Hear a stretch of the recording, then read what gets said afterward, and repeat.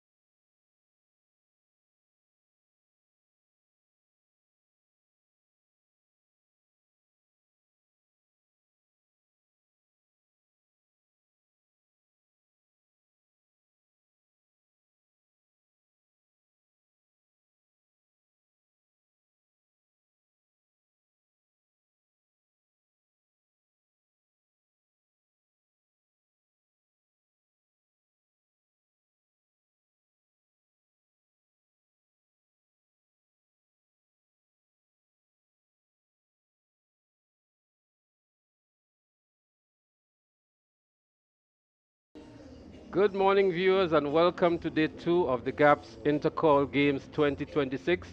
We're broadcasting here live from the Kirani James Athletic Stadium.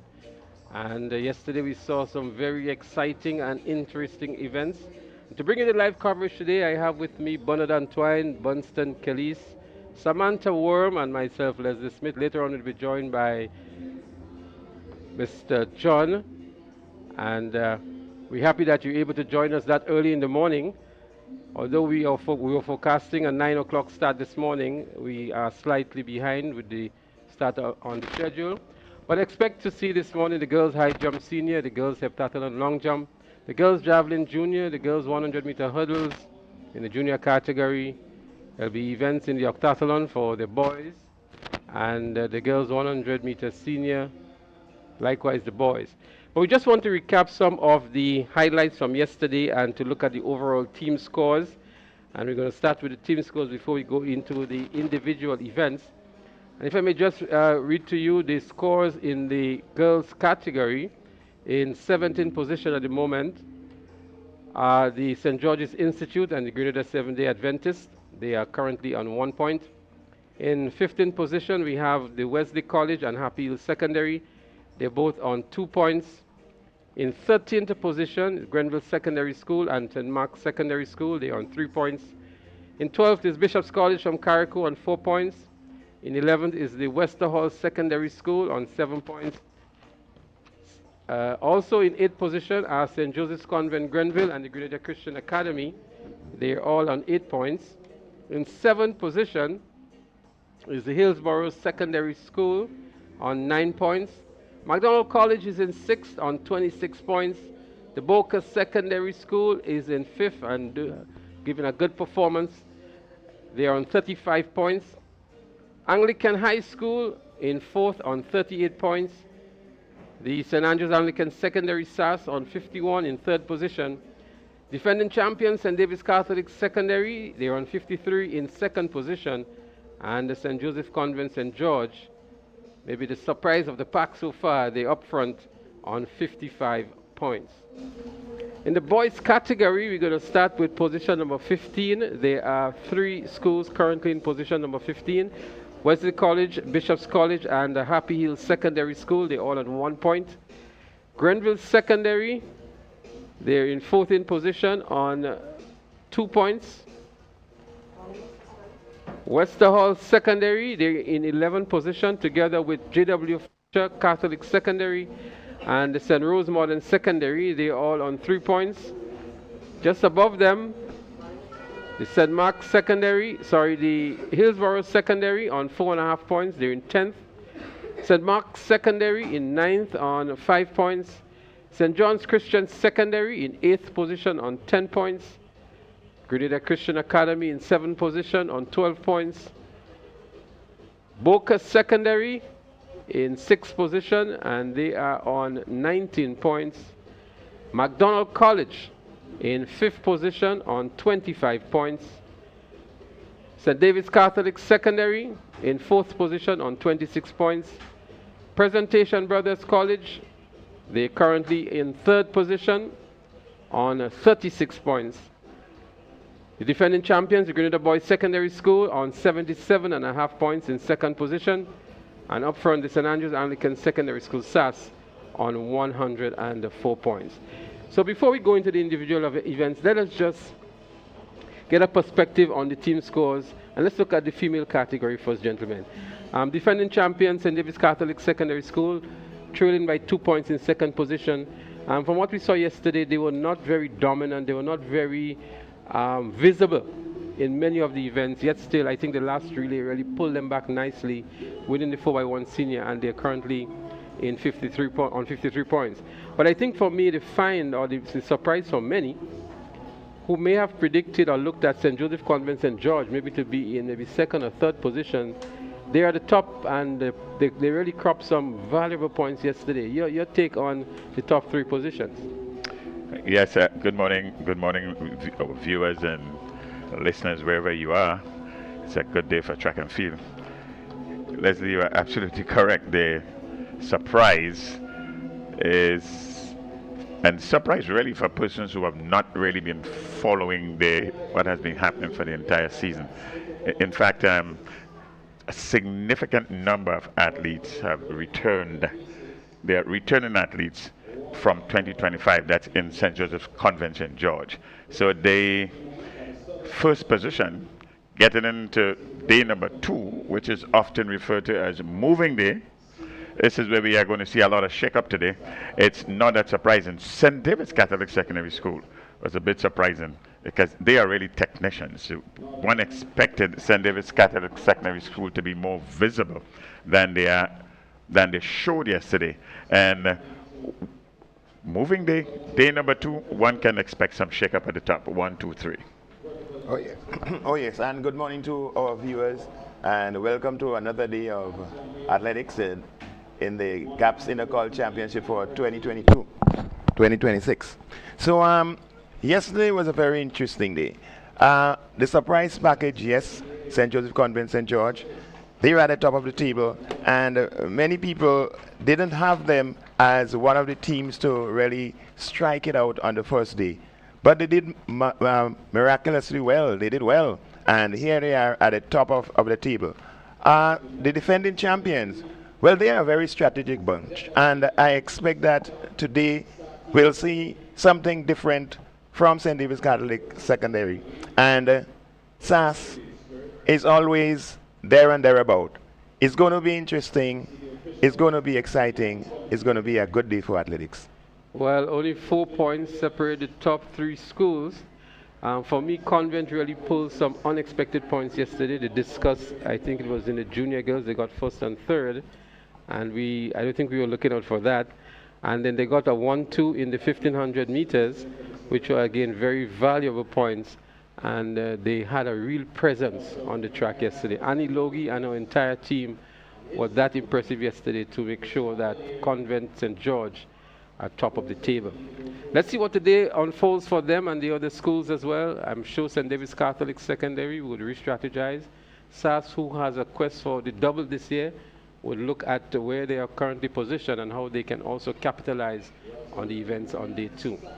We segue now to the boys category, the defending champions, the GBSS, currently on 77.5 points, some 26.5 points behind the perennial rivals, the St. Andrews Anglican Secondary School. And Presentation Brothers College, who always have a very good first day, are currently in third, but some way behind on 36 points.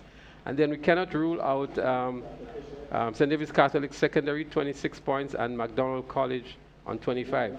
We had Boca Secondary School as one to offer some challenges, maybe not for championship, but to give a very good account of themselves. They're currently in 6th position. And I think we can still look out to see what Boca Secondary has to offer in 2026. But I think we would all agree that GBSS is really hard-pressed to retain the title in 2026.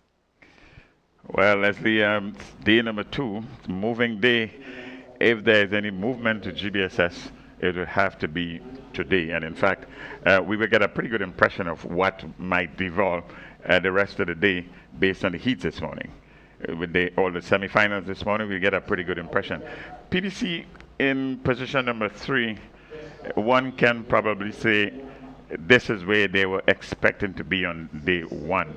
The surprise for me again is St. David's Catholic Secondary School with 26 points. One expects St. David's Catholic Secondary School to do much better on day 2, and there should be some significant movement, especially with the field events. Some of the field events that are lined up today, you would expect St. David's Catholic Secondary School to make some movement up the ladder. SAS, based on what would have gone on for the entire season, is unsurprising. In fact, I would suggest that there would be a lot of consolidation today with the SAS team in position number 1. So look early, see what evolves from the semifinals this morning with GBSS, and let's see if in fact they can close that gap of 26.5 points. So we are expecting to see some movements among the top 5 teams. McDonald College is one of those teams that always seem to be there in the top bunch. I expect to see something special from McDonald College today. St. David Catholic, they're expected to do what they normally do.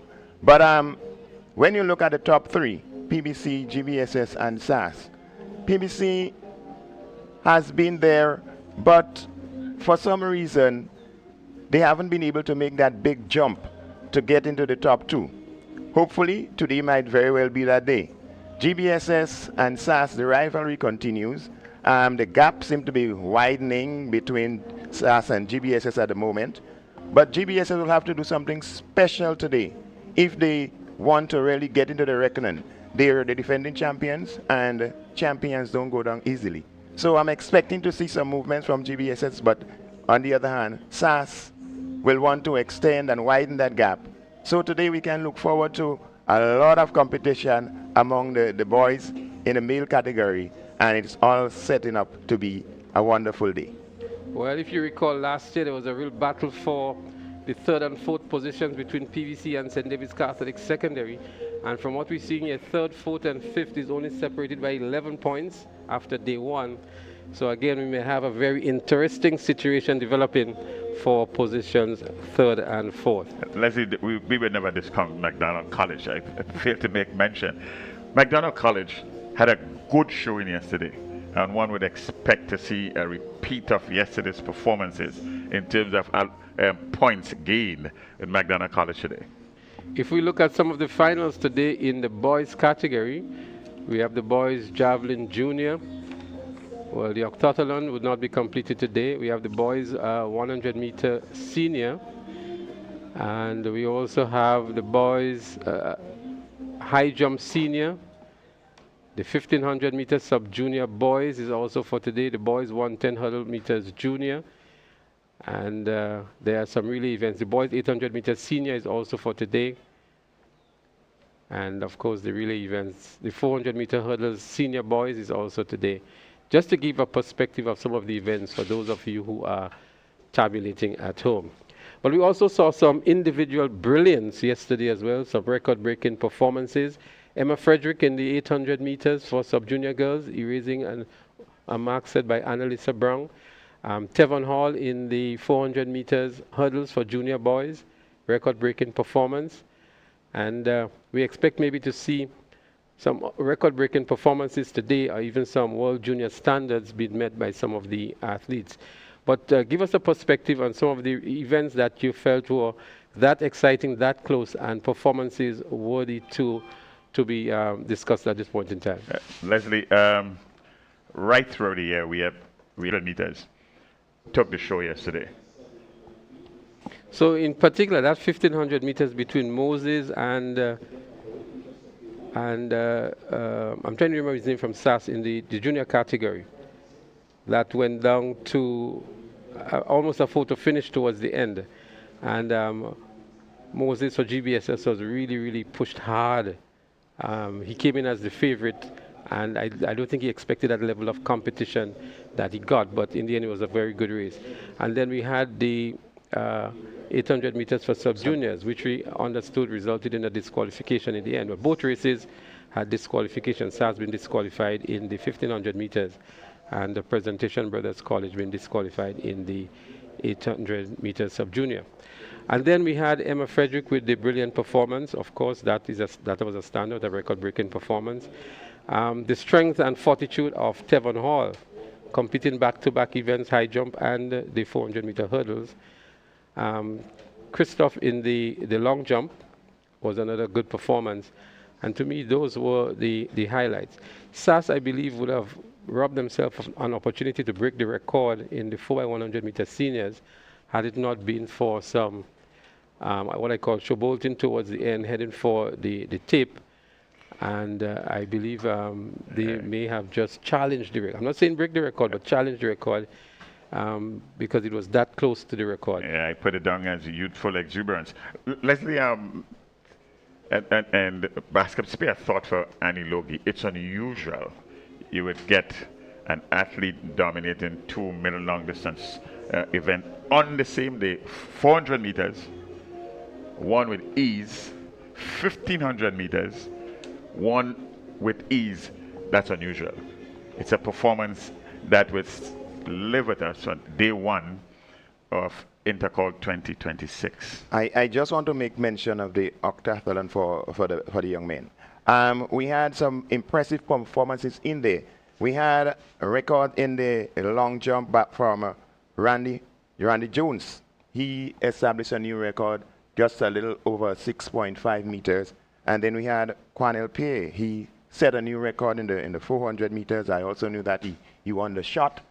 And it was impressive to have so many records being broken in those events. But again, these are quality athletes that we're talking about here. Yeah, Quanel Pierre was very impressive yesterday. GBSS opting to send him in the multi-events rather than the individual events. He's a favorite there to win this event. He's done pretty well. He was second in the 100 meters, and he had those 2 record-breaking performances. As a matter of fact, he was the fastest 400-meter athlete on the day yesterday, running 48, just under 49 seconds. And the winner of the 400 meters was under 50 seconds. So he has been that impressive, Quanel Pierre, and is expected to win that event. So that too was some very good performances. But we also have to look at Annalisa Brown. She had 2 gold medals yesterday as well, the 1500 meters, which she ran very conservatively because she knew she had the 200 meters coming up as well. And to see the long and middle distance runners coming back and doing the sprints and doing well, winning gold at the sprints, significant, says a lot about their own development, their own tactical approaches towards the pet events, which are the longer distance events. Yes, Annalisa Brown has matured as not just as an athlete, but in her time on event management. As Leslie would have said, again, this is quite unusual. Dominate the long distance easily, won the 1500 meters and come back to win the 200 meters. That too is something that is of a highlight for day number 1. It's a remarkable young lady who has shown some real growth. And one would expect or hope that she continues. Just a word of it with Pierre. Pierre, if he would have entered into that 400 meters flat, I think we would have gotten a significant time. Like if he won the 400 meters in the multi-event with very little or no competition. And we need to also look at the performance of Philip Mitchell in the 200 meters. Quite an impressive race, quite an impressive time that he did there. 21:53, a personal best, character qualifying mark as well. He, to me, that was a very, very strong performance. The favorite going into the event could have been Giovanni Green from what we saw him at the national champs. He would be upset with himself for running such a slow time in the preliminaries to get lane 8. Going into the finals, although some people believe that the time he ran in the preliminaries, although it was not a winning time, could have earned him a better lane, but nonetheless he ran out of lane 8 and was still able to get the silver medal. But Philip Mitchell on day 1 at 21:53, I don't think he himself really believed he could have done it. In his interview, he said that he was motivated to run a good time, to make the character standard and to do good for himself, and he did just that. But he won quite handsomely in the end. The challenges from Giovanni Green and Cassius Stephen really didn't matter in that race for him. Yes, and Leslie, 21.5, looking at some of the performances around the region, that's competitive at Carifta at 21.5. So put a bit of an asterisk around Philip Mitchell's name. He will be, and this is a prediction now, he will be amongst the rare serious contenders come Carifta 2026. Let's look at some of the events that we have today. There are some events that we expect record-breaking performances and maybe even world junior standards being met. But we're going to look through the boys category first of all. So the boys have, as I mentioned, the 110 hurdles junior. We're going to see an interesting matchup here between Tevin Hall and Philip from GBSS. Philip from GBSS is the record holder in the sub-junior category. He was DQ'd at the national champs, and he's one that can do very well here in this event and maybe go on to make Carifta standard as well. So let's look out for that. That is going to be a real competitive event, the 110 hurdles or the 100 meter hurdles for the junior boys, and that should have been at 9:20 this morning. the 110 hurdles, I beg your pardon, for juniors. And that is a race that we were all anticipating to see what is going to happen. The boys javelin junior, we expect a record-breaking performance here from Smart from SAS. He has been throwing 63 meters all season. The record stands at 66, I believe. And he has his eyes set on that again. At the Nationals, that guy was a class amongst, it's like a man amongst boys. And one would expect him to continue that winning streak. 60 plus meters as a junior. That's quite significant. Significant indeed. He is emerging as one of the top performers, at the top stars of athletics in Grenada at the moment.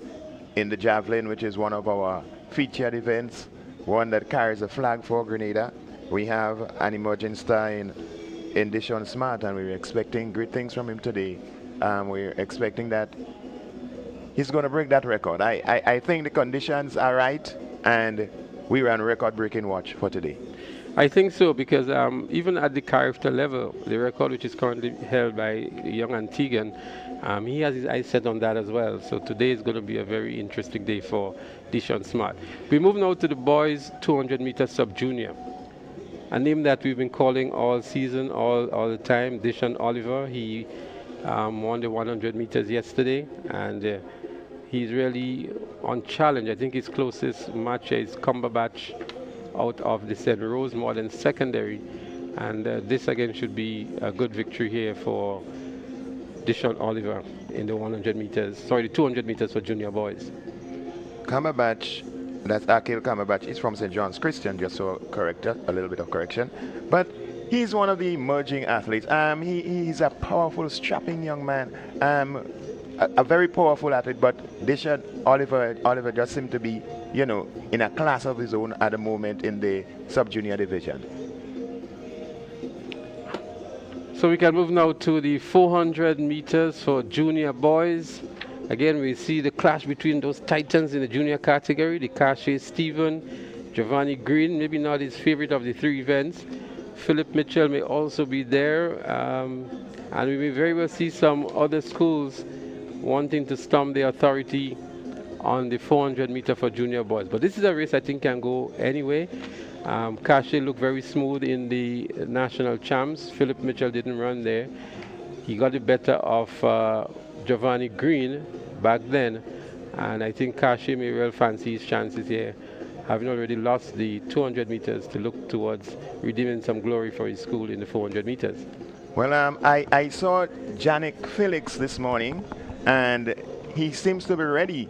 He had a little niggle at the national championships, but being the champion in the junior 400 meters for SAS, Yannick Felix will want to show that he can do something in the 400 meters.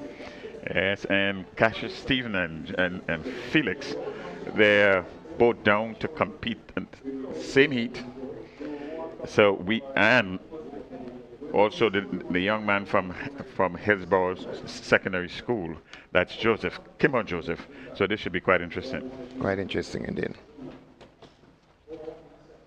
So as we continue, we also have for the boys the 400 meter hurdles sub-junior. We have not seen these youngsters for the season, so it may be difficult for us to predict what is going to happen for the sub-junior boys 400 meter hurdles. But again, maybe the usual suspects there in the sub-junior boys category may feature prominently in this event.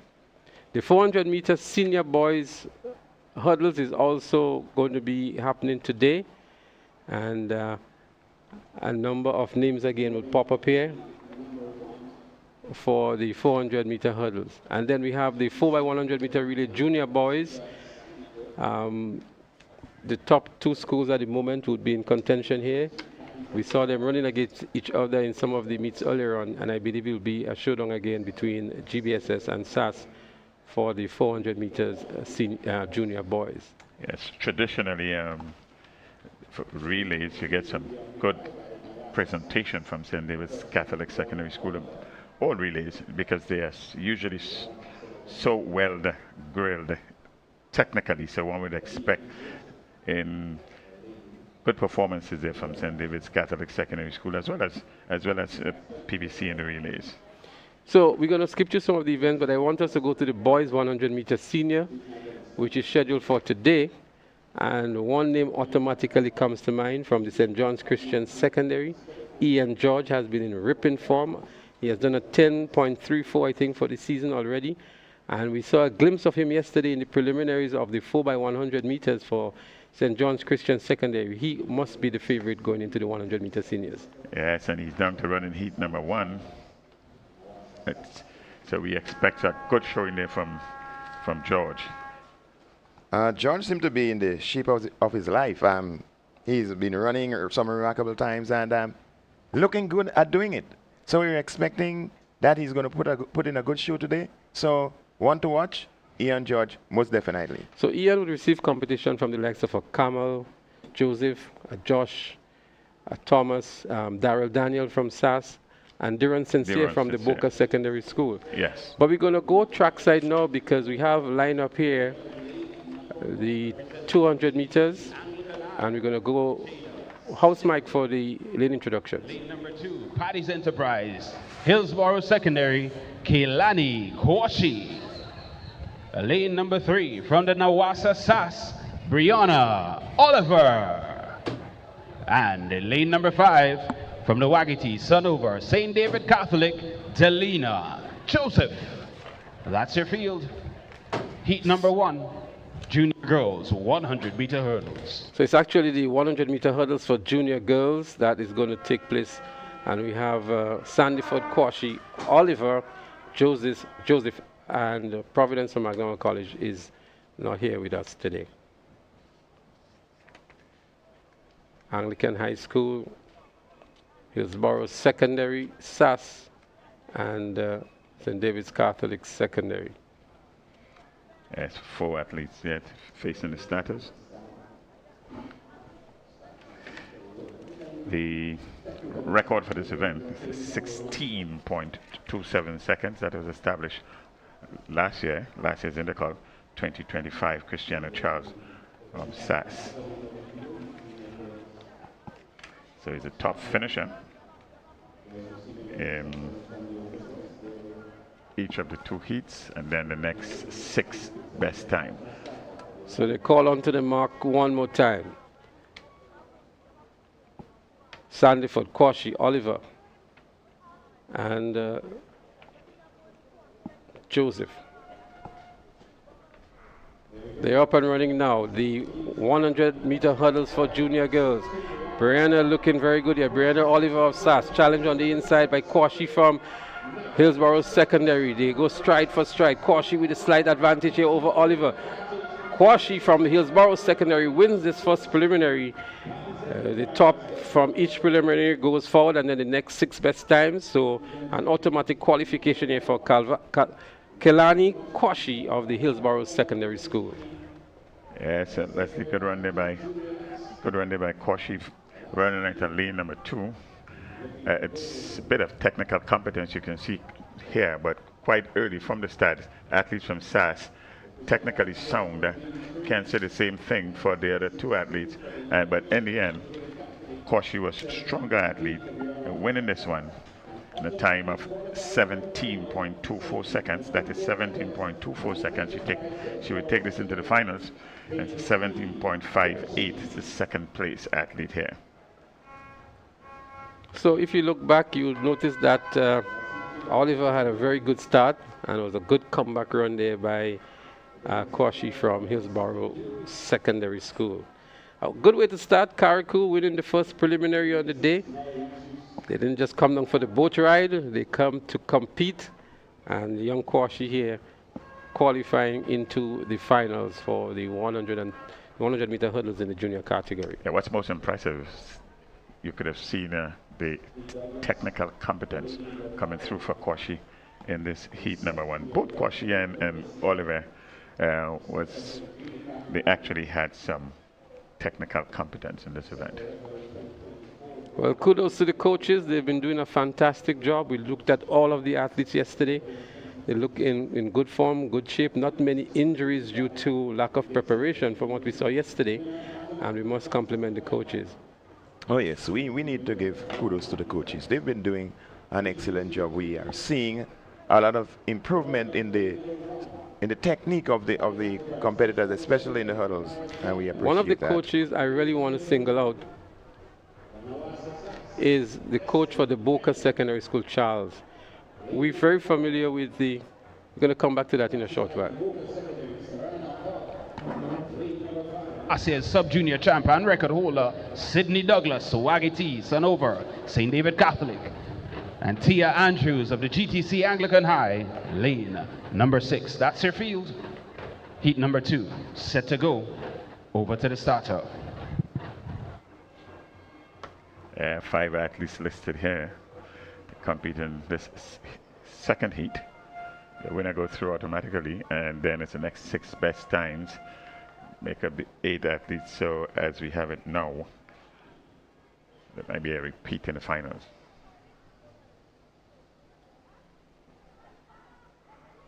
And they're off. This is the second heat in the girls 100-meter hurdles for juniors, and in the middle of the field there, St. David's Catholic, that's Sydney Douglas. She's in charge, getting over the hurdles nicely, just striking one a little bit there, but still maintaining her form and getting to the finish line. SAS Destiny in second position, Destiny Harry there. That's the completion and your winner from St. David Catholic Secondary, Sydney Douglas. A relatively easy win there.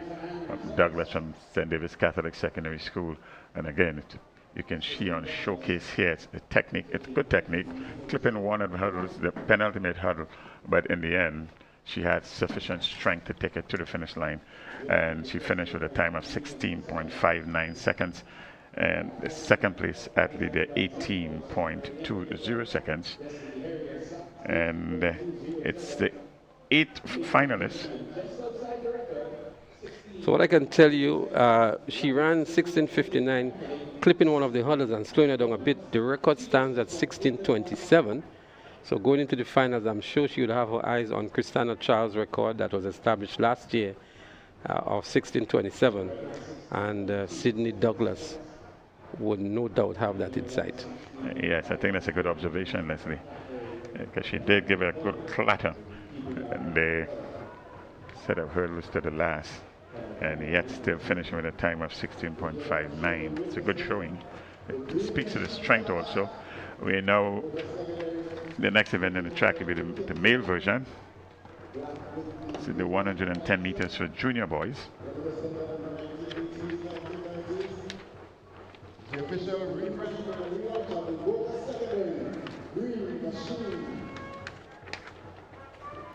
So the boys are getting themselves ready. The hurdles have been adjusted for the boys.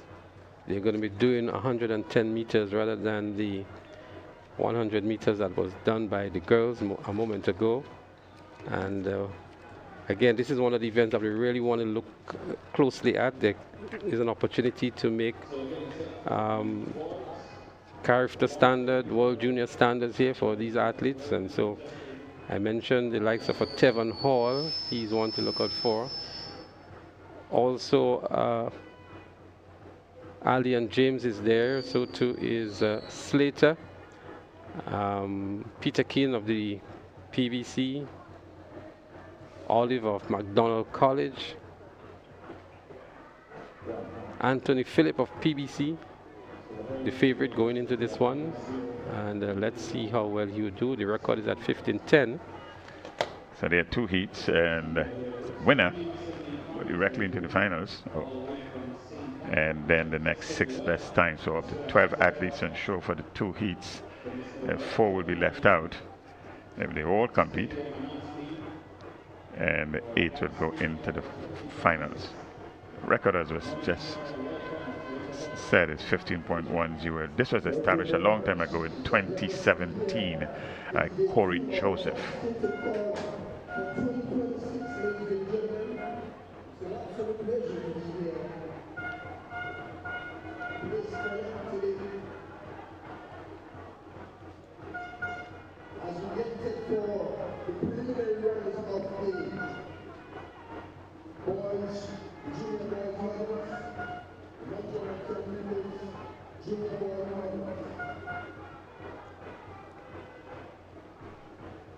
So the 110-meter hurdles junior boys. So there's a change. There's a change in the line in the event now. It's actually going to be the octathlon boys 110 meters. And we're going to see Keon Jacasal of PBC. Keon Jacasal of PBC is going to be there. Darren Batiste of Westerhall Secondary. Cameron Richardson of the Grenville Secondary, he's there. And these will be the three athletes in this flight for the octathlon boys 110-meter hurdles. Jacasal, Noel, Fletcher.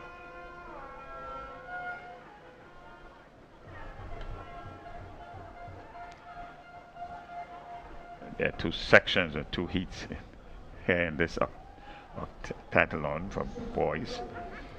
110 meters open hurdles. Well, Javid Noel of GBSS was one who was a mark to maybe pick up the silver medal overall in this multi-events. He is running out of lane 2. I've not seen him on the track, but he's supposed to be running out of lane 2 for GBSS. And the thing about these multi-discipline events, if you miss one event, then your competition's basically over. So I think what we see here is Deron Batiste of the Westerhall Secondary School, who was supposed to be in flight 2. He is there in flight 1. It seems as though the two flights have been merged. Maybe some of the athletes are discontinuing this event. We are not sure. But from the listing that we have here, Deron Batiste was of the Westerhall Secondary School, supposed to be in flight 2.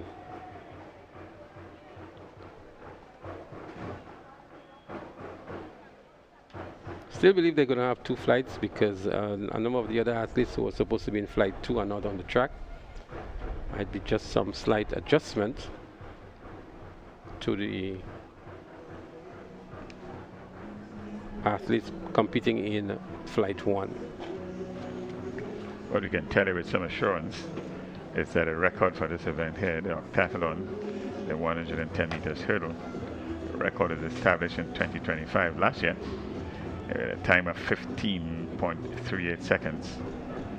That's Avril Williams Jr. from the Boca Secondary School. He is the record holder as it stands in this particular discipline in the octathlon for boys.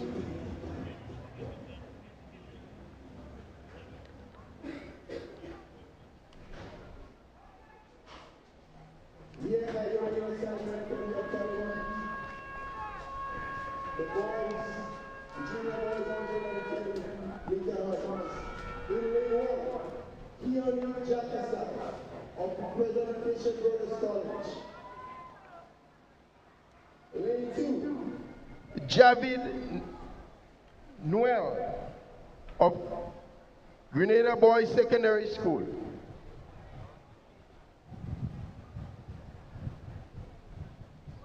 Aaron Battis in lane number 3 of Westerhall Secondary School.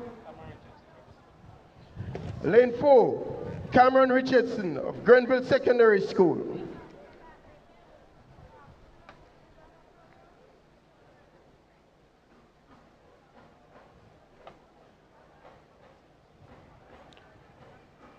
So we just heard there that Aaron Batiste of the Westerhall Secondary School should be in lane 3. He's currently sitting on the lane marker for lane 2. We have not seen Javid Noel of GBSS.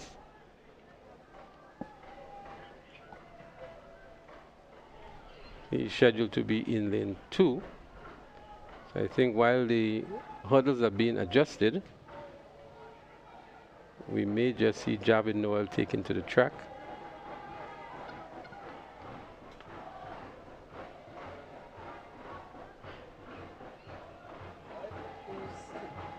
Already the drumming has started downstairs. I just had a chat with the inspector of police So I who think we is have in some charge early contenders. of the security arrangements, and he basically asked us to congratulate and to commend the spectators who were so well behaved yesterday.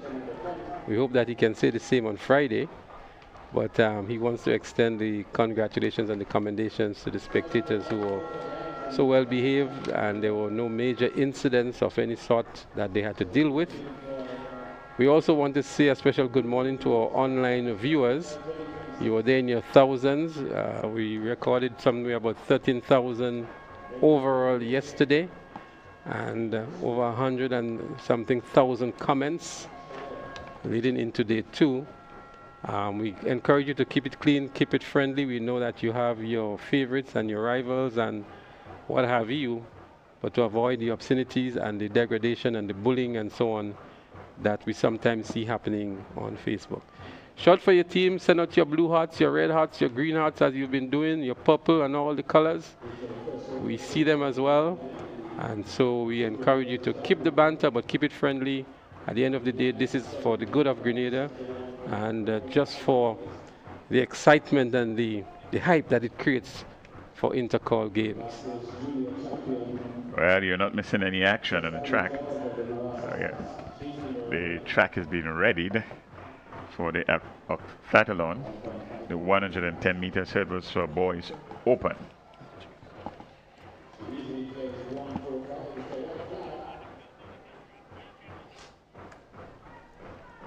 Athletes are laboring up, they're getting themselves ready, and we should be on our way shortly.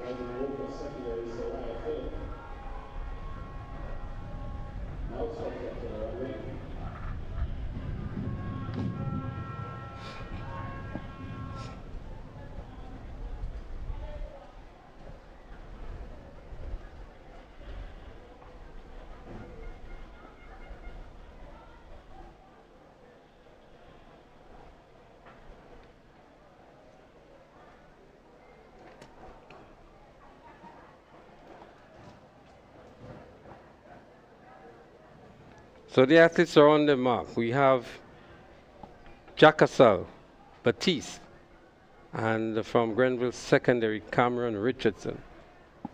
110 meter hurdles in the boys octathlon. There they go, hopping over the hurdles. Seems as though Grenville Secondary or Westerhall Secondary in the lead in Aaron Batiste. Aaron Batiste of the Westerhall Secondary.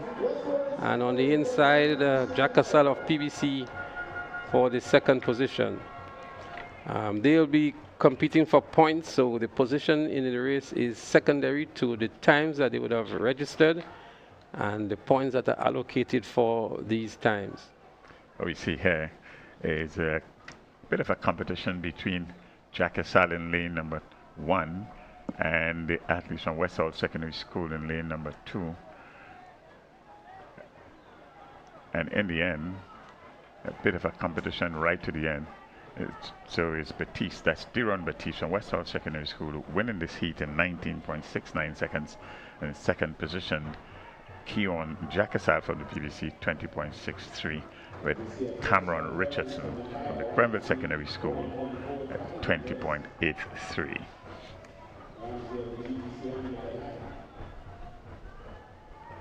So we'll be getting ready for the second and final flight of competitors in the octathlon 110 meter hurdles open for boys. And in this section, that's where we're going to see what look like the leaders in this competition at this moment. I want to say a special shout out to Colleen, SJC past pupil, and she believes that when you don't have good food, you take in front. Good show from Convent St. George so far, as the athletes for the 110 meter hurdles octathlon boys open get themselves ready. We should see Deron Batiste of Westerhall Secondary. Sorry, Deron Batiste just won there for Westerhall Secondary. We should see Randy Jones of SAS, Alistair McPhee of Shaper, Quanel Pay of GBSS. And Morel of the Boca second of St. John's Christian Secondary, Tevin Joseph. So we're going to go to the house mic now for the lane assignments. Cornell Pear. Lane number 2, Nagico GBSS, Javid Noel. Lane number 3, from the Nawasa SAS, Randy Jones. Lane number 4, from the Nawasa SAS, Jamari Fletcher. Lane number 5, Classic Lighting Boca Secondary, Trevon Joseph. Rounding out the field, from the Hubbard St. John's Christians, Kiwani Morel. That's the field, section number 2. 110 hurdles for the octathlon. What we expect, Leslie and Bernstein, this heat number 2 should be much more competitive than what we saw in heat number 1. Some big names here in heat number 2. And we see Boca Secondary in the change strip for today. In lane 5.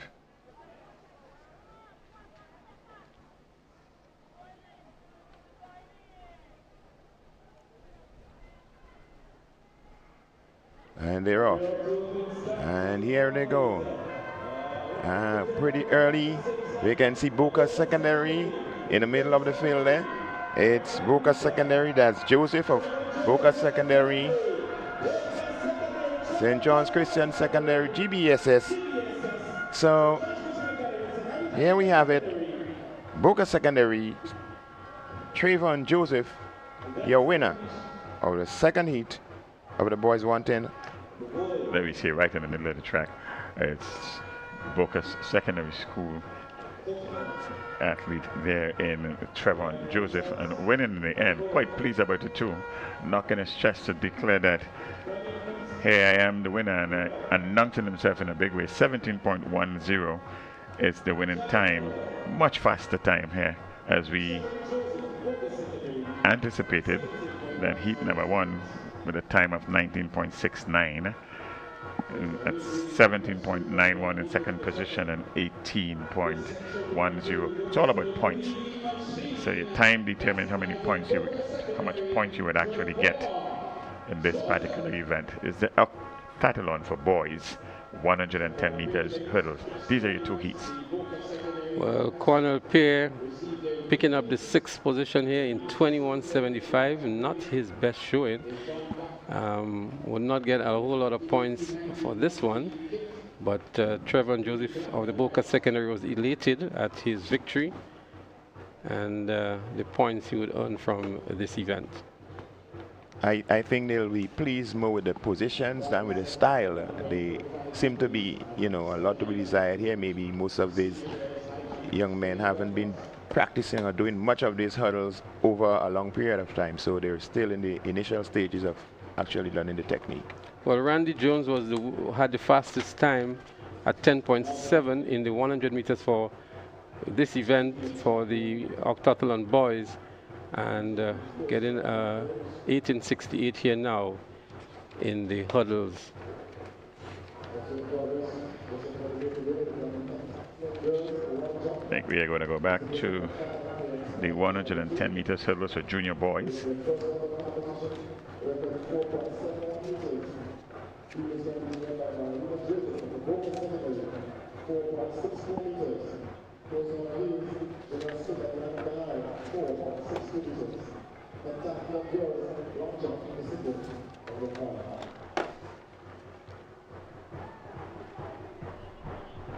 So up next on the track would be the 110 meters hurdles for junior boys. 2 heats. The 8 would advance to the finals later today. The record for this event is 15.10 seconds, established in 2017 by one Corey Joseph. Denton, Classic Lighting Boca Secondary. Lane 2, Allion James, Nagico GBSS. Lane 3, Tyler Davis, Paris Enterprise. Hillsborough Secondary. Lane 4, Tavon Hall, Nawasa SAS. Lane 5, Samson Phillip, Wagedy St. David's Catholic Secondary. Lane 6, Anthony Phillip, next Presentation Brothers College. Well, this is going to be a close one between the athletes in lanes 4, 5, and 6. Tevin Hall, the winner of the 400-meter hurdles. Samson Phillip of St. David's Catholic Secondary has good top-end speed. And the current record holder in the sub-junior category, Anthony Phillip, one of the favorites from the Presentation Brothers College, he's running out of lane 6.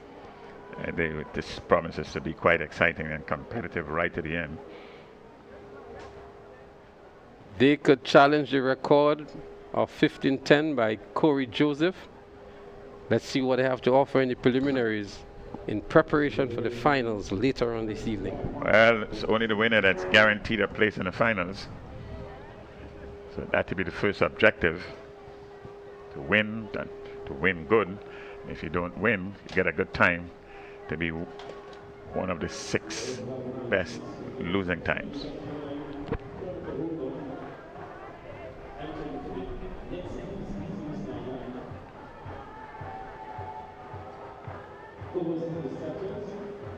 So it's boys 110 meters hurdles.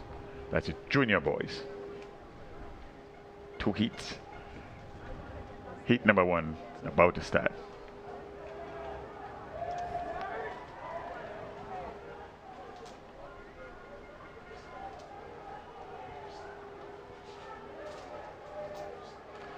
Live action on day number 2 at the Karani James Athletics Stadium.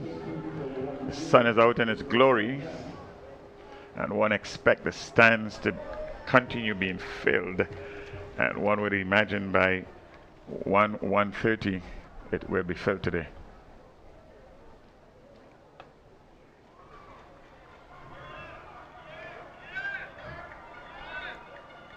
There's some action also going on in the high jump.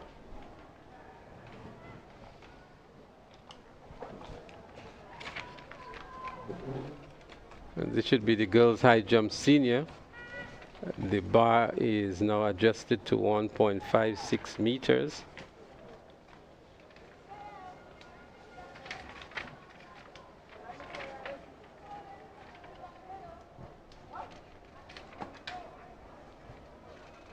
The boys are still on the track for the 110-meter hurdles juniors.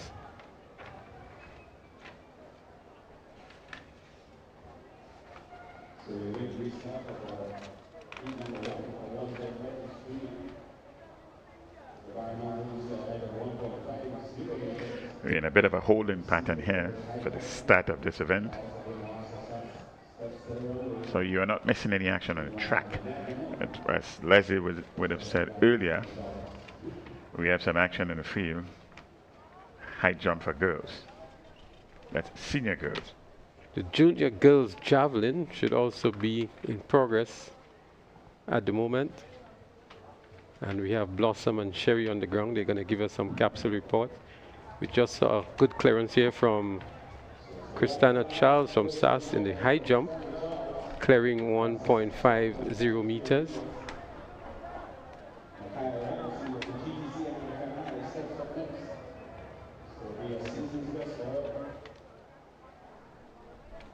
Attempting it now is an athlete from the Anglican High School, 1.50 meters.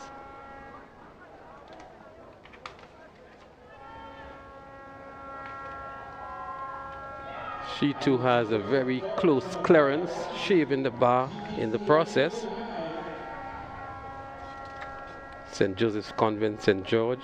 St. George's is next. The record in that event is 1.72 meters. So a failed attempt by St. Joseph's Convent, St. George.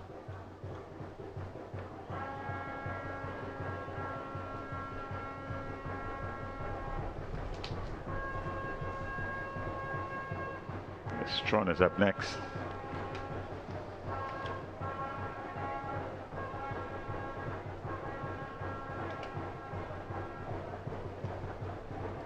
She clears on a second attempt. That's Natalia Strawn of the St. Joseph Convent, St. George.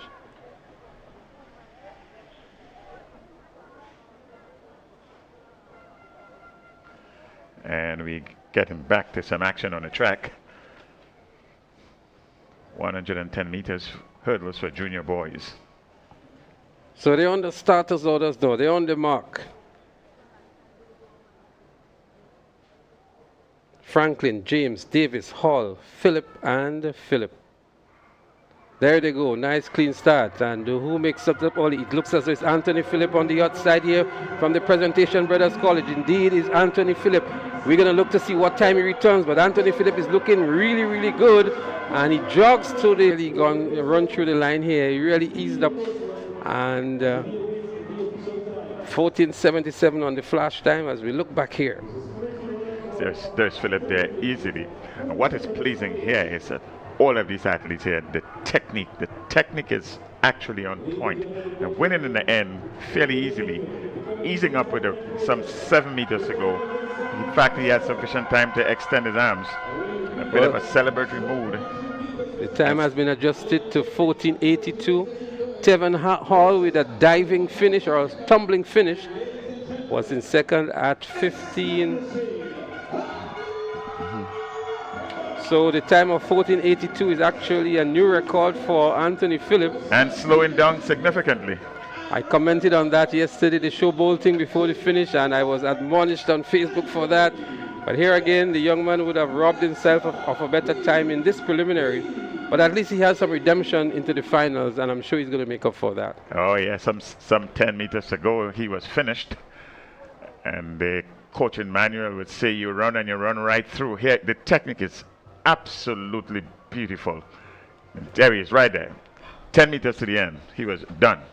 And still broke the record, right? And still broke the record. That's how impressive this young man is. Presentation Brothers College, Anthony Phillips. Second actually was Tevin Hall tumbling over the finish line at 15.5, and Ali and James of GBSS was third. So a good run indeed from Anthony Philip of the Presentation Brothers Lane College. number 1, representing McDonald College, Kenton Olive. In lane 2, Ezekiel Bess, Booker Secondary. Lane 3, Kimon Joseph, Hillsborough Secondary. Lane 4, Michael Simon, St. Angelican Secondary. Lane 5, Omari Peter King, Presentation Brothers College. Lane 6, Tavon Slater, Greater Boys Secondary School. So there you have it, the stat list for heat number 2 of 2. The boys 110-meter hurdles, junior. The winner go directly into the finals a little later today. And they all chasing, well, what is now a new record of 14.82 seconds. Boys 110 meters for hurdles for junior boys.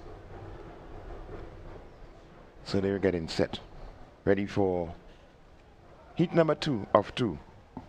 Win, and you get into the final automatically.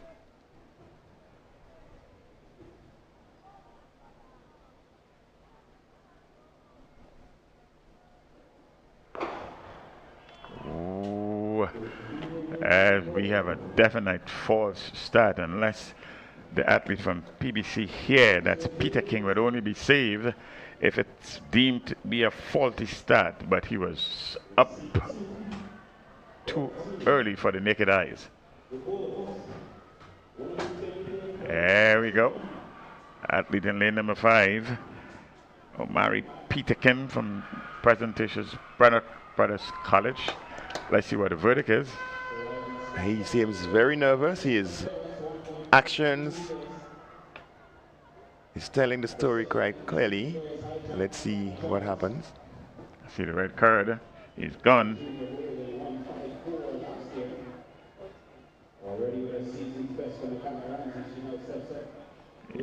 So the first disqualification, status disqualification. The young man has to live with this. So that's Peterkin, that's Omari Peterkin in lane number 5. Presentation Brothers College, disqualified false start. So now we're left with 5 competitors: Olive, Best, Joseph, Simon, and Slater.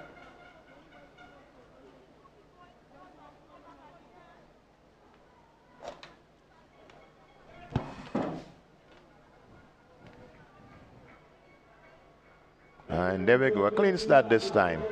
And already in the middle of the field, it's SAS, GBSS on the outside. GBSS gaining some momentum there. That's Slater, but here comes SAS. It is an obstacle race and anything can happen there. And your winner, Michael Simon of SAS. A good run there, a good competition right in the middle of the track there. The athlete from SAS, that's Simon, and the athletes on the outside from the GBSS who had a good clattering in the third hurdle, and in the end, but he still regained his composure to finish, but in the end, the winner, Michael Simon, running out of lane 4 with a time of 15.59. Well, it's unfortunate for young Slater from the GBSS. He was in the lead and crashed into the huddle and really lost his balance and his momentum and had to settle for 3rd place in the end. But with what we saw from Michael Simon of a 15:59, it means that as Slater continued to run, he'd have registered a pretty decent time going into the finals. But I still think he can make it into the finals with the next best times, and so he has an opportunity to correct that mishap that he had there on the huddle and to look for a good position in the finals. Well, it seems to be a suggestion based on the times in the 2 heats that we are going to have a competitive final. Anthony Phillips seems to be head and shoulders above the rest, but anything can happen. It's an obstacle race, as Bernstein said, so anything can happen these finals. But the finals will be later on this afternoon, so there is enough time for him to redeem himself, come back again, and perform to the best of his ability. On your screen is a javelin throw from St. David's Catholic Secondary School. The javelin for junior girls, pin number 34. And we have some 22 athletes who registered for this one. The game's record of 41.75 meters. This was established in 2017. Holly Charles from McDonough College, 41.75.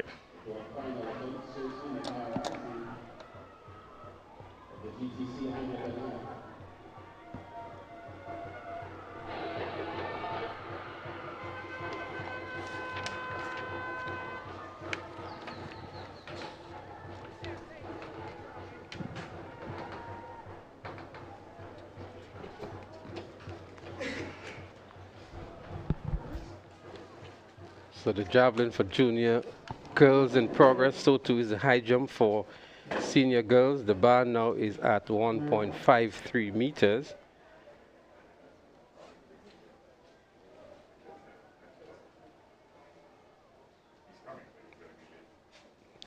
Rishana Charles of the Grenada Christian Academy just had a throw there in the javelin. As you see, the girls are getting ready for their 100-meter event. As the senior girls, 100 meters. You can barely see them at the bottom of the screen there, getting themselves ready.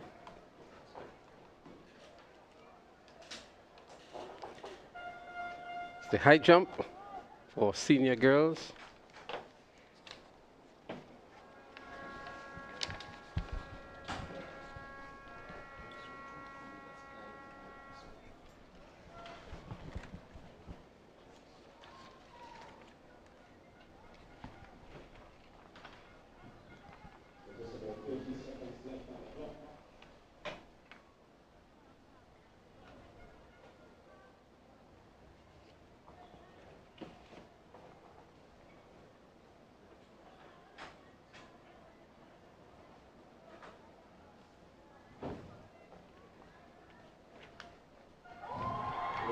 Good clearance for Anglican High School.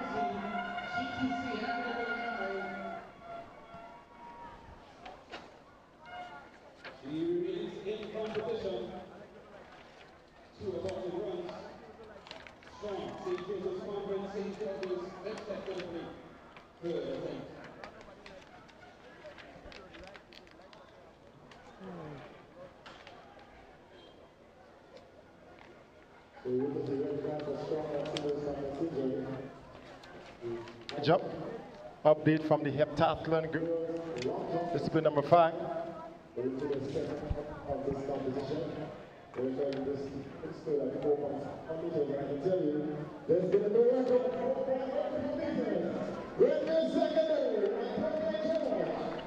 Heptathlon girls, long jump, 4.84 meters.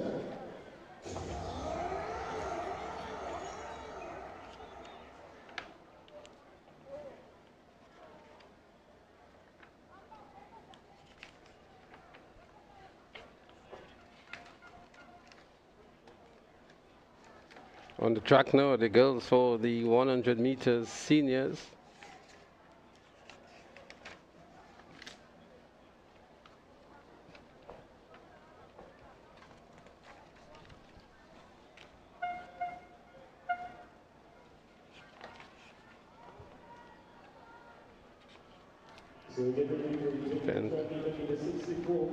One of 3, the girls 100 meter dash. Senior. Lane 1, Kidona Rogers, Grenada Christian Academy. Lane 2, Rosemary Thomas, St. Toby Convent St. George. Lane 3, Kyla Christopher, St. David's Catholic Secondary. Lane 5, Kayla Lewis, Paddy's Enterprise, Hillsborough Secondary. Lane 6, Jada Roberts, Anglican High School. Lane 7, Leona. Lane 8, Kashanti Mitchell, Boca Secondary. Well, there you have it. The first of 3 preliminaries in the girls 100 meters in the senior category. And the winner from each of these heats would go through to the finals, and then the next best 5 times. Rogers, Thomas, Christopher, Lewis, Roberts, Bob, and Mitchell. Kayla Christopher would fancy your chances emerging as the winner of this heat. She is one of the favorites that can challenge her teammate, that's Shadi John, into these finals. So we're looking for a good run from Kayla Christopher from St. David's Catholic Secondary School. Hi, good morning, Grenada. And so, yes, Leslie, I have to agree with you. We're going to look out for Kayla Christopher. She showed up yesterday, so she's a common name that we know, and we expect good things of her this morning. But again, we cannot call the field. We have to wait to see what the athletes deliver.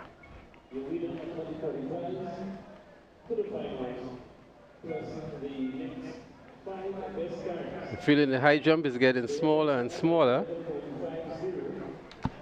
They're still going after 1.56 meters.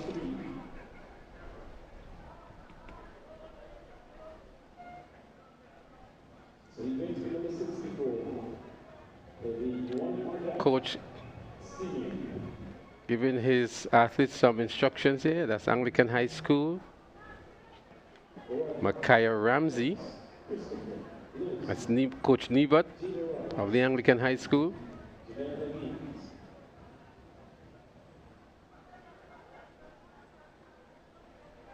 Let's see what Micaiah Ramsey can do on her next attempt.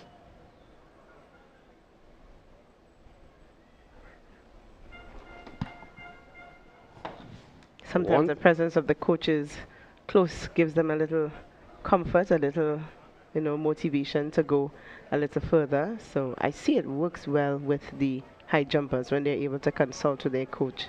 After a good jump or a bad jump, they go directly to them.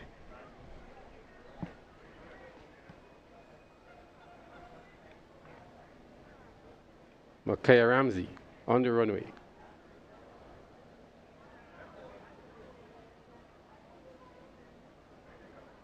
Go back to the track for the 100-meter dash senior girls, heat 1 of 3. Kedona Rogers, Rosemary Thomas, Kayla Christopher, Kayla Lewis, Jada Roberts, and Janelle Huggins. They're up and running here. We're looking for a good running coming out of lane 4 in Kayla Christopher. Already she is in the lead. Kayla Christopher of the St. David's Catholic Secondary School wins and confirms her place into the finals of the 100 meters for seniors. And there we have it. No surprise. We expected Kayla Christopher to dominate this preliminary event, and that is exactly what she did, quite convincingly too. She's way ahead of the others in that field, and she secured her spot in the final. Kayla Christopher, St. David's Catholic Secondary, 12.23. Rosemary Thomas of St. Joseph's Convent, St. George's, 13.09, and Jada Roberts of the Anglican High School, 13.41, taking the third place. But they have to wait to see if they're going to advance to the finals this evening. Well, not a bad time at all by Kayla Christopher in the preliminaries. 12.23 is just a good introductory time. That's her first event for the day. And going into the finals with Ashade John, who has done a 12.1 for the season so far, is going to make an interesting run between themselves. An interesting situation is here. We see Christina Charles about to run in this second preliminary. She was competing in the high jump a short moment ago for the senior girls. I'm not sure if she's still in competition. The high jump is still in progress, and she may just be doing 2 events at the same time, as we saw some of the athletes doing yesterday. Again, that's a discussion we had yesterday, and I'm sure others are seeing it too. And Leslie, they will have to figure out a way to not stretch these athletes so thin. But you know what? One would argue if they can do it, why not? We don't know. So Micaiah Ramsey is still making some adjustments. She is still in competition. This is her third and final attempt.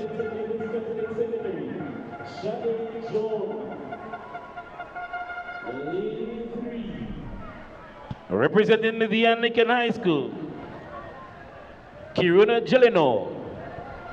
Lane 4, representing Bishops. Well, the athletes have been called off the field. The heavens have opened up one more time. And so all of the athletes are scurrying off the field. The high jump is suspended. The second of the 3 preliminaries in the 100 meters for senior girls also suspended. The javelin, as these athletes seek cover. But Micaiah continues in the high jump.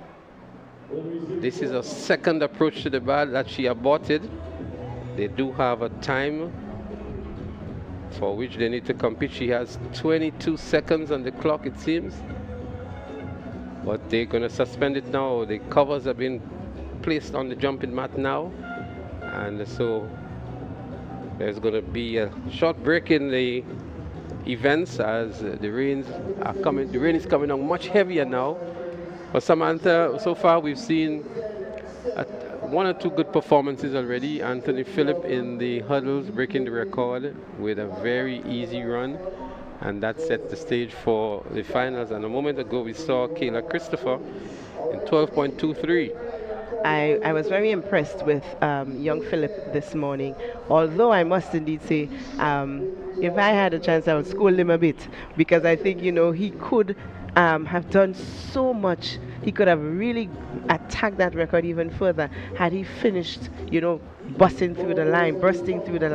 But a very, very good run from him this morning in the hurdles. He was beautiful to look at. And of course, this morning, Leslie, it's not shaping up to be too bad. It sets a good precedence for what's going to come this afternoon. Well, here is him again, Anthony Phillip, Presentation Brothers College.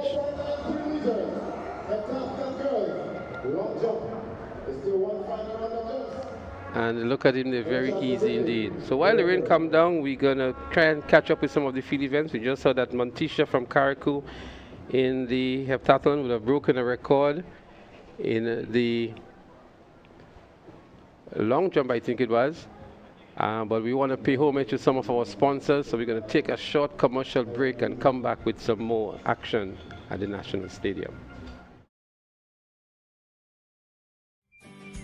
Kites in the sky, families on the beach, good food, good vibes. It's the Easter season. But parents, remember this. Even on holidays, your parenting duties continues. If they're at the beach, stay within arm's reach. If they're flying kites, keep them away from the roads and electrical lines. If they're out, know where they are, who they're with, and what time they're coming home. And remember, if you're liming, somebody must stay sober to supervise. More free time means more screen time. Monitor online activity. Maintain curfews. Keep structure in place. Because safety starts at home. This Easter, let's protect what matters most.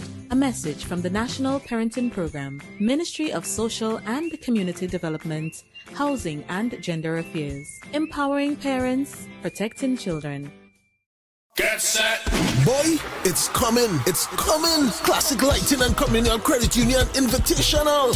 Rani James Athletic Stadium, April 25th and the 26th. Come and see strength and pressure, yes? Police taking on busmen in the tug of war of the century. Huggins sizes up Hubbards. Now what's up pulling down Grenada? Pull it in and bow! Flo going head to head with Digicel in a biting final. It's a family affair, yes? Giveaways, vibes, and real competition. Don't miss it. April 25th and 26th. Rani James Athletic Stadium. Be there.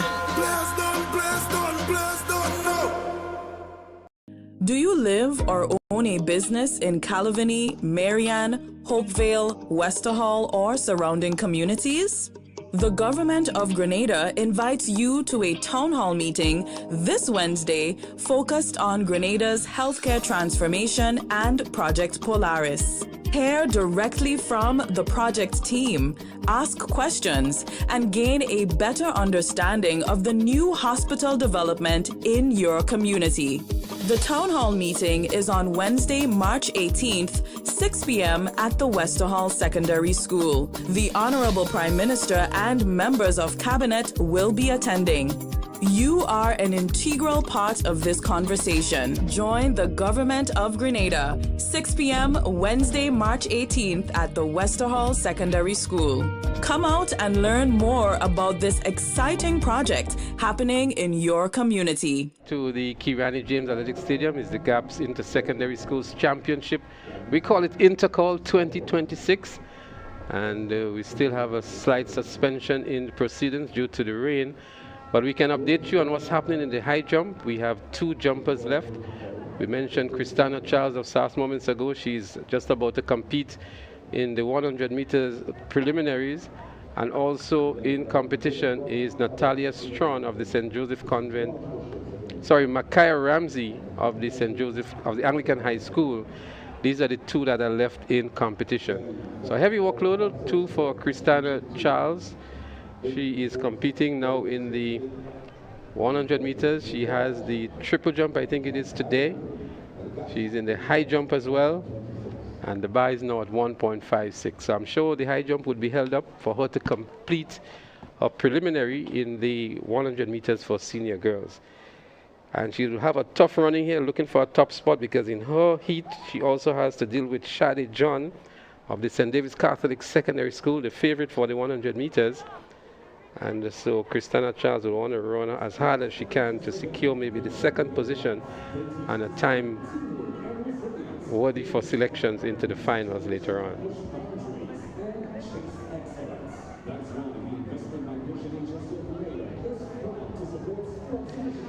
In the girls' heptathlon long jump, 2 athletes have surpassed the record of 4.71 meters. Montisha St. Bernard of Bishop College, she continues to do well. Yesterday she was very impressive. And Antonia George of Grenville Secondary. So Antonia George jumped 4.84 and Montisha St. Bernard 4.93 meters. Both of them going beyond the record that was established in 2023 of 4.71 meters. Congratulations to Montisha. We saw that Facebook post where, you know, your people from Carriacou was looking on with all of the exuberance and excitement. And Montisha continues to represent well. We're back on the track here for the 2nd of the 3 preliminaries in the girls 100 meter dash. To remind you, we have Jaden Alexander of Convent St. George. Lane 3, Kiruna Jelino, Anglican High School. Lane 4, Nikaya Roberts, Boca Secondary. Lane 5, Ala Alexander, J.W. Fletcher Catholic Secondary. Lane 6, Sophia Patterson, Wesley College. Lane 7, Christina Charles, St. Andrews Anglican Secondary.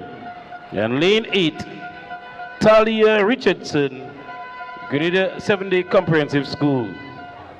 Well, we have two of our character selectees in this race, Shadi John, also Christina Charles. Christina Charles, we know of her prowess in the long and triple jump, but she's been an outstanding sprinter as well, and we see today she's also in the top 2 in the high jump for senior girls.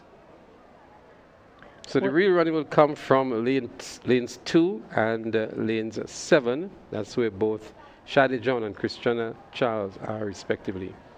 I was just about to ask you, what do you make of this preliminary, knowing that we have these two big gunners in this one? Well, Shadi John would win, in my opinion. Christina should pick up the second position. There they go. Good start by Christina Charles. But Shadi in lane 2 is also looking good. Shadi moves into the lead now. Anglican High School is also doing good in Jelino. But it's Shadi John, Christina Charles, and then it looks as though it was Anglican High School in Cariona Jelino to pick up the third position. And you are correct. Shadi John ran through this preliminary. Very powerful athlete. Good strength in her legs. Her arms are moving. And she went through the finish line, booking her place in the final. Of course, Christina Charles also came in second in that event. And of course, Miss Jelino from high school, the Anglican High School, took the third position. Shadi took this event with a time of 12.19. Christina Charles came in second, 12.53. Corona Jelino, 12.67. You are watching the girls 100-meter dash, and that's the senior girls. Well, that was a much quicker preliminary than the first one. As a matter of fact, Christina Charles in 12.53 would have just been a little slower than the first place in Kayla Christopher. So two good positions going into the finals for St. David's Catholic Secondary in 12.19 by Shadi John and 12.23 by Kayla Christopher. Christina now would make her way to the high jump pit. The high jump mat to continue with the high jump, as Micaiah was just attempting there again. She aborts the run up one more time as we continue on the track with the girls 100-meter preliminaries. Christina Charles is who I would refer to as a superhero athlete. You move from one to the next. Well, she's already across there at the high jump area. I just saw her there, and she's receiving some instructions from her coach.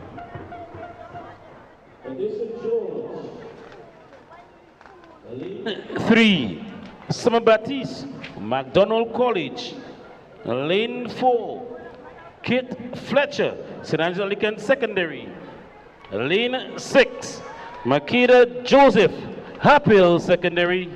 Lane 7, Jada Joseph, Wesley College. Lane number 8, Jamaya Williams, SGI. The Intercol. Well, there you have it, the lane assignment for the final preliminary in the girls 100 meters seniors. They're on the mark here. Let's see how this one goes. We have Summer Batista there of McDonald College. Odisha George, Hillsborough Secondary.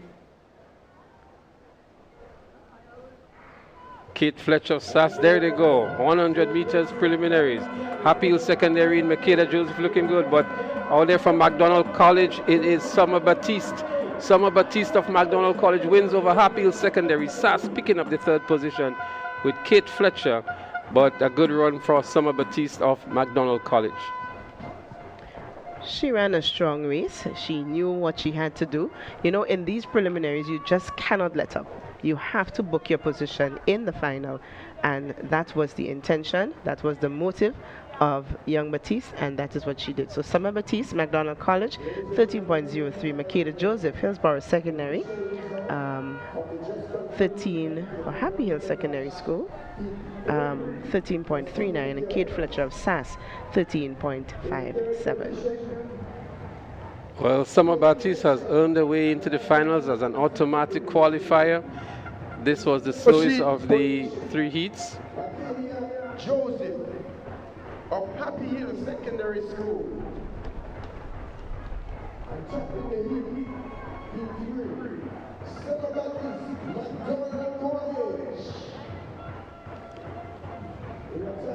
So we can tell you that the automatic 3 qualifiers would have been Summer Baptiste of McDonald College, Shade John of the St. David's Catholic Secondary, and Kayla Christopher also of the St. David's Catholic Secondary. Christina Charles would have also made it onto the final. So too would be Cariona Gelino of the Anglican High School. These would have been the top 5 times. But so Summer Baptiste's time, even though winning that preliminary 13.03, when you compare it to 12.19 and 12.23, let's see what she delivers come later this afternoon. Interestingly, Rosemary Thomas of SJC St. George should also get a place into the finals with 13.09.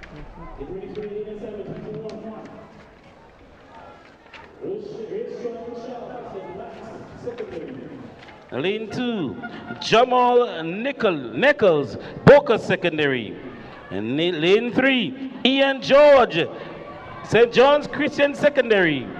Lane 4, Kenzie Matthew, Wesley College. Lane 5, Kamal Jovis, GBSS. Lane 6, Shem Smith, JW Catholic Secondary. And lane 7, Darrell Daniel, Nawasa Sass. Well, this is the final. What a lineup for the first preliminary in the boys 100-meter dash senior. 3 of the top contenders in this heat here. The favorite Ian George is there. Kamal Joseph is also there. And Darrell Daniel, the winner of the 400 meters, is also in this lineup. Again, the top from each of the heat will go through, and the next 3 best times. There are going to be 5 preliminaries. So they have to run for good times here. That is the instructions they should have received from their coaches. It's not about just running through, but running for good times.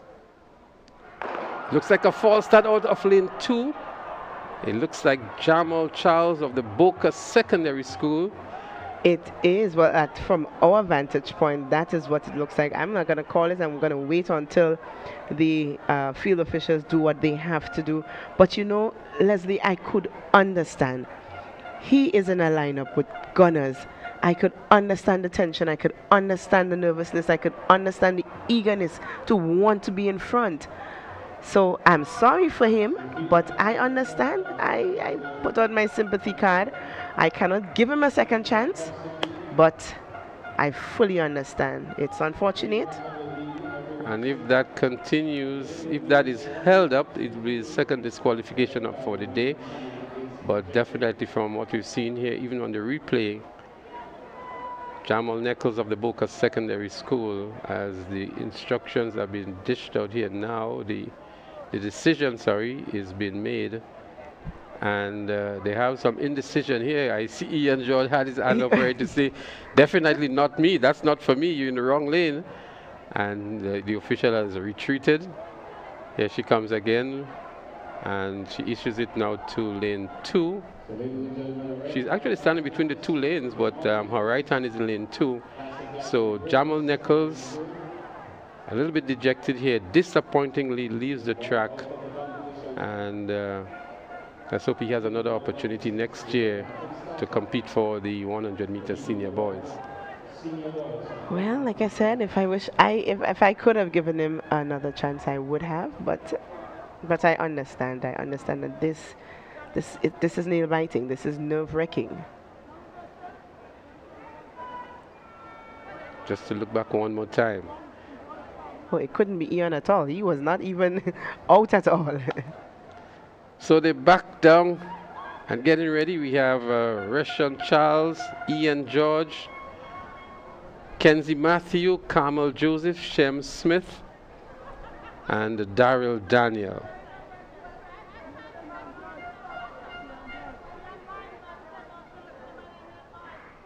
This time a stumbling takeoff here for Ian George. Gets into his drive mode now, and Ian George is looking good. Daryl Daniel on the outside in second, but Ian George looks across and see where the competition was coming from. It's Ian George, Daryl Daniel, and then Carmel Joseph, the top three.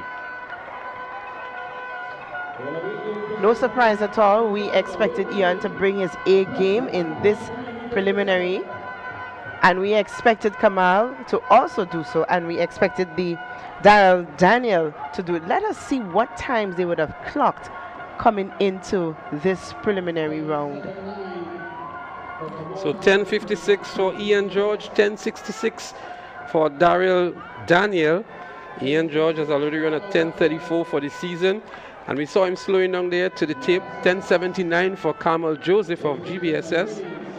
And so these boys will have another opportunity later on in the finals. But some good times in the preliminaries. This may very well be a personal best for Daryl Daniel, 10:66. And Ian George has gone lower than 10:56 previously. The record stands at 10.40 seconds. Marcus Julian, 2003. We still have 3 more preliminaries to go.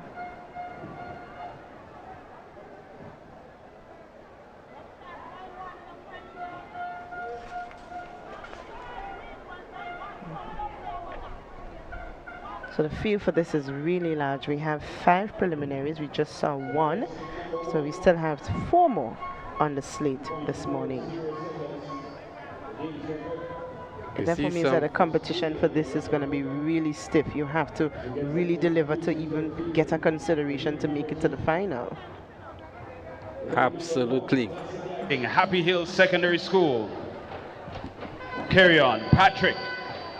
Lane number 2. Next up, PVC, that's empty. Lane number 3, St. John's Christian Secondary, Kareem Sanson. Lane number 4, Grenada SDA Comprehensive, Vishon Edwards. Lane number 5, Nawasa Sas, Kazim Dubiset. Lane number 6, Classic Lighting, Westerhall Secondary, Omarion Richardson. And rounding out the field, Patty's Enterprise, Hillsborough Secondary, Inzari Williams. Heat number 2, that's your field. 100-meter dash senior. Well, there you have it for the athletes in the second of the 5 preliminaries. It's going to be a close one between all of these competitors.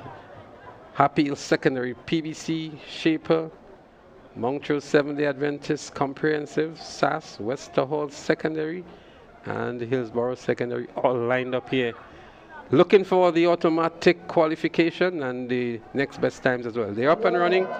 Let's see who makes it out good. It's looking good here from SAS. Looks like Kazim Dubiset. Dubiset of SAS is in the lead, and he's going to win this heat easily. 10.90 on the flash time. We're going to look to see what the adjustment is. But Kazim Dubiset of SAS, a clear winner here and an automatic qualification. So he has earned his spot in the final. A slower time than the first preliminary. There you see him exerting, really moving towards the finish line, separating himself from the pack and ensuring that he's going to have a place in the final this afternoon.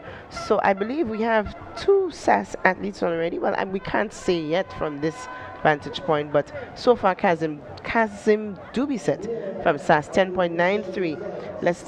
Leslie a little slower than the first preliminary. Karim Sampson from St. John's Christian Secondary, 11.26. Well, that was expected. I don't think any of the boys could really match Ian George, but 10.93 would have given him maybe 4th place in the first preliminary. But nonetheless, the winners go through to the finals. Samson of Shaper, 11.26, and Vision Edwards of the Grenada Seventh-day Adventist Comprehensive picked up the 3rd position. So if we're looking at times, we could almost say that so far a good few of the athletes in Heat 1 are ahead of the pack if they had to get a placement on time. And that's the difficulty when you have such a large field of competitors. It really comes down to the time, not just simply your placement, except for the first place finisher. Well, the seeding is actually be done by the computer. That's why we have those top 3 athletes who are in gold medal contention in the first heat. And if you look at some of the other heats, we may very well find a winner running above 11 seconds, and that's just the nature of the game. So to get your automatic qualification, ensure that you win your heat, and then run for a good time to be amongst the next best 5 times. 3 times, the next best 3 times.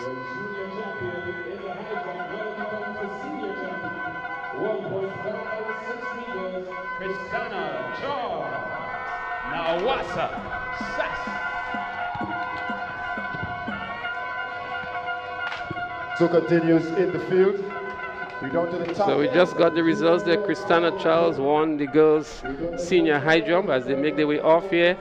Anglican High School, Micaiah placed second. St. Joseph Convent, Strawn would have placed third. The top 3 in the girls' event completed for the girls, so we can actually do some calculations in the overall point standing. Sasswa trailing St. Joseph Convent by 4 points. They would have earned 7 points here, and the Convent would have earned 3 points. And so SAS would move from 51 to 58, and Convent should be at 58 as well.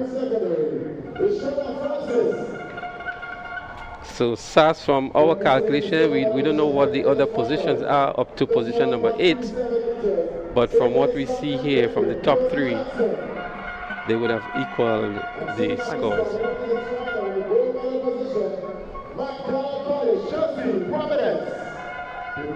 Three rounds, 3 opportunities at the medals. And the SJC would have also placed 5th, so that means that they will get an additional point, and so they should just be 1 maybe ahead of SAS at the moment.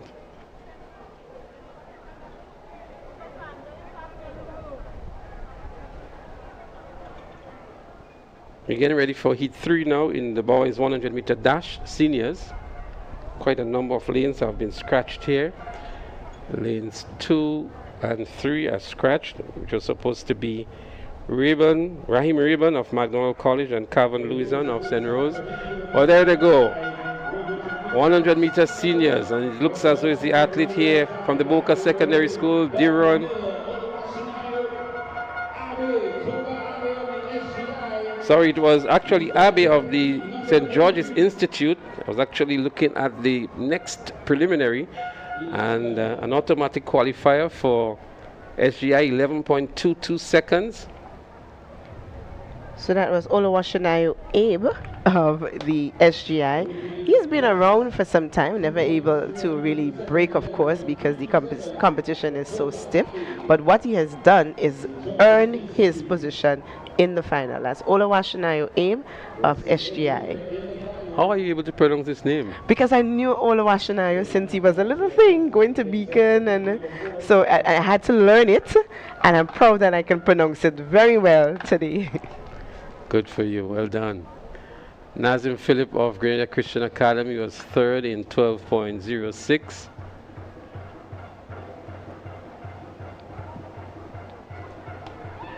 And so this was the slowest heat. I think only the winner would come out of this heat. The others, with the times that we've seen here, would not emerge into the finals. So good for Abe, getting into the finals by virtue of winning, as we get set for the 4th heat in the boys 100-meter dash.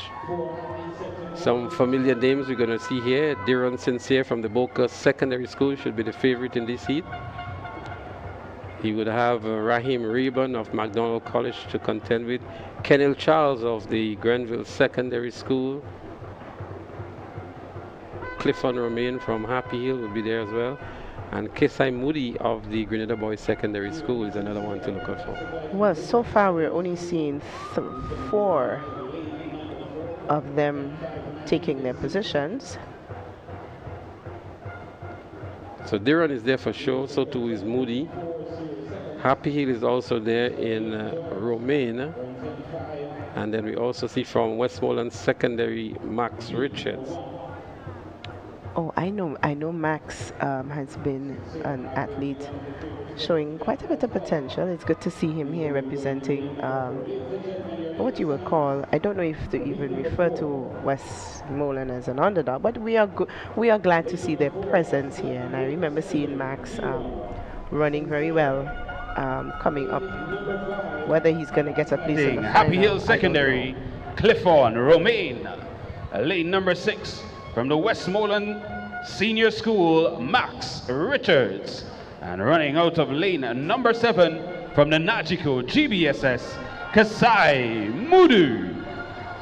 So there you have it. And just to go back on Westmoreland Secondary, Dominic Joseph, she did pretty well yesterday. I think she must have picked up a gold or a silver medal yesterday in one of the field events.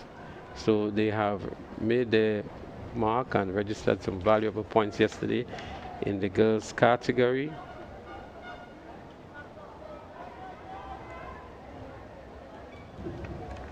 They have 8 points in the girls category. Well, here they are, heat 4 of 5. Sincere of the Boca Secondary School, a favorite here. Moody would give him good challenge. Faulty start, it seems.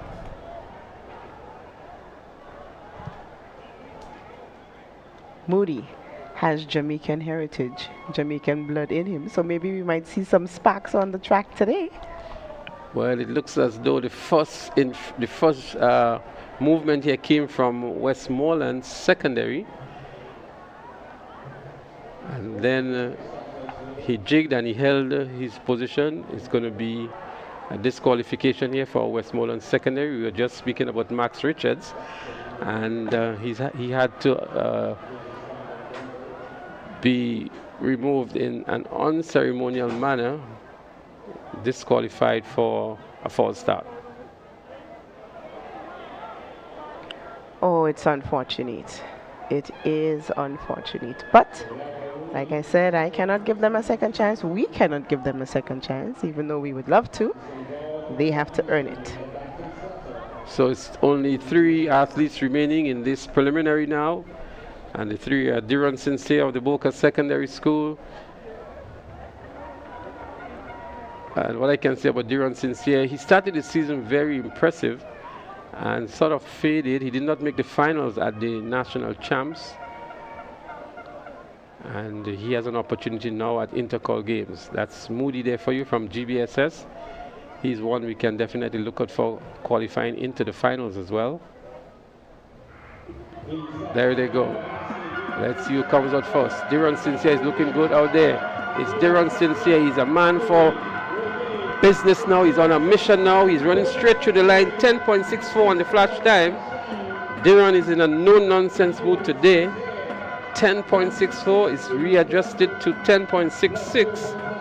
And that's within the range that he normally runs. Well, what can we say?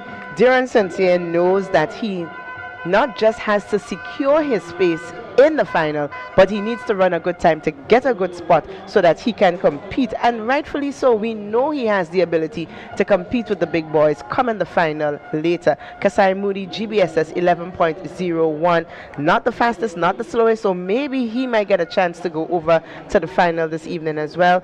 But Diron Sincere of the Boca Secondary School, 10.66, not bad at all.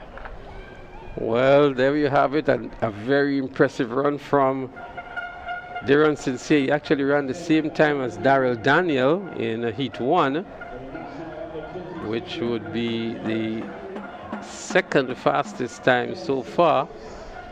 So it's going to be a real showdown going into the finals later on. And the athlete from Happy Hill Secondary School, Clifton Romaine, may also get a chance to go in with an 11.19. Well, we still have one more heat to go, so let's see how that unfolds. The athletes are making their preparations on the track, and we should see in this heat Johnson Louison Jr. from the Grenville Secondary as we go trackside for the lane assignments. In this event, introducing your field.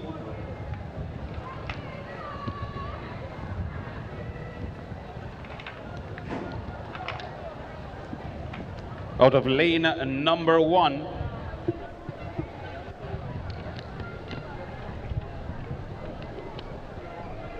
from the Grenville Secondary School, Johnson Louison Jr. Lane number 2, Nexa PBC, Nathaniel Douglas. Lane number 3, the Wagiti Sunova St. David Catholic, Andre Fletcher Jr. Lane number 4, the St. Mark's Secondary, Donta Oliver. Lane number 5, Classic Lighting, McDonald College, Omar Franklin. Rounding out the field, lane number 6, Classic Lighting, J.W. Fletcher, Josiah Harris. That's the field. Heat number 5 of 5, final heat of the 100-meter dash, senior boys. Well, there you have winner, it. The 100-meter senior boys final preliminary. The winner automatically goes into the final. And Nathaniel Douglas would fancy his chances here from the Presentation Brothers College, running out of lane 2. Johnson Louison from the Grenville Secondary, he too might be thinking of a spot into the finals. We definitely cannot rule out a McDonald College. Omar Franklin, he's there in lane 5. And apart from winning the heat, the athletes are literally running for their absolute best time to secure their spot later this afternoon. They're up and running. Let's see who comes out early. Johnson Louison is looking good on the inside. He has a good challenge from Presentation Brothers College. What Presentation Brothers College may have, but it looks as though, from my vantage point, Johnson Louison Jr. of the Grenville Secondary School may have just edged him out, but it's actually PBC in 10.97. That's Nathaniel Douglas, 10.97. The winner here, and Grenville Secondary will take up the second position. As you saw in the replay, Nathaniel Douglas had to really work for that to get across to secure his position, 10.97. Johnson Louison Jr., Grenville Secondary, 10.99. Taking the second position, and Dante Oliver, St. Mark's Secondary, 11.32. We do not know who is going to be in the final, except for those placing first. And then we have to do the waiting game. So we should see Nathaniel Douglas this afternoon. We would also see the likes of Diron Sincere. We would see Olawashinayo Abe. We would also see Ian George, and I am missing one. I believe it's Giovanni Phillip. So Abe from SGI is also in. He's going to be in for sure because he won his. Then Diron Sincere, and then we have, of course, Ian George, Kazim Dubisset. So what I can tell you, though, is that 7 of these guys in these 5 preliminaries was sub 11, and so they would emerge. If I can give you just a quick rundown of the names who was sub 11, we had Ian George at 10.56. We also had Kamal Joseph at 10.79, Darrell Daniel at 10.66, Kazim Dubisset at 10.93. We also had Diron Sincere of Boca Secondary at 10.66. And then we had in the final heat Nathaniel Douglas 10.97 and Johnson Louison 10.99. These were the fastest times going into the finals. And then we would look to maybe a 11.09 from Moody, maybe as the next best time. And then we have an 11.19, I believe, from Giovanni. Romain, was it? I have Giovanni Phillip. Well, let's wait and see. We are just doing nutshells as the little details that we are collecting on our own, but the systems will really guarantee or confirm who are going to be sitting, who are going to be standing in those positions. So what an exciting morning we've had so far. We saw a prelude into these 100-meter senior boys finals with 3 top gunners in one heat, and they really came out and gave a good account. We saw a win for Christina Charles in the high jump for senior girls. We heard of the record-breaking performance in the heptathlon by Montisha out of Carriacou. And also the young lady out of Grenville Secondary, she too, well, both of them would have surpassed the existing record. Who gets, I don't, well, of course, the one with the furthest time will get their name attached to it. So the record was really played with this morning. The athletes and the students are coming in. The bleachers looks good compared to what it was yesterday around the same time.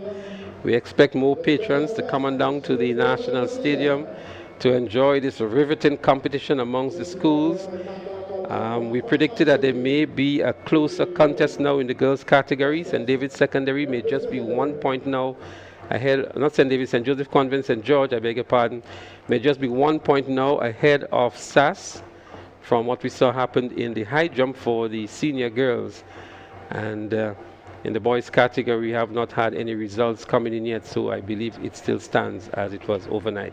We're going to take a very short break and come back to you with some more live action here at the Kirani James Stadium, Intercol 2026. Do you live or own a business in Calavini, Marianne, Hopevale, Westerhall, or surrounding communities? The government of Grenada invites you to a town hall meeting this Wednesday focused on Grenada's healthcare transformation and Project Polaris. Hear directly from the project team, ask questions, and gain a better understanding of the new hospital development in your community. The town hall meeting is on Wednesday, March 18th, 6 p.m. at the Westerhall Secondary School. The Honorable Prime Minister and members of Cabinet will be attending. You are an integral part of this conversation. Join the Government of Grenada, 6 p.m. Wednesday, March 18th at the Westerhall Secondary School. Come out and learn more about this exciting project happening in your community.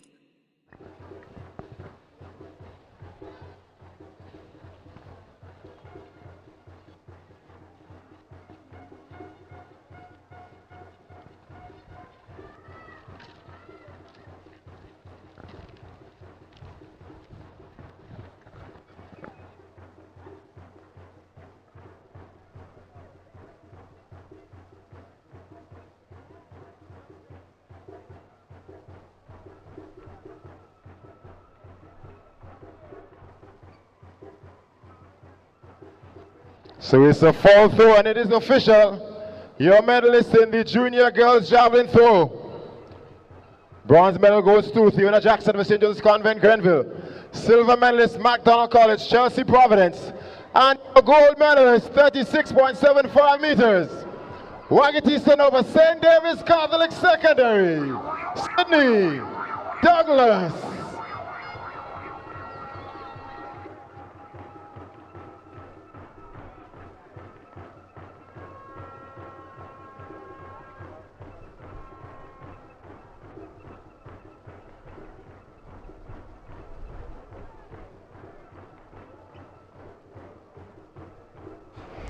Welcome back to the live action here at the Kirani James National Athletics Stadium. Bernstein, the action this morning was packed. It was intense. Competition was tight. What say you for what's to come? It's looking very, very exciting. So far, we saw the 100-meter preliminaries for the senior boys. Oh, what a race. Oh, well, what some preliminaries that was. And the expectation will be so high for the finals. Oh my God, it will be mouth-watering this afternoon. All right, so don't turn the channel. You stay right there. Up next on the track, though, will be the girls' 200 meters for sub-juniors. We have some 8 athletes here listed in heat number 1. There are 5 heats. So the top 8 will advance. That is the winner in each heat, then the next 3 best times. So it's going to be quite competitive. You got to win to make sure you get into these finals. So the top 3 after the winners of each heat. This is going to be quite competitive. 5 heats. Heat number 1 is up next. We have a games record of 25.20 seconds established in 2006 by one Ganesha Mark of St. David's Catholic Secondary Schools. So 2006, that's where the record stands.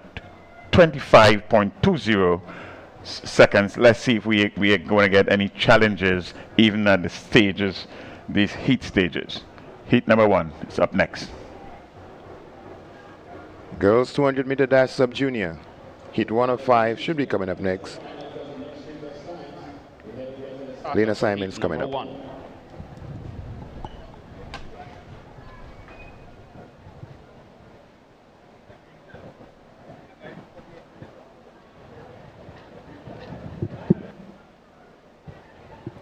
So they're down in the status orders. Hosford in 1, George in 2, Felix in 3, Charles in 4, Cyrus 5, 6 is Alexander, 7 Cato, and 8 Edwards.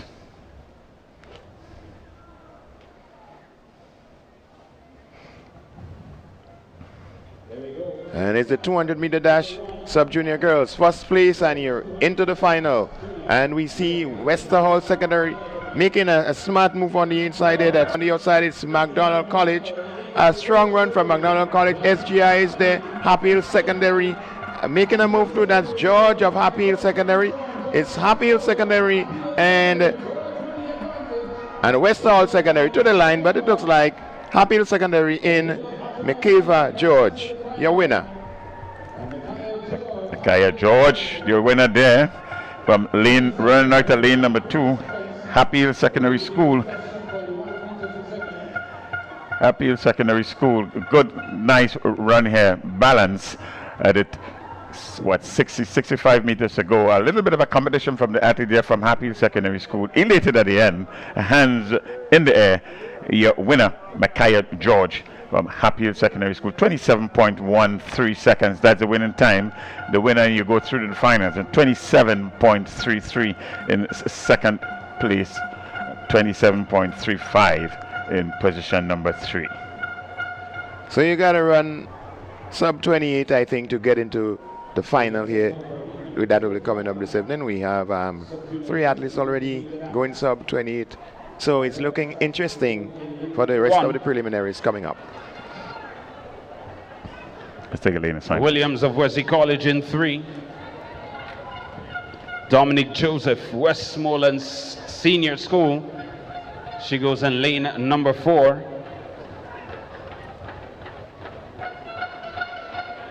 Lane number 5 we'll see April David, St. Mark Secondary. Harmony Patrice, Patty's Enterprise, Hillsborough Secondary, set to go in lane number 6. St. Rose Modern, Connell Mitchell, set to occupy lane number 7. And Kiara Walters of SGI, the feature in lane number 8. So just in case you missed the first 2 lanes, in lane number 1, the outstanding Haley Terrell, she's running from lane 1 from SAS, and in lane number 2, Davil Cooper from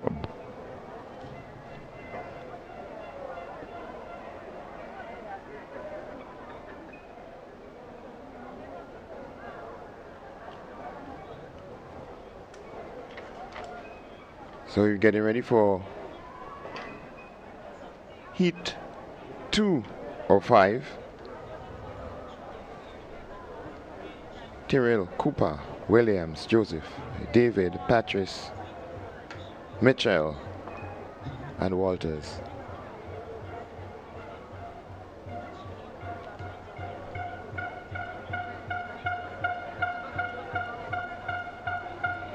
It's good to see some of the smaller schools in this heat. Wesley College is here, and so is Westmoreland Senior School, SGI, St. Rose Modern Secondary School.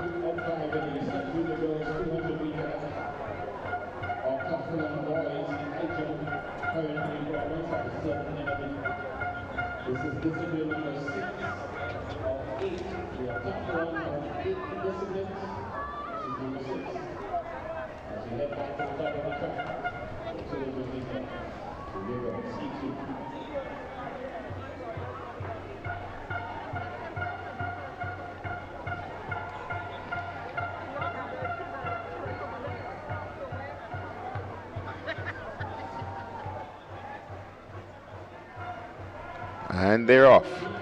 That's the 200 meters for sub-junior girls.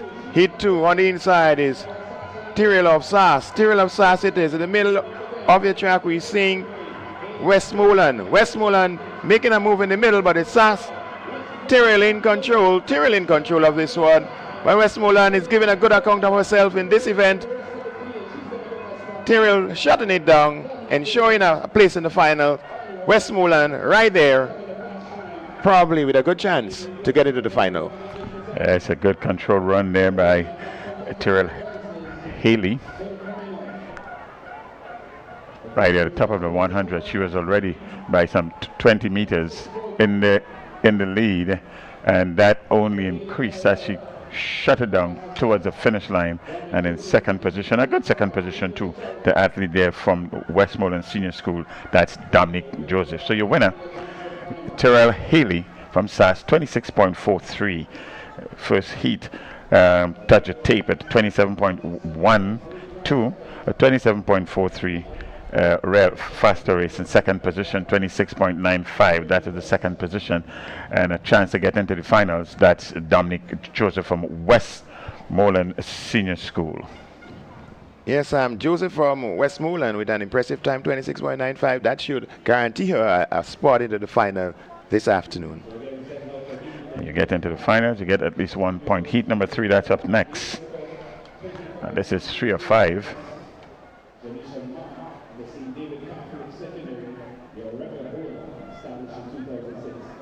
Okay, let's get some Lena Sianis.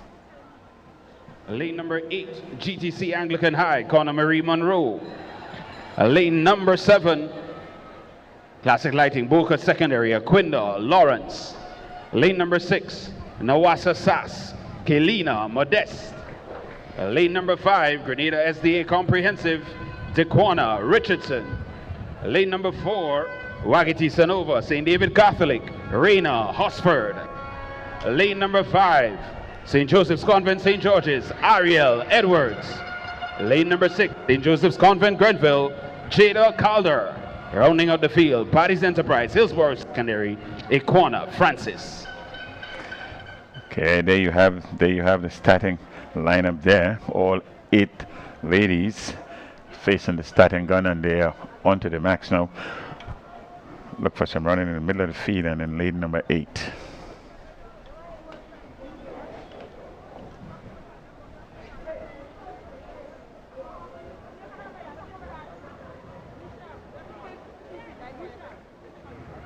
And they're off. It's heat number 3 of 5. And already making some move in the middle of the field there. It's Modest of SAS. On the outside it's Monroe of Anglican High School. St. David's Catholic in the middle of the track there. Taking control, but it's Connor Marie Monroe of Anglican High School on the outside in lane 8. Taking it to the finish line. St. David's Catholic in second, and Wanawasa Sass in third. True to form there. Not unexpected, Monroe and the athlete there from St. David's Catholic Secondary School. There we see here clear leaders. The athlete there from St. Joseph's, from Anglican High School and St. David's Catholic Secondary School, 1-2. And that's how they finished at 26.44, the winning time there from Monroe, and 26.84 for Hosford. That's Rena Hosford from St. David's Catholic Secondary School, 26.84. So we have a number of athletes who have gone sub 27, which means that the time is getting lower and lower for the final berth in this afternoon's final. Yes, a relatively slow heat, but we remember that Haley Terrell, she slowed down quite considerably in heat 1. Your winner automatically qualifies for the final, which is shaping up to be rather interesting. We're getting ready for heat number 4. Heat number 4 is up next. Quite competitive so far, with the exception of heat number 1. Joseph's Convent, Grenville, Brielle Nelson. Lane number 7, Grenada Christian Academy, Jordelia Edwards. Lane number 6, St. Joseph's Convent, St. George's, Leah Rose Charles. Lane number 5, Classic Lighting, McDonald College, Ashel Romaine. Lane number 6, GTC Bishop's College, Khadijah Modeste. Lane number 3, from the Classic Lighting, J.W. Fletcher, Ranika Cyrus. Lane number 2, Wagiti Sanova St. David Catholic, Tamara Newton. And lane number 1, Classic Lighting, Happy Hill Secondary, Rena Hosford. There you have it there. The 8 young Bubble ladies. time, 27.33 seconds. Heat number 4. Heat number 4. The young ladies are facing the starters. Look for the running coming out of lane number 4 and lane number 2. And lane number 6. So 2, 4, and 6.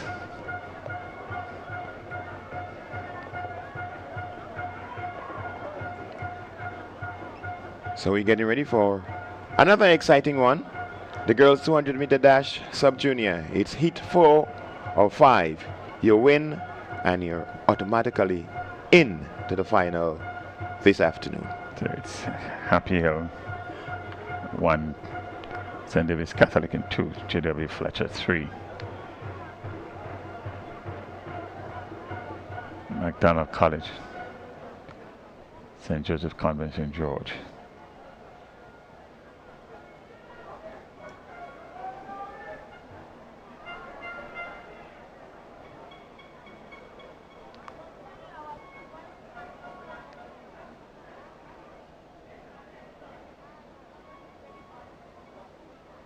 Already asked to stand up and take it again. It's a nice hush around the field. Gives the athletes a chance to hear quite clearly the instructions from the starter, and this is how it should be.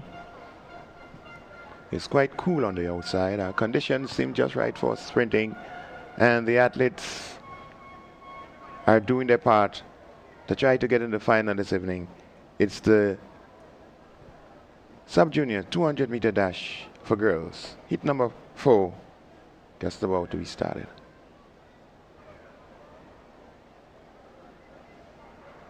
A clean start. Is it? Oh, they're going to call him back. There seems to be a false start in this one. We have 2 non-starters though, from the original field of 8. 6 that are facing the starters, and in lane number 2 seems to be lane number 2. It's some movement probably came from, you say, lane 2. And it seems to be, are we going to get it official? We'll get it official. Let's not speculate. 2 non-starters. Leah Rose Charles and St. Joseph's Convent, St. George. She's out. And it was, the infringement was in lane number 5. Lane number 5. That's Ashel Romaine, McDonald College.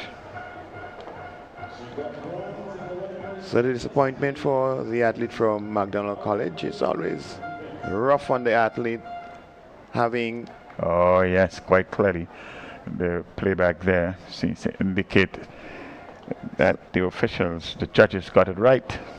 The judges got it right. We always leave it up to the official. The judge's decision is final unless there is a protest. So we are down to 5.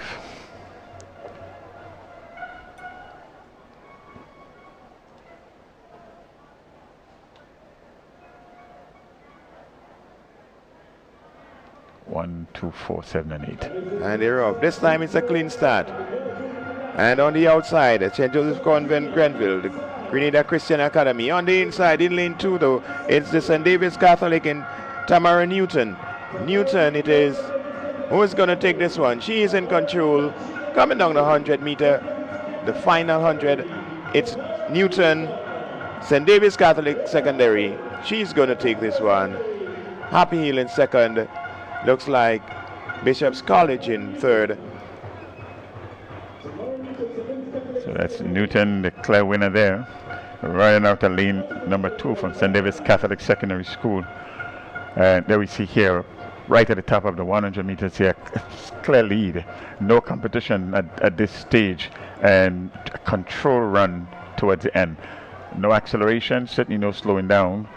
Just to maintain her pace right to the end. And then lane number 1, that's Rena Horsford in second position. That's from Happy Hill Secondary School. 28.11 is position number 2, where the winner in a relatively slow time of 25.93. Well, it's not relatively slow. In fact, it was the fastest time on the day so far, but in second position, relatively slow. A brisk run there from Tamara Newton, St. David's Catholic. Let's take the assignment, lane assignment for final heat.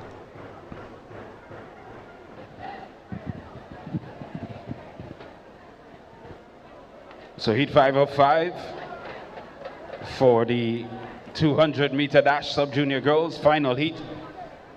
Armani Phillip of Wesley College, she goes in lane number 8. Kiana Sampson of the Grenada Christian Academy goes in lane 7. Raquel Bedassi, St. Rose Modern Secondary, she goes in lane number 6. Ava Plenty of the Anglican High School goes in lane 5. Summer Alexander, West Hall Secondary, goes in 4. Isaiah George, Westmoreland Senior, she goes in 3. Olivia Barry Charles, Grenada SDA Comprehensive in 2. And rounding out the field from the Grenville Secondary, Anaya George. That's the field. 5th and final heat, sub-junior girls, 200-meter dash. And there we have the lane assignments. This final heat. The girls sub-junior, 200 meters.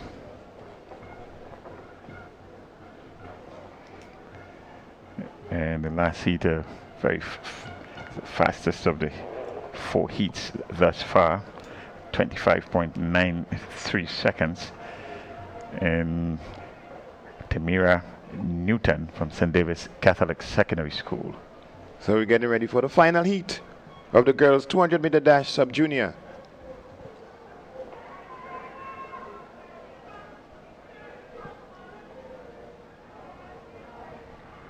And there we go.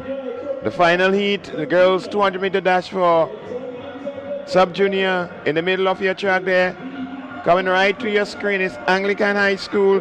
That's Ava Plenty of the Anglican High School on the inside. A timely run from Grenville Secondary. West Hall Secondary also in the mix, but it's Plenty, Ava Plenty of the Anglican High School. She's going to take that one quite easily. In second position is the West Hall Secondary, Summer Alexander, and in third place, the Grenville Secondary School. Yeah, that's your winner there. Athlete number 10, that's Ava Plenty from Anglican High School. 80 meters, she was leading by 5 meters. That only increased somewhat as she comes to the finish line. Controlled run, and in the end, some 8 meters. There was a distance that separated into second place in the athlete from Wester Hall Secondary School. That's Ava Plenty, 27.62. 27.62, relatively slow heat. 27.62, 28.30. Is the second place team, is the second place person here, 28.30. But one would expect 28.30 would struggle to get into the finals. So first, the winner of each heat, then the next 3 best times. So we've come to the conclusion of the girls 200-meter dash sub-junior. That's the heats for the girls 200-meter dash. Next up will be the boys doing the boys 200-meter dash for sub-junior. That should be next on track.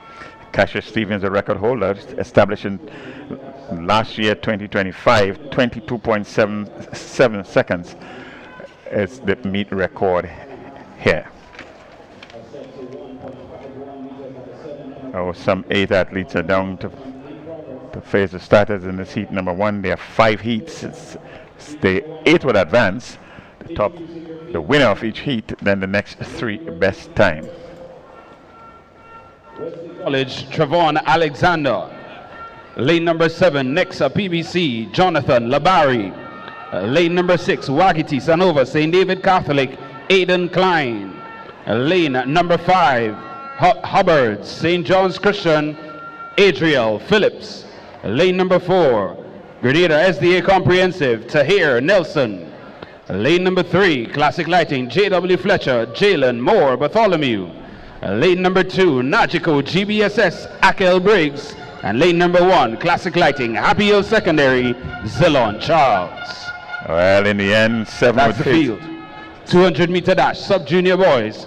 We head over to the starter. 7 would face the starters. There's a non-starter in lane number 3. So it's lane numbers 1, 2, 4, 5, 6, 7, and 8. Hit number 1. Next on track. The boys 200-meter dash, sub-junior.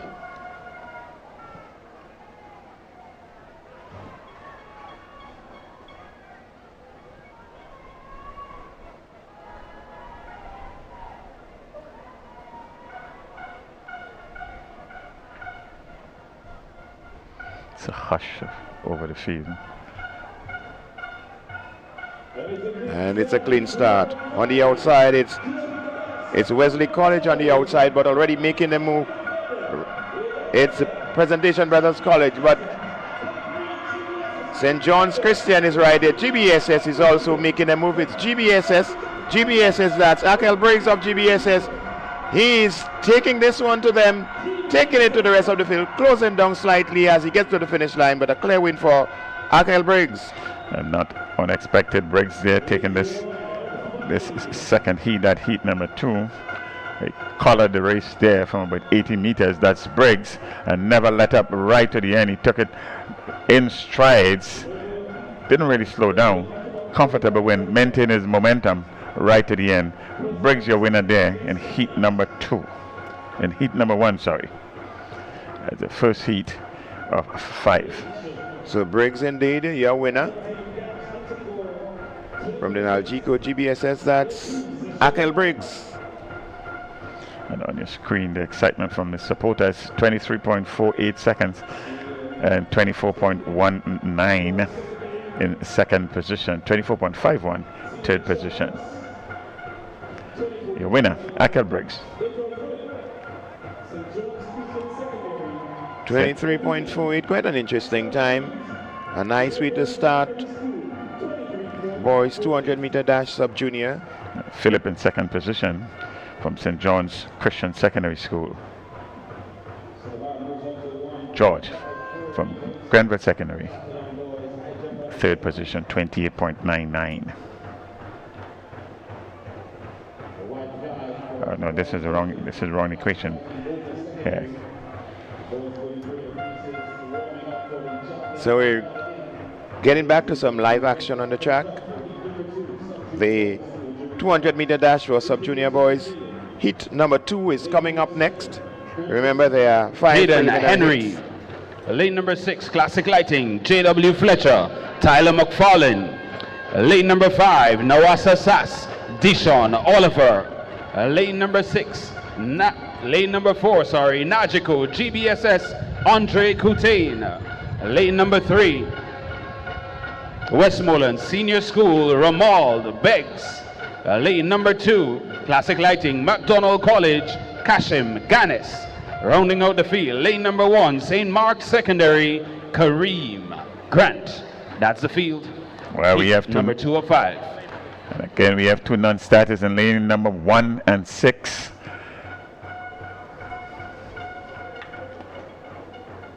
So there's no Kareem Grant. There's no McFarlane. So Dishon Oliver, that's the winner of the 100 meters. He's back in the 200 meters. Let's see how he does there. He's been challenged by Andre Coutin of GBSS. Let's also look out for Kashim Ganis of the McDonald College. It's going to be a competitive one. Let's get ready for this event. Well, the odds-on favorite is running right at lane number 5. That's Oliver.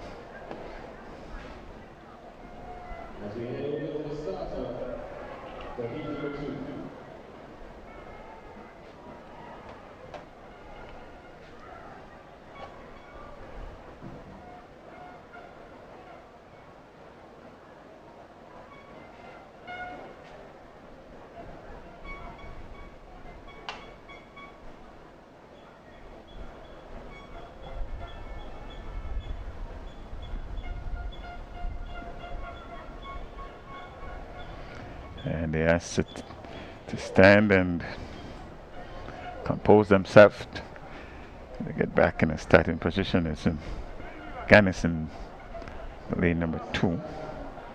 Beggs from Wesley College. In 3, Houtain from the GBSS season 4. 5, your favorite in this race. That's Oliver. He's from SAS.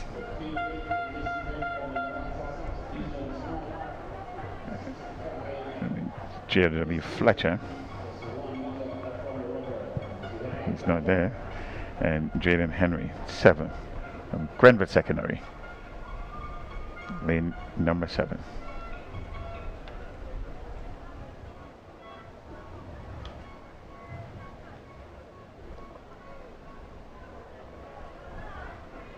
And this time they're off. It's a 200-meter sub-junior boys. Heat number 2 already making up the saga. On Grenville Secondary outside is Deshaun Oliver of SAS.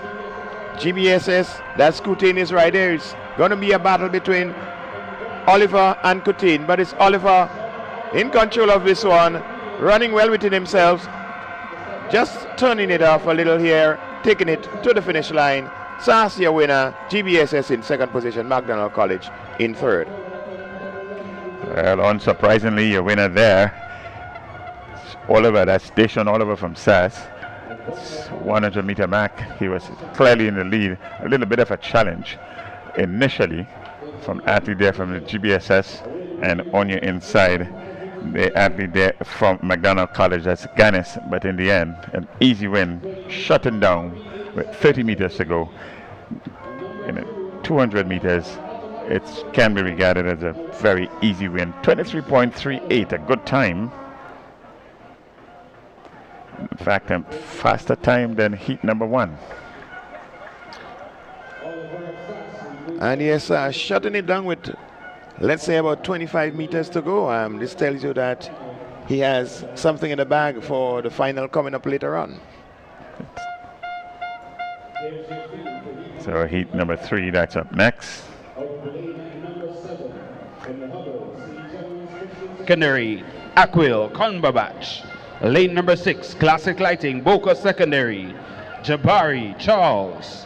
Lane number 5, Classic Lighting, Wester Hall Secondary, Terion Samuel. Lane number 4, Grenada SBA Comprehensive, Carrington Albert. Lane number 3, Grenada Christian Academy, Remy Daniel. Lane number 2, St. Rose Modern Secondary, Dimitri Sabazan. Lane number 1, from the SGI, St. George's Institute, Danielson Tucker.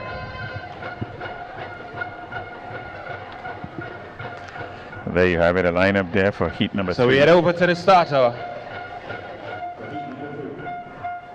As we sometimes see, some of the lesser schools have an occasion to stamp their authority here and book their spot into the final. Yeah, definitely. Cumberbatch, the one to watch in lane 7. Cumberbatch and St. John's Christian Secondary, they're off. And they're off. St. John's Christian Secondary is right there.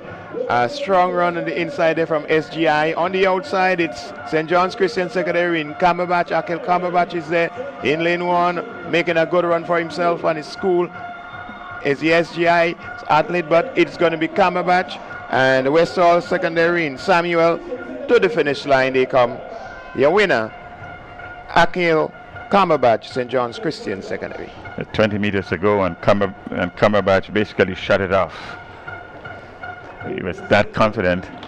A little bit of a challenge at the 100-meter mark from the athlete there from the SGI in lane number 1, and from Happy Hill Secondary and Wester Hall Secondary School in second position. A little bit of a challenge, but in the end, it was Aquil Cumberbatch winning rather easily. 23.96 is his winning time, and 24.52 is the athlete's closing time there from Wester Hall Secondary School. He will be on the outside looking in. So the times have been pretty competitive so far. A number of 23s and 24 lows. It's going to be quite interesting as we get down to heat number 4 of the boys 200-meter dash for sub-junior. That's a penultimate heat. We're going to get a lane. Running out of lane number 7, Paddy's Enterprise, Hillsborough Secondary, Alex Lendor. Lane 6, Nawasha Sass, Tishon Lambert. Lane number 5, Classic Lighting, Boca Secondary, Job Samuel. Lane number 4, St. Mark Secondary, Jabari Bonaparte. Lane number 3, Wagiti Sanover, St. David Catholic, Christian Collins. Lane number 2, St. Rose Modern Secondary, Shondell Harriman. And lane number 1, Classic Lighting, McDonald College, Aidan Bishop. That's the field. Heat number 4 of 5. 200-meter dash, sub-junior boys. We head over to the starter. That's your lineup there. They look for the run in the middle of the track. Lane up number 3 in Collins and lane number 4 in Bonaparte.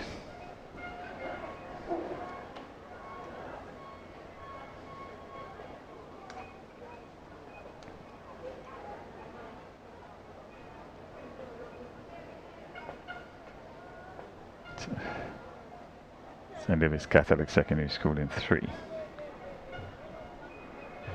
And they're off. It's a 200-meter dash for sub-junior boys, and already a strong one from Sass. Sass in lane 6, that's Tishon Lambert of Sass. On his inside, St. David's Catholic, that's Christian Collins. It's Collins and Lambert. Collins and Lambert coming to the finish line. Collins with a slight edge there. Lambert on his outside. Collins of St. David's Catholic. Lambert of Sass. Your top 2 boys 200-meter dash sub-junior heat 4. A good run there by Collins, not unexpected. And a significant challenge initially. The athlete there from Sass, but Collins maintained his form, held through to the end. Fast closing Lambert couldn't catch him in the end. 24.38 is a winning time. Collins is winning time from St. David's Catholic Secondary School. 24.38.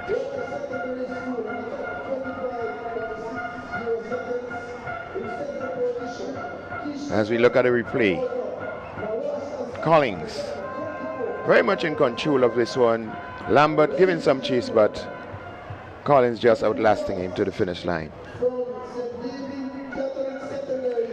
And it makes rather interesting reading. It's heat number 5, that's up next.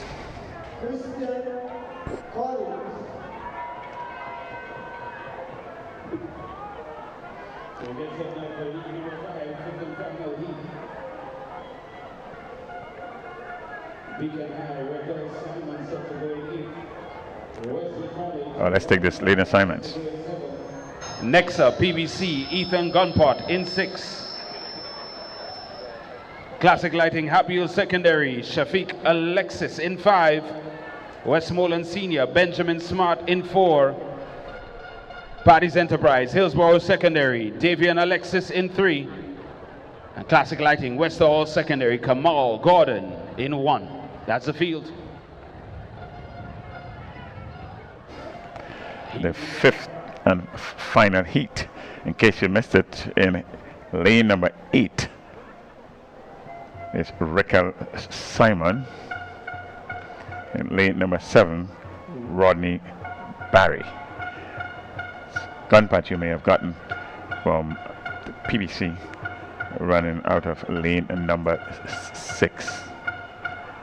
So you got to win to get into the final. The final heat of the boys 200-meter dash sub-junior is about to start. Win and get in. Some impressive running has gone so far,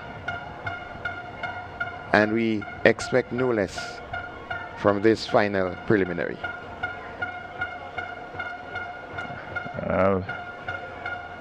We have an athlete listed here in lane 8 from Beacon High School. We haven't heard or seen much of Beacon in these 2 days so far. So this is his opportunity to book his place into the final. win, and he's in. 200 meters sub-junior boys. Heat number 5. That's up next. So the top spot in each heat is guaranteed a place in the final, and then the next best 3 on times. So your best bet is to win your heat. That's your only guarantee. So as you see, the fans are packing in today. In contrast to yesterday, it's somewhat a lot more populated. And that's not unexpected. By this time, on day 3, then sound and sights would be something to behold and to listen to. We know by tradition there won't be any standing room in this facility. Come on day 3, that's tomorrow. You're not missing anything on the track. It's a little bit of a holding here for this last and final heat. The boys 200 meters sub-junior. So we've had some impressive times so far, some 23s and a number of 24s, 24 low, but it's only 8 competitors who are going to get to the final.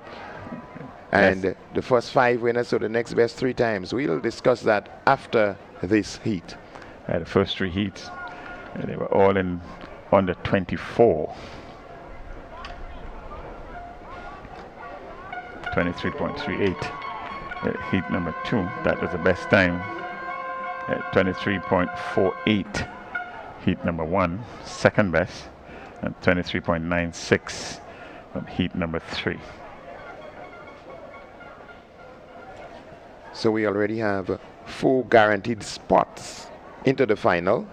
1 will certainly come from this heat, and then we got to look for the next 3 best times. Your second place finisher in heat number 1 had a time of 24.19. It's the fastest of the losing time so far.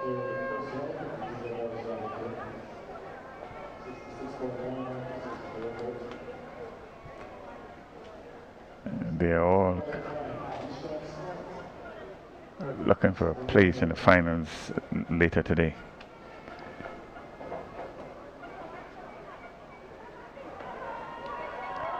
We're just having a sight of javelin throwers, and the row that you are hearing is a successful high jump clearance. You will get the full breadth of this shortly. It's a clearance of 1.60 meters. Athlete from Boca. The full details of that event you will get not too long from now from our field roving reporters. So there's a sighting of Dishon Smart in the javelin there. There's a lot of excitement around that young man.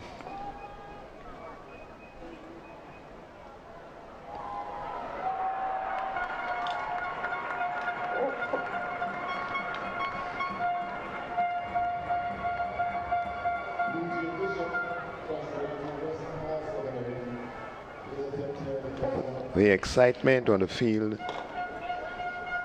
will be shared with you in a timely manner. We have our roving reporters, Sherry and Blossom, and they'll keep you up to date with what's happening there. You can just have a look at the javelin for junior boys. Westerhall secondary, just slightly above the 40-meter mark. That looks like Bishop.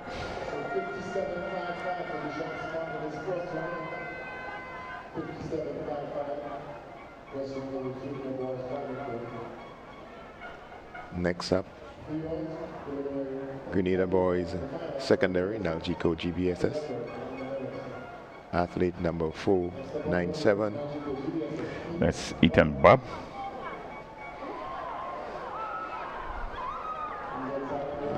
is out of the arc, so it wouldn't be recorded as a throw. Foul throw. There's some riding in the snow as we go back to the 200 meters. The last and final heat, heat number 5 of the 200 meters was sub-junior boys. So it's Gordon, Alexis, Smart. Alexis, that's Shafiq, Gunpot, Barry, and Simon. Well, there's no Simon from Beacon High School. I guess we were more wishing. And they asked to stand one more time.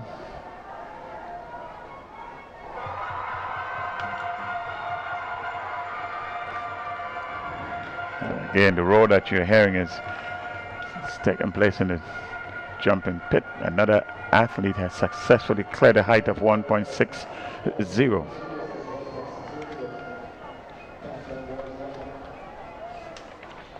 So sharing some high jump with you at the moment.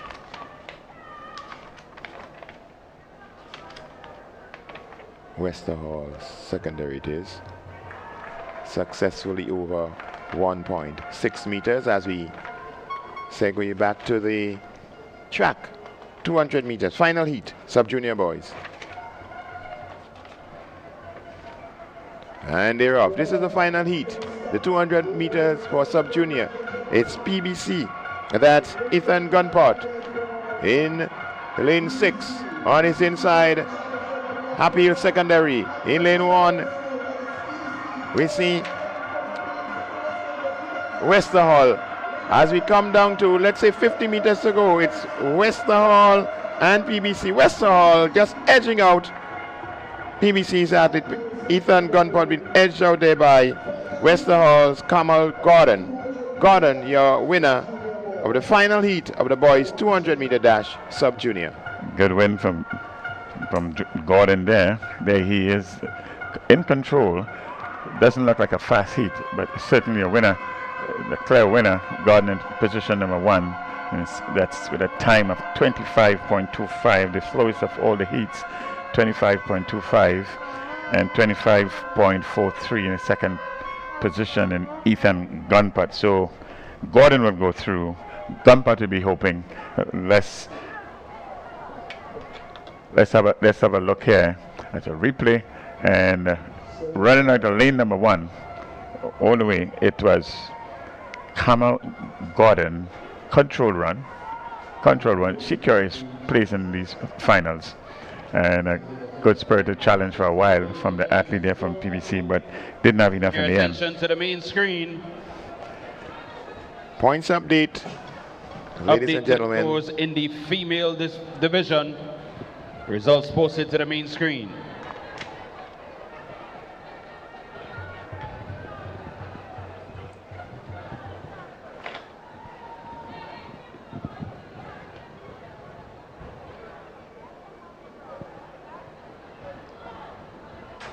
So positions 14 through 8 now on the screen. Updates in the female division.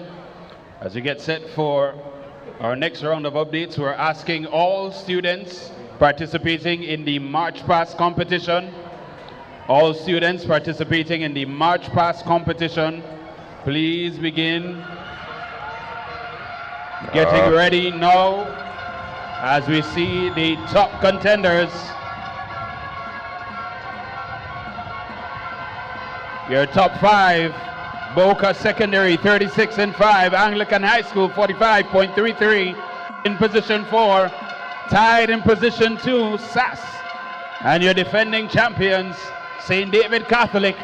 Ladies and gentlemen, still out front, still with the lead, 60.33 points, position number 1, St. Joseph's Convent, St. George's.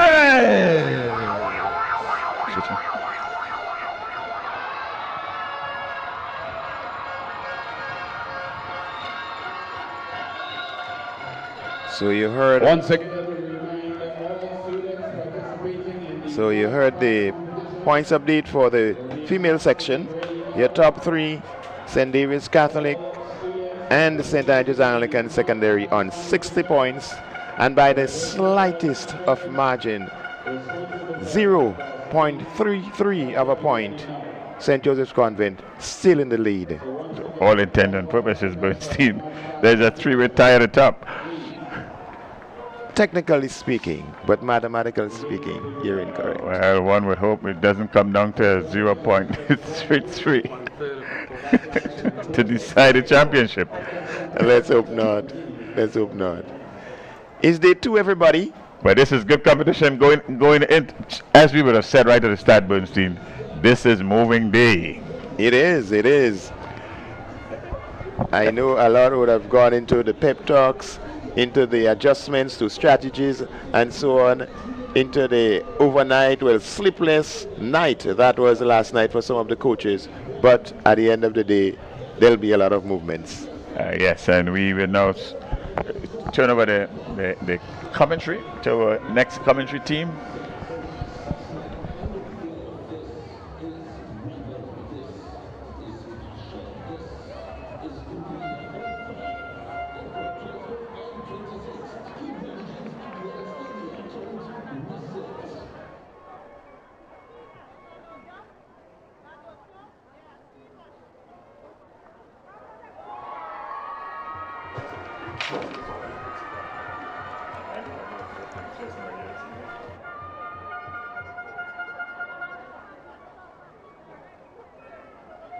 How did they get it 0.33 points?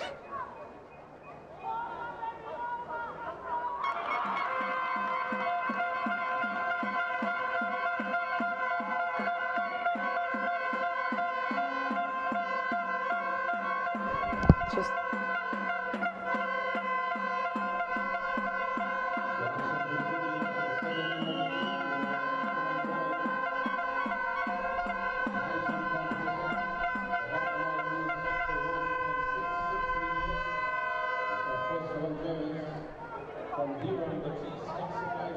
So we welcome you back to the live action here at the Kirani James Athletic Stadium. It's the GAPS Intercol 2026. And we just want to give you the top 5 in each of the categories. You would have seen them moments ago on your screen. In the girls category, we have Boca Secondary on 36 points. Anglican High School on 45 on the third, as we just see the athlete in the octathlon for SAS clearing the bar there. St. David's Catholic Secondary, the defending champions, they are currently in second position together with SAS on 60 points, and 1/3 point ahead is the St. Joseph Convent St. George, still maintaining their overnight lead by a much smaller margin now though, on 60 and 1/3 points. And that was Cornell Pair over the bar at the high jump. And they're taking part in the multiple discipline event, and the spectators are on their feet. They're excited. This event is quite entertaining to them. It's an exciting one. The bar is at 1.66. They're looking for valuable points. In the boys category, the top 5, McDonald College, they're into the 5th position with 25 points. 1 point ahead of them in 4th is St. David's Catholic Secondary on 26. Presentation Brothers College, they are on 36 in 3rd position. The defending champions, the Grenada Boys Secondary, on 77.5 points.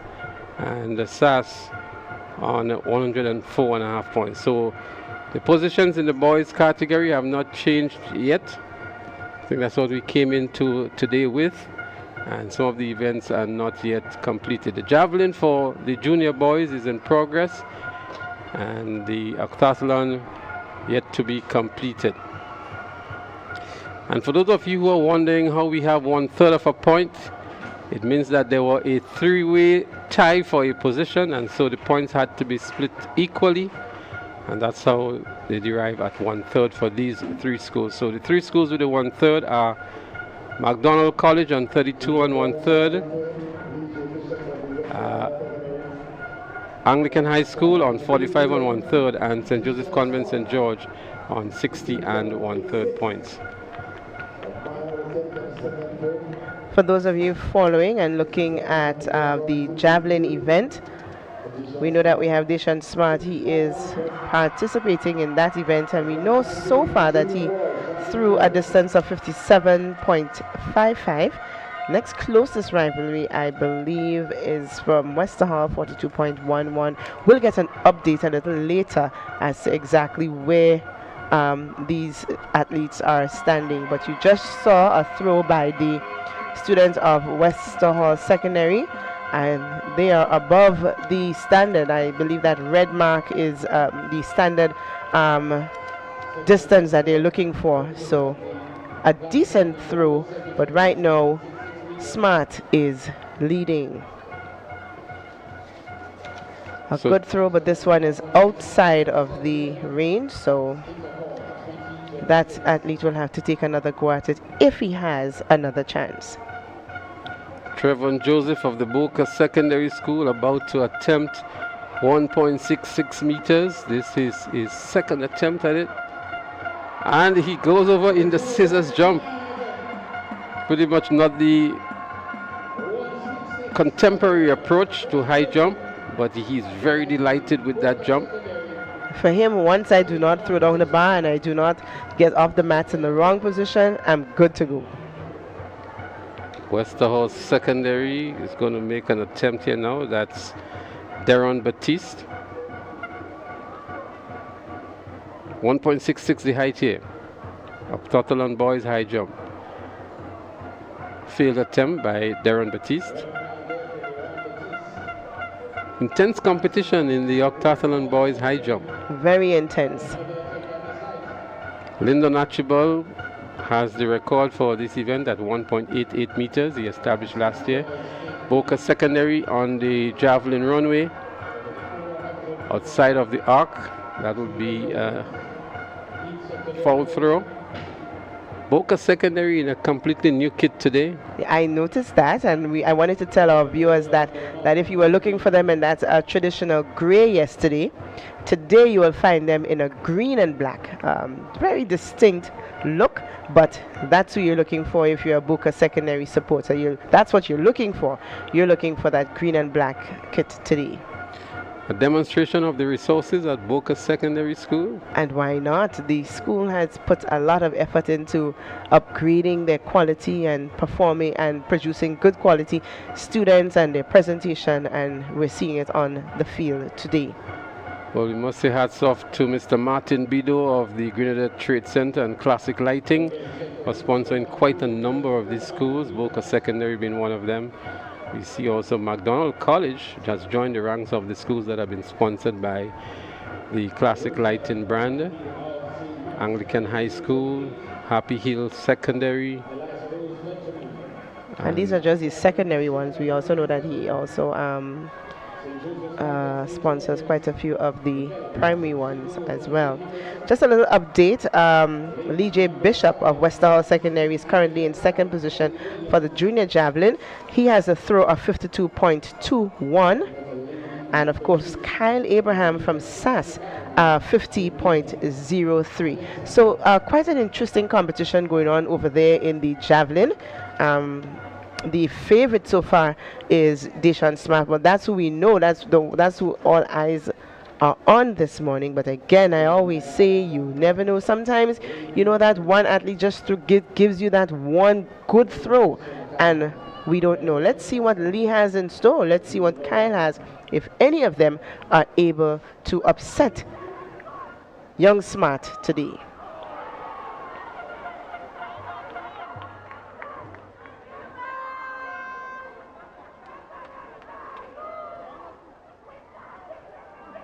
Meter dash juniors, and from the Grenada Christian Academy we have Dwayne Alexander.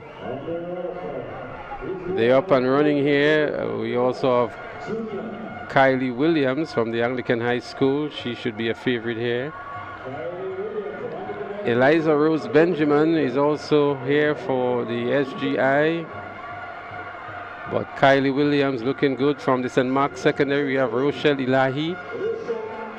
Elahi has on her inside Kylie Williams, Anglican High School. And Kylie Williams, the sub-junior champ last year at Intercol Games. She moves nicely into the lead. Going around the turn to head into the home straight, Kylie Williams. We see St. Joseph's Convent making a good run in Michaela Patrick. Michaela Patrick on the outside of Kylie Williams. The top from each heat goes into the final. Here comes Michaela Patrick. Patrick is gaining good grounds on Kylie Williams. Williams beginning to move a little faster now to go over the line in the lead and to win the first heat in the girls' junior 400 meters. Well, we know that Kylie Williams is an extremely good athlete, and we saw her doing her thing here in this preliminary of the 400-meter dash girls. Would I say it's one of the fastest? I don't know. I have to look to see what the other athletes produce. But Kylie Williams from the Anakin High School taking the first position. Michaela Patrick from St. Joseph's Convent St. George taking the second position. And Eliza Rose Benjamin from SGI the third position in this event. I mean, it's 3, Kylie Williams.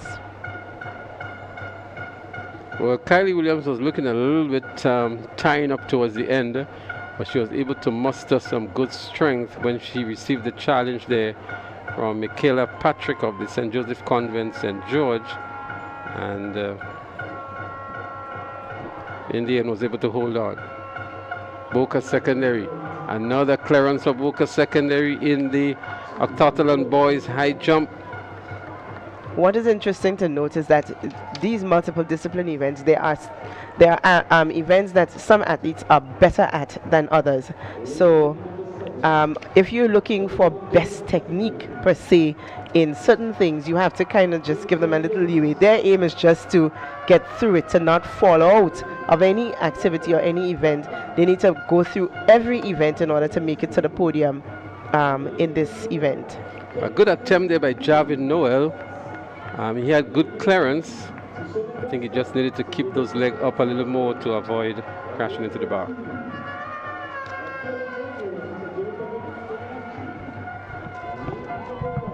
We see Tashana Bascom getting ready. Well, the second preliminary, we'll see Francis Lewis from Wesley College, Michaela Abraham of St. Joseph's Convent St. George's, Tashana Bascom, one to look out for from St. David's Catholic Secondary, Kenzie Mudu of SAS is there, Shamaya Nelson of Anglican High School, Hanaya Tavana from the St. John's Christian Secondary, and Angel Lewis of the Boca Secondary School should be out there in lane 7. Lane 6 seems to be scratched. There is nobody from the St. John's Christian Secondary. An attempt here by, it looks as though the athlete from SAS in the high jump. And that should be Randy Jones. So there's real competition going on there in the high jump. In the Octathlon, we see GBSS making an attempt now, and he goes over the bar as well. Excitement for sure in the high jump boys Octathlon.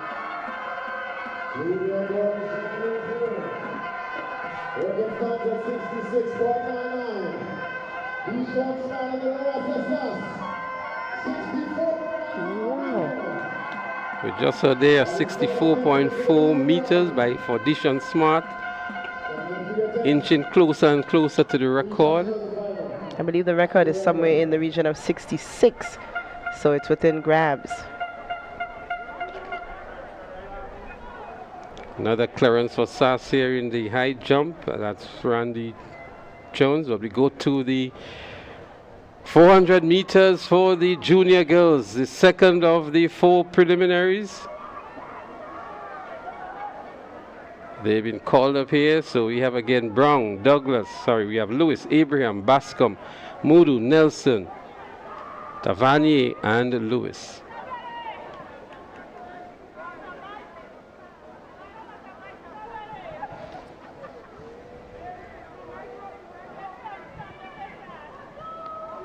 So 64.0 seconds for 0 meters for Dishon Smart on his third throw.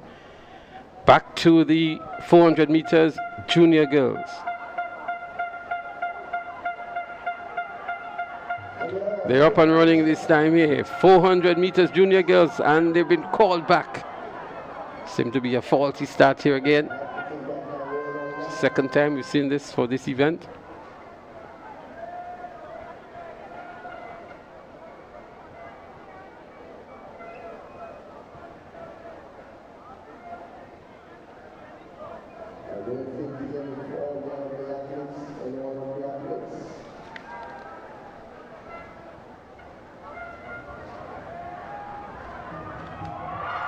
Another clearance here for Quanal K of the GBSS in the octathlon boys high jump.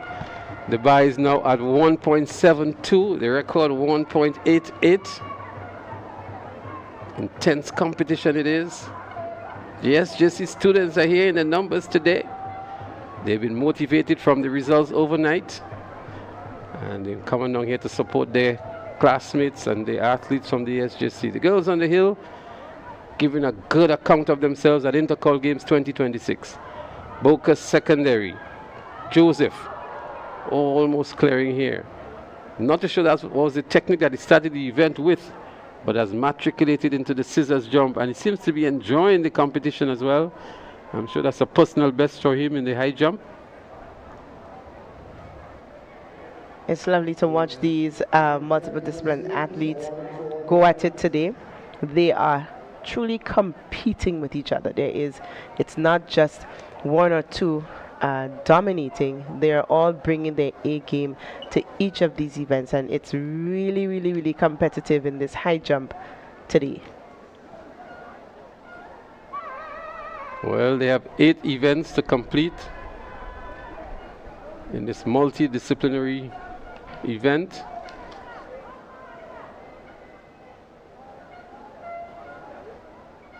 Javid Noel.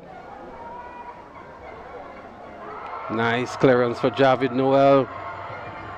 Competition steepens here in the high jump. It's a real test for these athletes. So far, they're holding out nice to the challenge. So far we have 2 GBSS athletes and 2 SAS athletes going at it for this event. A failed attempt here as we go back to the 400 meters. They're up and running this time. 400 meters junior girls heat 2 of 4. And again we have in this one Lewis Abraham Bascom, Tishana Bascom in lane 3 for St. David's category. A pedestrian pace, St. Joseph Convent, Grenville, Michaela Abraham making up the stagger and Tishana.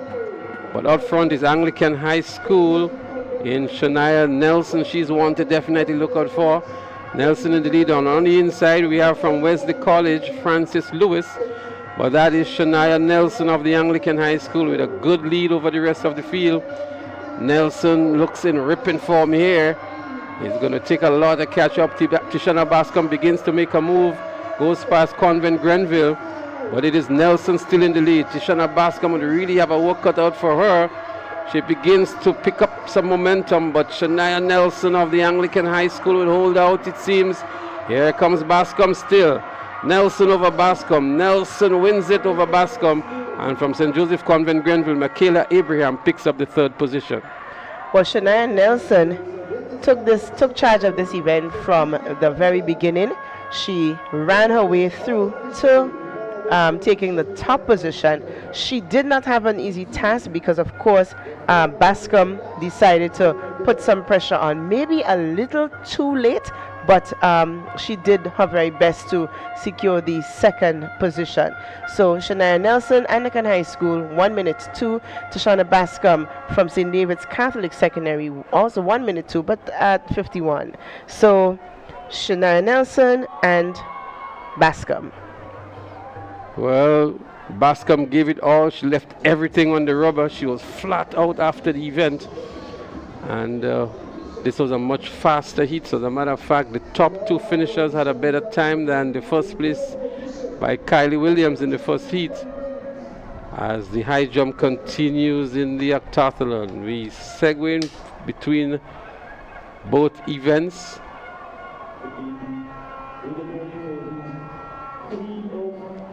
Randy Jones, failed attempt by Randy Jones in the high jump. quite emotional. He is putting his heart into it. So a failure doesn't go very well with him, but that was his third attempt at that height. 1.72 meters. So Randy Jones bows out of this competition. His compatriot Jamari Fletcher of SAS is there still. Boca Secondary is still there in Trevon Joseph. That's Trevon's last attempt too at 1.75. Boca Secondary, Annalisa Brown.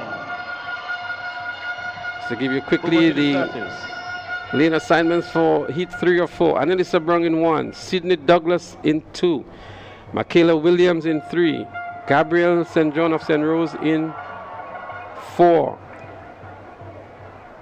Kevon Joseph of Westall Secondary in 5, Ciara Augustine of Grenada Christian Academy in 6, Leah Griffith of J.W. Fletcher Catholic in 7, and Kiema Julian of Hillsborough Secondary is in 8.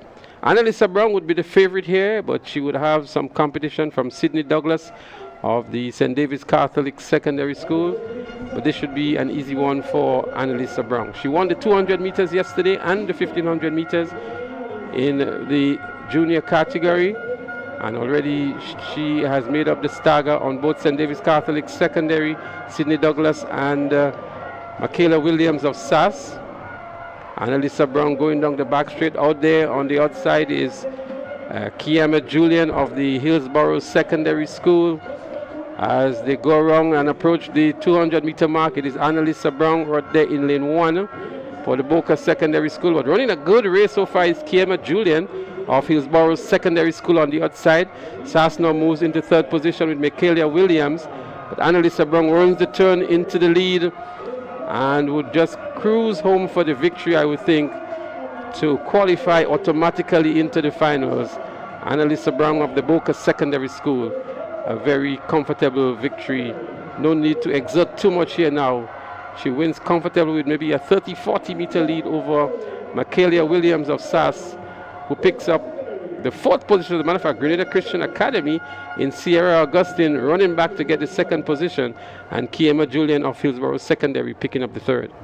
You're right, Leslie. This was a comfortable run. There was no need for her to exert all that energy and effort. All she needed to do was secure her position in the final later this afternoon, and that is exactly what Annalisa Brown did in this preliminary. So she is in, and of course Sierra Augustine made a good run back to see where if she can book her place in the final this evening. We lost the athlete from St. David's Catholic Secondary just around the 200 meter mark.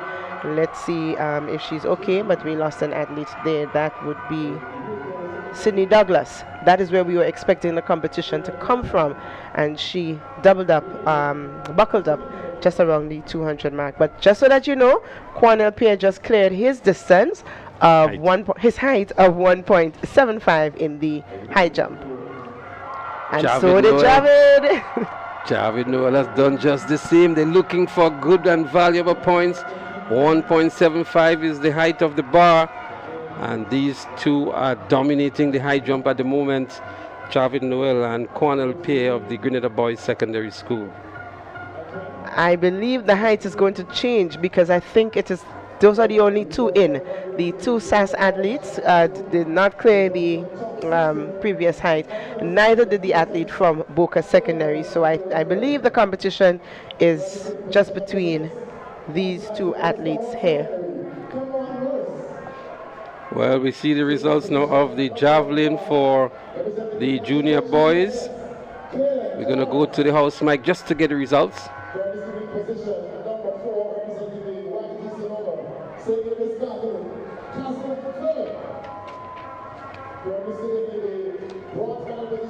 The Nawasa SAS, 50.03 meters, Kyle Abraham. Currently sitting in the silver medal position.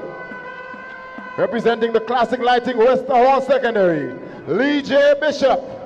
And your field leader sitting in the gold medal position with 3 rounds left to go. And assault on the record from the Nawasa SAS, Deshaun Smart.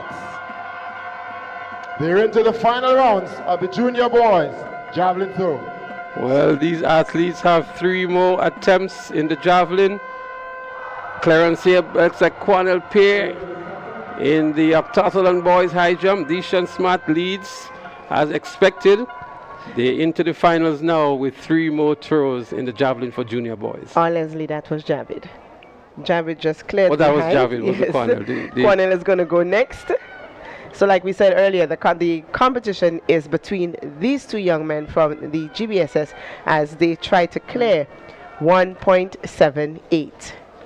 Well, Quanel will have his work cut out for him, his compatriot Javid, as we go back to the 400 meters in the junior category. And St. Joseph Convent St. Andrew already making a good mark here. And that is Ariana James.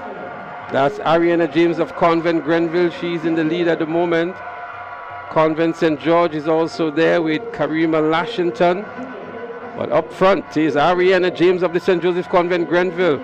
St. Mark's Secondary, Micaiah Frederick is also there. But Convent Grenville with a good lead as she approached the home straight.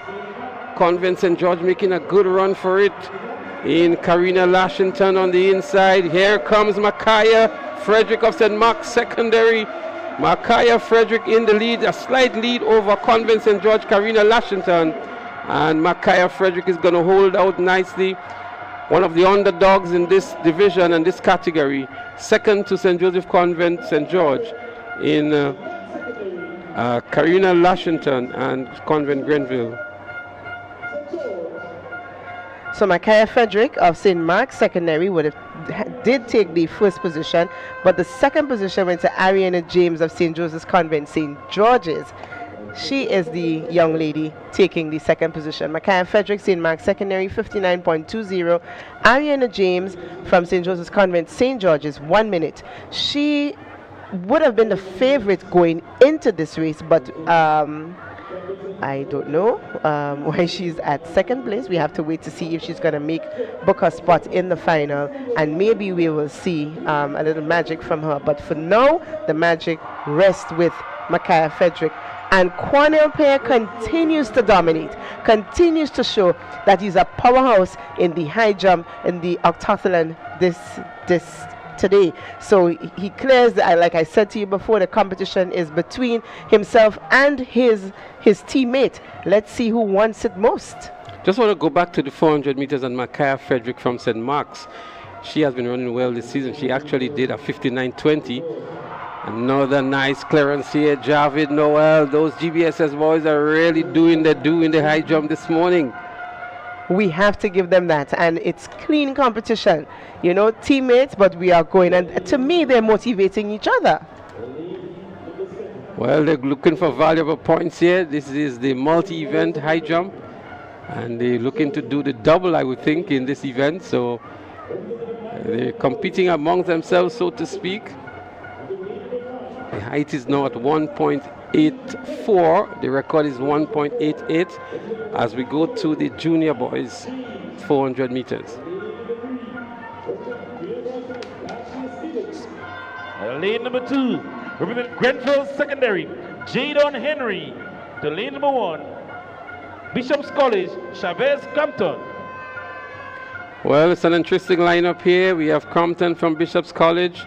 We've seen for the first time Janik Felix from SAS. We saw him at the national champs trying to run down Cache Stephen and pulling up in the event. Michael Abedin from McDonald College is one to look out for as well in this preliminary.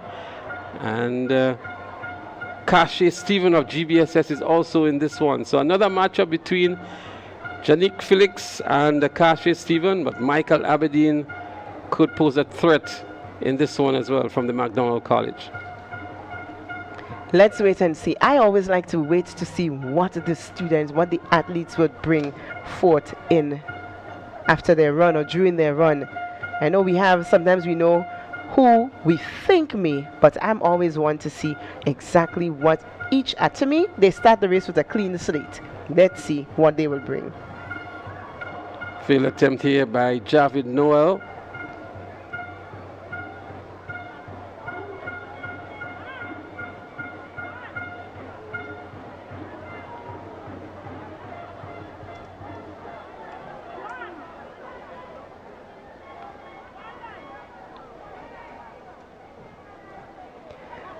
soon we're going to get an update for you for the points for the octathlon event. We have to wait for it just as you. So once we get the update on points, we would let you know. But we understand it's a sticky one. It's a hot one. Everybody is anxious and eager to see where these athletes are standing points-wise. And as soon as we get that information, we are going to share it with you. Quanelpe is here. What does he have left in him?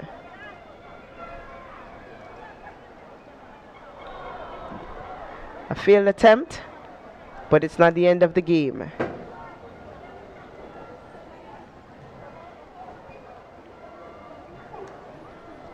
So the athletes are ready to go. The 400 meters for the junior boys. We see one athlete stopping. The race is called back eventually. Looks as though it's going to be a false start by the athlete from SAS, Janik Felix, in lane 5. And he's holding his head. What does that mean for him? We can call it, but I wouldn't call it until the officials do. But a lot is on, and there goes the shirt. Well, it was very obvious. Covers his head. It was very obvious to us from our vantage point, a false start. Janik Felix will be credited to that false start, and we know what happens when you false start, you get a red card, you are disqualified. And he would be very disappointed. He had an injury pull up in the national champs, and I think he really wanted to redeem himself here to get a second go at Cache Stevens. That would not happen here today from the likes of things. A disqualification might be the most obvious decision from the officials. Let's see what happens. Well, it is what it is. For some, this might be good news. For some, this is bad news. We do not want any sort of this. That's Janik Felix there for you from SAS. The red card comes up for lane 5. Janik Felix of SAS, very disappointed indeed. He was the winner at SAS in the 400 meters. He actually defeated Philip Mitchell in the 400 meters at SAS Sports. And now looking for a position into the finals. He will have to wait next year. Hopefully he's a junior again next year. Well, like I said, this might be good news for some.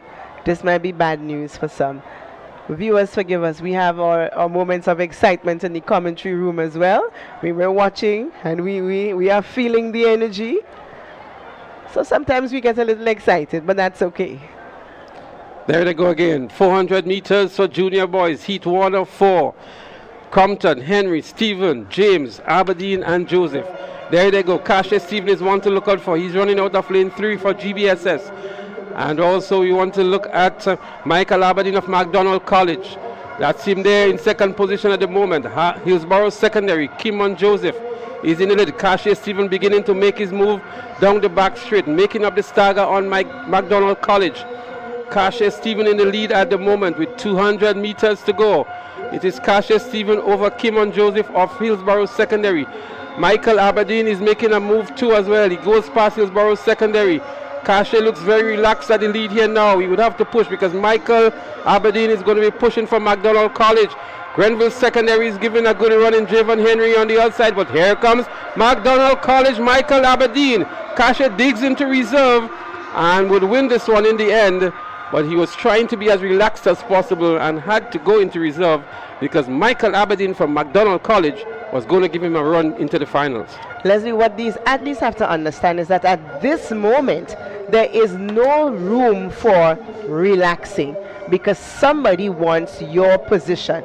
And Cache, I guess, got the reality a little, well, in time just to secure his position. And he's in, but he has to know that in the final, there's no relaxing. You have to run and you have to run. 51.83 Cache Stephen. Michael Aberdeen, who wanted it very bad from MacDonald College, 52.24. Jaden Henry of Grenville Secondary, 54.25.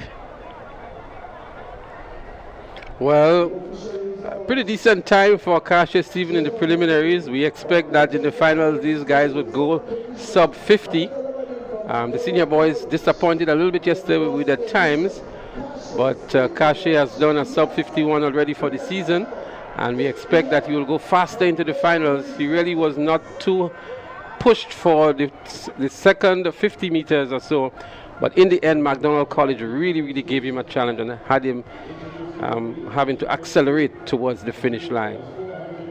The high jump event just a little bit concluded. We're just waiting on the lineup of the athletes so we can know their position. But what we can tell you, and from what you were seeing, it was indeed an exciting competition among Modern these Secondary, boys. Joshua Braffett. Lane number 4, Classic Lighting, Boca Secondary, Kelson Francis. Lane number 3, Najiko, GBSS, Allian James. Lane number 2, Grenada SDA Comprehensive, Jarek Hippolyte. That's the field. Heat number 2, 400-meter dash, junior boys. The winner automatically qualifies to the final. All right, so we have the results of the high jump. Javid Noel, 1.81. Cornell Pierre, 1.81. Trevon Joseph from the Boca Secondary School, 1.69. And Fletcher from SAS, 1.69.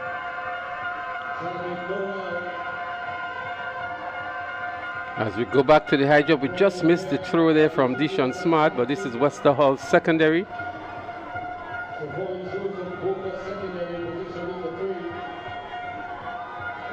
We'll try to get the update for you in the javelin as they continue, but to look back at the 400 meters for the junior boys.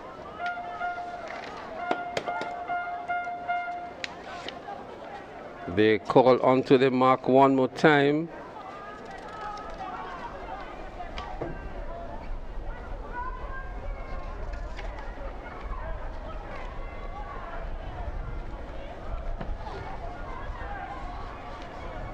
There they go. Nice clean start to the 400 meters for junior boys.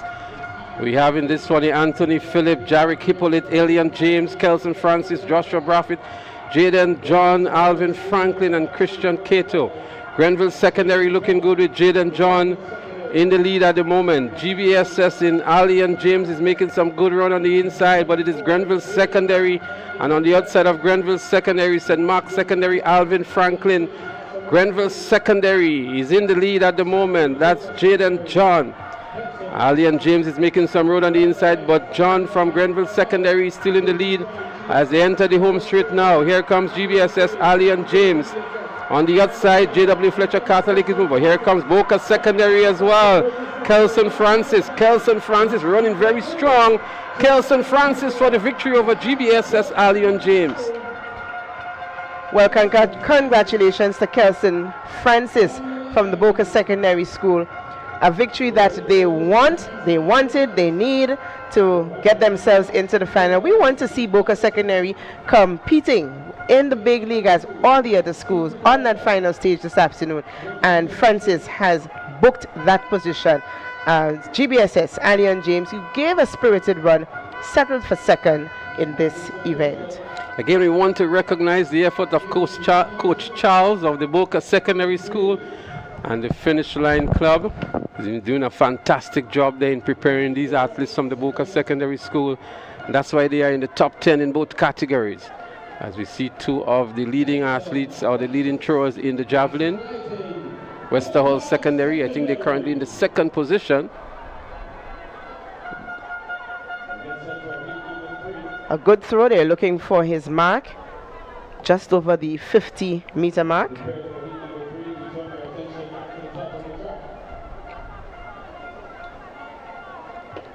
.52.48, it looked like it was a time from Boca Secondary School. 53.48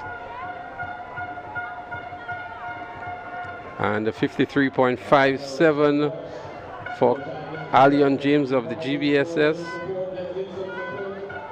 and 53.71 for Christian Cato of GW Fletcher Catholic. There you go, Deshaun Smart. Oh, that's a no throw. Outside the region.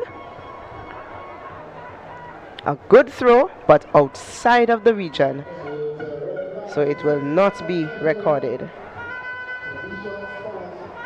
But he still remains in the lead with his preliminary throws.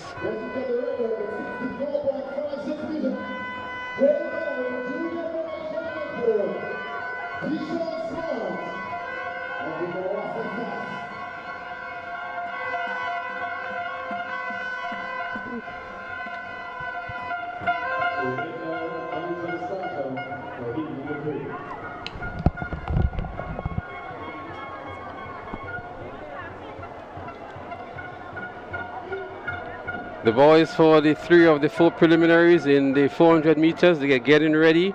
We will see Jaden Strawn from Westmoreland Secondary, Shamari Wildman from SGI, Kiwani Matthew from Seventh-day Adventist, Kyle Noel from JW Fletcher, Hillsborough, Happy Hill Secondary, Relani Bascom, faulty star there, Demali Lendo from Hillsborough Secondary, and Samson Phillip from St. David's Catholic Secondary.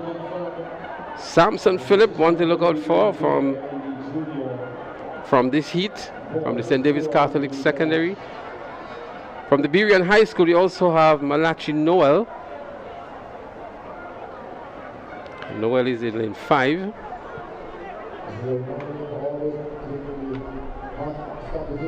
Look to see if there's a false start here. It looks as though lane 5, Malachi Noel from the Birian High School seems to be the one who would have jumped the gun and maybe awaiting his fate as well from the starters.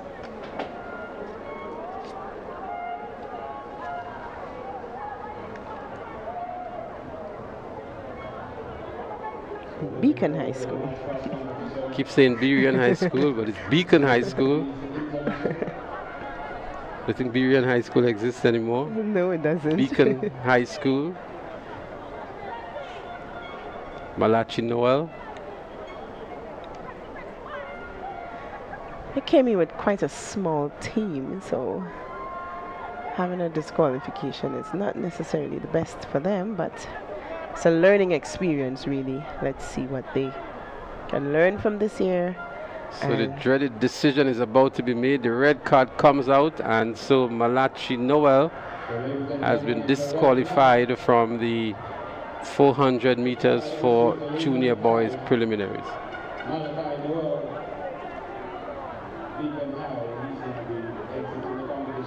So we're one shot. Malachi Noel will not be taking part in this preliminary, but the race goes on. They're on the marks one more time. Lane 2 is also scratched. No Wildman from SGI. They're up and running here now. Let's see who makes up the early stagger. Happy Hill Secondary is there in Relani Bascom. And Bascom is making up the stagger nicely on Namali Lendo of the Hillsborough Secondary School. We still have not seen a move by Samson Phillip yet from the St. David's Catholic, but in the lead it's Happy Hill Secondary, Dimali Lendo. Sorry, Dimali Lendo is of the Hillsborough Secondary. Happy Hill Secondary is Relani Bascom. That's Bascom of the Happy Hill Secondary School. Samson Phillip is about to make his move now. He's running out of lane 8 on the outside. But Relani Bascom is not giving up. They're going to sprint to the finish line looking for that top position. And we can see here Philip Sampson outwinded here. Relani Bascom is going to win this one to earn a spot into the finals.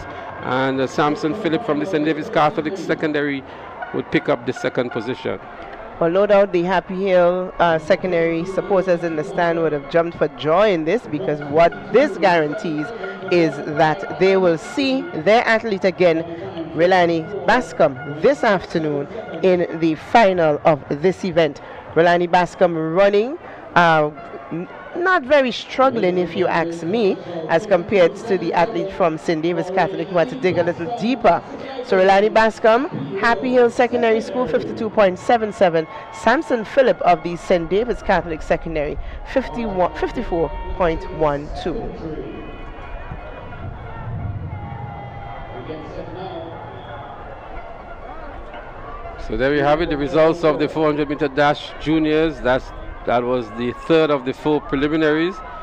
We still have one more to go, and this one we will see the likes of Davil Andrew, Giovanni Green, Omario Amade, Marcus Castle, Zuriel Fleming, Shakel Bascom, Ethan Nawasa Sass. Edwards, and Philip Mitchell. Lane number 7, Wagiti Sanova, St. David Catholic, Ethan Edwards.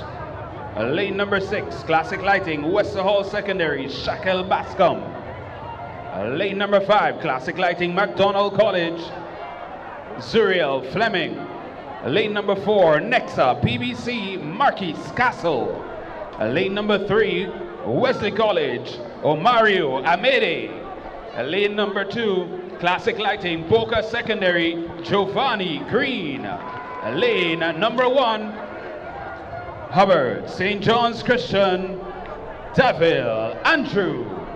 Well, there you have it, the lineup for the boys, 400 meter heat 4-4. Two very familiar names there. In lane 2, Giovanni Green of the Boca Secondary School and Philip Mitchell of SAS. Philip Mitchell already won the 200 meters and he will want to make the double here. Giovanni Green, maybe that's not his favorite event in all 3 events. He won the 2 and the 4, but he has been doing well all season. He was second in the 200 meters yesterday. We saw a blistering 10.88 from him in the preliminaries at National Champs. But the 400 meters definitely not his best of these 3 sprint events. So too is Philip Mitchell, but they'll be looking for a good time going into the finals nonetheless. Indeed, these athletes want to make sure that they give their best to book themselves good lanes as they go into the finals this afternoon. A pretty good day. The rain has come a little bit in and between, but so far so good. We're having a good day at the National Stadium. If you can find a ticket, make sure you find your way down, and of course, be a part of the whole excitement that is happening here today. Much more student fans on the stands today than we had yesterday, and I'm sure by this time tomorrow there wouldn't be any space at all on the bleachers that has been dedicated for the students. You know, these students are so comfortable, Leslie. They have the National Stadium to jump on. I remember jumping in Tantine, in Tantine for Intercol. That was a very different environment, but those bleachers were very strong then to house all of us. Well, you've just declared your age here. No, I didn't. I don't even remember Tantine as a student, so I would have been long before that. But Intercol champion over good conditions here at the Kirani James Athletic Stadium for both the athletes and the spectators. You won't remember anything about the bleachers crashing at the old Queen's Park, would you? I had 1 year, I think, at the Queen's Park, 1 year. And it was easy for me because I lived at River Road at that time, so it was just run across the road and you get to Queen's Park. 1 or 2 years I think I had at Queen's Park, and then the rest was at Tantine. And then at some point I was an athlete, so I didn't enjoy yes, I didn't enjoy the bleachers experience. So there they are. They are ready now for heat 4-4 in the boys 400 meter dash juniors. Again, we have Andrew, Green, Amadi, Castle, Fleming, Bascom, Edwards, and Mitchell. We see something happening there all day. Lane 4, Marcus Castle may have just lost his balance on the blocks there. He's still down on his knees. I think he's aware of what has happened. And we can see the expression on his face. Marcus Castle of the Presentation Brothers College. Oh boy, oh boy, oh boy. It's all because of the tension. Indeed, indeed. Marcus Castle of Presentation Brothers College up before the gun. And he would await the dreaded decision from the starters again. And we continue to see these numerous false starts from these events. I mean, last year was maybe unprecedented for false starts, but this year again, a number of false starts from the athletes. One would ask, Leslie, why do they have to wait until the dreaded card? I mean, if you know your false start, one would say, well, maybe you could just leave, or is it standard that they have to wait until that decision is handed down? Well, it's part of the protocol, and for sure they would not know if it is them. They may have gone off before, but somebody else could have gone off before as well. And so they have to wait for that decision from the officials. But many times, like in this case here, where they know they go off before they hear the gun, they're almost certain that the decision will come against them. And we can see the expression on the young man's face here. It's not maybe the best time you'd want to be sitting on the blocks waiting for a decision that you anticipate is going against you. And pretty much an unfortunate situation again. Well, it is what it is.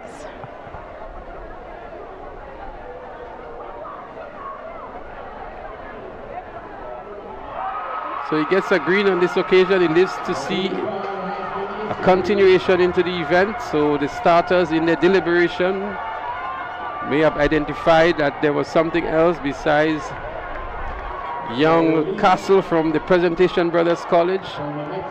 Well, this will cause some discussions to be made, but the gods, or the god that smiled on young Castle today, let's hope he takes advantage of this opportunity that he has been given. But Leslie, I know that some decision, some conversation is going to happen. We are going with the flow. We respect the decision that is being made or has been made, and we're going to go with it. So there we go, the 400 meters junior boys, heat 4 of 4. They're on the mark one more time. Young Marcus Castle was saying a prayer there when we were looking at him, and his prayers has been answered. They're looking for a position into the final. The first position automatically qualifies, and then the next best times. There they go. Giovanni Green out there in lane 2. Philip Mitchell out there in lane 8. Two names of repute in this one. Not their favorite events, but there they go. Philip Mitchell going down the back straight here. He has on his inside St. David's Catholic Secondary, Ethan Edwards. But Giovanni Green is making very, very good grounds on the inside in lane 2 for the Boca Secondary School. Giovanni Green in the lead at the moment over Philip Mitchell. Giovanni Green looking good, looking relaxed too. The arms are not pushing too hard. Giovanni Green in the lead here, entering into the home straight. Giovanni Green, McDonald College making a run back. Philip Mitchell is in second, but a very comfortable run here by Giovanni Green. Philip Mitchell has some challenge from McDonald College on his inside. That's Zuriel Fleming. And a good and comfortable run here for Giovanni Green of the Boca Secondary School. No discussion there at all. You know, I always guard against speaking of the favorite coming in, because we just never know what is going to play out on the track. But young Green stamped his authority on this event, on this heat, booking his place in the final this afternoon. Do I think it was his strongest run? I do not know. We know that it is not his favorite event, but Giovanni Green of Boca Secondary 50.32, Philip Mitchell of SAS 53 flat, Zuriel Fleming of McDonald College 53.34, and Marquis Castle took the fourth position 54.05. He smiled to get a chance to compete, and there he did, placing fourth. But your top position, Giovanni Green of Boca Secondary School, 50.32. Can tell you Giovanni Green had the fastest time of all the qualifiers, 50.32. Kashe Stephen at 51.83. We also had a 52.77 from Rolani Bascom. But a good strong run here by Giovanni Green to send a clear message going into the finals. The finals this afternoon would have a nice lineup of athletes, I believe, a nice cross section. So many schools have reasons to wave their flag. Those of you looking online, you have reasons to throw up your color hearts this afternoon for this event, because it's not just dominated by one or two schools. You have quite a cross section. I know the Happy Secondary contingent is going to be happy. They would have a place in the final this afternoon. We're going to wait to see that final sheet when it comes in for us to know exactly who's going to go where and what lane they're going to go in. But from what we've seen thus far, a nice cross-section of athletes will be there. So the 400 meters this afternoon is going to be very, very interesting. We still have some more preliminary events on the track. We still have the 400-meter hurdles for sub-junior boys and girls, and also the 400-meter hurdles for the senior boys and girls, and of course the 2 relays, the 4x1 for juniors, boys and girls. So stay tuned for that. More action on the track in the preliminaries before we segue into the finals later on this afternoon. And don't forget, we have the March Pass competition coming up. Those of you who like that level of entertainment, it's going to be the second day. The ladies will take to the matching this afternoon. Of course, that competition is sponsored by Classic Lightning and the Communal Cooperative Credit Union. So they are the ones pumping the money into this one. And of course, it promises to be a good show this afternoon. So those of you looking forward to that, it is still to come. Yesterday you saw the young men, St. David's Catholic, of course, walking away with that coveted title, defeating the Presentation Brothers College, who had to settle for second. And today we have the ladies on display this afternoon. The defending champs, of course, St. Joseph's Convent, St. George's.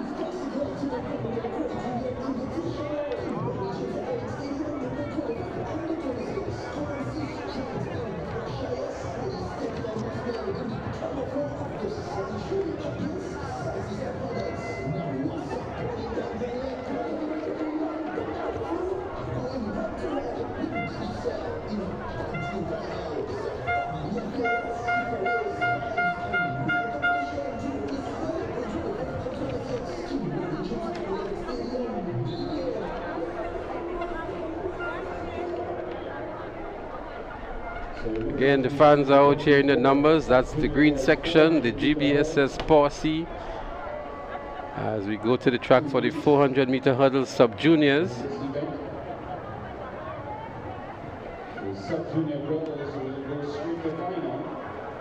So we've just been told that they're going to go straight to the finals in the sub-junior hurdles.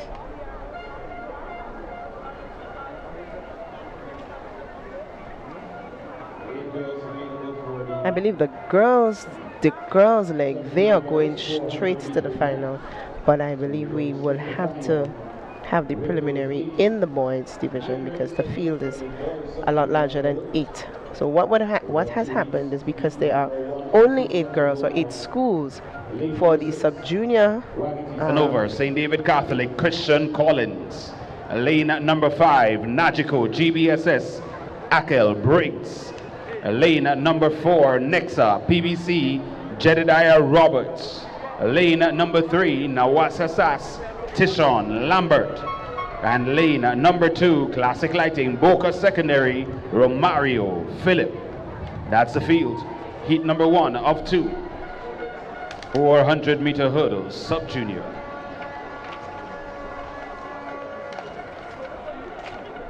Games record 1 minute, 2.20 seconds. Set in 2025 last year. Next up, PBC, Anthony Philip. We'll head over to the starter.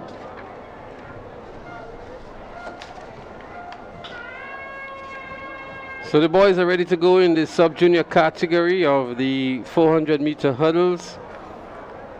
Again, just to go over, we have here Philip Lambert Roberts Briggs Collins. Briggs has been the top sub-junior athlete of the GBSS. Jedediah Roberts of PBC is there. Tishon Lambert, who's playing second fiddle to Oliver from Sassy, is also in this heat. Looking for a place into the finals. The winner from each of these heats would be the automatic qualifiers, and then the next 6 best times would join them into the finals. Only 2 preliminaries in this one. And of course, like we said earlier, the ladies are going straight to the final later this afternoon. Anthony Phillip of the Presentation Brothers College holds the record for this event. 1 minute 2.2. Record he established last year. We saw him very impressive earlier on today in the preliminaries for the 110 hurdles for the junior boys. He's expected to do well into the finals. these sub-junior boys. This may be their real first go at the hurdles. Many of the secondary school sports don't have hurdles in them, and so the preparation for that for these young men is something that has to be very intense and very repetitive to ensure that they have the techniques fully covered. From the various schools here to dip for the order. Thank you. I now call on Miss Kim Parrish Thomas from the Anglican High School. Well, what's happening there is the dip for the march pass. For the march pass appearance of the schools competing. Today we're going to see the females, as was indicated earlier on. We already see on the chat a number of persons asking what time is the march pass. It reminds me of SJC Sports. Oh boy. Richie would give us the stats on the number of viewers we're going to have during the march pass competition. I'm sure there's going to be a bump in the viewers during that time. And why not? St. Joseph's Convent St. George's goes for number 12.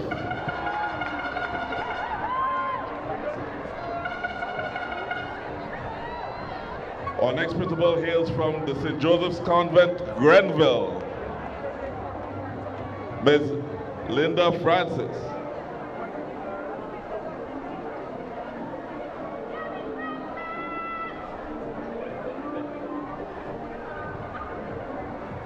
And Ms. Francis has dipped for number 9. SJC Grenville, number 9. Next, J.W. Fletcher Catholic Secondary School, Miss Laurel Bartholomew.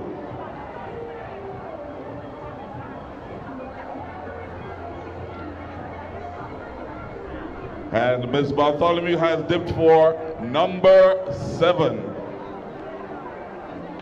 Up next, the St. David's Catholic Secondary Schools, Mr. Gary Jones.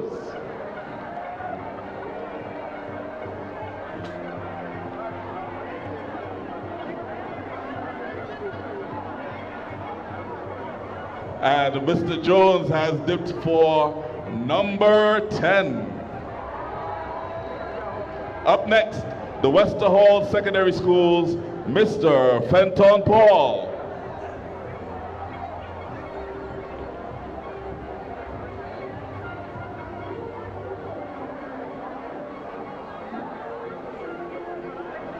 Mr.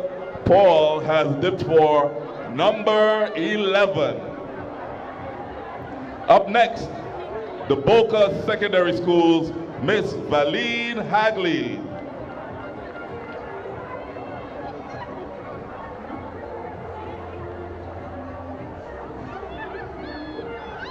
She dipped again in Jesus' name and dipped for number 2. Up next, the Hatfield Secondary School, Mrs. Nerissa Celestine James.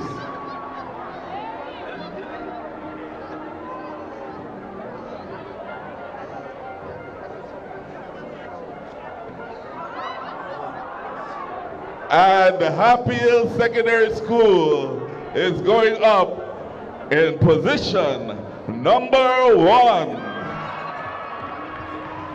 Up next, the McDonald College, Mr. Carl Andel.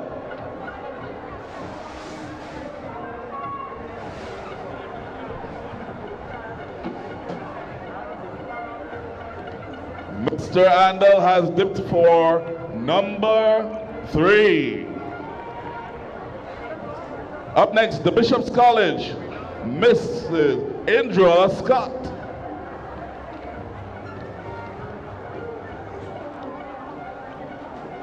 Miss Scott has dipped for number 6.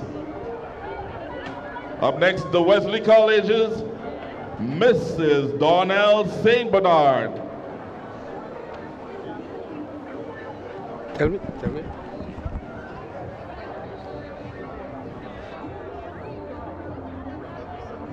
Mrs. St. Bernard has dipped for number 8.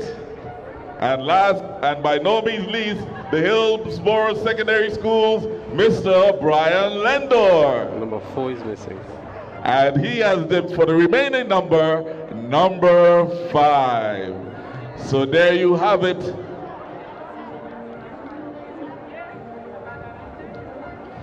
Position number 1, Happy Hill Secondary.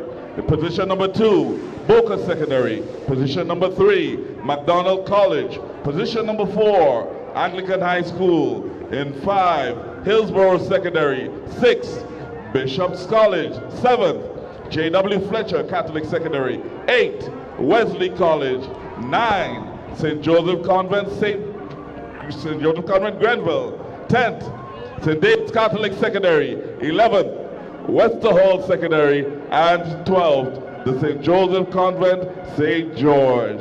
And there you have it, ladies and gentlemen, your order for our March Past 2026. It's going to be a bumper time inside the walls of the Karani Jail. Well, there you heard it, the March Past order, which is going to happen during the intermission. For those of you who are paying a keen interest on the March Past competition, we know there were a lot of persons looking on yesterday in the boys category, and you're routing for your schools. You have an opportunity to do that again this afternoon for the girls division.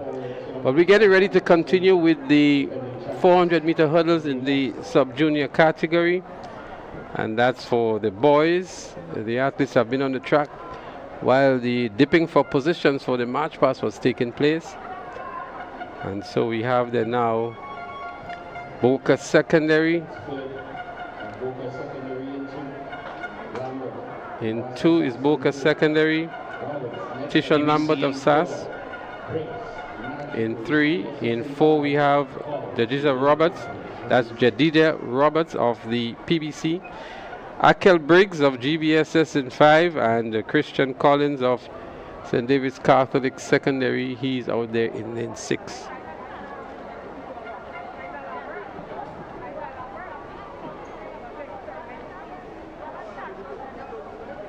The boys looking for a position into the finals later on this evening.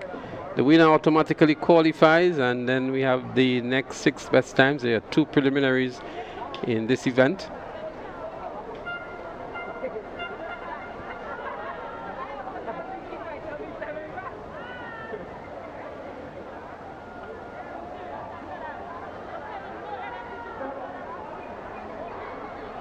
They're off here.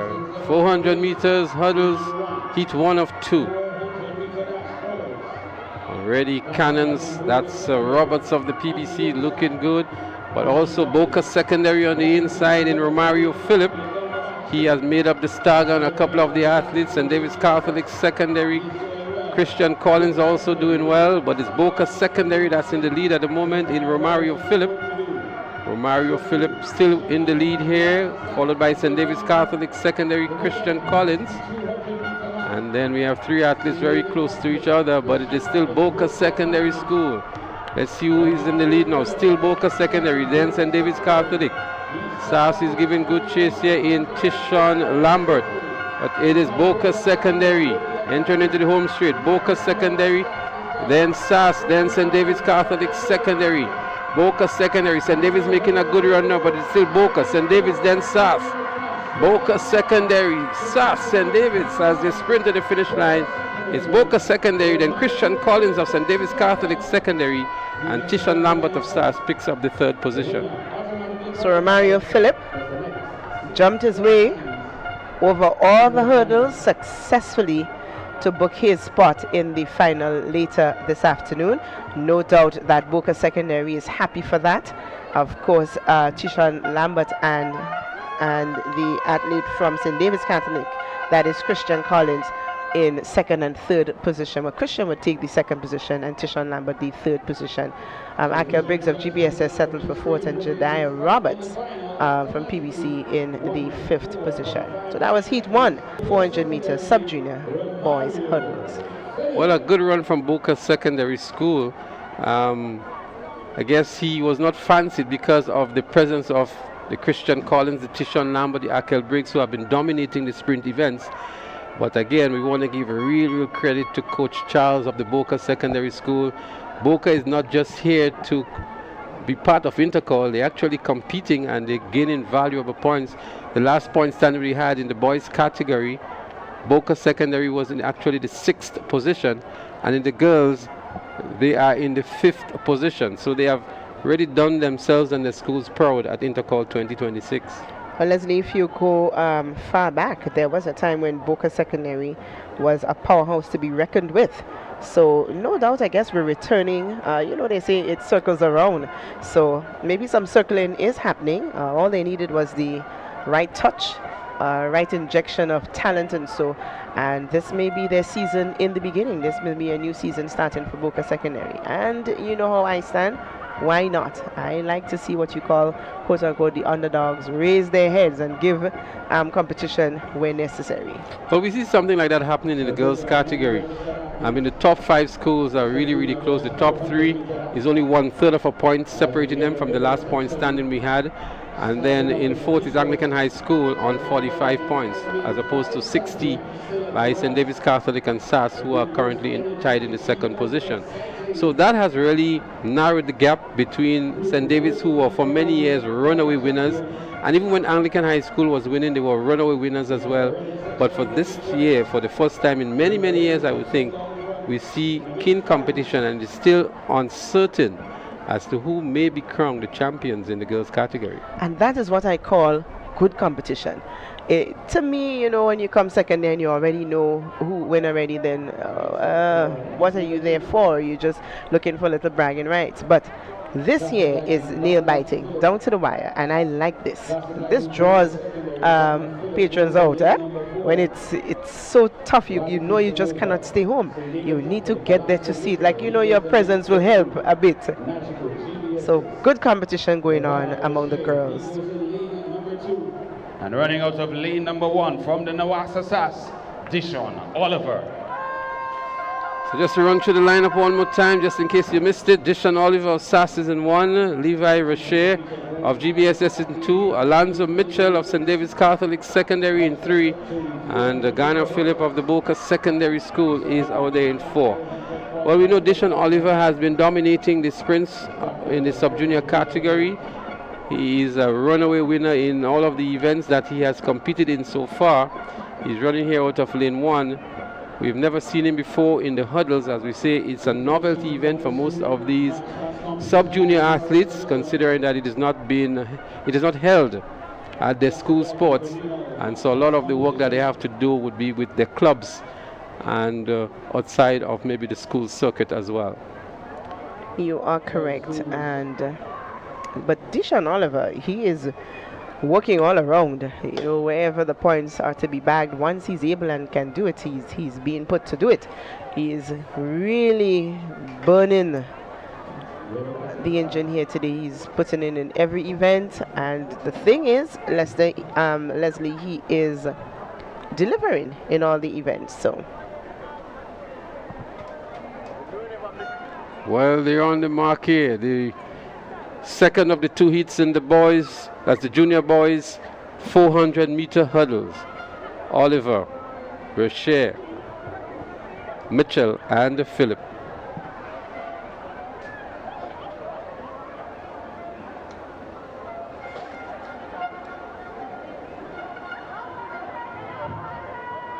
Pensive moments here at the National Stadium. A lot more students are here today with us. We expect a lot more of the adult population to be here. It's a period of time in Grenada where some people say not much productivity is happening in the offices and on the workplace. And that has been the case maybe from since last week. It's going to intensify on Thursday for sure. You know, in some business places, they probably have watching parties. The screens are up, and they pleasing the customers that come in and also the employees. So don't be too hard on them, especially tomorrow. Know that it's I don't know, you know, when they say the thing hot in local parlance, and maybe even the bosses may be watching on for themselves. Well, I can tell you, everybody's been to a secondary school in Grenada, and those who have not been are glued and are watching along or have a keen interest in Intercol 2026. They've been called to starting orders one more time. Some hesitation from the athlete there in lane 2. That's Levi Reshe from the GBSS, but they back up. So there seems to be something going on down there that we're not too fully aware of. And this is the second heat of the boys 400 meters hurdles.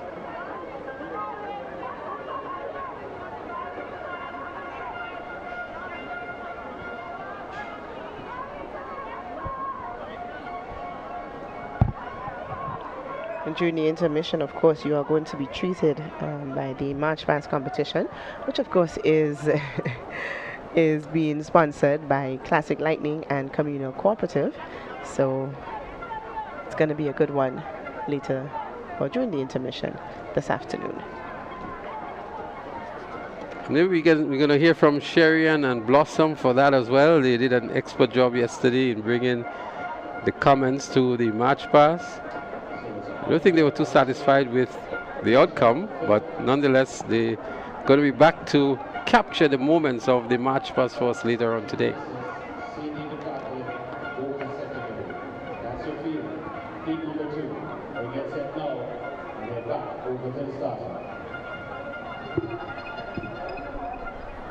Another call for the athletes in the second of the two preliminaries for the 400 meter hurdle sub-junior boys.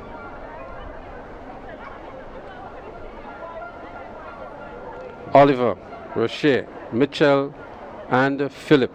SAS, GBSS, St. David's Catholic, and the Boca Secondary, respectively. Well, they have a good clean start this time. We have Deshaun Oliver, Levi Rocher, Alonzo Mitchell, and Garner Philip. Already Oliver making up the stagger, and he's in the lead. Boca Secondary is out there and looking good too, but it is Deshaun Oliver of SAS who has the lead running out of lane 1. GBSS is there also. Boca Secondary in the second position. GBSS now moves into the second position. Boca in third and St. David's Catholic Secondary in fourth. But Deshaun Oliver all by himself up front. Motoring on nicely is Deshaun Oliver. GBSS giving good chase on his right in lane 2. Deshaun Oliver is in cruise control at the moment, not aware of the competition coming behind him from GBSS. Deshaun Oliver very relaxed here. GBSS pushing hard. They're going to battle for the finish line. Deshaun Oliver just turns it on a little bit here, recognizing that GBSS Levi Reshe was coming along, and a comfortable victory for Deshaun Oliver of SAS. Oliver takes it, GBSS second, and of course it's going to be on this afternoon. Nice sportsmanship between the two young men, reaching out for each other as they got over to the final, to the finish line. Deshaun Oliver, of course, has the last laugh in this one, a minute 2, and Levi Reshe of GBSS, after a good effort, second, a minute 2:71. Well, Deshaun Oliver had the fastest time of the two heats, 1:02.16. And even Levi Reshe was faster than the first heat. He was at 1:02.71. The fastest time coming from Boca Secondary in heat 1 was 1:04.59. And Tishon Lambert 1:04.95. So it's actually a new record that Deshaun Oliver just delivered there. The record was 1:02.20. And you ran 1:02.16. That can go even lower into the finals from what we just saw there from Deshaun Oliver. I have to agree with you, because this young man did not put much effort really, and he broke the record. So it leaves us to wonder, what will he deliver this afternoon? Well, the record of Anthony Phillip no longer stands. It's now Deshaun Oliver of SAS who holds this record at 1:02.16. As we're going to go to the house microphone for the first medal presentation for the day, and as soon as the action resumes on the track, we are honored to have with us here today Mr. Cecil Greenwich, Board Director at the National Lotteries Authority, to assist with the distribution of the medals. Medal presentation for the girls discus throw junior. Your bronze medalist from the St. Joseph's Convent, St. George, Jasira Joseph, 28.95 meters. Your silver medalist from the St. Joseph's Convent, Grenville, Tayana Jackson, 29.58 meters. And your gold medalist from the St. Joseph's Convent, St. George, Naomi Phillip, 29.87 meters. Your medalist for the girls discus throw junior.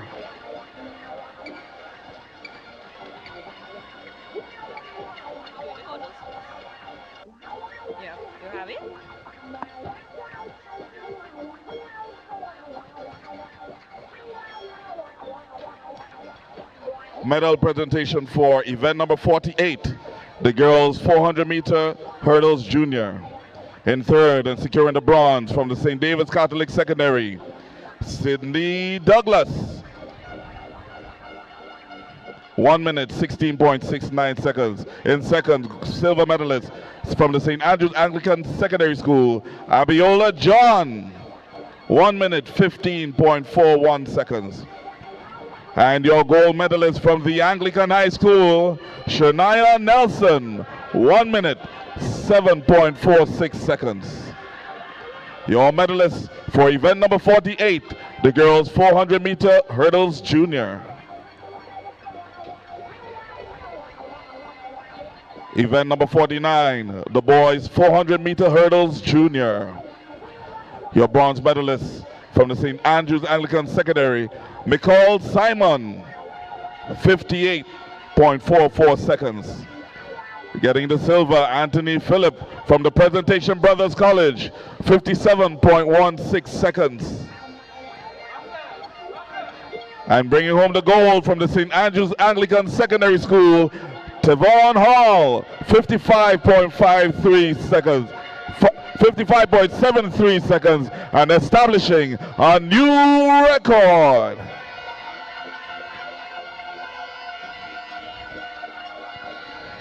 Event number 74, the girls 4x100-meter relay senior. Your bronze medalist, the Boca Secondary School, 50.21 seconds. Your silver medalist, the Anglican High School, 49.58 seconds. And your gold medalist, the St. David's Catholic Secondary, 49.12 seconds.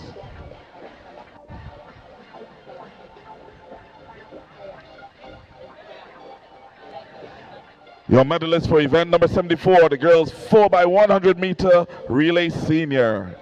Event number 75, the boys 4x100-meter relay senior. Your bronze medalist, the Boca Secondary School, 42.32 seconds. Your silver medalist, the Grenada Boys Secondary School, 42.01 seconds. And your gold medalist, the St. Andrew's Anglican Secondary School, 41.49 seconds. These are your medalists for event number 75, the boys 4x100-meter relay senior.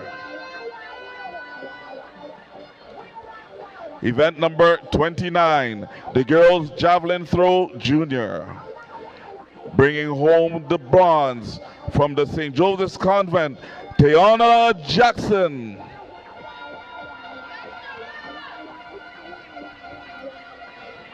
Your silver medalist from the McDonald's College, Chelsea Providence.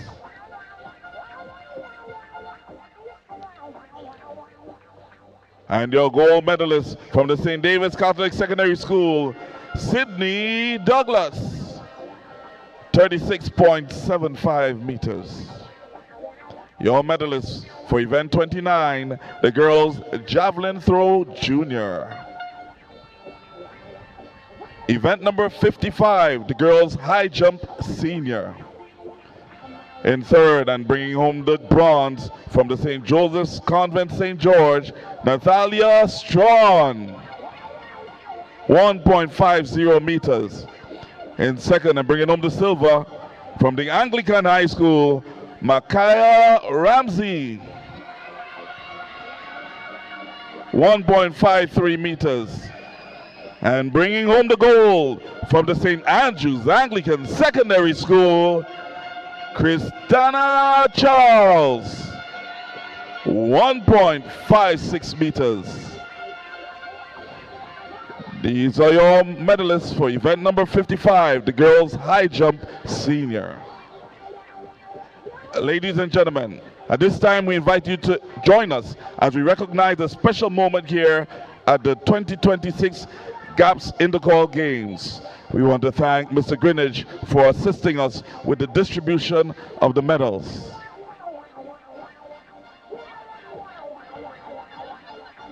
And of course, we thank all athletes and celebrate them for performances that were exemplary.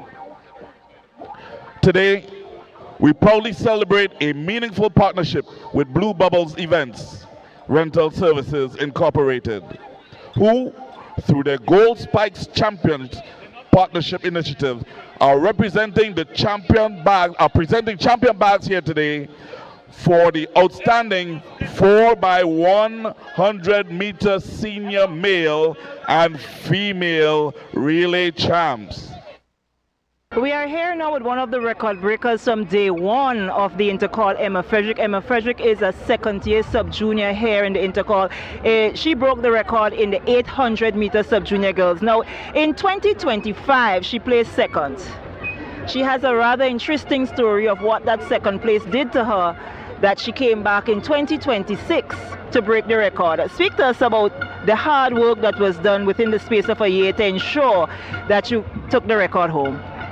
Well, last year it was very hard for me because I was a first year sub-junior and I wanted to place and make myself proud. So last year I placed second, and this year I trained very hard and it was very difficult to come back and try to break the record, and I did it. And what does that win mean for you and your career in sports, as to how far you want to take it as a middle distance runner? I want to take it up to Carifta and also maybe in the Olympic Games. What can we expect from you? You still have the 1500 meter to come up later on today.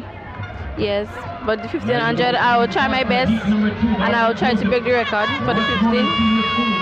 Well, congratulations to you, and that was the sub-junior who broke the 800 meter record in day one of the Intercol, Emma Frederick, the athlete out of the McDonald's College in St. Patrick.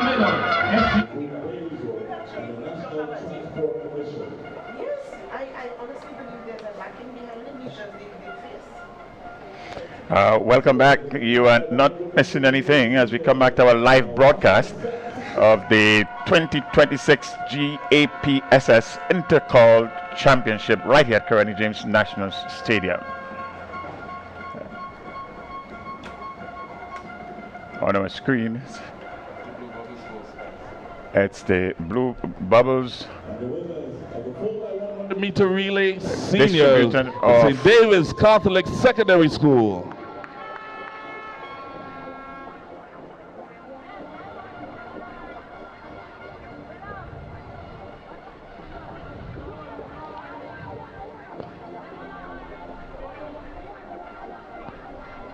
Once again, congratulations to the teams, and also we say thank you to Mr. Leon Francis and the Blue Bubbles team for their support. Wonderful gesture there for Blue Bubbles, presenting some gold spikes for the most outstanding athletes to date. A brilliant initiative indeed. So we're getting ready for the 4x100 meter relay for junior, and we're going to be starting with the girls. There'll be 2 hits, hit 1 and a 2.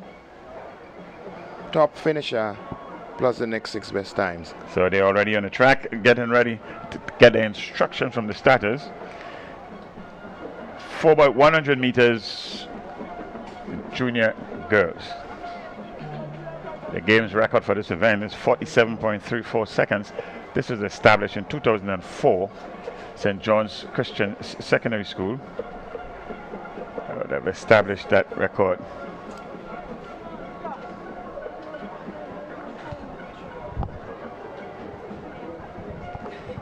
Did I say St. John's Christian Secondary School? Convent St. Andrew, that's a record holder here.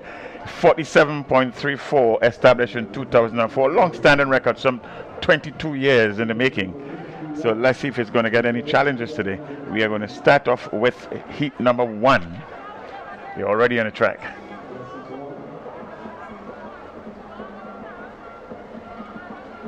So you're going to get a field that is in lane 3. You would have the Grenada 70 Adventist Comprehensive School. Lane 2 is the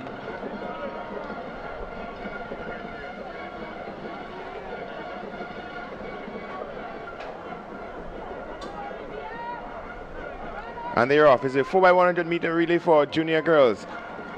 Grenada 70 Adventist, Hillsborough Secondary, St. Mark's. As we get to the first handover, it's Happy Hill, but a strong run from St. Mark in the middle of the track. Going down the back stretch is still SGI. Happy Hill is in strong contention there. We're getting ready for another handover. It's Happy Hill in the purple, making a move going down on the right, but St. Mark is making a strong move on the inside. Also,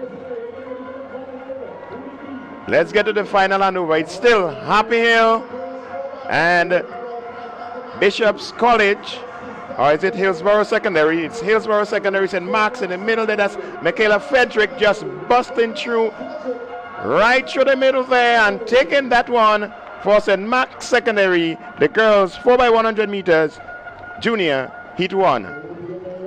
St. Mark's the winner in heat number 1. They were not the leaders all the way through. That belongs to Happy Hill.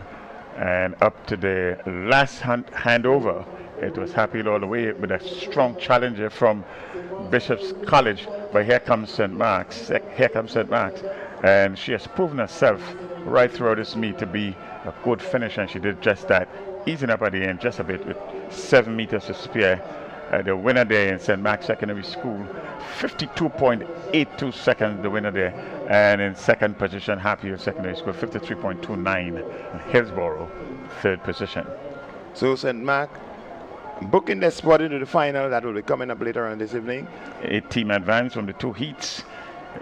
The winner, automatic qualification, and then the next 6 best times. Heat number 2 is up next. The winning time was 52.82. No, not even a close challenge to the existing record of 47.34 established in 2004 by St. Joseph's Convent in St. Andrew.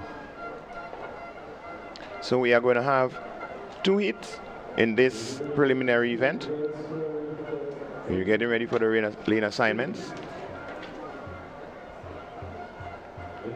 West Hall Secondary. Lane 5, Grenville Secondary. Lane 4, St. David Convent Grenville. Lane 3, St. Anglican Secondary.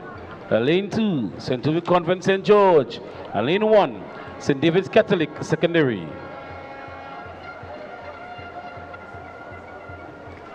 So 6 teams about to face the starters.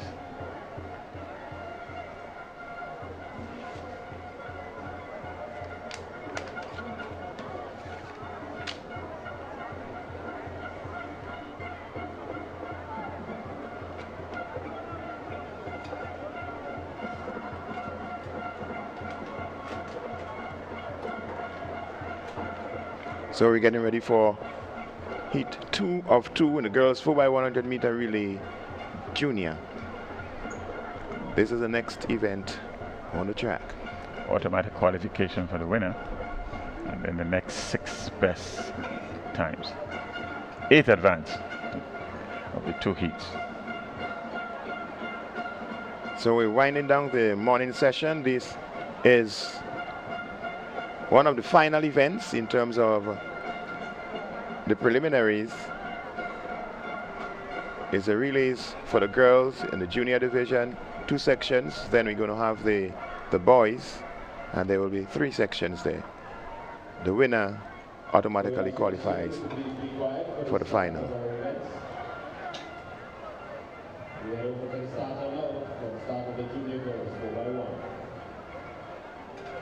St. David's Catholic Secondary, St. Joseph Convent, St. George, SAS, St. Joseph's Convent, Grenville, Grenville Secondary, and Westerhall Secondary. All lined up there for event number 51, the prelims of the girls 4x100 meter relay junior heat number 2.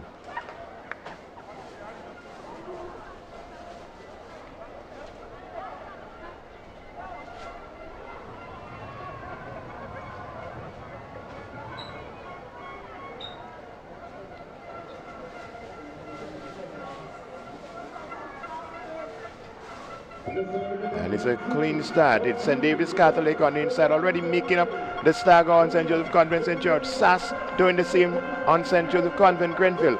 As we get to the first handover, is Haley Tyrrell on the back stretch there, opening some gap for SAS. SAS now fully in control of this one. St. David's Catholic is making a good run on the inside. As we get to the next handover, is St.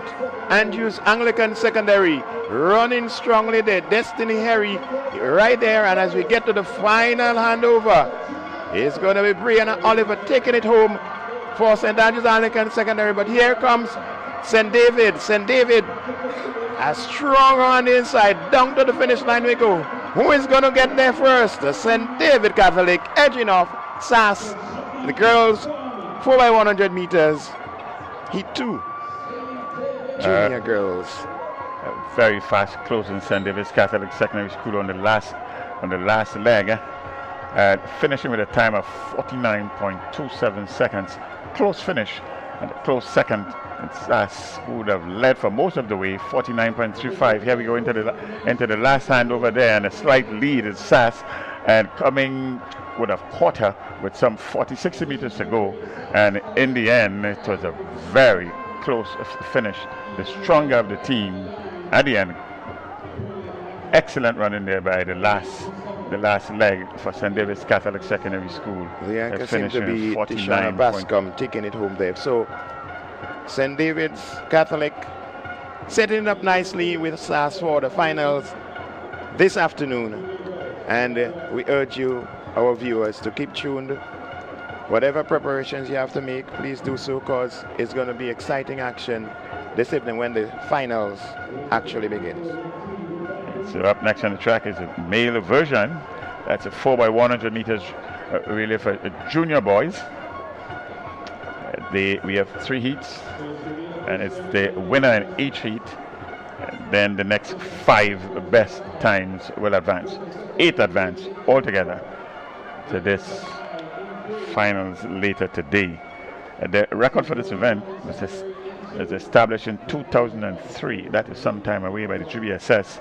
43.03 seconds. 43.03 seconds is the record that was established by Juanita and Sam McSween, Macklin and Cornell Pierre. But if we look on the screen, there is another heat.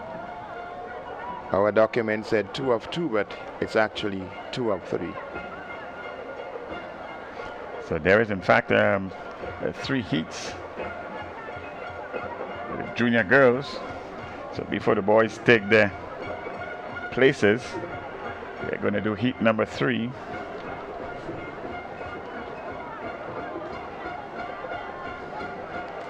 Heat number 3.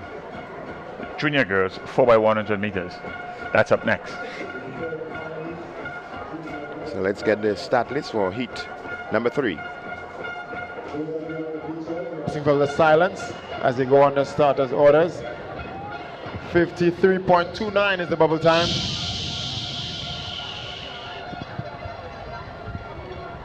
Thank you so much. McDonald College, St. Rose Secondary, St. Rose Modern Secondary.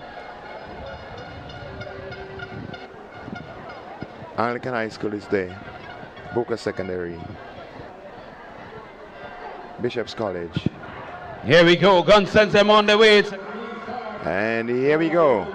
McDonald College on the inside, running past St. Rose, but it's Anglican High School right on the shoulders of Boca Secondary. It's the first handover. Anglican High School has gone. Here comes Bishop's College. Boca Secondary is also there in the mix, but it's Anglican High School as we get to that handover. Anglican High School opening a gap, but here comes Boca Secondary trying to catch them as they take that top turn, making that final handover. Kylie, oh, something didn't go right there. And here comes Annalisa Brown. Kylie Williams is trying to give chase, but Annalisa Brown is going to hold on. She's going to take this one. And she does. Steps over the line now. Boca Secondary, your winner, the girls. 4x100 meters for juniors. Good race there by Boca Secondary School. It's right up to the third batter passing. It was high school all the way until a real mix-up at the last batter passing by Anglican High School. Boca capitalized, and in the end, they would have taken this one with a good time of 49.99 seconds. Anglican High School running for second at 50.33. So the top three automatically into the finals. Then the remaining 5 best times will definitely book their spot in there. And as we see, that little bubble gave that edge to Boca Secondary as they took it home, just took it away from Anglican High School. It's like they snatched the cookie from the cookie jar. Well, it's a team event, and the essence is to get a baton around successfully, as flawless as you can, and Anglican High School didn't do that there. And so Boca Secondary capitalized in a big way, end up winning this third heat and making their way into the finals, automatic qualification. With the time that Anglican High School ran in this event, I guarantee that they would be in the final this afternoon. And providing some entertainment is the rhythm section from the Grenada Boys Secondary School. On the bleachers, certainly seems to be having a good time. Well, this is their day. It's their day, and it's time to have their fun, join in the entertainment, cheer on the athletes, and have a fun time in the sun. That's what it's all about. And day 2 is referred to as a moving day. Certainly a larger turnout today amongst the students who now occupy the bleachers, and hopefully the rains will stay away. Here we see a repeat here, a replay, and there is the bubble and the errant passing there. But in the end, it maintained the composure and finished, and behind a fast finish in Boca with Annalisa Brown. It's Anglican High School. Let's see if they would make their way into the finals with a second place finish. So the boys are really enjoying themselves. The rhythm section of the GBSS in full cry, keeping the tempo going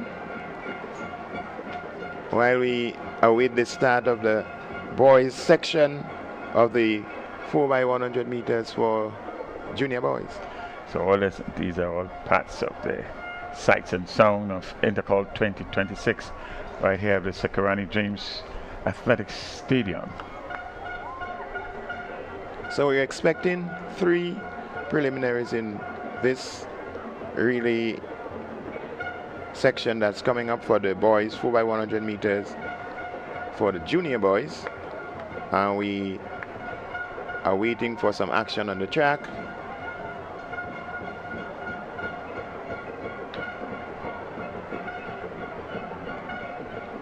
And you just witnessing some live shots of the spectators who have already come in their numbers today.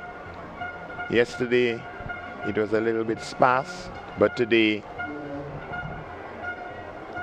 the numbers have increased tremendously, and we know by this time tomorrow there'll be no standing room on the bleachers, and in the main pavilion it will also be a ram or crammed like sardines in a tin. So up next on the track is the 4x100 meters for the junior boys. Three heats slated to be competed here. That's a winner, and then the next best times, next 5 best times, 8 advance. to the finals. So we're getting ready for the lane assignments. Westall Secondary, Lane 5, St. David's Catholic Secondary, Lane 6, Bishop's College, Lane 7, Grenada Christian Academy. Your field. So we have a scratch. Boys, Lane 4 by two. 100 meter relay, junior. So lanes 3 to 7 are occupied. That's the first heat. 4 by 100 meters for junior boys. So the first of 3 hits, and first place automatically gets into the final. The final will be coming up sometime later, and we encourage you, if you're close by, if you're finished with your activity for the morning, you got your time off from your bus, make your way down to the Kirani James Athletic Stadium. It's going to be heated action. It's going to be a cracker. It's going to be a barn burner this afternoon. You got to be there. So all the excitements of Intercol 2026. The Grenada Association of Principals of Secondary Schools, GAPS. Title sponsors, National Lottery Authority. So it's the boys 4 by 100 meters for juniors. Heat 1 of 3.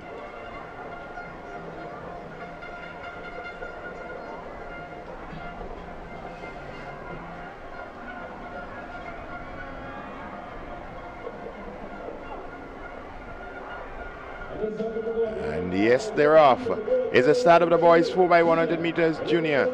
And a strong one from Bishop's College. St. David's Catholic also in the mix. Wesley College making the handover as they go down the back stretch.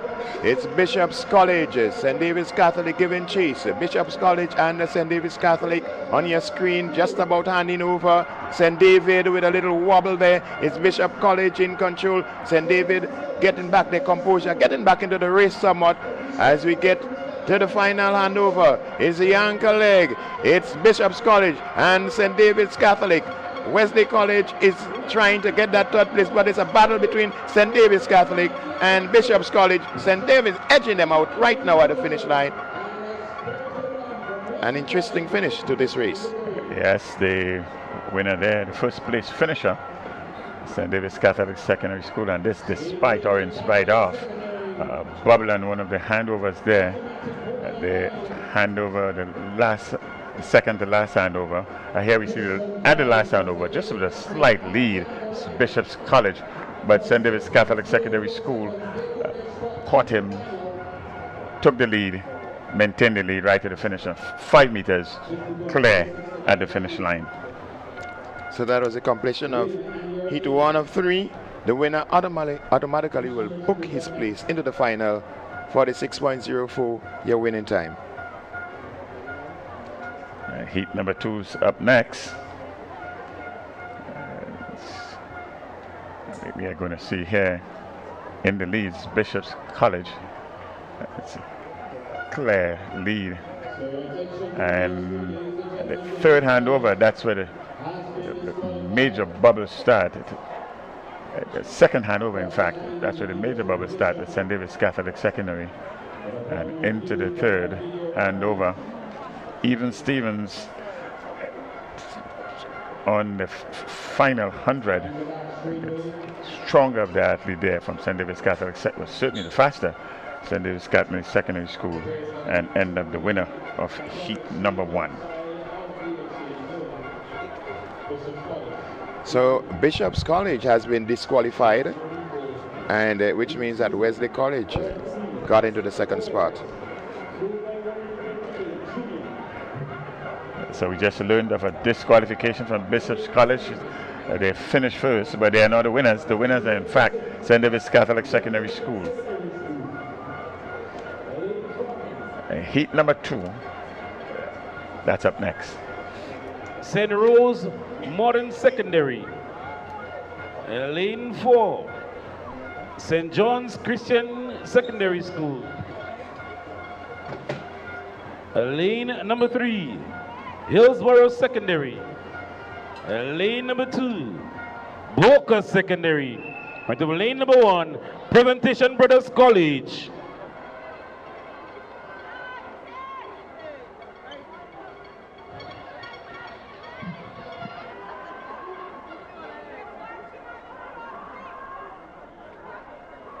Qualification in heat number 1. Let's hope for some smooth passing here with no disqualification. And this is second heat. Remember that stick. You must get around. Within the rules.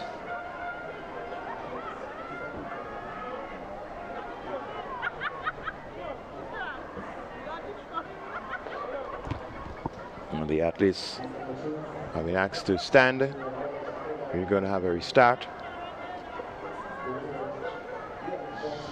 So it's PBC, Boca, Hillsborough Secondary, St. John's Christian Secondary, St. Rose Modern Secondary, and the St. Andrews Anglican Secondary School. 6 schools facing the starters here. Heat number 2 of 3.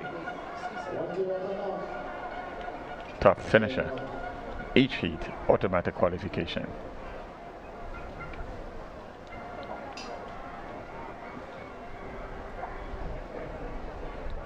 Games record 43.05.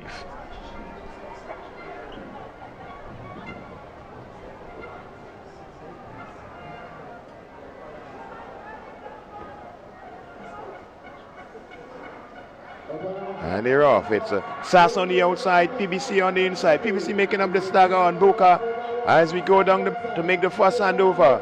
It's St. Andrews Anglican Secondary School. Here comes St. Rose Modern Secondary. It's SAS opening a gap, quite a huge gap at this present time, making that handover, penultimate handover. It's SAS in full control. Here comes the rest of the field, PBC and Boca and the Hillsborough Secondary, but it's Philip Mitchell. It's Philip Mitchell. Once he has this baton in his hand, there is no catching Philip Mitchell. 25 meters separating SAS from the rest of the field. SAS full control, winner. Hit 2 of the boys, 4x100 meters, junior. So in the end, it was a relatively easy win there for SAS. Most of the work was done on the third leg. A significant lead was opened up in leg number 3. By the time it got to Philip Mitchell, all he had to do was to cruise on home, and that he did with some distance between himself and the second place team, Presentation College. 43.26 is the winning time for SAS there. 45.79 is the second place finisher in Presentation Brothers College. 45.79. Quite an impressive time. The record is 43.03 seconds. They ran 43.26. Just a whisker away. Here we see the replay here, and you would see this the effective passing is rather smooth and controlled. What a brilliant run from the third leg here. And by the time the batter got to Philip Mitchell, the race was all but over. We have seen some hiccups in the batter passing, but there was no flaws with SAS in this one. Look at them. Look at the gap. 25. The race really was for second place. Good challenge there for the second place and third place finishers. Heat number 3, that's up next. So we're getting ready for the final heat. And the boys 4x100 meter relay junior. Let's get the lane assignment.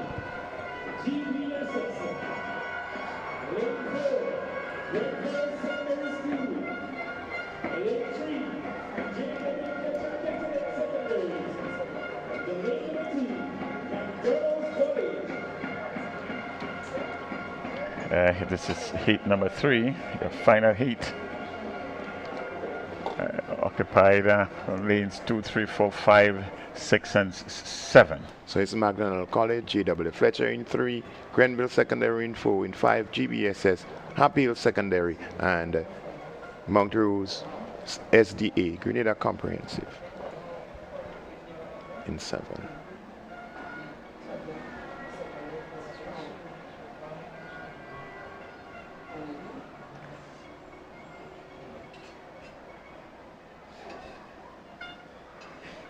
And here we go. It's the final heat in the boys 4x100 meters for junior. McDonald College on the inside, Mount Rose on the outside, GBSS in the middle of your track.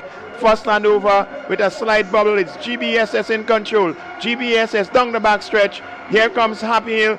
Mount Rose is there. Grenville secondary, but it's GBSS taking that batter there, moving away. Happy Hill in pursuit, but GBSS is in full control, getting ready for the anchor leg.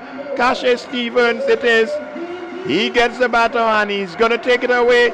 Here comes McDonald College in lane 2, but it's Cassius Stevens of GBSS. He's going to win this one. McDonald College is going to be second place, and third, Happy Hill Secondary. The final heat in the boys 4x100 meters relay for juniors. GBSS there on the second leg made some serious separation between the teams. The second leg passing there did a wonderful job for GBSS there in the lead, and in the lead quite easily. By the time it got to Cassius Stevens on the final leg, all he had to do was to maintain his composure and get the batter across to the finish line, and he did that at 43.49 is the winning time in heat number 3. So 43.49 the time for GBSS in heat number 3. If we just look at the replay, GBSS just taking it away from the rest of the field here. McDonald College running to catch up, but once it got into the hands of the GBSS athlete, they kept opening up that gap. GBSS still in control. Hand over to Cassius Stevens, and the gap widens as he moves down with some 50 meters or so to go. It was all over. GBSS, your winner, booking their place into the final that's coming up this evening. 43.49 the winning time for the Grenada Boys Secondary School, but the fastest time in the preliminaries came from SAS, 43.26 seconds. Very early separation established by the GBSS in the second leg. Good. It was all close for second and third position after that, or the minor positions. By the time I get to the last handover, not much for Cassius Stevens on the closing leg to complete really impressive victory in heat number 3. So we're expecting a points update shortly.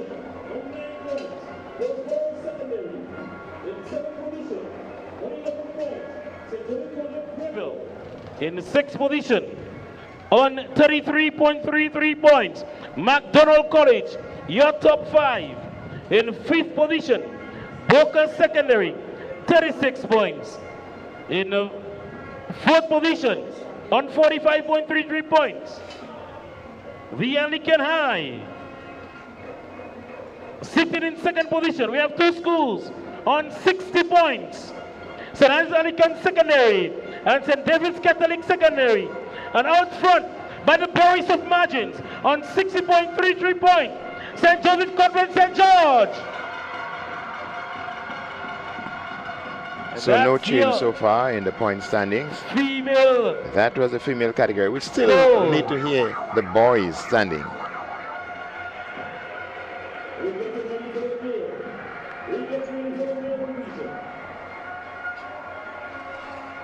Point standing remains the same. What we had is a series of preliminary races. No points are awarded for heats or semifinals. That happens later on this afternoon.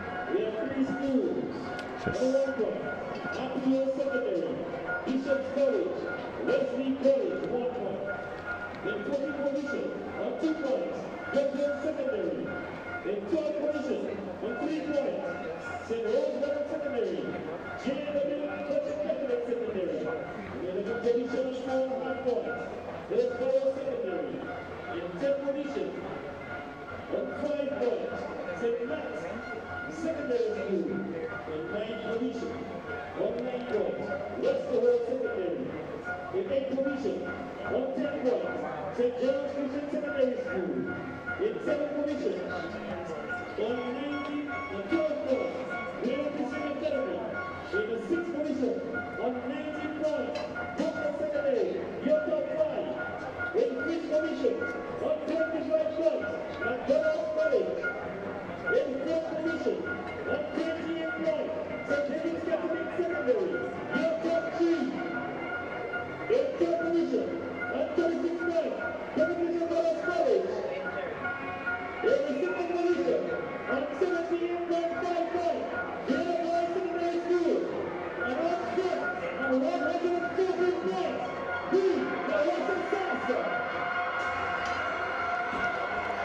So your top 5, McDonald in the boys, in the male division, McDonald College on, well, we have it right there on screen. McDonald College 25 points, 28 points to St. David's Catholic Secondary, they're in 4th position. 3rd position, Presentation Brothers College on 36 points. Grenada Boys Secondary 78.5, they're currently holding the 2nd spot. And your leader in the male division, the St. Andrews Anglican Secondary, 114 points. Well, we are getting ourselves all ready for the match pass. What we see on your screen there is the drum corps.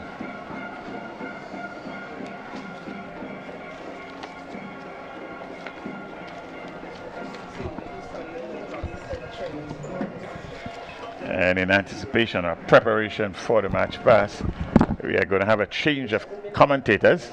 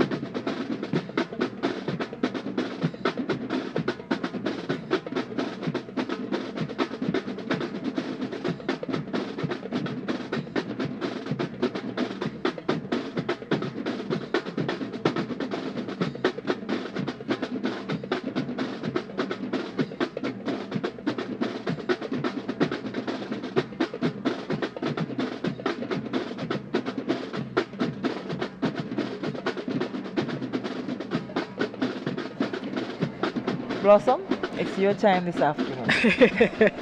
It's all our time. Good afternoon, wherever you are, Grenada, Carriacou, Petit Martinique, across the Eastern Caribbean. It is time for day 2 of the March Pass component of Intercol 2026, the GAPS Intercol Games 2026.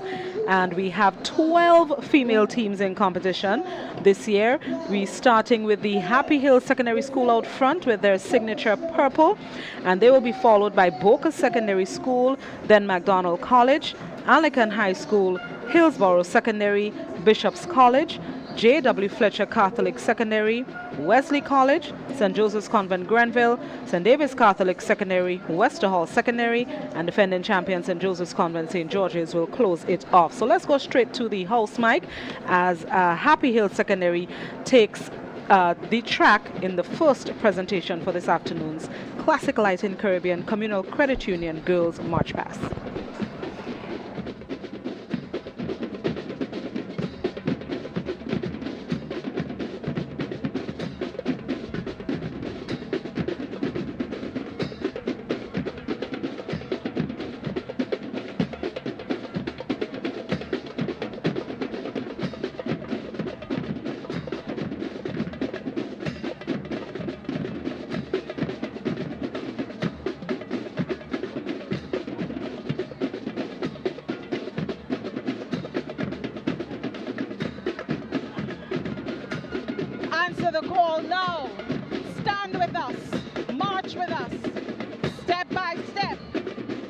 Voice by voice, together we shall rise.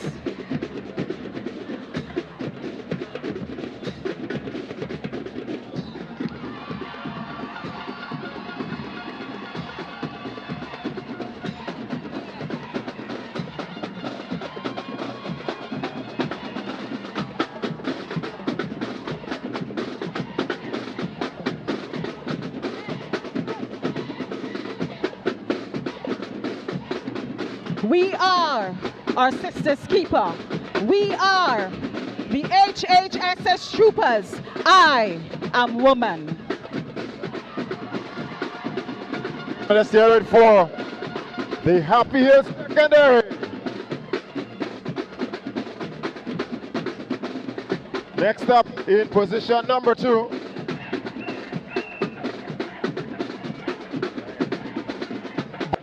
From Boca in St. George's, the Green Machine, the girls of the Boca Secondary. Grace meets power as the young women of Boca Secondary School take the road with confidence and pride. Draped in emerald and crowned with gold, they embody elegance, discipline, and unity. Every step reflects the spirit of Boca Secondary. Bold, radiant, unshaken. The emerald speaks of growth, resilience, and school pride, while the gold whispers of excellence and a future destined to shine. With umbrellas raised in poise and purpose, they move like royalty in motion, reminding us that strength is not only in power, but also in grace. These young women do not simply march, they glide forward as symbols of confidence, leadership, and pride. Who is the best? BSS, the Boca Secondary.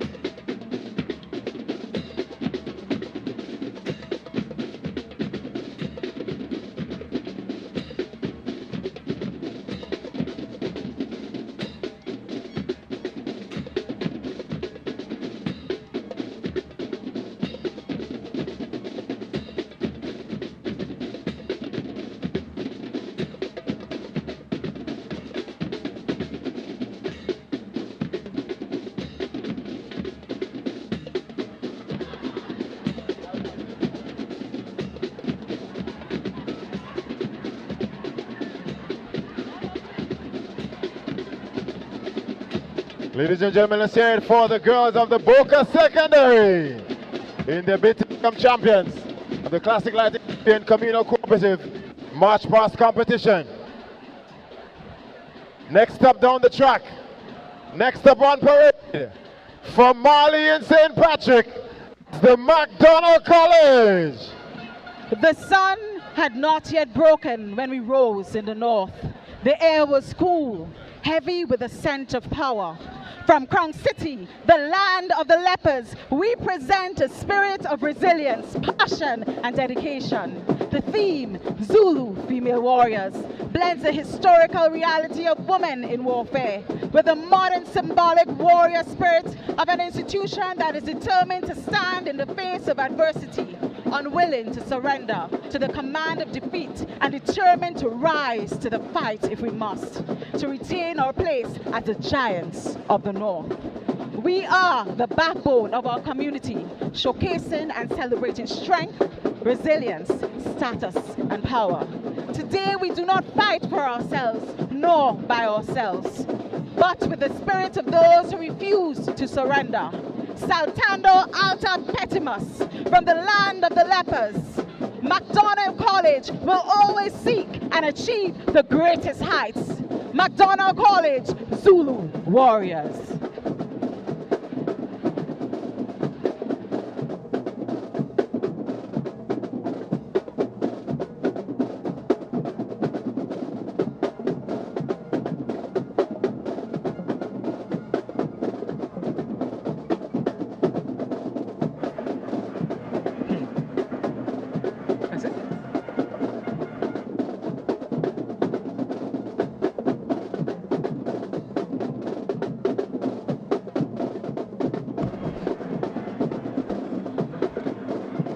And that was the third school on parade, McDonald College, the MDC Zulu Female Warriors, with a portrayal that includes the burgundy of their school, as well as green and gold. I also see the swords, which would represent the warrior. Sherry, your take on?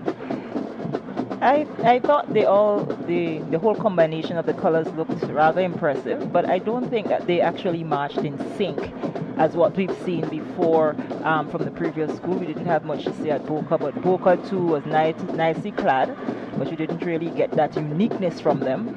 But all in all, we still appreciate the fact that we have young ladies who can, come out and showcase for these schools. College. See, even the comeback hair is not as nice and straight as, Agreed. They were not as sharp as we would anticipate or expect. Neither was Boca Secondary as well. But up front now, we see Legacy in motion, the Anglican High School girls. Proudly and they're marching very Legacy in motion. Let's go to the house announcement. A powerful expression of our rich heritage, strong values, and unwavering commitment to excellence. Our display is brought to life through the striking symbolism of gold and navy blue colors that reflect dignity, strength, and unity. The torches we bear presents light of knowledge, leadership, and the enduring flame of our legacy. While the navy blue berets accented with gold, retouch symbolizing discipline, pride, and honor. As we move forward, we do so with purpose and pride, carrying the lessons of the past while embracing the promise of the future. Okay, impressive.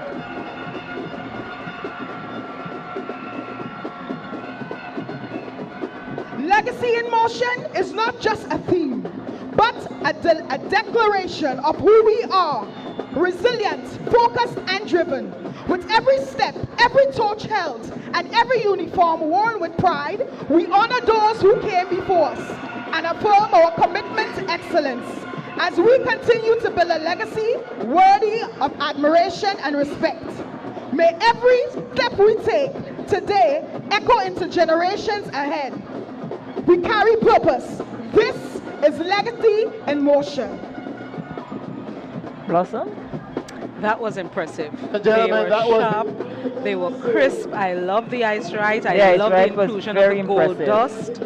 They also did a kind of turn and turn back kind of thing coming around the bend. Anakin High School, legacy in motion definitely, because they were very much impressive. They were sharp and crisp, and I liked it.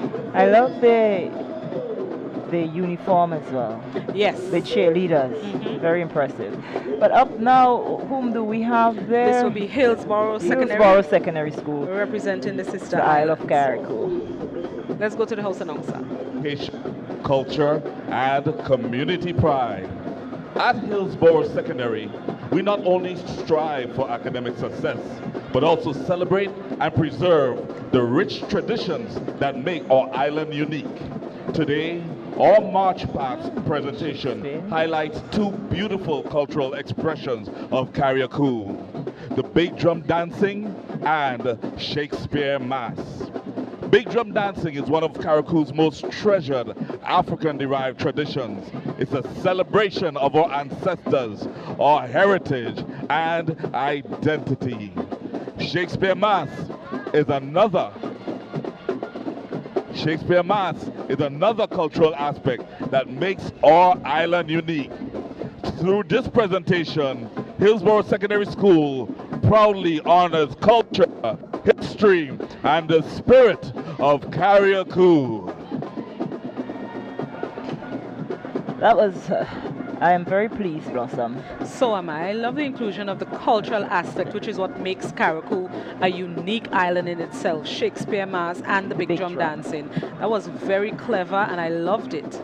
You see, and yesterday we had the Presentation Brothers College come in with the shortney, and today, Right. look, and we know that the cultural heritage of Carriacou is really, really rich, especially when you talk that big drum and the Shakespeare, which I believe is only played in Carriacou across the region. So it's very nice that they would include that aspect in what they're presenting here today. A true reflection of the sister Isle of Carriacou. Agreed. And we're getting ready once again for another representation from the Sister Isles. Bishop College is next. Let's see what they will bring. Let's go to the house announcer for the description. That we present the Queens of the Isle, representing Bishop's College from the beautiful Sister Isle, Carriacou. This remarkable team embodies the very spirit of excellence, discipline, and unity. With every step they take, every formation they hold, and every movement they execute, they demonstrate strength, poise, and unwavering determination, qualities that define not just great students, but true leaders. The Queens of the Isle are more than just a group of students. They are ambassadors of their school and their community. They exemplify the values of integrity, dedication, and honor, showing through their actions that true excellence is achieved not only through talent, but through teamwork, focus, and perseverance. Each member carries herself with regal confidence, demonstrating courage, wisdom, and pride in representing Bishop's College and the island of Carriacou. Ladies and gentlemen, please join me in acknowledging the Queens of the Isle, a team defined by excellence, grace, and the regal spirit of true champions.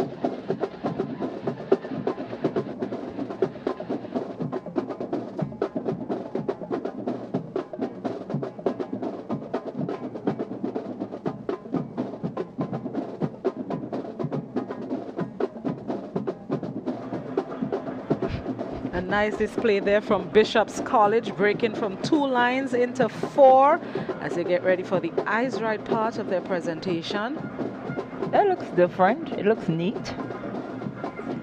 I like that they brought a different take on the ice ride, not doing the usual saluting and so, but showing the unity. The flag bearer is having a nice time herself. Look at the difference. Yes, sister, we see you. Bishop's College, you've made your mark. I agree, and they were in sync coming up the runway with their marching. Their feet were lifting at the same level, so were their hands. So Bishop's College truly represented themselves here this afternoon. And this is a different take on the slow march, I'm saying. And if I must And now they mention, quicken their pace. I believe taking the eyes right there, I saw Mr. Martin Bido of Classic Lighting Caribbean, and also Mr. Carl Andel, the president of the GAPS. I didn't quite get to make out the other individual, but we're liking what we're seeing thus far. I'm very pleased with Bishop's College. Yes, I am, and I like how they are moving from the 2 to the 4, and now they're back to the 2 lines, and they did it seamlessly. So kudos and applause to Bishop's College. The eyes front was not as sharpened, but I think they made up for that with what they did. And here now are the ladies from Tantine, the J.W. Fletcher Catholic Secondary. And I'm telling you, check out the flag bearer. Secondary takes the field with a bold, electrifying, Joker-inspired display, drawing inspiration from the iconic Joker. Our presentation captures the contrast between mischief and brilliance, unpredictability and control. Clad in striking shades of purple and orange, our team embodies confidence, creativity, and fearless individuality. With synchronized movements, dramatic expressions, and vibrant energy, we bring to life the Joker's signature flair, reminding all that greatness often lies outside the ordinary. While the Joker thrives on chaos, J.W. Fletcher stands for discipline, unity, and excellence. Today, we transform that chaos into coordinated strength, proving that even the wildest ideas can be shaped into something powerful and unforgettable.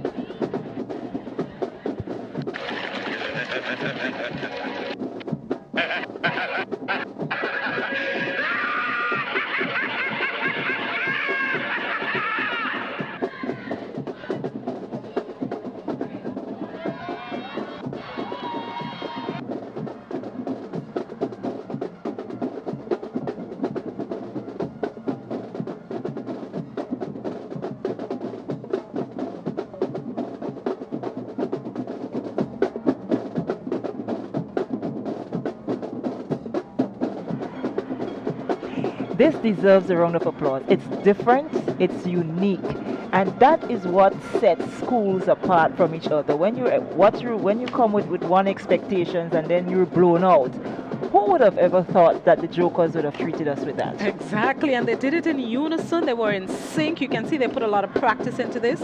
And I also heard the Joker laughter over the audio. Okay, there's a nice step. Okay, JW. I see you. Of course, I see you. Tantine. Oh, this was lovely to watch. That is why I'm saying to you, they ought to be teamed into the Bullets. Agreed. It's a true representation. Oh, this seems to be Wesley College. And this is I'm the loving team the cheer. on parade, Wesley I'm College. loving the look of the cheerleaders. I love They're the looking neat. Let's get this. The only Methodist secondary school in Grenada and the entire Southern Caribbean. Founded in 1976, Wesley College is proudly anticipating its golden anniversary in October. 50 years of existence. Yes, 50 years, guided by the profound motto, with virtue and faith, we will conquer.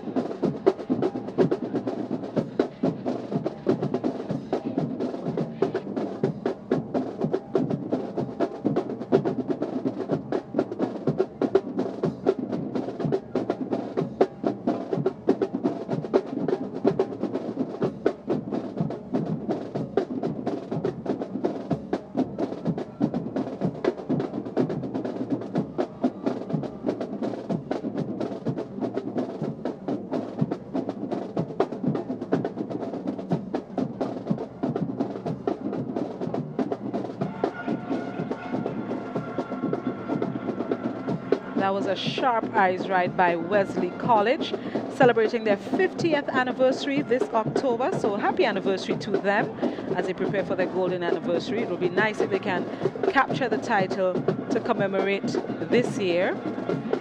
And now they're moving back into their 2 lines. This was done seamlessly. It was coordinated.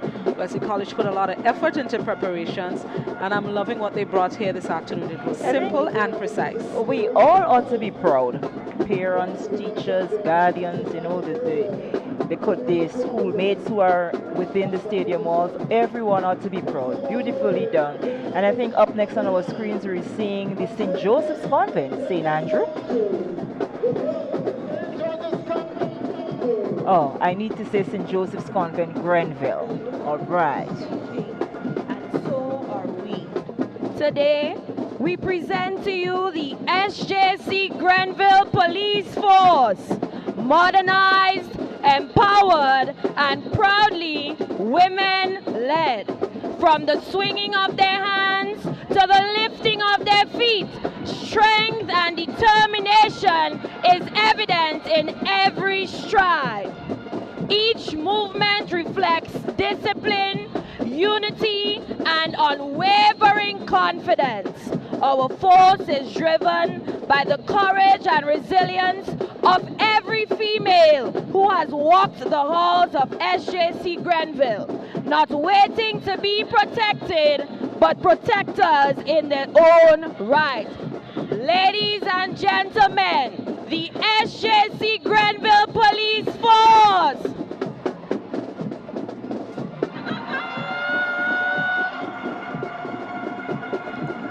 Nicely done, SJC Grenville. Nicely done. They were sharp. I love the red. Don't you forget to say police force. The police force of And SJC Grenville. Any country's police force is supposed to be able to march and march properly in unison with very nice synchronization. And they did just that, represented well. That was nice. I'm looking at the red Beautifully shoes. done, yes. I'm looking at the red shoes, hoping to get a pair. You see, they moved me from 2 lines to 1 to 3. Ooh, beautiful, beautiful. That was nice. I think the ladies are really giving a good account of themselves this afternoon. And the parade is moving quickly. And we need to encourage the hearts. Aren't we seeing the hearts as we've been seeing the hearts yesterday for the boys? So please support your schools, show up the hearts, show the love. Right now we have the St. David's Catholic Secondary School. Bien.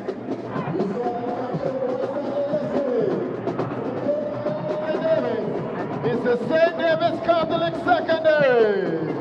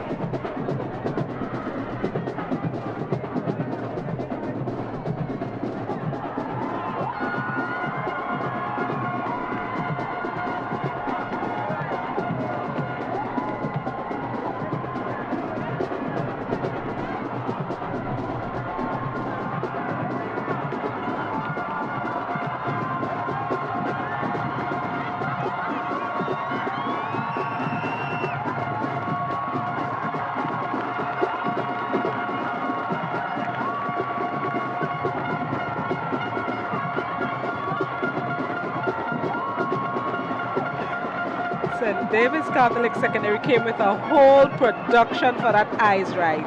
Plus, I'm seeing, well, normally when you go to a wedding, but at first I can tell you the flag bearer looks as if she is the minister. Then we see the flower girl. Then I'm seeing a bride and a group. Then I'm seeing bridesmaid, and then the guests. The guests. Look at that, the theatrics. But I'm liking what I'm seeing.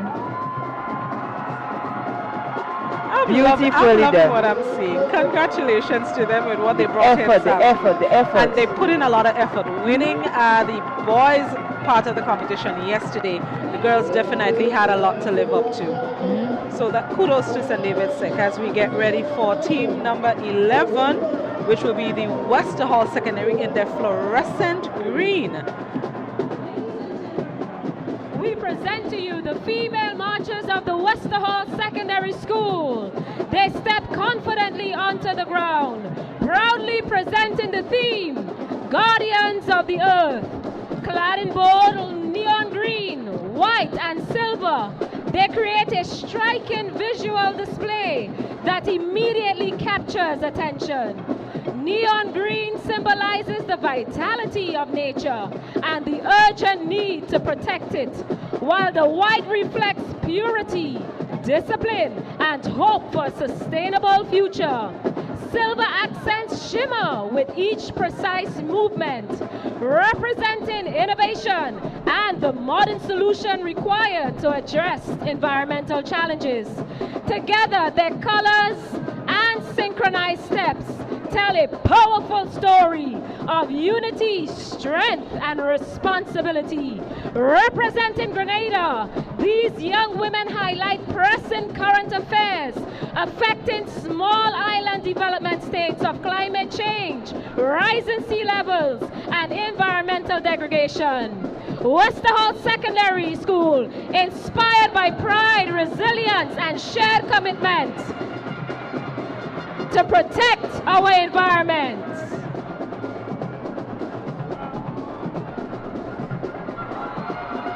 We present to you the guardians of the earth, committed to preserving the natural beauty of their nation and the wider world, the Westerholt Secondary School.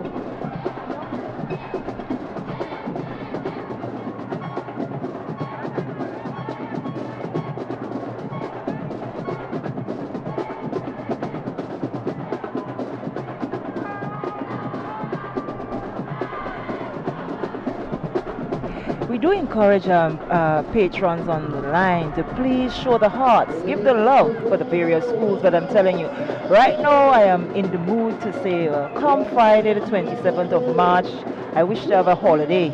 I need to be at the Drum Fest, because if we're getting that just for March Pass in Intercol, you can imagine what the cheerleaders and so will do. But trust me, they were beautiful. And coming up now on the screen, and I would not allow my colleague to say anything, are the girls from the St. Joseph Convent, St. George's. And I'm trying to figure out. Transform symbols of burden into emblems of strength. What once restrained now empowers. Watch closely.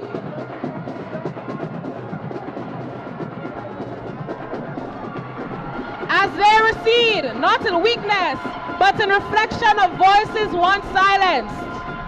But look again.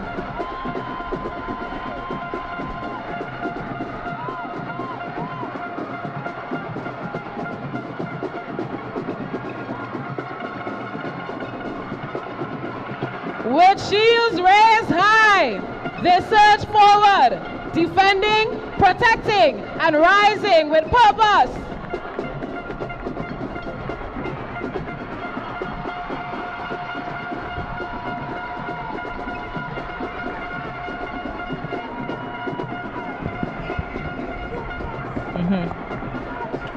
And they defended.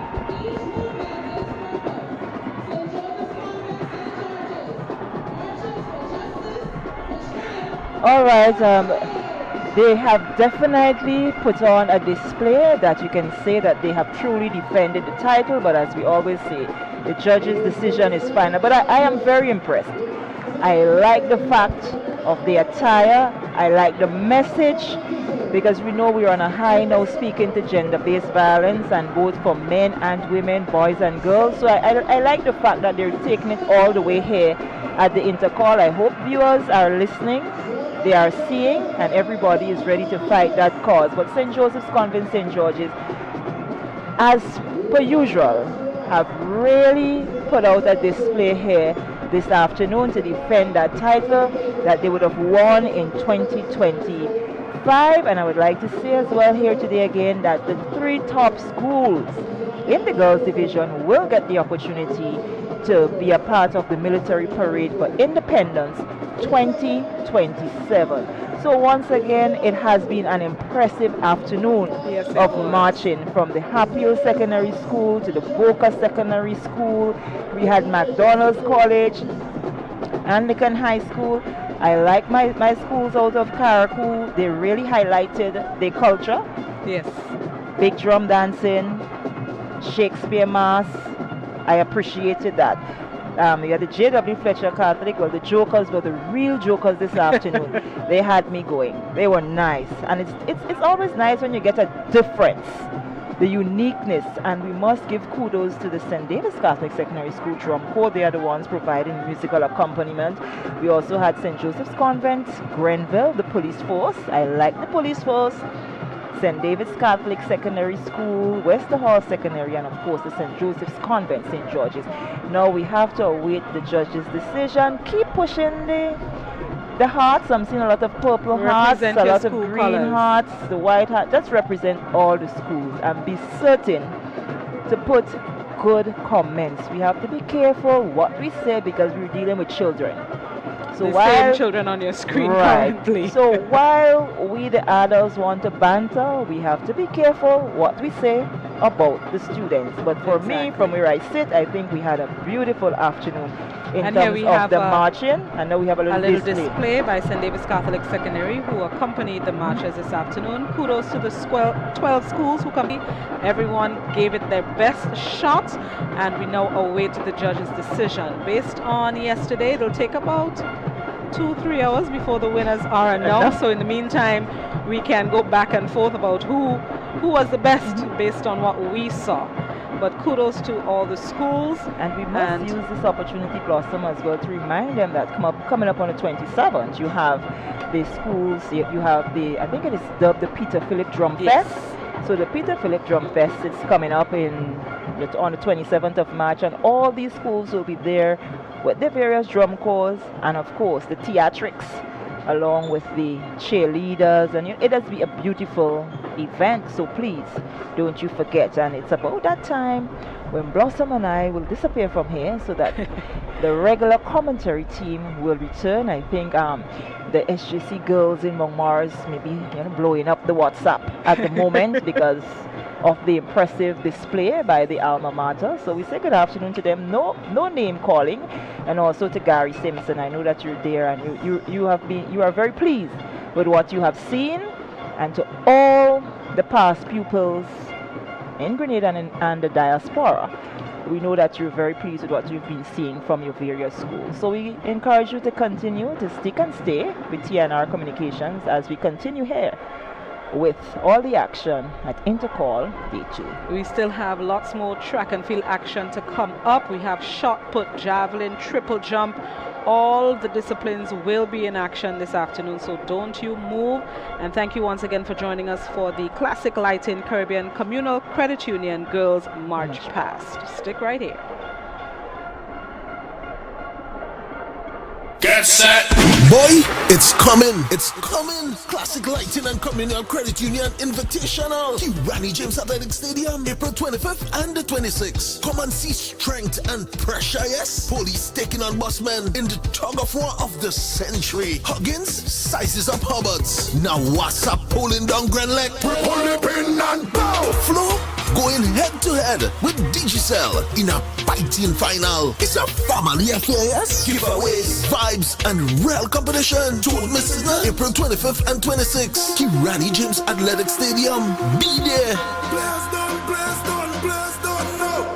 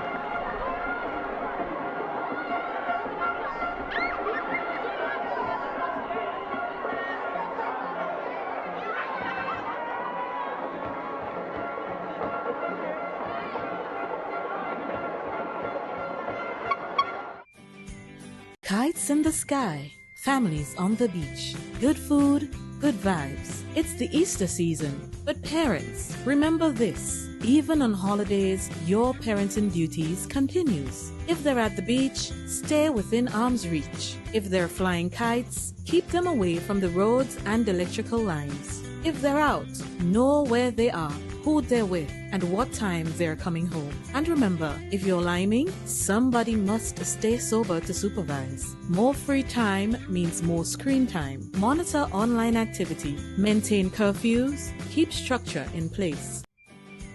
Kites in the sky, families on the beach, good food, good vibes. It's the Easter season, but parents, remember this. Even on holidays, your parenting duties continues. If they're at the beach, stay within arm's reach. If they're flying kites, keep them away from the roads and electrical lines. If they're out, know where they are, who they're with, and what time they're coming home. And remember, if you're liming, somebody must stay sober to supervise. More free time means more screen time. Monitor online activity, maintain curfews, keep structure in place. Because safety starts at home. This Easter, let's protect what matters most.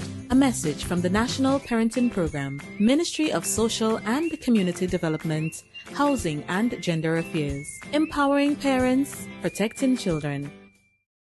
Do you live or own a business in Calavini, Marianne, Hopevale, Westerhall, or surrounding communities? The government of Grenada invites you to a town hall meeting this Wednesday focused on Grenada's healthcare transformation and Project Polaris. Hear directly from the project team, ask questions, and gain a better understanding of the new hospital development in your community. The town hall meeting is on Wednesday, March 18th, 6 p.m. at the Westerhall Secondary School. The Honorable Prime Minister and members of Cabinet will be attending. You are an integral part of this conversation. Join the Government of Grenada, 6 p.m. Wednesday, March 18th at the Westerhall Secondary School. Come out and learn more about this exciting project happening in your community. Get set. Boy, it's coming. It's coming. Classic Lighting and Communal Credit Union Invitational.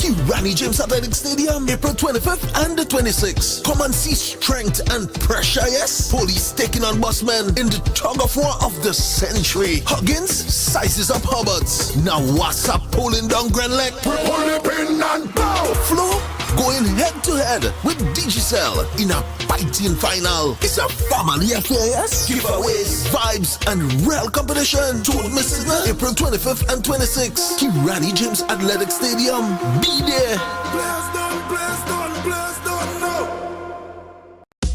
Thursday, April 2nd, 2026, the official pre-character, all-inclusive, all-white cruise experience is here. Hosted by the Grenada Olympians. It's respectfully yours. Premium entertainment and Grenada's top DJs. It's food and drink inclusive. All-white dress code experience. It's an Olympian hosted celebration. Secure your spot now. Ticket outlets, Go2Fed.com. All proceeds support the next generation of Olympians. So on Thursday, April 2nd, respectfully yours, about the ecstasy. Carifta weekend starts.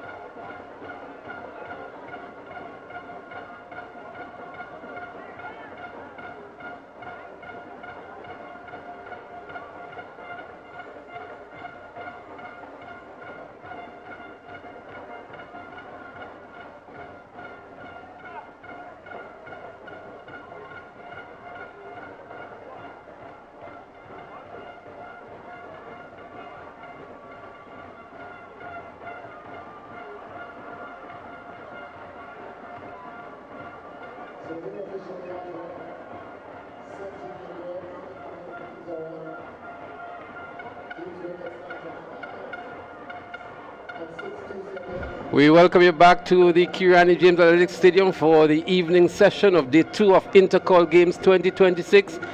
The event in progress here now is the 1500 meters for junior girls, for sub-junior girls. We saw the lineup moments ago on the screen. We don't have it with us yet, but we can tell you up front is the Boca Secondary School. The 1500 meters sub-junior girls finals, Boca Secondary School. And it looks as though it's Happy Hills Secondary School as well, or McDonald College, and also in the third and fourth, Happy Hills Secondary and McDonald College. So McDonald College with two good positions at the moment. They move into the lead over the Boca Secondary. We see the Iguanas from Westerhall Secondary there as well. The JW Fletcher Catholics and Davis Catholic Secondaries also in this 1500 meters as we recommence the afternoon session on Day 2 of Intercol. Can also tell you the heptathlon girls are doing the high jump. The sub-junior girls are also going to be doing the shot put, and the senior boys have already started, or they're having their warm-up jumps in the high jump. Boca Secondary School. We see also Hillsborough Secondary. St. David's Catholic Secondary moving up nicely as well. But up front is still McDonald College. It's important for us to let you know that this is a final event. So of course we are in the afternoon session. So in the afternoon sessions we only do final of the event. So the winner here is the winner here. So in this 1500 meter run, we have quite a number of athletes that have registered for it. The sub-junior girls, we have 16 athletes. Chloe Mitchell, Anglina Jackson Bain, Lemaya Francis, Jemaya Frank, Alexa Lawrence, the Queen and Ned, Kelshi Pascal, Nia Alexander, Jadisha Moraine, Malia Williams, Ronick Alexander, Jordan Collins, Emma Frederick of McDonald College. She must be the athlete in the lead at the moment. Laurel Boswain, Sky Sherika Patrick, and Sophia Thomas of the Westerhall Secondary School. I can tell you McDonald College's Emma Frederick, she was in a record-breaking performance yesterday and already leading in this 1500 meters for the sub-junior girls. She's chasing a record of 5 minutes, 7.62 seconds. Annalisa Brung established that record in 2023. Yesterday she already smashed one of Annalisa Brown's record, and I'm sure she's going after this one here today. And she looks very comfortable at this stage.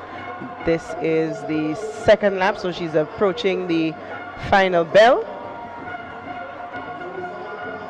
This is the bell lap, and she's going to take the bell at just about 3 minutes 50 seconds. So let's see what she does on that final lap. Emma Frederick of McDonald College establishing a huge lead here in this 1500 meters for sub-junior girls. The record is definitely on the threat here, a record of 5 minutes 7.62. She was 3 minutes 50 with 1 lap to go. Let's see if she can break this record, at least come close to it. Good run indeed. She's not pushed at all. She's going to pick up the pace, I'm sure, maybe when she gets to the 200 meter mark. Emma Frederick of McDonald College running all by herself. The air is rare where she is at the moment. Look at the distance that she has established. She's about to lap an athlete now from the Westmoreland Secondary School. She's picking up the pace nicely as well. Emma Frederick, a record-breaking performance yesterday. She continues to do well. One of the standout athletes from McDonald College in 2026. Very relaxed, very well composed. She turns it on now. We can see the arms opening up, the fingers pointing upward. Emma Frederick turns it on with 80 meters to go. She's chasing a record here of 5 minutes 7.62 seconds. On the clock we see 5 minutes 12 seconds. Emma Frederick from McDonald College wins this one quite easily. 5 minutes 19.17 on the flash time, outside of the record, but a very strong run indeed from Emma Frederick, as we see St. David's Catholic Secondary looking to pick up the silver here, and Boca Secondary going for the bronze as well. Top three here. It's already in the bag, so Emma Frederick takes the top position. Fourth position, St. Joseph's Convent, St. George's. St. David's Catholic Secondary took the second position. And the rest of the field, they're making their way in at the moment. Valuable points on offer here. Remember, the top 8 finishers get points. So we saw Convent really running for some points there. Also St. David's Catholic Secondary. And a very, very good run indeed by Emma Frederick of McDonald College. Indeed, she ran her own race. She ran a very comfortable race. In fact, she was running against no one. She ran against the clock, if anything at all. That was her competition. So Emma Frederick delivers, and she has definitely taken this gold medal. There's no ifs, buts, or maybes about it. This one is hers to go home with. Well, I recall in the 80s and maybe early 90s, McDonald College really had some dominance on those long distance events. The Fergusons, the Fredericks, and others, even in the male category. And Emma Frederick here really living up to what we're accustomed to from McDonald College in the long and middle distance events. You are absolutely correct. And even after that, McDonald College was a force to be reckoned with overall in athletics. So again, like we spoke about earlier, this may be just an upsurge again. She may stand to motivate her team. So there we have it. Emma Frederick of McDonald College, 5 minutes 19 seconds. Jordan Collins of St. David's Catholic Secondary, 5 minutes 39. And Chloe Mitchell of Boca Secondary, 5 minutes 40. Lamaya Francis of St. Joseph's Convent, St. George's, 5 minutes 46 seconds. Of course, points is awarded to the top 8 positions. Well, we were told that it's going to be a timed finals. So that would have been one of 2 sections of the 1500 meters. So we still have section 2 coming up in the sub-junior girls 1500 meters. So we had a total of 36 entrants, and what they've done is that they split it over 2 events, and so it's going to be a timed finals. So we still have the second section of this 1500 meters for sub-junior girls. But the boys are on the track now, and we're going to try to get you the lineup for the boys in the 1500 meters. I think we're waiting on the next second batch of the girls. Yeah. Yes. We've been obscured here by the discus cage, but we see the athlete from the Westmoreland Secondary completing her race. She's grimacing in pain, but she's going to ensure that she finishes her race here from the Westmoreland Secondary School. We must give some recognition to her for completing. So back to the race that we just saw. So Emma Frederick, she won that one, but we do not know yet if that medal is hers. In essence, that's what we are seeing. More than likely it will be hers, but we still have to wait until we see what comes out of part B of the 1500 meter run. You're absolutely correct about that. The second section, we will see Destiny Barry of St. Mark's Secondary, Sapphire Collins of Anglican High School, so too is Paris Antoine from Anglican High School, Happy Hill Secondary, Amaya Harris, Nia Simone Lacroix Moraine from SGI. From the St. David's, from the Seventh-day Adventist Comprehensive, we have Jessica Chaitan, Jamisha Patterson from St. John's Christian Secondary, Tishanti Gibbs from SAS, L'Oreal Antoine from the Seventh-day Adventist Comprehensive, Tiffany Abraham also of SAS, Summer Romain from the St. Joseph Convent St. George's, Angel Allard from West Hall Secondary, as they're up and running already.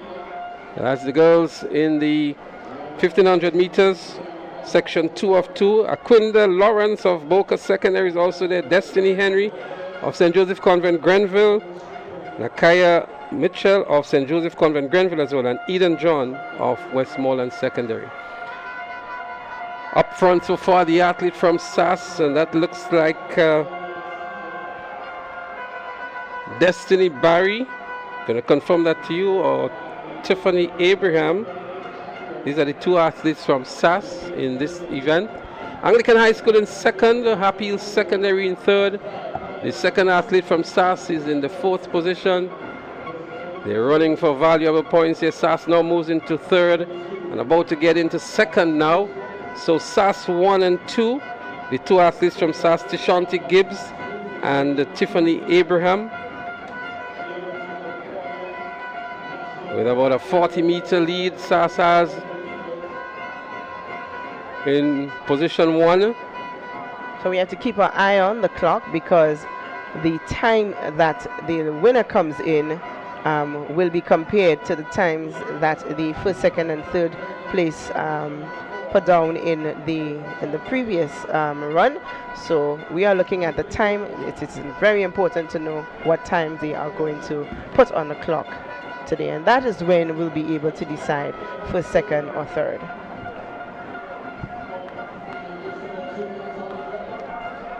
SAS still in positions 1 and 2. Looking very comfortable in those two positions, SAS. I think they're running behind 5 minutes. 5.19, yes. They still have 2 laps to go. Just about 2 laps to go. The time on the flash clock here is 2 minutes 26 seconds. Anglican High School in third, SAS 1 and 2. The athlete from SAS really moving away and establishing a bigger lead over the second place athlete from SAS. And then we have Anglican High School running for a good third. In fourth is Convent Grenville and West Hall Secondary. That's fourth and fifth. And then Happy Hill Secondary in seventh. Anglican High School in eighth at the moment. The field is really spread out. But this is the leader in the second section of the girls 1500 meters in the sub-junior category. Valuable points on offer here in the girls competition. It's that close. Only 1/3 of a point separates the first 3 schools. The competition this year really is in the girls division. We're seeing that it's no longer a runaway as in previous years.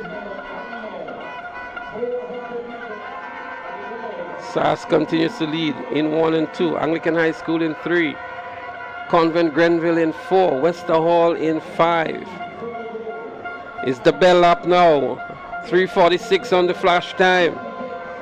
Is she on pace for a winning performance or for a record performance? Let's see if she has that kick and that speeding her. She is still up front. That's Tashanti Gibbs of SAS. She has 300 meters to go. She's going down the back straight for the final time in this 1500 meters for sub-junior girls. 4:15 on the flash time here. Is she going to run faster than 5:19 by Emma Frederick of McDonald College? Time alone would tell. She has just over 200 meters to go. 4:28 on the flash time. She may be not aware of the time on the flash clock here. With 200 meters to go, 4:36 on the flash time. Is she going to get that first position to beat 5:19? She begins to pick up some pace here. Tashanti Gibbs of SAS picking up the pace nicely. Not been challenged, just like Emma Coutain from McDonald College. Emma Frederick, I beg your pardon, from McDonald College. 80 meters to go, 4:57 on the flash time. She would really have to pick up some pace here. It's just about 5:04 on the flash clock. Is she going to push for the first position? Let's see what happens. Tashanti Gibbs, 5:10 on the flash clock, 5:12.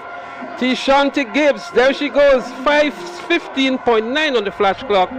She may just have well run a better time than Emma Frederick. We wait for the official time, which is 5:15.97, and that would give her the gold medal over Emma Frederick. What a race. I have to say, I had to take back my words. I did not see this upset coming, but you know what? I'm a big one, I could say. Maybe I was wrong. So Emma Frederick, the goal does not stay with her. It seems as though Tashanti Gibbs snatched it away from her. She wanted it more. And we also have to wait to see the times of the other finishers, because it could be a change in 1, 2, and 3 all around. Let's wait to see what the final results are. Lesson here, we've got to wait until the very end before calling it. Well, 5:15.97 for Tashanti Gibbs of SAS. In second was Tiffany Abraham, also of SAS, 5:41.99. Sophia Collins of the Anglican High School was third in 5:43.99. And Nia Simone Moraine, I beg your pardon, of the SGI was in fourth in 5:49.34. And Paris Antoine of Anglican High School picked up the fifth position. The rest of the athletes are still competing here, but we can tell you that from what we've seen, Tashanti Gibbs of SAS, the winner in this timed finals. What we could tell you is that more than likely Emma Frederick will also be on the podium with 5:19, with Tiffany Abraham from SAS coming in at 5:41. So Emma Frederick will more than likely still be on the podium, but let's see how that goes later. So that may very well look like a 1-3 for SAS overall. Again, valuable points in the bigger scheme of things with how the championship competition is going. But it would have been better to see those two in the same race. That is what I was thinking. It would have been, and maybe that record may have been challenged, because together I think they would have pushed each other, and we would have seen maybe an even better time. But and putting them to go head to head next to each other, based on the race tactics, could have even resulted in a different outcome altogether. But nonetheless, I think we ought to recognize the outstanding performances of those two athletes, Tashanti Gibbs and Emma Frederick, for returning some impressive times in the finals here of the 1500 meter sub-junior girls. The record still stands at 5 minutes, 7.62 seconds by Annalisa Brown of the Boca Secondary School.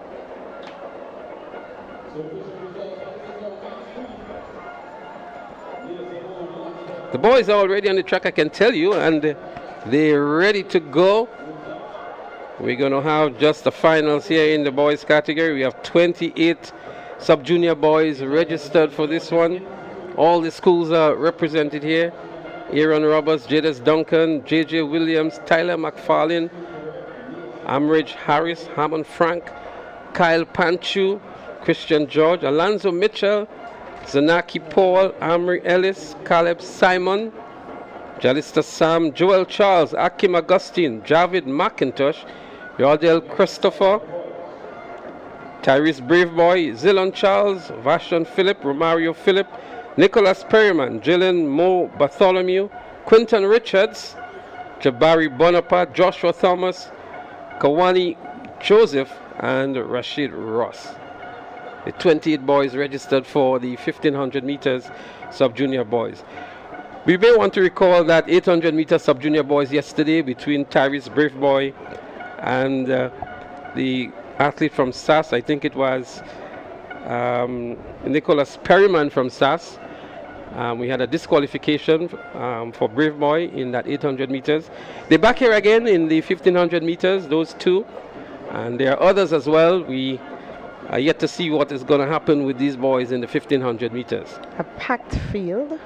So let's see if they can survive and not tumble upon each other.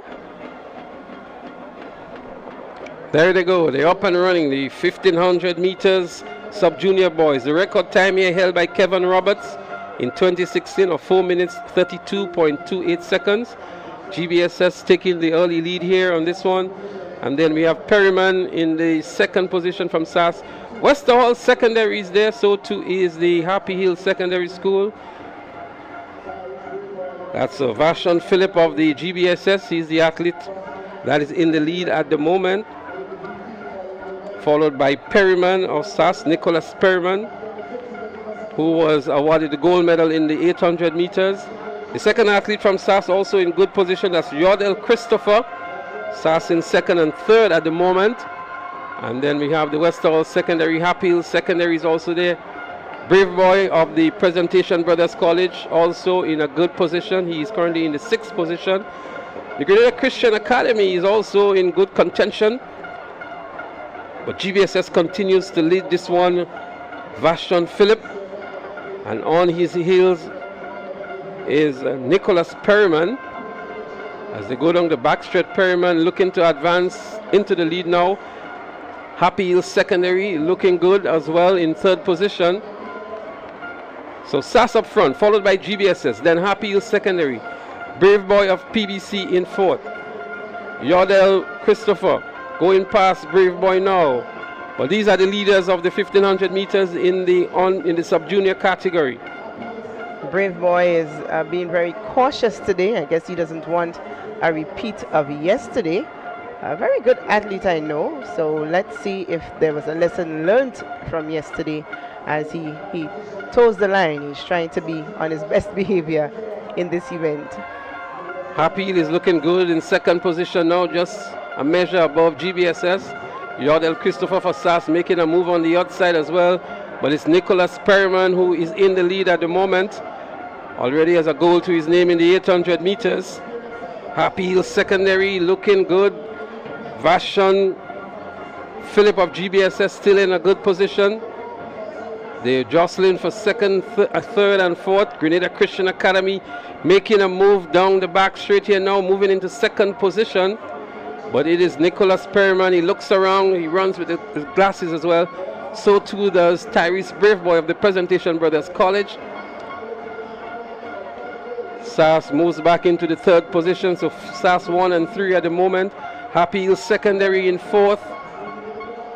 Perryman doing a lot of the early running here. He had some company with Vashon Phillip of GBSS, who has been relegated now to the 5th position. As we see Grenada Christian Academy making a run here for Nicholas Perryman. The two of them from the St. Andrews area, they must have some level of familiarity. Well, there they are in 1 and 2. Perryman from SAS. Grenada Christian Academy in 2nd. The bell goes to indicate the final lap. They begin to pick up the pace. Braveboy begins to pick up the pace as well. He's in 4th position. Going past Happy Hill Secondary now is Tyrese Braveboy. We look at the Grenada Christian Academy, who is also there. That's Caleb Simon of the Grenada Christian Academy. He's fading away now as Nicholas Perryman has some work here as Tyrese Braveboy is making his move. He was holding back quite a lot. He makes a big move here. He's sprinting really hard. Is Perryman going to respond? Perryman is a bit slow to respond to that challenge. Simon is still there for Christian Academy. Is it too early of a kick from Tyrese Braveboy? I'm sure he knows his ability. He knows what he has. He is glancing around to see if Perryman is coming. He remembers the 800 meters, but he's gone. He's gone. There is no contention this time around. Tyrese Braveboy, he has established a commanding lead here over Nicholas Perryman. He's saying today that yesterday it was too close for comfort. Yesterday's story has gone and today is a different day. Tyrese Braveboy looking good and wins the 1500 meters for sub-junior boys, 4:36.7 on the flash time, outside of the record, but a commanding run here. He timed his race to perfection, and a good comeback from yesterday's story. Indeed, what a redemption. There could be no ifs, no queries about a DQ. He redeemed himself here this afternoon. So let's hope that there is noise about this performance. Let's look at his race. Leslie, he started not at the front as he did in the race yesterday. He took his time. He knows his ability. He knows the ability of the person that was in front of him, and he just took his time. Like I said earlier, he played the game by the books. He did well. Tyrese Braveboy, redemption it is.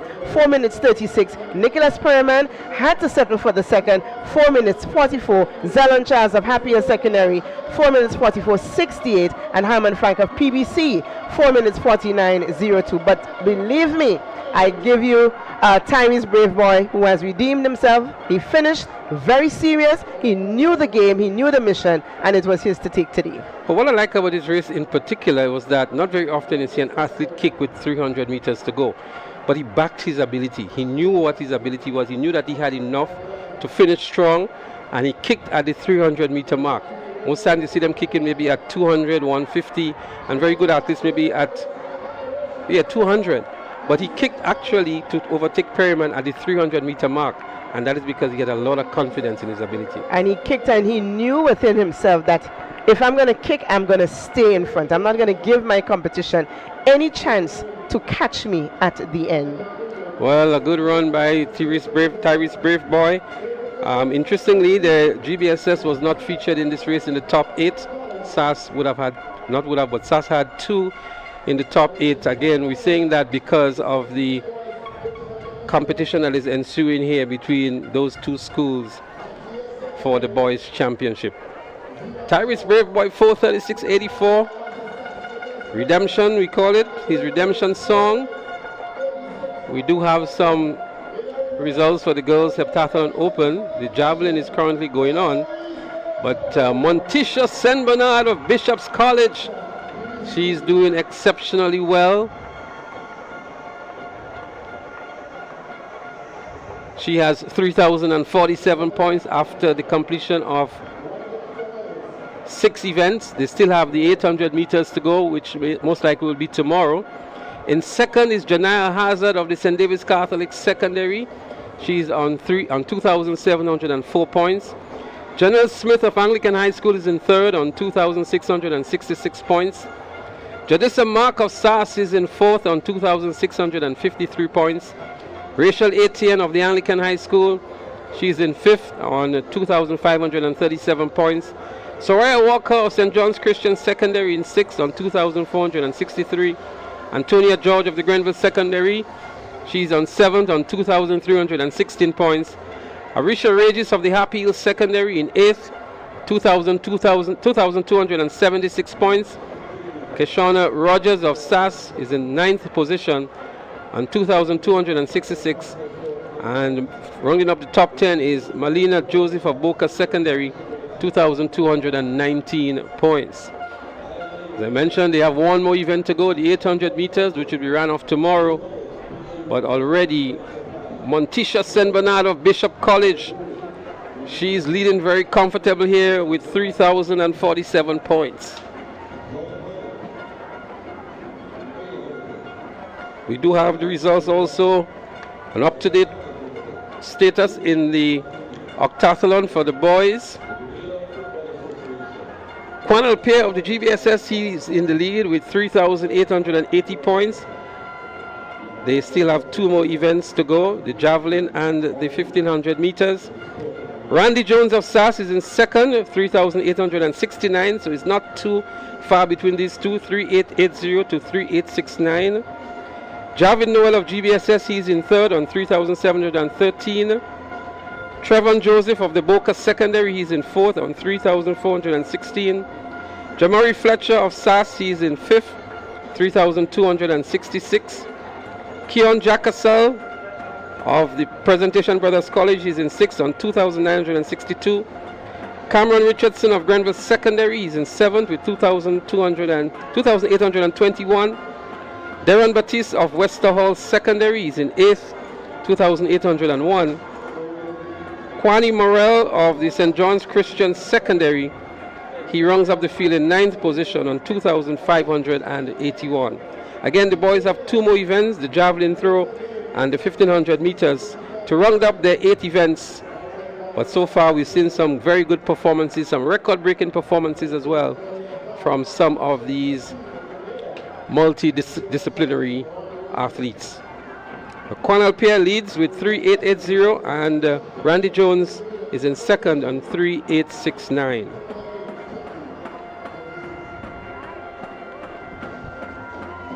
The senior boys high jump is in progress, so too we saw a while ago the javelin.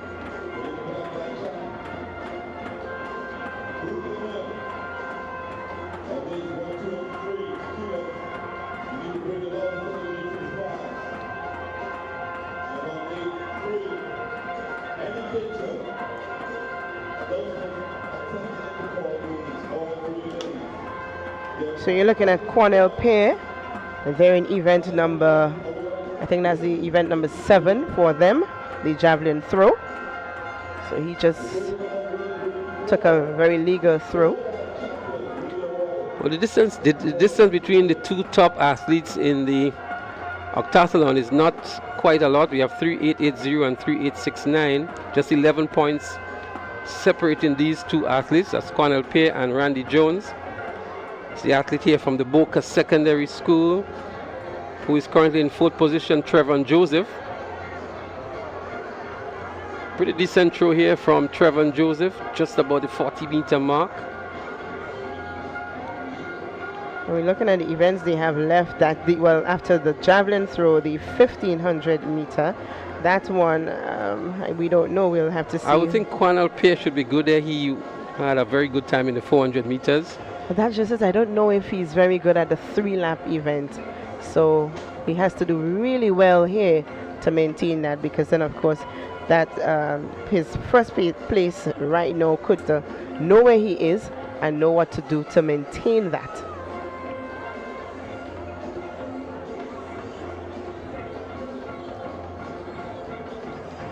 Kwani Morel of the St. John's Christian Secondary, the next octathlete to do the javelin.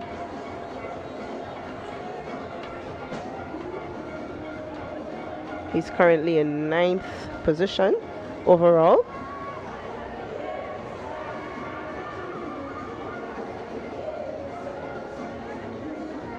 Well, at least he has a throw that's going to register, and he may want to see how he can improve.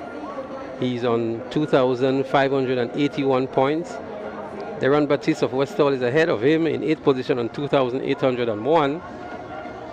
As we see now, that looks like Javid Noel of GBSS, who is going to have his throw at the javelin. He's currently in 3rd position.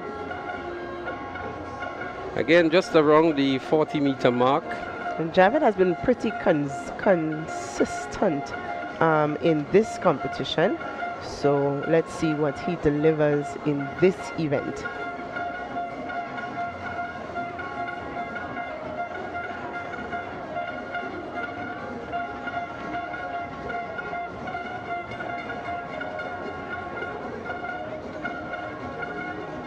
On your screen, the St. David's Catholic Secondary cheering squad.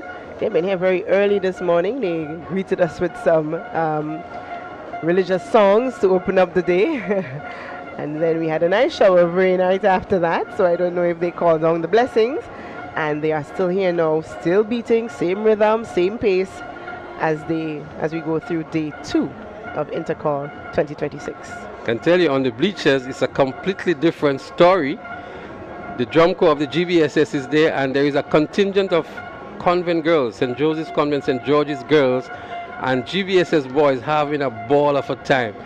The drumming is non-stop, the horns are non-stop, and they're dancing and prancing, just having a really, really good time on the bleachers. It sets the tone for what is going to happen tomorrow for sure on the bleachers, when it will be packed to full capacity with the students from the schools. You know, I heard someone saying on the outside, you know, if you don't have good heart, the stadium is not the place for you to be tomorrow, please the Lord. I wonder if that is true. I mean, Intercol Day 3 is a different kind of vibes, a different kind of level. It's pace, it's energy, it's excitement, it's nerves, it's everything bagged in one. So Day 3 is going to be, I can't even find the adjective. Well, that's a good point, because there's a situation that happened a few years ago, which we will not talk about, that really says that you need to be aware of yourself when you're here at Intercol. I mean, just the noise raises its head, so make way, make sure you are ready to go tomorrow, please the Lord.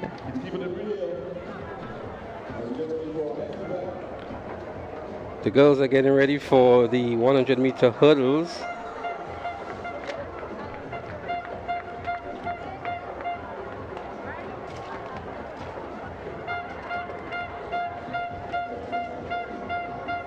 The senior boys high jump is also in progress.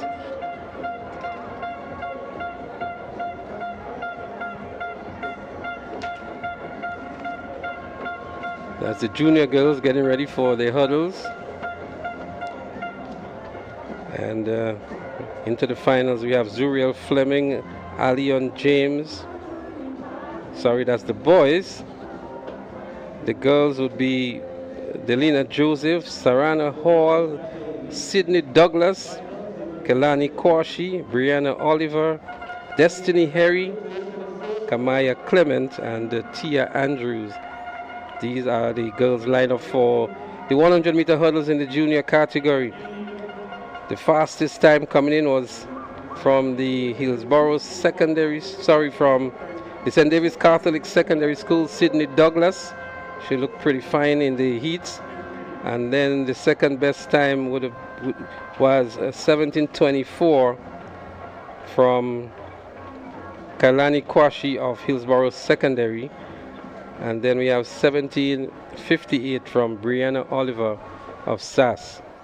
So one from St. David's Catholic Secondary, one from Boca, two from St. David's Catholic Secondary, I beg your pardon, two from SAS, two from Hillsborough Secondary, and then we have Anglican High School and Boca Secondary. First.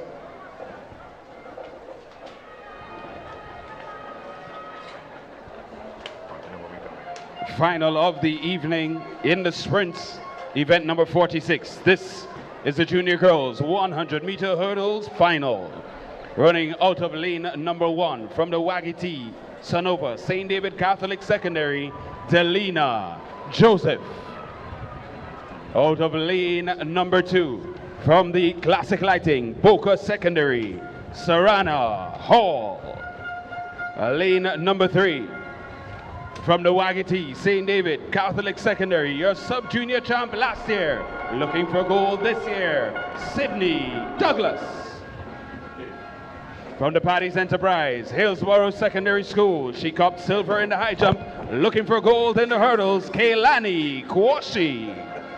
Lane number 5 from the Nawasa SAS, Brianna Oliver. Lane number 6, she was your sub-junior silver medalist last year, chasing gold this year from the Nawasa SAS, Destiny Harry. Lane number 7 from Paddy's Enterprise, Hillsborough Secondary, Kamaya Clement. Rounding out your field, lane number 8 from the GTC Anglican High, Tia Andrews. That's well, there you have it, the lineup for the 100-meter hurdles for junior girls. They're chasing a record of 16.27, established in 2025 by Christina Charles of SAS. Christina has been doing everything, right? Yes. She has the hurdles record as well. Yes, yes. She has been, she's stretched. She's everywhere and doing well at everything. She Good won to gold see in the these high two. jump. Well, we know her pet events are the long jump and triple jump, and she has the record for the hurdles as well. And in this event, it makes my heart happy to see these two athletes from Carriacou making it to the final. Let's see if one of them or two of them can sit on the podium. So there we are. They're up and running here. The 100 meters junior girls. There they go. We're looking to see when Sydney Douglas would establish herself. She's already in the lead. Sass is in second position. They tumble behind them. But it is Sydney Douglas. Sass in second. Here comes Hillsborough Secondary. It's a close one for second and third. But Sydney Douglas of St. David's Catholic Secondary, a flash time of 19.9. That wouldn't be correct. We'll see what the adjustment is. But it was that close for second and third. And here we see Sydney Douglas, not the best technique, but she's in front and she's going. She had some competition on her heels from the athlete from Hillsborough Secondary and of course from SAS, but she was ahead of the pack. Well, again, second and third, very close. We saw the other athlete from SAS tumbling. That's Destiny Harry. But Brianna Oliver was in contention there with Kalani Kwashi of Hillsborough Secondary. The results out now. Sydney Douglas won. Brianna Oliver was second. 16:60 for Sydney Douglas. And Kalani Kwashi of Hillsborough Secondary was third. Her teammate Kamaya Clement was fourth. Sarana Hall fifth from the Boca Secondary. Destiny Harry, who tumbled, still managed to complete in 24:41. But Sydney Douglas proving true to form and winning the 100-meter hurdles for the juniors. From since the preliminaries this morning, we saw that she had potential to win this afternoon. Kalani Kwashi of Hillsborough Secondary also won her preliminary this morning and came this afternoon and took the third place title. I'm sure there's a lot of jumping in the Hillsborough Secondary camp this afternoon. And of course, we cannot take anything from Brianna Oliver from SAS, who bagged the second place for her team. Well, that was a close one there for second and third, 1682, 1683. But the clear winner here, Sydney Douglas of the St. David's Catholic Secondary School. Valuable points for them as well. They had two athletes in this race, and so they got some valuable points. 8 points they would have gotten, and the SAS would have picked up here 6 points as well. If you notice, there was no St. Joseph's Convent St. George's athlete in this, and this is where the narrative starts to change a bit. You've got to have your athletes. Yes, Leslie, I see the face. Say that with conviction. So you must say it with conviction. I am convicted and I'm aware of what's going on, but I mean, this is where it changes. So St. David's Catholic Secondary, they're bagging points, SAS is bagging points. So this is where the story will change a bit. Once we get that points update, you will know how much the story is changing by. So the boys are getting ready for the 110-meter hurdles in the junior category. Corey Joseph holds the record of 15.10 seconds. He established in 2017. And we have an impressive lineup here.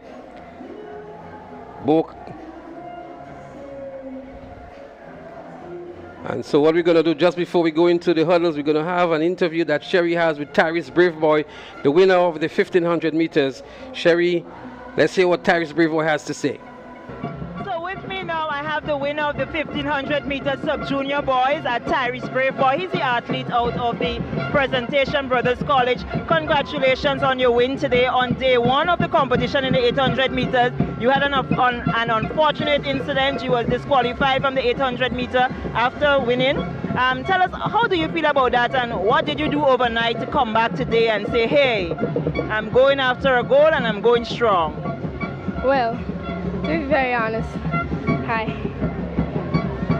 I felt very bad that I got disqualified, and I went and prayed to God and talked to my coach, and he told me just go out there and do my best. In executing the 1500 meter race, you weren't always at the front. Your colleague from SAS was ahead of you, but coming down to about the last 150 meters, you decided it was time. Speak to us about that moment in which you led the pack. Well, I just wanted to win the race and come with a gold medal. And yeah. And how do you feel about Presentation Brothers College performance thus far? How happy are you to be one of the athletes that is, adding to the point standing? Well, I feel very good because my brothers did very well over the past few days. And yeah. Congratulations again. This is young Tyrese Brave Boy. He's a sub-junior. He just won the 1500 meter at Intercol Day 2. Well, thank you very much, Sherry. It was so good to hear Tyrese saying that he felt really bad about yesterday's situation, but was able to redeem himself. He went and he had his spiritual moment. He spoke with his coach and coming back to win impressively today in the 1500 meters. While that interview was conducted, we had a points update, so I'm going to just give you the top 3 positions. PBC in third on 45 points, GBSS in second on 78.5 points, and the SAS is up front on 120 points. In the girls category, the top 3, Convent St. George on 61 and a third point, St. David's Catholic 63, and SAS is up front on 68. 0.10 seconds, Corey Joseph fell during the heats. It's now 14.82 seconds. Your record holder is among the finalists. Introducing your field. Running out of lane number 1, representing the Classic Lighting, Boca Secondary, Kishon Franklin. Out of lane number 2, he copped silver in this event in 2025, chasing gold in 26 from the Nagico GBSS, Tevon Slater. Lane number 3, from the Nexa PBC, he's your new record holder in this event, fastest in qualifying, Anthony Phillip. Lane number 4, from the Nawasa SAS, 400 meter gold medalist, looking for gold in the 110, Tevon Hall. Lane number 5, from the Nawasa SAS, your 400 meter hurdles bronze medalist, Michael Simon. Lane number 6, from the Nagico GBSS, Alion James. Lane number 7, from the Paddy's Enterprise, Hillsborough Secondary, Tyler Davis. And rounding out the field, lane number 8, Paddy's Enterprise, Hillsborough Secondary, Kimon Joseph. That's the field. Well, another impressive lineup here for the 110 meter hurdles. The record holder in the sub-junior category, Anthony Phillip, the favorite going in here with the fastest time from the preliminaries, 15:50. The second fastest time, Tevon Hall, the winner of the 400 meter hurdles yesterday. He goes in with 15:50. And in third was Alion James of GBSS, 15:52. And then Michael Simon of SAS with 15:59, the top 4 in the preliminaries. It's going to take a real lot here to beat Anthony Phillip. We saw him in the preliminaries. He eased into a new record in the preliminaries, and we expect him to do even much better into the finals. The record is all for his. Leslie, I'm not saying anything. I don't want to jinx it, and I don't want to call it. Let's wait and see. I mean, we see what we're seeing in front of us. The numbers are speaking for themselves, but I'm not going to call it until the very end. The hurdles is such a ticklish event. All it takes is one clip and the whole narrative changes. So I'm holding my tongue. I'm a lot more optimistic than you are. And from the form I saw from Anthony Phillip, there's nothing that can convince me now that he's not going to return another record-breaking performance. I see how your reaction, but there they go. They're up and running already. Anthony Phillip looking good. So too is Tevon Hall. Anthony Phillip, Tevon Hall, and then GBSS, Tevon Slater. But Phillip is in the lead, followed by GBSS, then SAS. Phillip in the lead. Phillip wins here, and it's close between SAS and GBSS. SAS seems to have edged out GBSS seems to have edged out SAS for the second position. Tevon Slater over Hall. But again, we look to see the time here. We expect a very fast time from Anthony Phillip, the winner of the junior boys hurdles. And he was not taking any chance this time. He wasn't taking the chance. 14:56. A new record has been established by Anthony Phillip. Michael Simon of SAS was second in 15:30, and Tevon Slater of GBSS was third in 15:31. Tevon Hall was fourth with 15.81, but a new record. A new record. For your hurdles champion in the junior boys category, Anthony Phillip of the Presentation Brothers College. He greets his coach. They knew what they were able to do. He knows his potential. I said, earlier, I'm not going to say because I don't want to be called out, But, I mean, from preliminaries, you saw this. You saw that this was going to happen. And in the preliminaries, he eased up, had a little funfair before the finish line. And in this time, in this final, he left nothing to chance. And that gave him the record. Well, second and third was that close, 15:30 and 15:31 between Michael Simon of SAS and Tevon Slater of GBSS. But the winner, there was no doubt about it, Anthony Phillip of Presentation Brothers College. A record time in the 110 meters hurdles for the junior boys. Could be a tongue twister at times, right?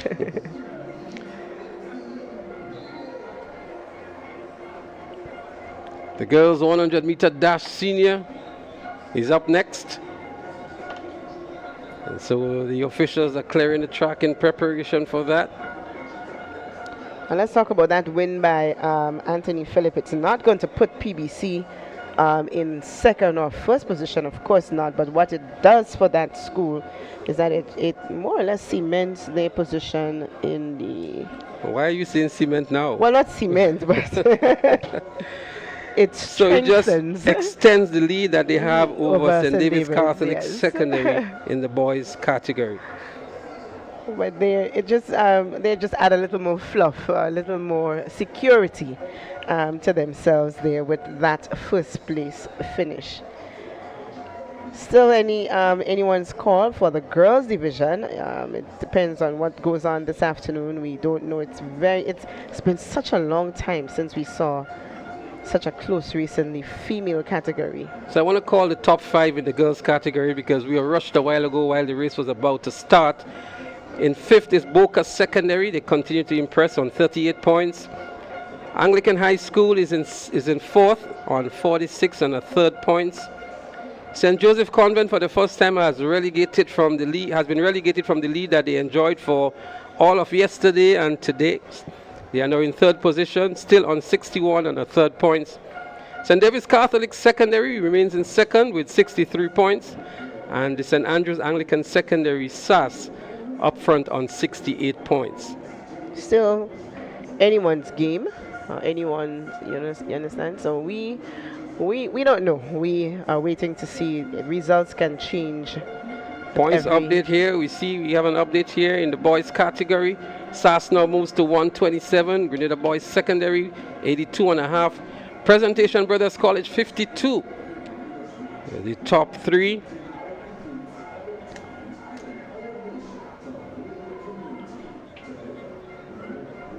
I don't know if St. Andrew's Anglican Secondary can jump yet. We don't know. I don't know if GBSS can jump yet. Maybe BBC might pull off an next 2 or 3 wins. So while we contemplate on that, we're getting ready for the 100 meters for senior girls. It's the finals. An impressive lineup here. I see the likes of Christina Charles, Shadi John. We get set now for event number 64. The girls 100 meter dash. The senior finals. Fastest girls on the island. Introducing your field. The game's record for this event, 11.50 seconds, set by Sherry Fletcher in 2003. Your finalists, out of lane number 1, from the Classic Lighting, Happy Hills Secondary, Makeda Joseph. In lane number 3, from the Wagiti, Sonova, St. David Catholic Secondary, Kayla Christopher. Lane number 4, she took silver at nationals in this event. From the Nawasa SAS, Christina Charles. Lane number 5, from the Classic Lighting, MacDonald College, Summer Batiste. Lane number 6, she's your 400 meter silver medalist and national champion. From the Wagiti, Sanova St. David Catholic Secondary, Shadi John. Lane number 7, from the St. Joseph's Convent, St. George's, Rosemary Thomas. Rounding out your field, lane number 8, from the GTC Anglican High, bronze at national champs, looking for gold, Cariana Gelano. Again, a lot of pedigree in this event. The obvious favorite would be Shadi John. She did a 12:19 in the preliminaries. Her compatriot, Kayla Christopher, did a 12:23. And we had Christiana Charles, who did a 12:53. And of course, Summer Batiste of McDonald College with 13:03, the top 4 performers from the preliminary. So we can very well see a 1-2 St. David's here, but Christina Charles from SAS would want to split them two. She'd want to be the cheese in that sandwich, and let's see let's see how this one would unfold.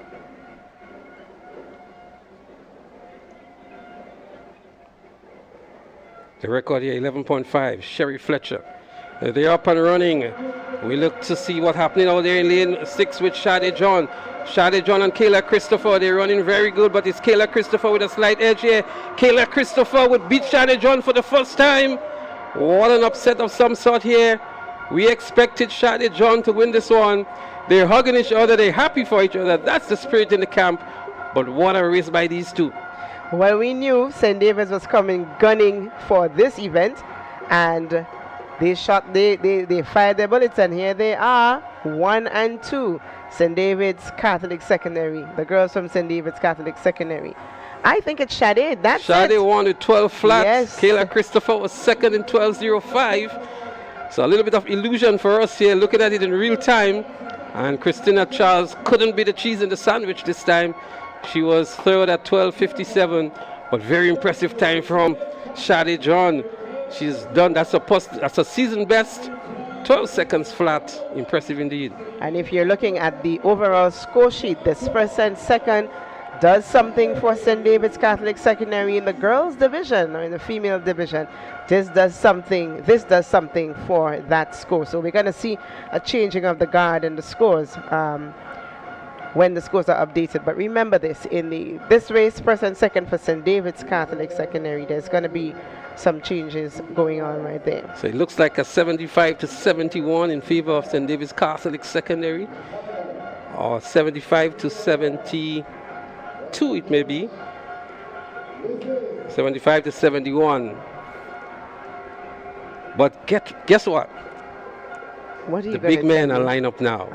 The senior boys for the 100 meters. Remember this morning we were struggling to see exactly who will go in. All we knew that the winners had their guaranteed position, and we were looking for those fastest finishers. But look at what's in front of us. But what I can tell you, we had 7 guys who went sub 11 this morning, and they into the finals. The only person above 11 seconds is Abby from SGI, and he went in there because he won his heat. But I can tell you, we have Johnson Louison, 10.99. Carmel Joseph, 10.79. Nathaniel Douglas, 10.97. Kazim Dubisset, 10.93. Ian George, 10.56. Diron Sincere, 10.66. Abby, 11.32. And Daryl Daniel, 10.66. It's going to be a nail-biting finish, of course. This one has us on we're up in the commentary room, we're on our feet. We cannot afford to sit.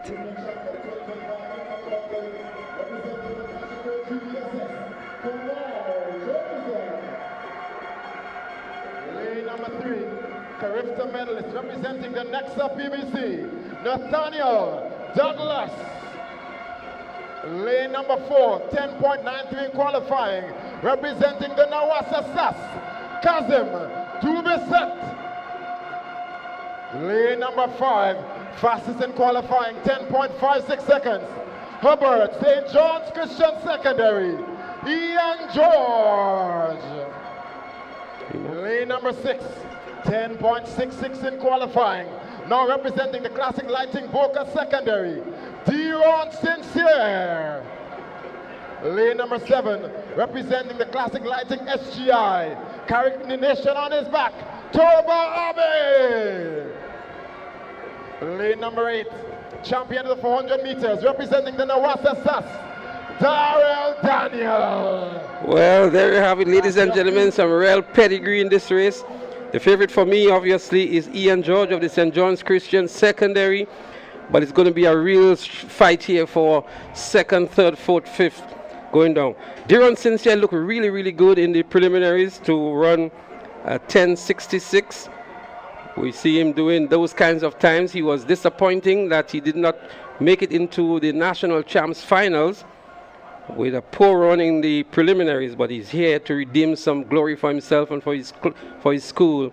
Deron Sincere of the Boca Secondary. And then we have Nathaniel Douglas, Kasim Dubaset, Kamal Joseph, GBSS is also there. And Johnson Lewison of the Grenville Secondary. There they go, the 100-meter senior boys. There goes Ian George already stamping his authority on this one. And on the inside, it looks as though it's GBSS for the second, but it's close between Darrell Daniel and Kamal Joseph for the second. But look at the celebration from Ian George. He came and he delivered. What a race from Ian George, living up to expectations. Well, can you say that you're surprised, Leslie? Absolutely not. It's going to be interesting to see the second and third positions, but Ian George came in here as the obvious favorite. He has been defeating all these other guys throughout the season, and it was just a matter of time. He waited for the moment, and look at the celebration. A happy man, Ian George, the winner of the 100 meters. The fastest man at secondary school level, Ian George and look at it, a new record, 10.39 seconds. The wind speed, 2.4. The record would not stand, and what a disappointment that would have been. But 2.4 is above the wind speed that is allowed. 10.39 is what he ran. Darrell Daniel of SAS was second in 10.66. The same time he ran in the preliminaries. Kamal Joseph was third from GVSS in 10.74. Kazim Dubiset of SAS was fourth in 10.81. And an illegal wind speed here, but nonetheless a great performance from Ian George. I can tell you that Ian George wanted this. He needed to silence whoever the naysayers was, to let them know that I am just not there existing. I can do this, I will do it convincingly, and I have done it convincingly and in fine style. There we have it, Ian George taking the top position from St. John's Christian Secondary, jumping in the camp. Deron Sincere had to settle for fifth, the Boca Secondary. He was a favorite coming into this, 10.85. But for today, for now, it's Ian George at the podium in first position, putting some points for St. John's Christian Secondary. Well, Darrell Daniel ran the same time he did in the preliminaries, 10.66. Very consistent at that for the silver medal. And picking up the bronze, Kamal Joseph of GBSS in 10.74. And that's the top three in the boys 100 meters. If you compare their times to the preliminary times, just about, except for Ian, most of them more or less ran their similar distance time. Ian would have dropped his significantly, but other than that, the athletes were consistent with their time. Well, Ian did a 10.34 throughout the season already, so 10.39 is right about there in terms of what he does, but great potential from this young man. He's on the Carifta team. We look forward to see what he would do at Carifta. I mean, that may just, I'm saying, bring him into the finals, but from the times we've seen from the region so far, he has to do something like a 10.01, 10.02, 10.1, 10.2, yeah. That kind of time to be on the podium at Carifta. Well, let's hope the drive from original crowd will do him well. What we're going to do, we're going to go down to the house microphone for the medal presentation. We see Dishon Smart there receiving the gold medal for the javelin, and we'll be right back with more track and field action. Event number 19, the girls 1500 meter run sub-junior. Your bronze medalist from the St. David's Catholic Secondary School, Jordan Collins. 5 minutes, 39.08 seconds. Your silver medalist hails from McDonald College. Let's hear it for Emma Frederick. 5 minutes, 19.20 seconds. And your gold medalist from the St. Andrews Anglican Secondary School, Tishanti Gibbs. 5 minutes, 15.97 seconds. Your medalist for event number 19, the girls 1500 meter run sub-junior. Event number 20, the boys 1500 meter run sub-junior. Taking home the bronze today from the Happy Hill Secondary School, Zelon Charles. 4 minutes, 44.68 seconds. Your silver medalist from the St. Andrews Anglican Secondary School, Nicholas Perriman. 4 minutes, 44.13 seconds. And taking the lead and going home with a gold medal for this one from the Presentation Brothers College, Tyrese Brave Boy. 4 minutes, 36.84 seconds. These are your medalists for event number 20, the boys 1500 meter run sub-junior. Event number 46, the girls 100 meter hurdle junior. Taking home the bronze medal from the Hillsborough Secondary School, Keilani Kwashi, 16.83 seconds. Your silver medalist from the St. Andrews Anglican Secondary School, Brianna Oliver, 16.82 seconds. And your gold medalist from the St. David's Catholic Secondary School, Sydney Douglas, 16.60 seconds. Your medalists for event number 46, the girls 100 meter hurdles junior. Event number 47, the boys 110 meter junior hurdles. Your bronze medalist from the Grenada Boys Secondary School, Tevon Slater. He takes the bronze medal with a time of 15.31 seconds.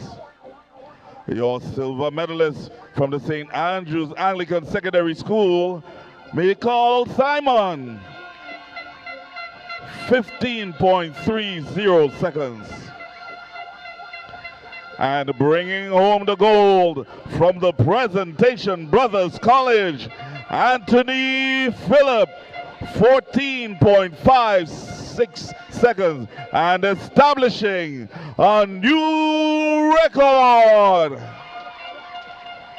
Your medalists for event number 47, the boys 110 meter hurdles junior. We want to congratulate all athletes for their performances here today. And we would like to thank Dr. Diana Abel Jeffrey for assisting us with the distribution of the medals.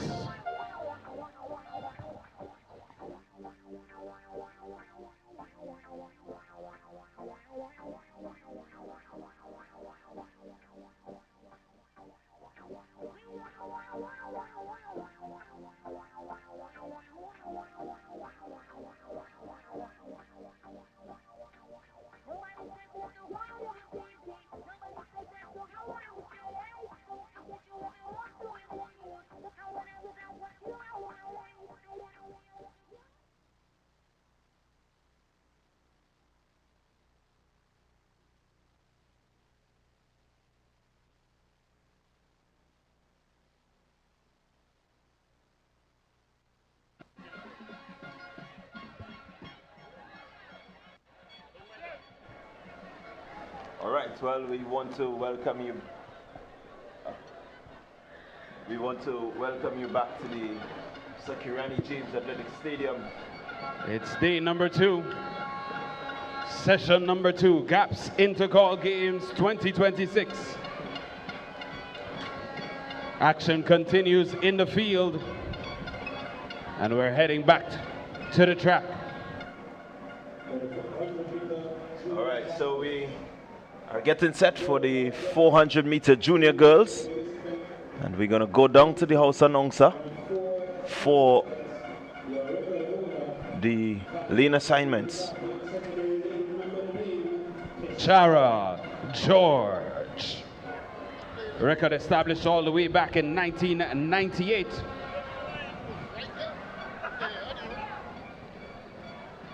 Three sub-60 runners in the field.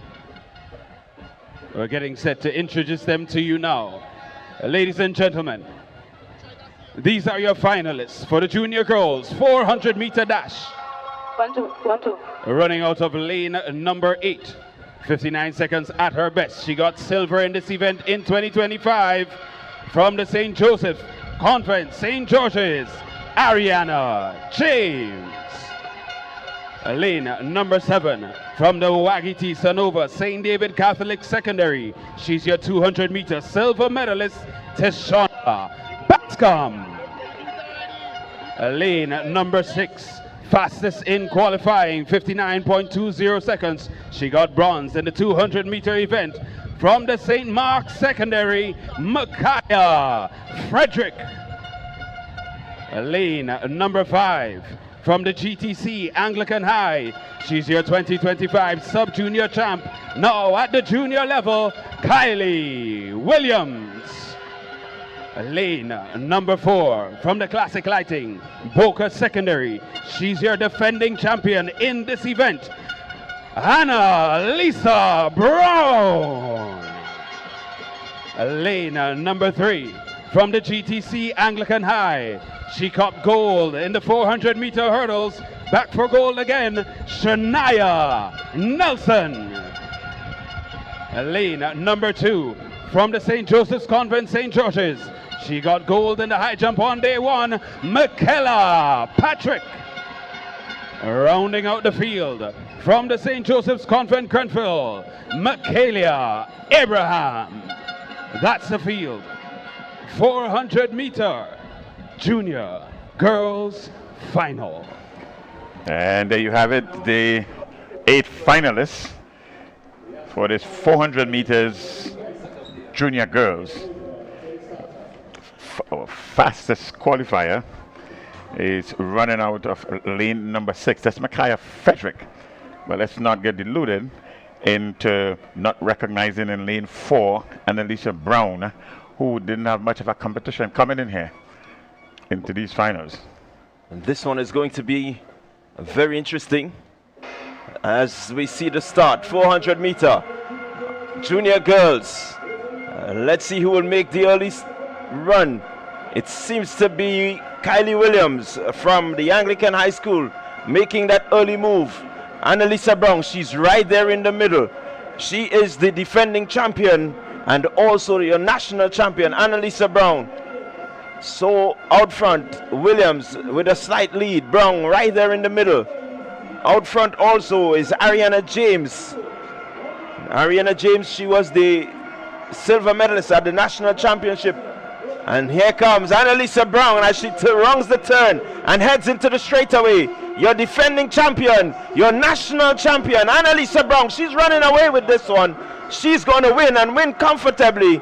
Just look at Brown as she strides up the stretch. She's looking for a very impressive time here. It will be a very, very impressive time from Annalisa Brown. Yes, Annalisa Brown, your winner. Not unexpected. From 120 meters out, there she is there at the top of the 100 meters. She was clearly in the lead by some 10 meters, and all she did was to increase that lead and win it rather easily in the end. In second position is the athlete there from St. Mark's Secondary School, Micaiah Frederick, at 58.59, but Brown's time is 56.24. 56.24. I need to repeat this. It's 56.24. That means it's a new record. So a record run there for Annalisa Brown of Boca Secondary in the girls 400 meter dash junior. What a run from Annalisa Brown. Well, she certainly annihilated that field, but you can see purpose in her run. We will get a look at it again, but you can see purpose. She knew she wanted that record to stand in her name, and this is what we were talking about. When you have the ability, you want to get in there, you want to put your name in the record books. This record stood from since 1998. Now Annalisa Brown can say that she is one of the greatest 400-meter athletes in Grenada. At the junior level. It's 120 meters to go. There she is there. She took it over. I said, this is my time. And all she did was increase her lead, increase her speed right to the end. And she ran right through.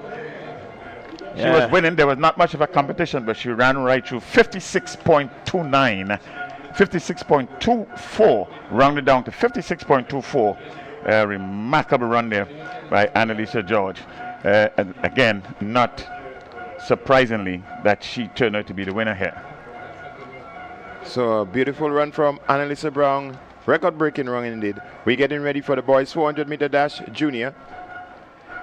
The athletes are already on the field, and in a short while we're going to have the lane assignment for that event.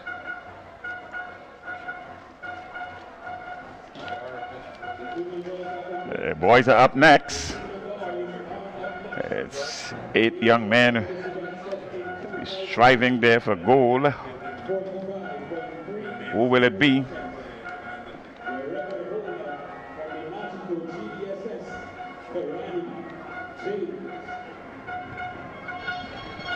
It's going to take something special to break that record here in 2026. But we've got a special field ahead. All lanes are filled. So we're getting ready. This is a big one.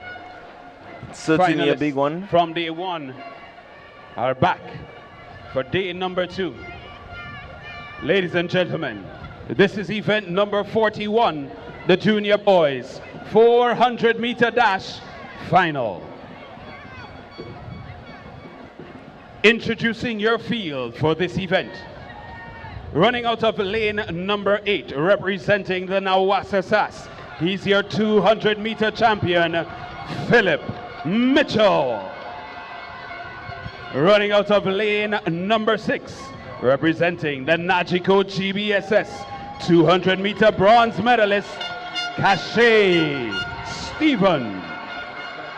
Out of lane number 5, from the Classic Lighting, Hillsborough Secondary, Raylani Bascom. Lane number 4, from the Classic Lighting, Boca Secondary, Kelson Francis. Lane number 3, fastest in qualifying, your 200-meter silver medalist, from the Classic Lighting, Boca Secondary, Giovanni Green. Lane number 2, from the Najiko GBSS, Alion James. Rounding out the field from the Classic Lighting, MacDowell College, Zuriel Fleming. That's the field. The junior boys 400-meter dash final. Junior boys 400 meters final. This one promises to be really exciting and competitive. You have your 3 medalists from the 200 meters here in these finals. That alone would suggest this is going to be close, this is going to be competitive. And look for the running in lane number 3, lane number 6, and in lane number 8. So this is going to be a big one. It's a 400-meter dash final for junior boys. What we notice here is that the lineup is very similar. Only Philip Mitchell is included from the national championship.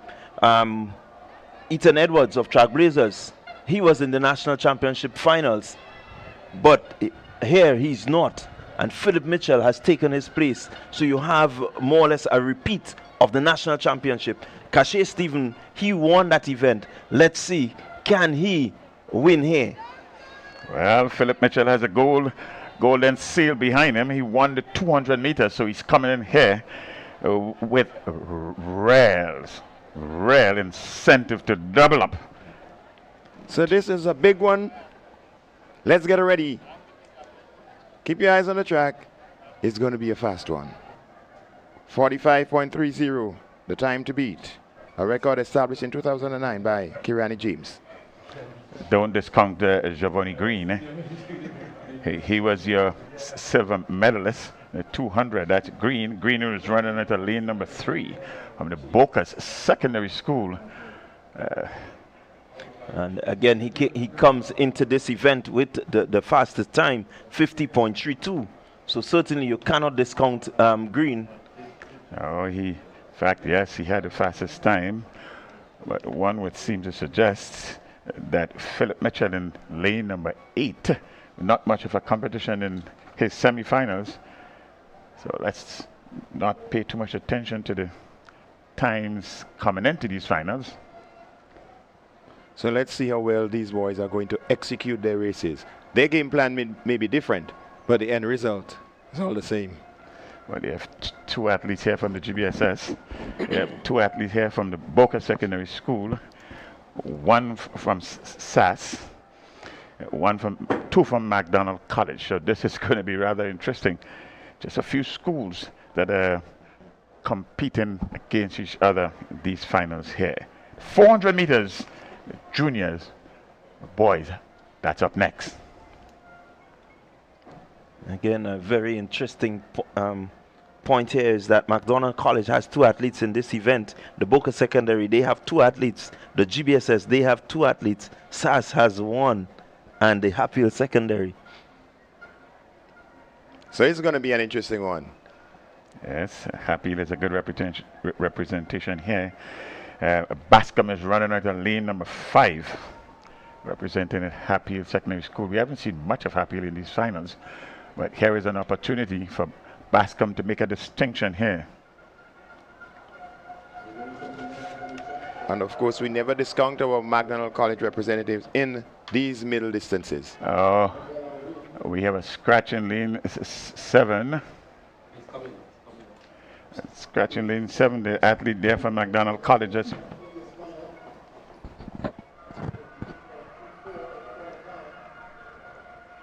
Oh, there we go. He's back on track. He was off for a short time. He's back in the competition now. The athlete in lane number 7, Michael Aberdeen of McDonald College. He's taking his place at the starting point. And let's see what Aberdeen brings to the table here. So it's the boys 400 meter dash for junior. It's Fleming, James, Green, Francis, Bascom, Stephen, Aberdeen, and Mitchell. The question really, would that record of 2009 be challenged today? Oh, I'm seeing a lot of signals, a lot of hands are saying no, but we were saying the same thing a while ago for that record from Kishara George, and what happened? So let's not be too negative just yet. It's 45.30. There might be a challenge. It seems as though I'm dancing on an island by myself in this one here. It's going to be a good race. It's going to be interesting, and also the time will be interesting. 45.30, 2009, Karani James. So you say that name with some reverence when you're talking about 400 meters, but who knows, there could be another Karani James. Is it going to be Giovanni Green, runner at lane 3? Would it be Philip Mitchell, runner at lane 8? Would it be Cassius Stevens, runner at lane 6? What about the athletes from the Hatfield Secondary School? Just might be a challenge to that 45.30. They're now on the status orders.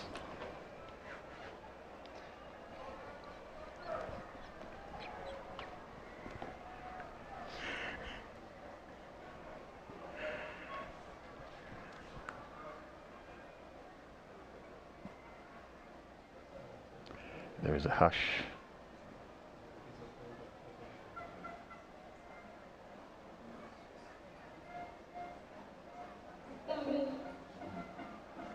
Oh, just to add to the excitement, picking them up. So the athletes are up, and just to keep the fans waiting a little bit, just holding back their enthusiasm and before the place explodes. So let's just hold it a bit. Well, the anticipation is certainly here. There's been a lot of banter between the schools over who really is the top dog when it comes to 400-meter running.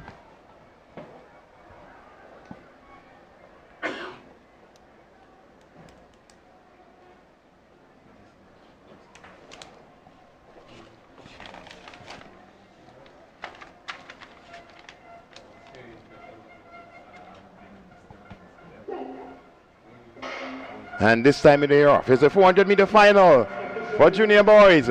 It's Giovanni Green in lane 3, already making up the stagger on his counterpart. In lane 8, it's Philip Mitchell, just blasting off from all his competitors. Can he maintain it? Can he hold on? Philip Mitchell, not known very much for his 400 meters exploits, but he's going to use his speed. On the inside, we see Giovanni Green. The grimace is on his face. Philip Mitchell wanting to hold on here. Giovanni Green is catching up, but with just about 110 meters to go, Green is pulling alongside Mitchell. There is no Cash Stephen right now. He seems to be grimacing, but here we come. Holding on is Giovanni Green of Boca Secondary. He is going to win this one. Philip Mitchell, a surprise package here in lane 8 in second position, and a close one between Happy Secondary and McDonald College for the third position. The boys, 400-meter dash. Did it live up to expectations? Well, Giovanni Green came into these finals with the leading time, and in fact, 110 meters to go, he took over the lead, expanded that lead, and in the end, relatively easy win for Giovanni Green here. Well, there's a flash time of 49.67. Let's see what the official time will be, but certainly dipping under 50 seconds is Giovanni Green. 49.72 seconds. That's a good win there for Boca Secondary School. Green. There we see right at the start. Even Stevens. Oh man! And in lane 8, Philip Mitchell went out like a bullet. One would have thought it was a 200 meters. Still maintaining that lead and maintaining that some distance of what, 65 meters over the second place runner here, and his closest competition then reduced to about 40 meters is Giovanni Green, and Green would have caught him at about 100 meter mark, right at the top of the 100 meter, and thereafter there was no catching Green, running right through the tape. Easy win in the end for Giovanni Green, 49.72 seconds. Your winner for Boca Secondary School. Yeah, very determined run there from Giovanni Green. And certainly the Boca Secondary School will be happy with this performance. I know his coach at the finish line will be happy with that performance. Giovanni Green ensuring that he gets some redemption under his belt. Most certainly. A great run from Giovanni Green there. But I must credit Philip Mitchell, not known to be a 400-meter runner, but knowing that he has the speed, he just decided that he's going to go all out. He went all out and he was able to maintain some form of control in the race and to keep his endurance going until the end, earning him a silver medal. Congrats to Philip Mitchell. Gentlemen, there's no records, but gold for Giovanni Green.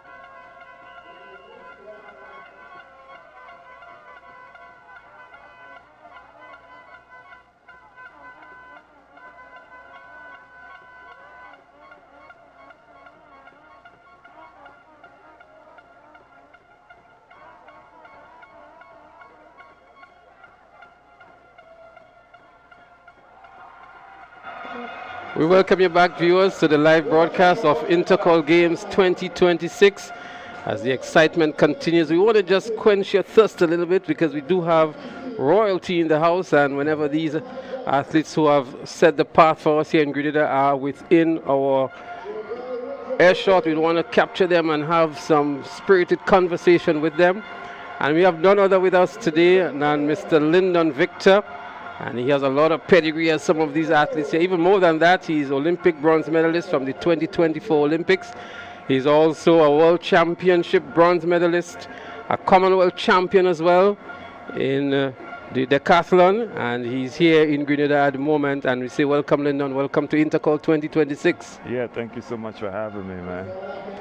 And Lyndon, what is striking for me is that my understanding is that you have not been to Intercol in 15 or more years. Yeah. And this is the first time that you actually experiencing Intercol in the stands as a spectator. The last time you were here at Intercol was as an athlete. Yeah. That's when I look back at it, I was like, I've never got the chance to experience Intercol the way that a true Grenadian should experience Intercol. So I'm just grateful to have this opportunity. And I must say, one, I feel like you get more nervous when you're not competing, and two, it's a lot of vibes, man. Like it has a lot of energy. I can see why people gather early in the morning to come and watch the athletes compete. Well, I'm sure you would have contributed to that in the past, when you were an athlete. But Intercol is something that doesn't happen over 3 days. There are weeks before and weeks after. Yeah. The banter starts, the excitement is there, and it continues long afterwards with the bragging rights and so on. But give us an idea. I mean, you've seen some of the events, some of the races. I mean, your event is the multi-event. Yeah. We have the octathlon for the boys. From what you've seen from the Quinelpe and the Noel and the others that are participating, I know the javelin is one of your favorite events as well, and the discus. What have you seen that may have been impressing to you? I really like the Cornell guy. I've seen him run the 400 and I've seen him do some events, and I think if he gets sharpened up, because I'm always looking for who is the next multi, and I think he could be the next multi. So watching him gets me very excited. I think the future of the decathlon is high, and I like all the guys. Just doing the octathlon is hard, and watching them compete, you could tell that the future of multi events is not dead in Grenada, which is a good sign. Well, that's good news here for Quanel Pierre of the GBSS. Lyndon is looking towards you. I'm sure you're going to provide some assistance if you can. We have the pole vault, which is a sort of a new and novelty event for these young athletes. Yeah. And we saw it being introduced at the national champs.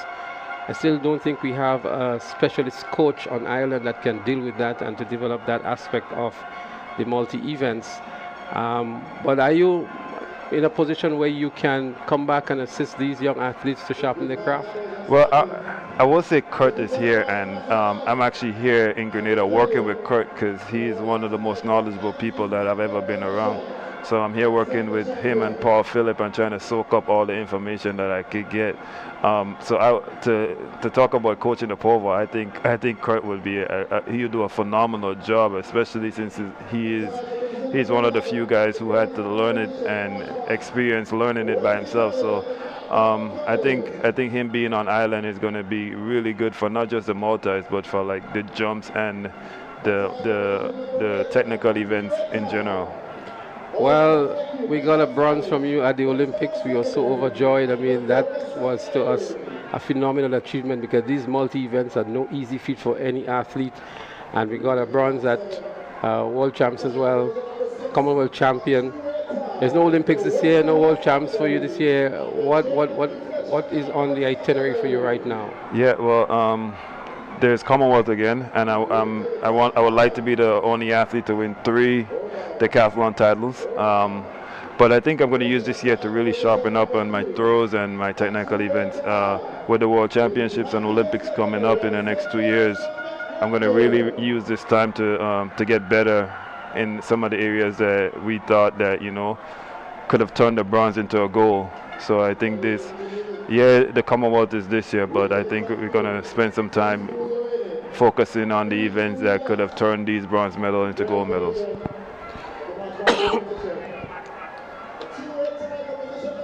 workout are you involved?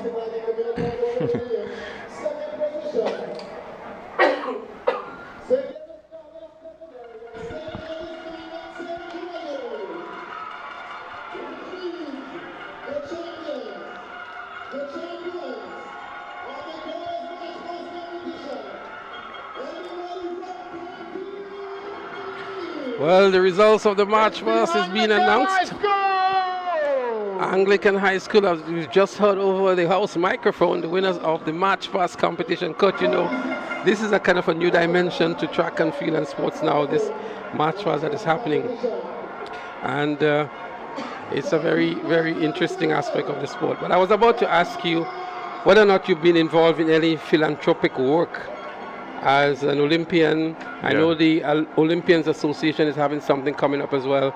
Are you involved with them, or are you doing your own private philanthropic work on the side? Well, I started the Lyndon Victor Foundation, and you know, it's something that I'm really passionate about. And seeing some of my athletes that are part of the foundation compete, it just I like to say Annalisa Brown is one of my favorite athletes, and she's a part of the Lyndon Victor Foundation. So I mean, just watching some of these younger athletes that have been through the Lyndon Victor Foundation blossom here, I think it motivates me. And when I go back to the sponsors and I tell them what's happening, I can see them even being more interested in supporting what the Lyndon Victor Foundation is about. I think this is important in terms of giving back to the communities, giving back to the athletes.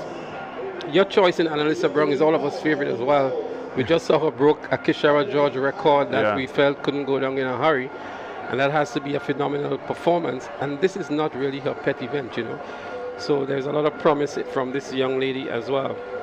But before we wrap up, Lyndon, again, we want to zero back in on Intercol 2026. You mentioned a little bit about the vibe and the atmosphere. But this is a launch pad for these athletes. And maybe just summarize for us, how important do you think this Intercol Games is for these youngsters who are here for the first time, who are on this big stage with this kind of euphoria and environment? How important is it for them? Well, I think it's huge. I think one, you could see the transformation just in the way that these athletes are answering interviews. Like it has taken another notch where they're answering questions as professionals, they're carrying themselves as professionals, and I think that allows us to transition into the Carefta Games, transition into the World Championships, transition into the Olympic Games a lot more smoothly. I think if you can compete under this pressure that comes with the Intercol Games, I think you can compete anywhere, because now you're competing for your school, you're competing for something bigger than yourself. So I think this is where every great has started. Every great Grenadian athlete has started right here in Intercol. So I think when we're done and when these guys are done, the tradition is going to live on, and it's been great so far watching these athletes compete. So the final question for you, Lyndon. You're an old boy of the GBSS. Your predictions for Intercol 2026? Great is the GBSS, man. Great is the GBSS. I think we're gonna shock a lot of people in tomorrow and for the rest of the day. But I'm a GBSS boy, but I'm also a Grenadian. I love to see good competition. So I think the way that these athletes are competing over the last 3 days it's a good sign. It's an excellent sign, and it shows that track and field in Grenada is on the up, and it's in good hands. Well, you have truly spoken as a GBSS old boy, and I want to wish you and the GBSS all the best too. And as you continue to prepare for the Commonwealth Games, we want to extend best wishes to you, and thanks for stopping by. Thank you. I appreciate you having me. Okay, viewers, so you're just chatting there with Lyndon Victor, our bronze medalist at the Olympics, and also a bronze medalist at the World Champs and the double Commonwealth champion. Lyndon Victor. We're going to take a short break, and when we come back, it's going to be live action as the fans in the stands continue to enjoy Intercol 2026. When the day's done, there's only one place to be. Jump it up.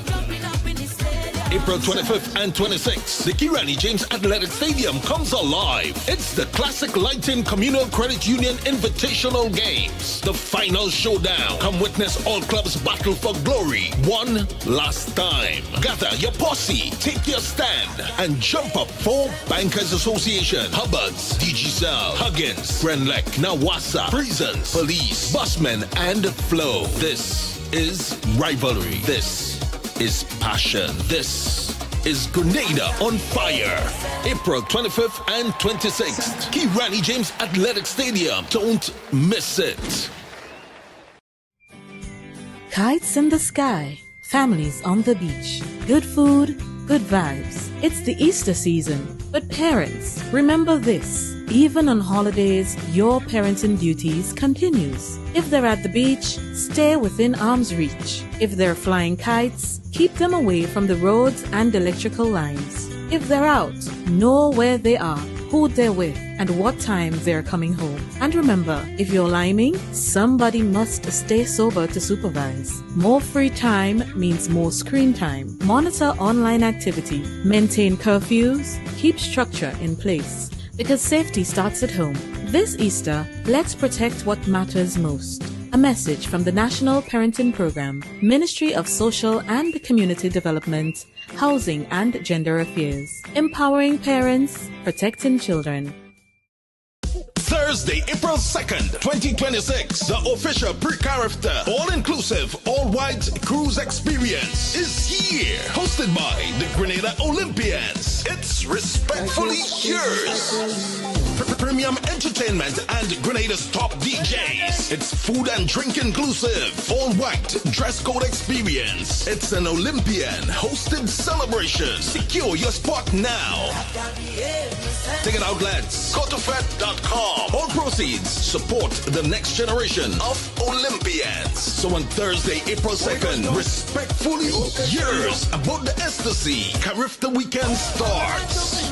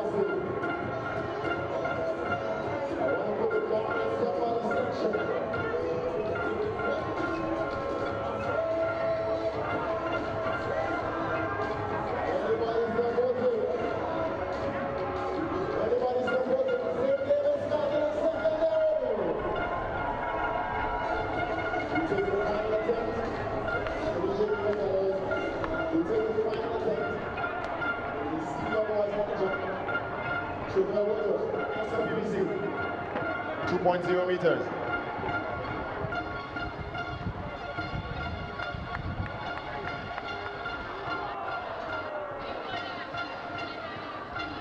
So here you get the red flag. Coming to next up PBC, Trevor Woodruff. He wraps up the gold medal here in the senior boys high jump. Anybody from Old Fort? Anybody supporting the Old Fort Cannons? Where's Mr. Salam when you need him? Old Fort Cannons! Incoming.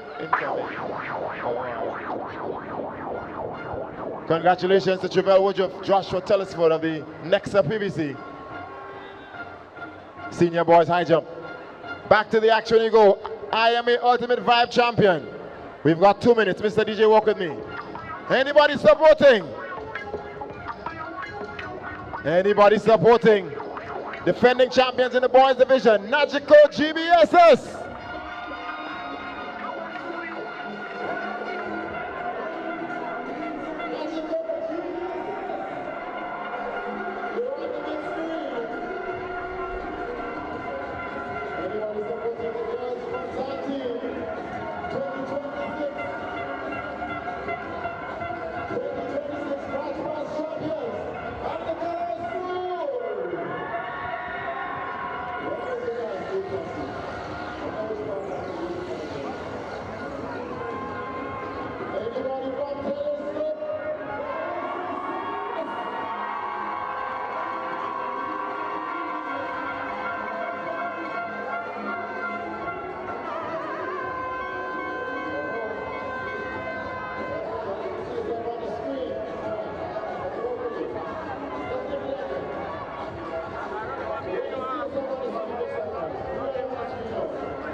That's a high school posse. Anybody?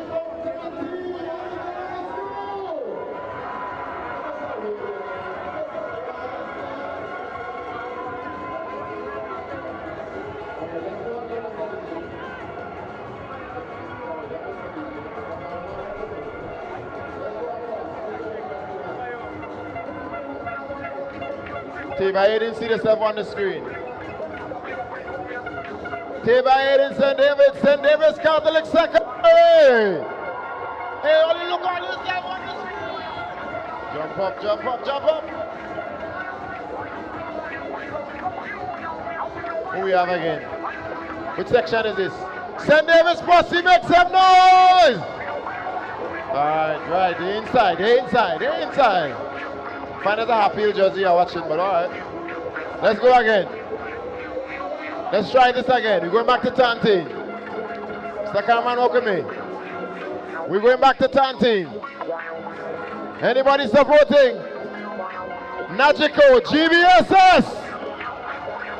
Right, that's what I'm saying, you know. Yes, that's the posse, right. All right, let's move it along. We're going again. We ready for telescope? We ready for telescope? Up in telescope. Anybody? Now what's the sauce? Sasso. Jump up. All right. Sass on the inside. Sass is on the inside. Who we have again? Which posse we have? Anybody supporting? Anybody from the Boca Secondary? Come and get the Boca children up here. Right. Who we missing out? I saw Sister Lucy inside. Anybody from St. Joseph's Convent, St.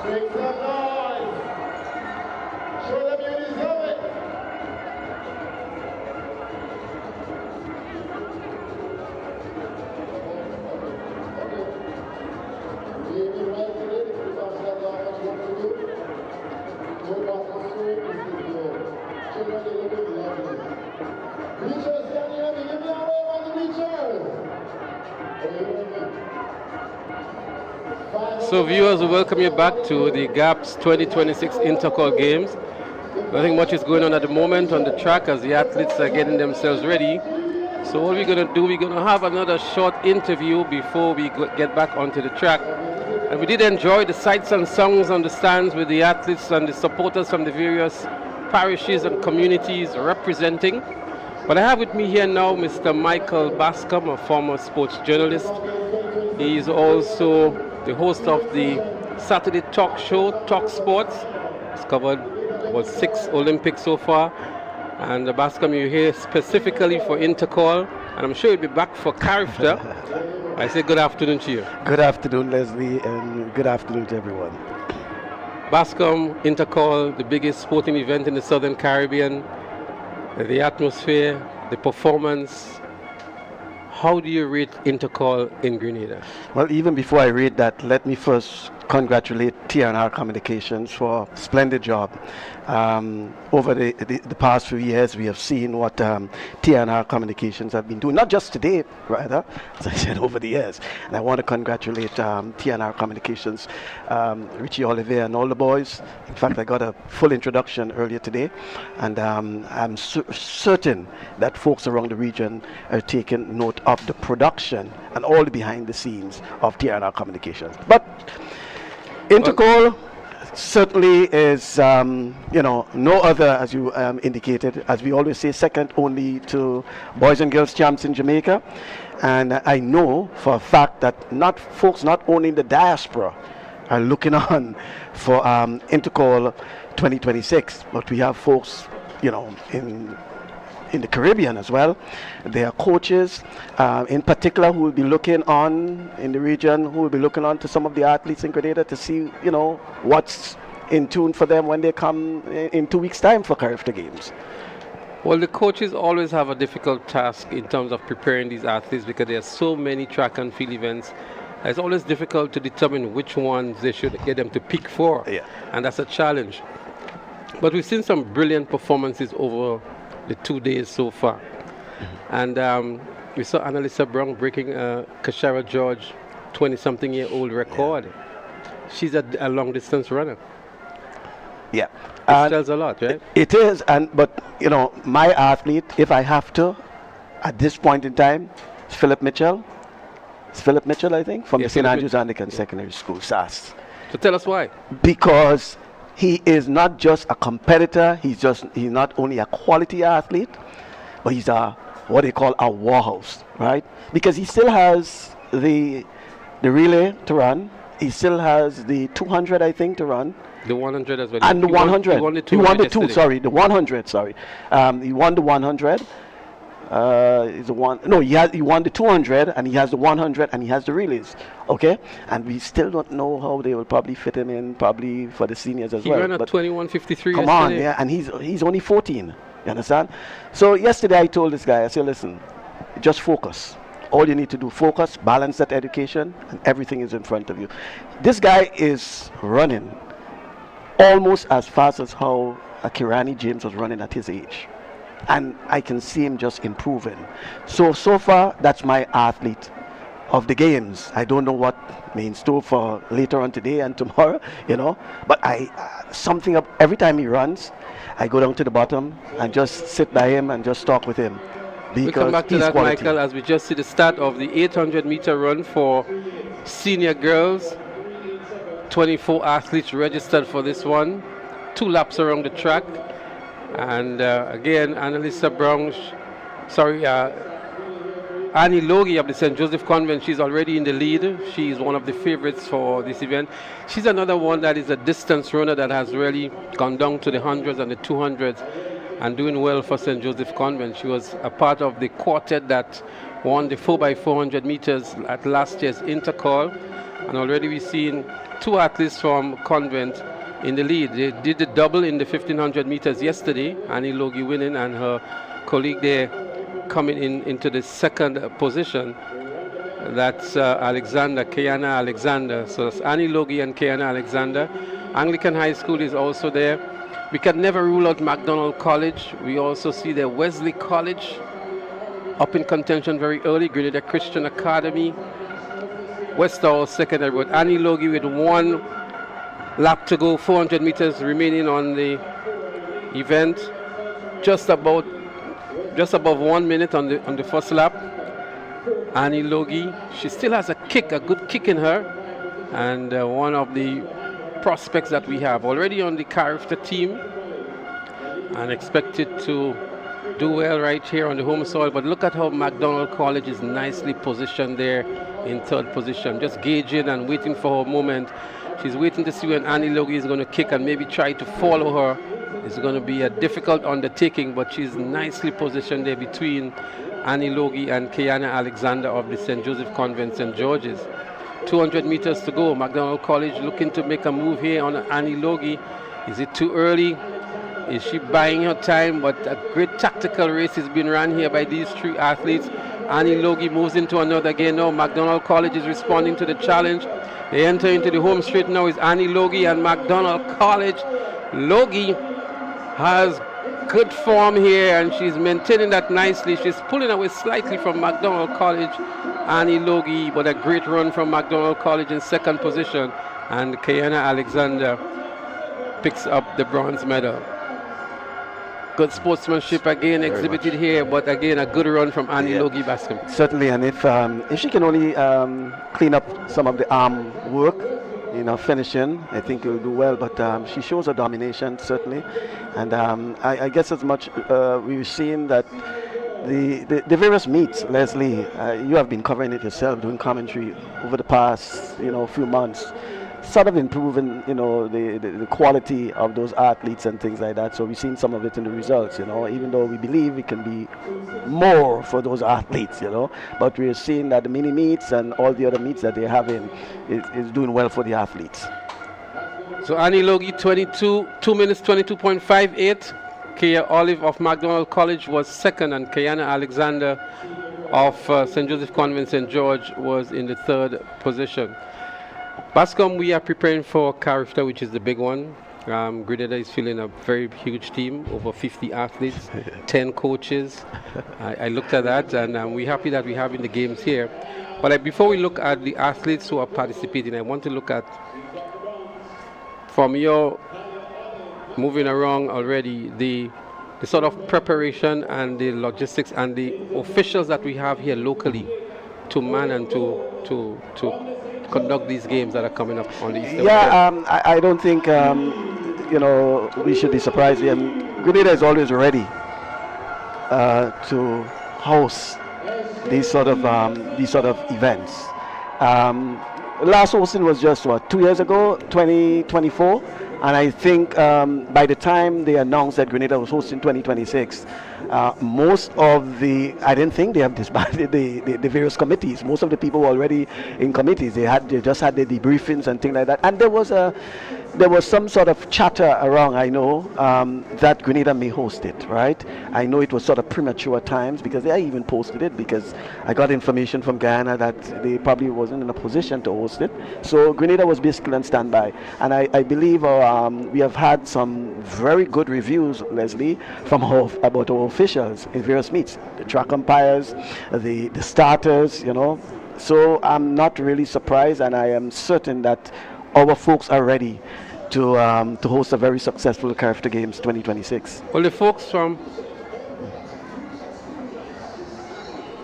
NACAC were here to do their own little preliminary investigations, and they have given a thumbs up from what they've seen. Some repairs were needed to the track. That has been done in time for Intercol, even the scoreboard. And I was told that the little glitches you see on the scoreboard, they already have the parts here, but they were working very late on the previous nights, and that's going to be fixed in time for Carifta. Yeah. Before we continue, I just want to let the Facebook viewers know that we are approaching the limit on Facebook, so you can either migrate onto the YouTube channel of TNR Communications, and a new Facebook live has been started, so you can either migrate to there as well. And that's just the Facebook policy. But if you're on YouTube, you have no issues whatsoever. You just continue to enjoy the broadcast from the National Stadium. Yes, Bascom, you want to continue? Yeah, and one of the things I want to also talk about just briefly is about the showboating. Right? We have to get our kids to understand that they're competing run their races, do your celebrations after. I saw in probably 2 occasions yesterday where athletes actually were celebrating before the finish line, and I think it cost them, valuable time. Could have been, in one case, it could have been a record-breaking performance, And I think the coaches, the teachers, the principals, those folks around those athletes need to let them know that they need to run their races, compete to the end, and then they can do their celebrations, whatever, after. That showboating there's no place for that, okay?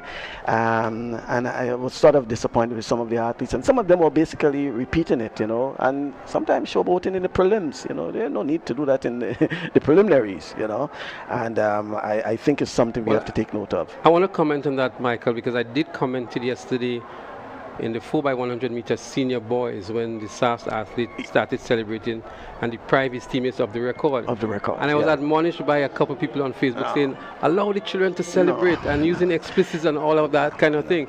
And my comment was that that's not the place for that. No, because it's not. You're correct. I want to see you run through the line and allow yourself to run your best time. And you have to also understand that this is not just a village meet.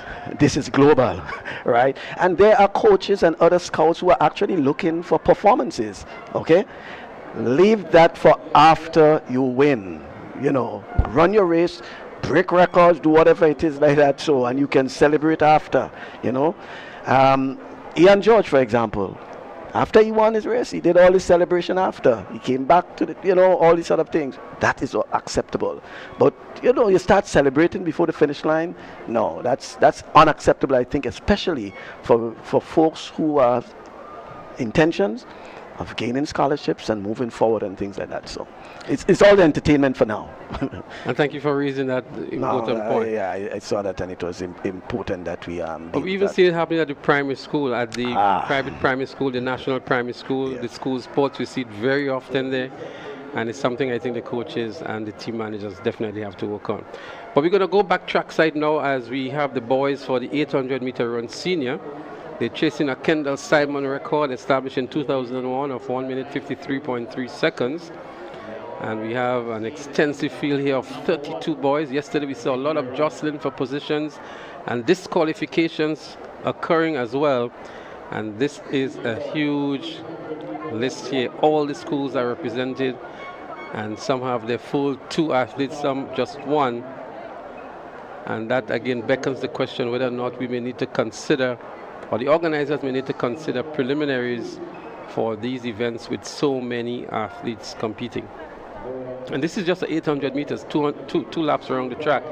So it doesn't even allow enough time for the athletes to spread across the entire track like a 1500 or a 3000. But there they are, they're up and running. False start to the 800 meters. And that happens when you have these large numbers and the eagerness of the athletes to want to move off and gain a position outside of the crowd. So we have here Junior Alexander, who placed second in the 400 meters. He's here representing SAS. The ever-present Keith Charles of the Grenada Christian Academy, he's also there. Shondell Findlay, GBSS, he's also there. Michael Thomas from McDonald College.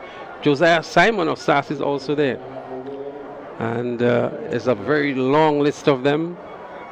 Kimmel Murray, one we can look out for again from the Grenada Christian Academy. And then we have Rickel Blay out of the Hillsborough Secondary. We don't know too much about him, but Carrico always do present some good performances whenever they're here at Intercol. But it's a good start this time. 32 athletes in the 800 meters, chasing a record of 1 minute 53.3 seconds. McDonald College, that could be here. Michael Thomas Jr., we're not sure who it is. SAS on the outside. Wesley College is also there. Very large field of athletes indeed. McDonald College in the lead in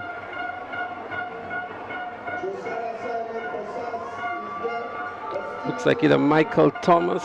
Is it Michael Thomas or McDonald College? We're going to confirm that for you in a while. 1546, I think, is the... That's Tyreek Thomas. Tyreek Thomas was on the carry of the team last year. I think he was very impressive last year. I've not seen much of Tyreek for this year, but he was one of the very determined athletes in the junior category last year. And it's good to see him moving up to the senior ranks and showing his true colors very early. Keith Charles is trailing somewhere behind. He's currently now in the 5th position. But McDonald College, Tyreek Thomas is the one who is in the lead here. Tyreek is looking very good as well. McDonald College 1 and 2, it seems. And Michael Thomas in the 2nd position. Well, that's your leader here. Tyreek Thomas, McDonald College. Presentation Brothers College is giving good chase now. PBC will have, that looks like Taj Thomas, but Tyreek Thomas is going to be difficult to catch. Here comes Presentation Brothers College moving on in lane 2. But Tyreek Thomas run a brilliant race from start to finish. What a good run. Junior Thomas is making a run back, but here they go to the finish line. Presentation Brothers College just clips him on the finish line. What a comeback run here by PBC. A comeback by Junior as well. But look at that finish here. You never give up until you cross that line. Tyreek Thomas doing all the bulwark, so to speak. And in the end, Presentation Brothers College running a very, very measured race.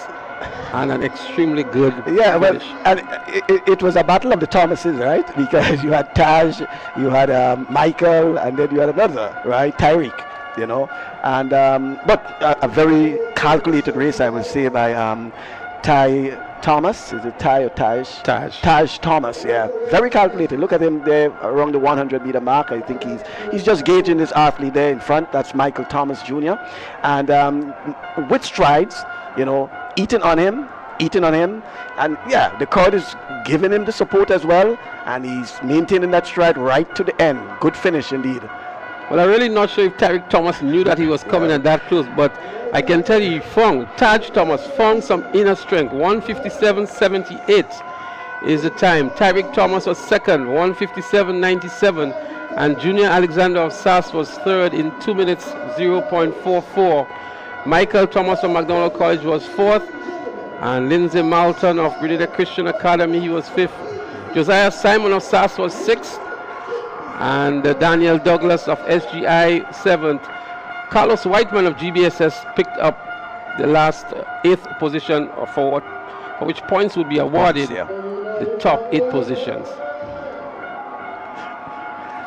But this is how you end the races. Yes, and you lay it out on the track, you give everything. And that's the first time we saw Tyreek Thomas for the season, for the 2 days. But Taj was already on the track in a couple of events. But he a little really more experience, And one of the things I've noticed, Leslie, of recent, is the number of competitors we are seeing in those long distance races. There was a time when probably you might have seen probably 8 athletes competing in 800 meters, you know, and even the 1500. We've seen so many athletes, and they are, in most cases, they are ending, right? It says a lot. I've looked at the national championships. I've looked at the various meets, you know, even at the primary schools, for example, and we've seen lots of competitors are competing in the longer events. May not be as competitive, but it's a good sign that long distance running is returning. And what used to happen in the past to Michael, there was what we call a slow lap and a fast lap. But we're not seeing that anymore. You know, the athletes are measuring the races now. Yeah, you have athletes that will just run off. Leslie, earlier today, there are 2 things I want to talk about. Earlier today, you all had a nice conversation about back then with the old Queen's Park and the bleachers, you know. And I recalled to myself, I said, hey, you know, but if you attended Intercol back then and you did not fell through or fell with bleachers, you didn't experience Intercol, you know. That was a thing over the years in terms of an experience for Intercol. The bleachers, you call it the old bleachers. There is never an Intercol championship without broken bleachers. In fact, the girls, when it was the rivalry really between SAS and GBSS in the male, and in the girls, the convent and Anglican High School. That was in terms of bleachers. You know, we have seen the ugly scene sometimes with the bottle throwing and things like that. So, but I think the bleachers, the rocking, the swaying of those things, and that was the experience of Intercol back I then. remember my first Intercol, Michael. I was standing on the bleachers, not doing anything, but was jumping at the same time. Right. Because That's simple, everybody but was it's up and down, and yeah. so you there, you just had to go with that momentum that That's how it was. The lumber was doing below your feet, you know? Yeah, I know. It was the day after Intercol. You see all the broken bleachers, but that was the experience. That was the excitement for Intercol. The other thing, Leslie, might be sort of controversial. I want to suggest that in terms of the logistics for Intercol, the organizers may want to relook or revisit in terms of the first 2 days of Intercol. Possibly look at free entry for the kids, school kids.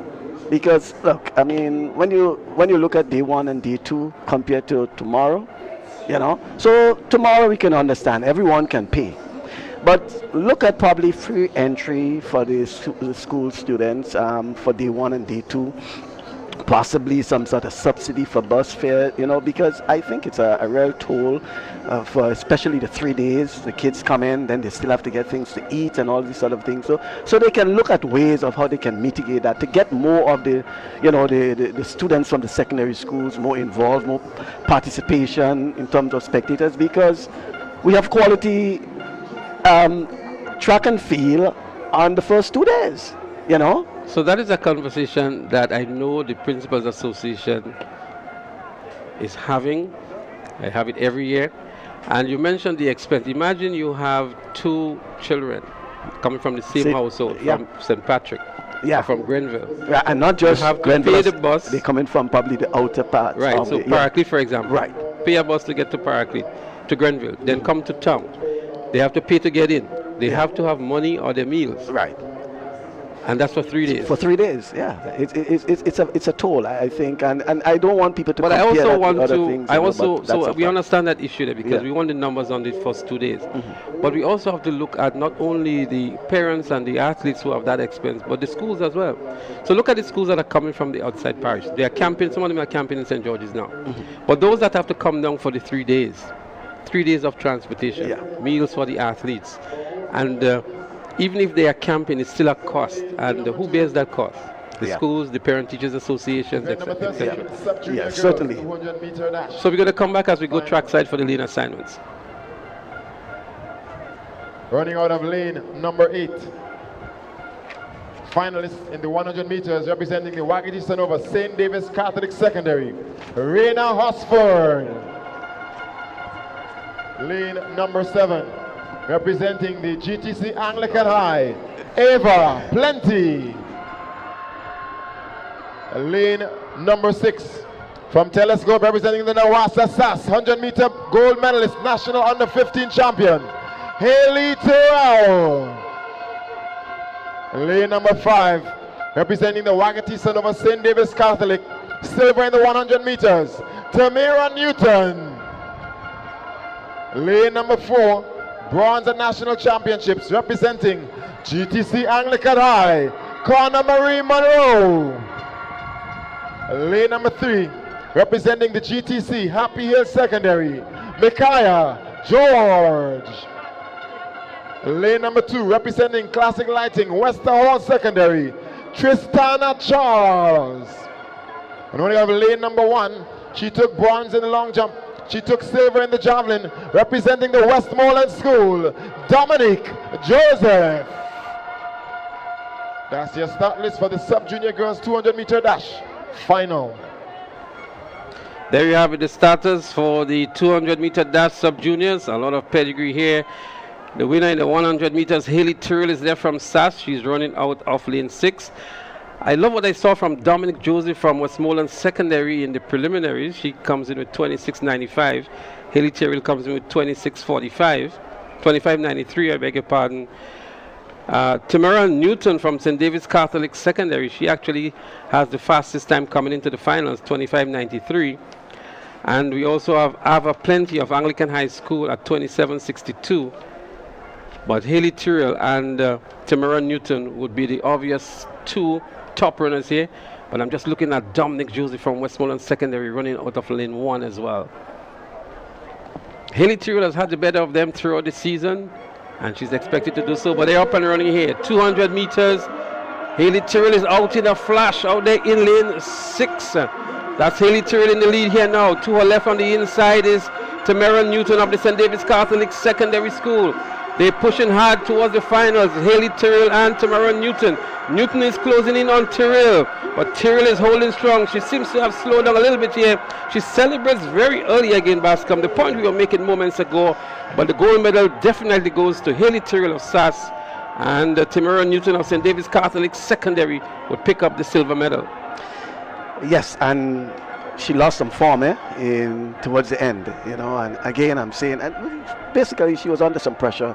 I don't know if the athletes are sort of glancing on the board, so they're probably on the monitor seeing themselves, but a bit disappointed again that because this is an athlete with a lot of talent, another walkhouse, and I really want these athletes to run their race, run to the end, complete it. Give me the the quality time. Look at that, 25:28. And the record is 25:20. Certainly, The record is 25:20, and she ran 25:28. With a legal speed. With a legal wind as well, Yeah. 1.1. Yeah. We just made the point, and this is the same thing she did at SAS Sports. We don't want to be too hard on her.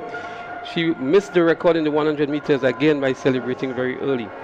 So again, we made the bigger point. We would not leave at this point, but the bigger point is that the athletes need to run through the line. Run through, yeah, certainly. But John, you're here, Clyde John, you saw the race. Tyrrell won, but she got very good competition from Newton from St. David's Catholic Secondary. Well, tell you what, I think she knew Newton is a good 200-meter athlete. I think this is the event where she really suspects that she has maybe some sort of limitation. She got out very, very early and ensured that she stayed ahead of Newton, not giving her any opportunity to really get past her. Again, we see the slowdown, we see the celebration. I would have really loved to see her just go for that record, to have that record in your name. I think this is a big thing. As we look at it here, she's out of the block, she's ahead, coming around the turn, she's still leading. Newton trying to respond, but Tyrrell still has the momentum, and certainly she has the strength and the power to bring this one home. A good run from Newton, and really we would have loved to see that record stand in her name. Yeah, someone just asked me, where is that coming from?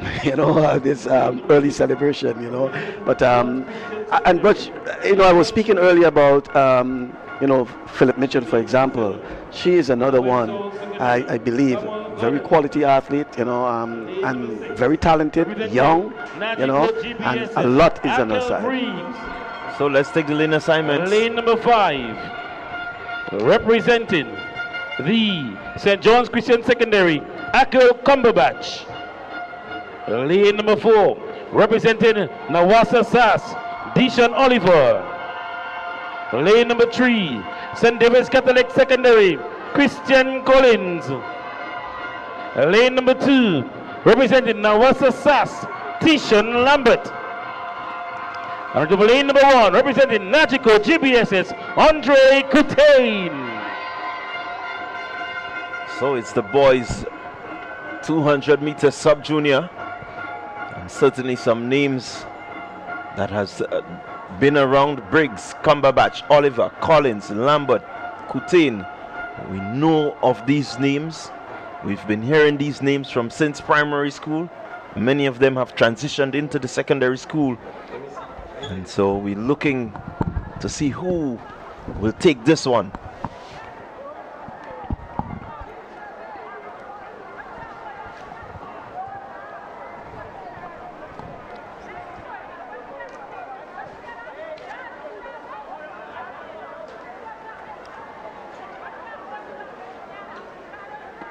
And here they go. With the early running, it seems to be in the middle of the field. Deshaun Oliver. Oliver with some competition to his outside as he runs the turn now. He's getting into the straightaway. Deshaun Oliver with certainly a lead, and he's moving away. He's leaving the rest of the pack. Deshaun Oliver is running away with this one. We will look at the flash time. It's just about 23:14 for Deshaun Oliver. Well, Dishon Oliver delivering the goods when it mattered most. Everything he touched at his Intercol turned into gold. And he continues to dominate the sub-junior category. Look at that. Look at the distance here. Cumberbatch from St. John's Christian Secondary has always been in the second position behind him. And picking up the silver was Aquil Cumberbatch of St. John's Christian Secondary. Akel Briggs of GBSS picked up the bronze medal. And Tishon Lambert of SAS picked up the fourth position. And that's just how they ran throughout the season. But look here, you see that Dishon Oliver really established himself very early in this race, and he was not letting up. He did not slow down at all. He wanted a good time. 23:17 is what he ran. The record being 22:77, set by Kashi Stephen last year. And Dishon, I'm sure, had his eyes on that. That's why he was pushing so hard. One of the things I really want folks to remember those names, because they are sub-junior, and these guys, once they stay fit and active and in competition mode, they are the guys that will be dominating probably the junior next season. Okay, they may not be at Carifta, but certainly you can look forward to those names come next year in competition. So keep tabs on these guys, Dishon Oliver and Cumberbatch and Briggs and Lambert and others, because certainly that rivalry will continue come 2027. Well, Briggs for one has improved tremendously over the season. I saw him in the 100 meters in the preliminaries, and here now in the 200 meters, these have been some fantastic times for Akel Briggs throughout the season. Even Tishon Lambert, he's doing exceptionally well as the season progresses. But Dishon Oliver, take nothing away from him. Everything he's done at SAS Sports, he won 9 consecutive all the events in the field events. All the field events, I beg your pardon, all the track events. Okay. And he came to Intercol and did just and, the same. and one of the things that we have to do is give credit to these coaches from the various clubs. We have a dearth of clubs in Grenada now, probably except probably St. Patrick, but when you look at St. Mark, you look at St. John, right? And you come to even St. David, St. Andrew, they all have clubs. Well, I'm not even talking about the city, because we have so many clubs. And what we find is that, for example, a school will have athletes in, 4 or 5 different clubs. A school will have athletes spread out in these different clubs. So we have to give credit to these clubs, their structure and their coaches as well, because they basically have been assisted in some way or the other in the development of those athletes, and most of them are performing here at Intercol.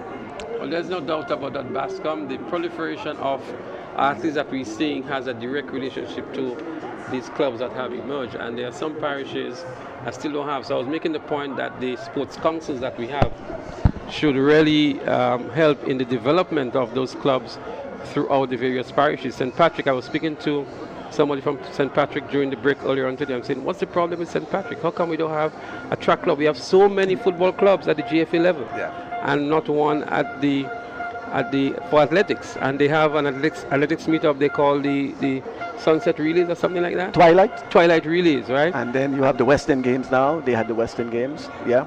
And but the good news I'm hearing is that the Eastern Games will be back. And I think they're looking at some dates, probably in May or something like that. But they're looking at some dates. I think it's through the St. Andrew Parish Council, but that will be good. And again, I like to say things, and sometimes it comes as controversial, but I think St. Andrews need its worth now. I think they have done enough. And the minister, whoever it is, if you hear me, I think St. Andrews need a track. I was just about to make that point. Track. I think they have, they need their flowers. And I think because there is the space, there's the drawings, I've seen it, there's everything available, it's just the track. Michael, sorry, nothing about that is controversial. I've spoken to several persons who do not reside in St. Andrew, and they share the same sentiments as you, that from the plethora of athletes that have come, the coaches that we have there, the Wayne McSweens and so on. Simon, that's Ajit Simon, and all of Kendall Simon and Ajit Simon and all of these guys is deserving that a track be laid in St. Andrews. St. Andrews, definitely. I agree with that. So we have a point standing, as you see it on screen here. St. Andrews Anglican Secondary, 96 points in the girls category. St. David's Catholic on 93. Convent holding their own still on 76 and a third. Anglican High School has moved up a bit as well in 57 and a third. But SAS leading by a slender lead. 3 points. The interesting thing about that is that, well, let's look at the boys. And we'll come back, yes. So SAS continues in the quest for the double championship. Let's hear the scores. Secondary school in 3 points. In 13th position.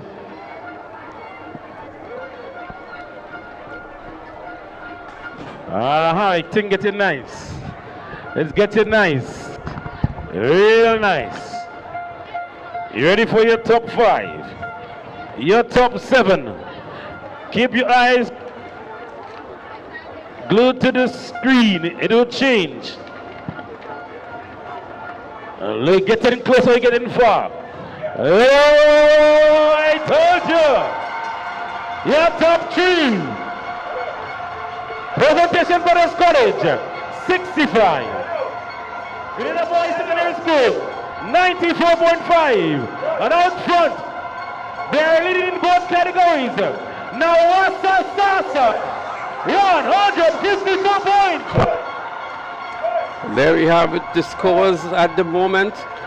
And the SAS continues in the quest for double championship. This will be the first time any school would win both the boys and girls category. When last? We have seen that. We've never seen that. No, not for SAS for sure, I can tell you. Right.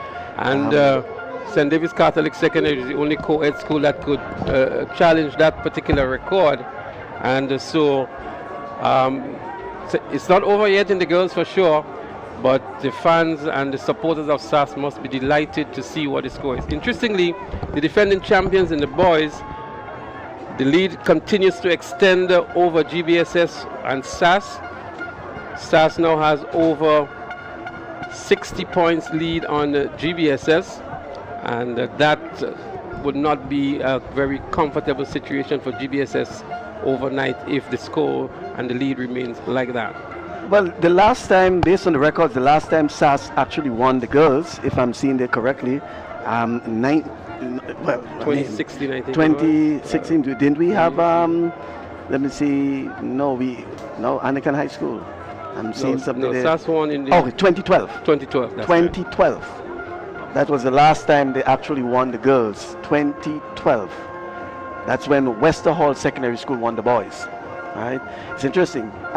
Just to wrap on that, Leslie, I said it and I'm saying it again, that all schools came, unlike previous years, all schools came here at Intercol from day 1 on 0.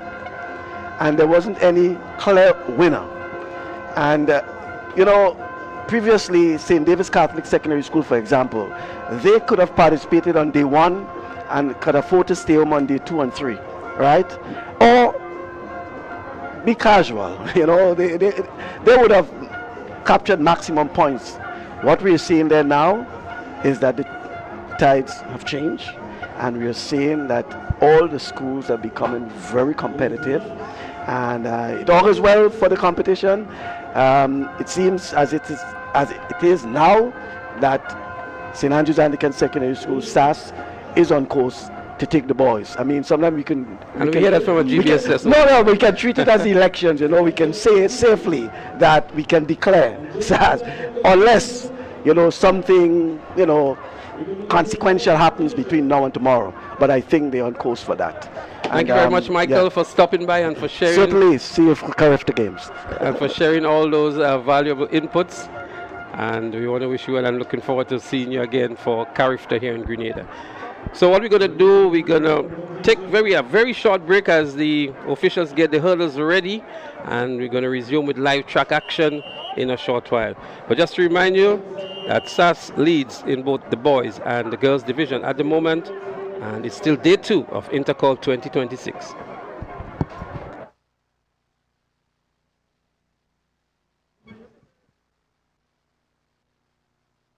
Congratulations is definitely in order for you, Anthony Phillip.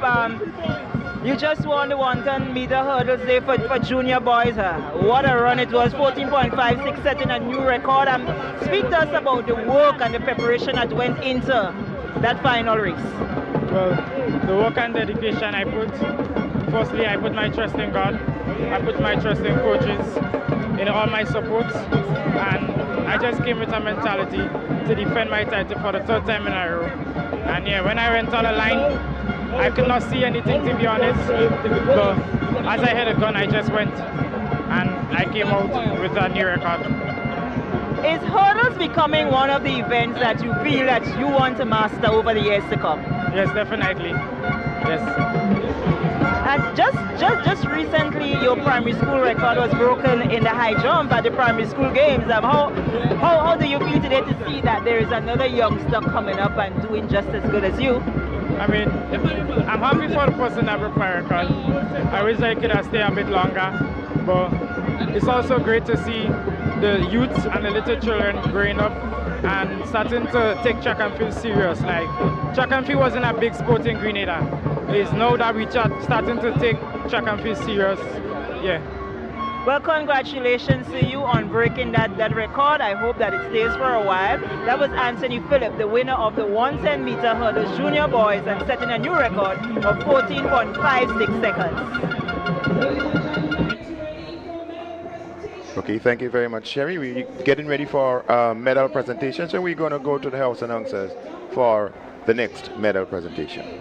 Investment and Migration Agency.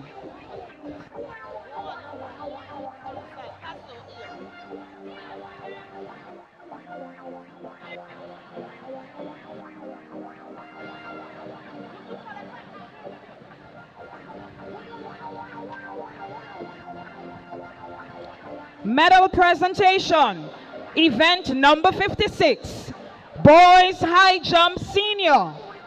Your bronze medalist from the Boca Secondary School with a height of 1.89 meters, Jamal Neckers.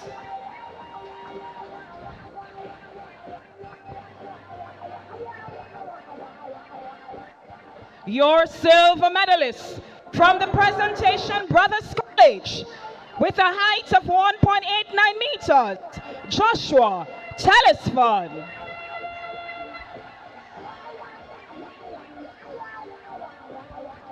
And your gold medalist for event number 56, Boys High Jump Senior from the Presentation Brothers College with a height of 1.95 meters, Travell Woodruff. Congratulations, gentlemen. Medal presentation. Event number 64, Girls 100-meter dash senior.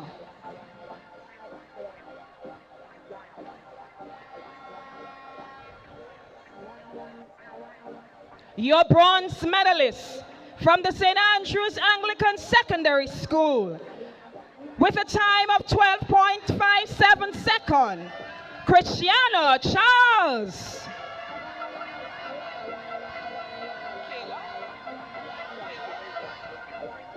Your silver medalist from the St. David's Catholic Secondary School with a time of 12.05 seconds, Kyla Christopher.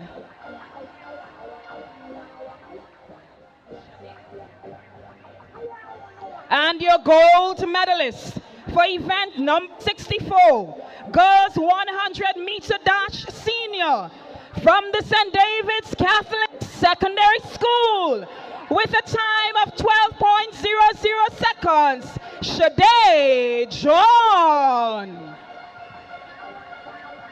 Congratulations, ladies. Job well done. Medal presentation for event number 65, Boys 100-meter dash senior. Your bronze medalist from the Grenada Boys Secondary School with a time of 10.74 seconds, Kamal Joseph.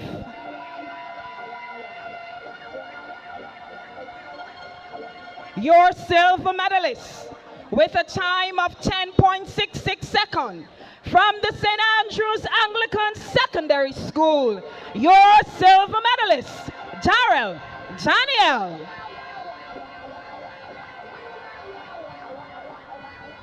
And your gold medalist with a time of 10.39 seconds from the St. John's Christian Secondary School, Ian George.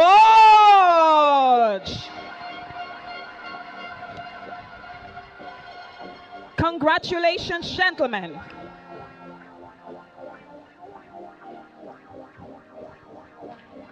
Medal presentation for event number 40.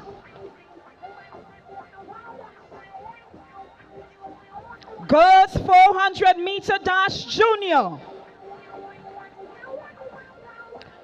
Your bronze medalist from the St. Joseph Convent, St. George, with a time of 58.95 seconds, Ariana James.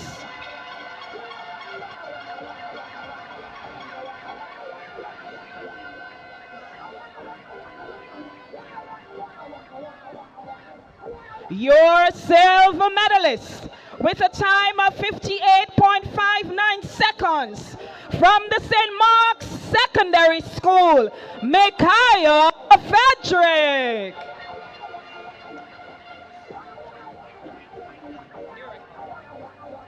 And your gold medalist establishing a new record with a time of 56.24 seconds from the Boca Secondary School, Annalisa Brown.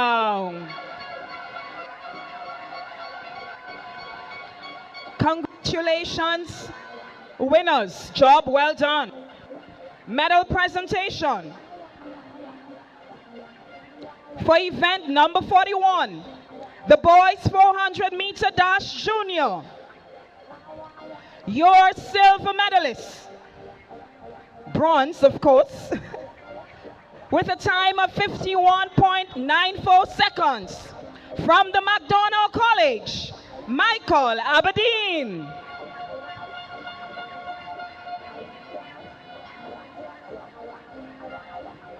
Your silver medalist from the St. Andrews Anglican Secondary School with a time of 51.16 seconds, Philip Mitchell.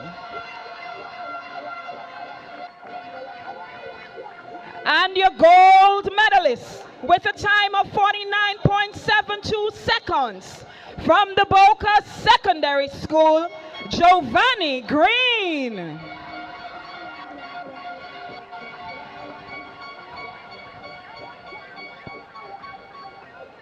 Congratulations, gentlemen. Well done.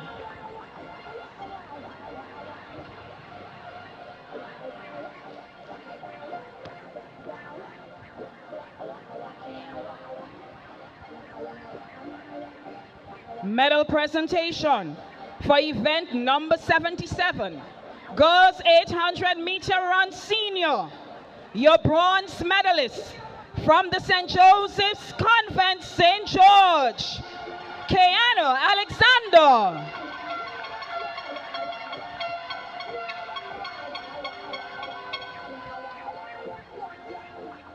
Your silver medalist from the McDonald College, Kaya Olive.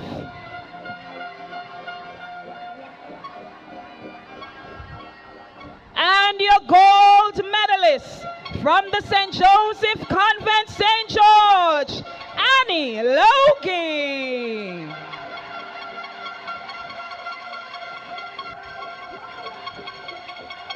Congratulations, ladies. Job well done.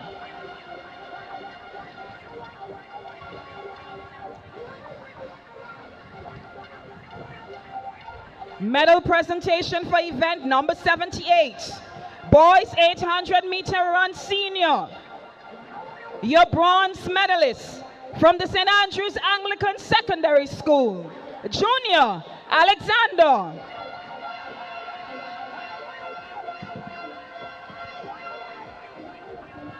Your silver medalist representing McDonald College, Tyrick Thomas.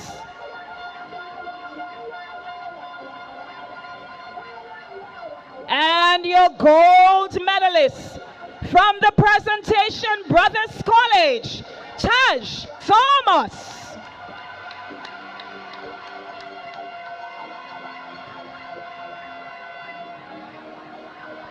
Congratulations, gentlemen. Medal presentation for event number 13, the girls 200-meter dash sub-junior. Your bronze medalist with a time of 26.24 seconds from the St. David's Catholic Secondary School, Rena Hosford.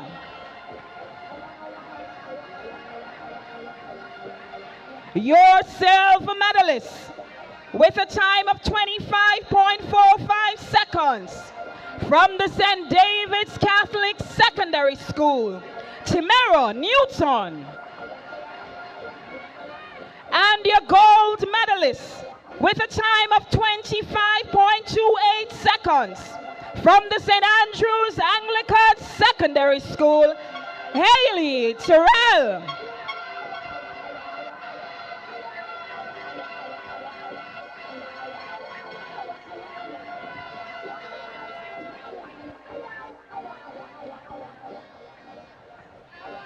Congratulations, ladies. Congratulations to all athletes.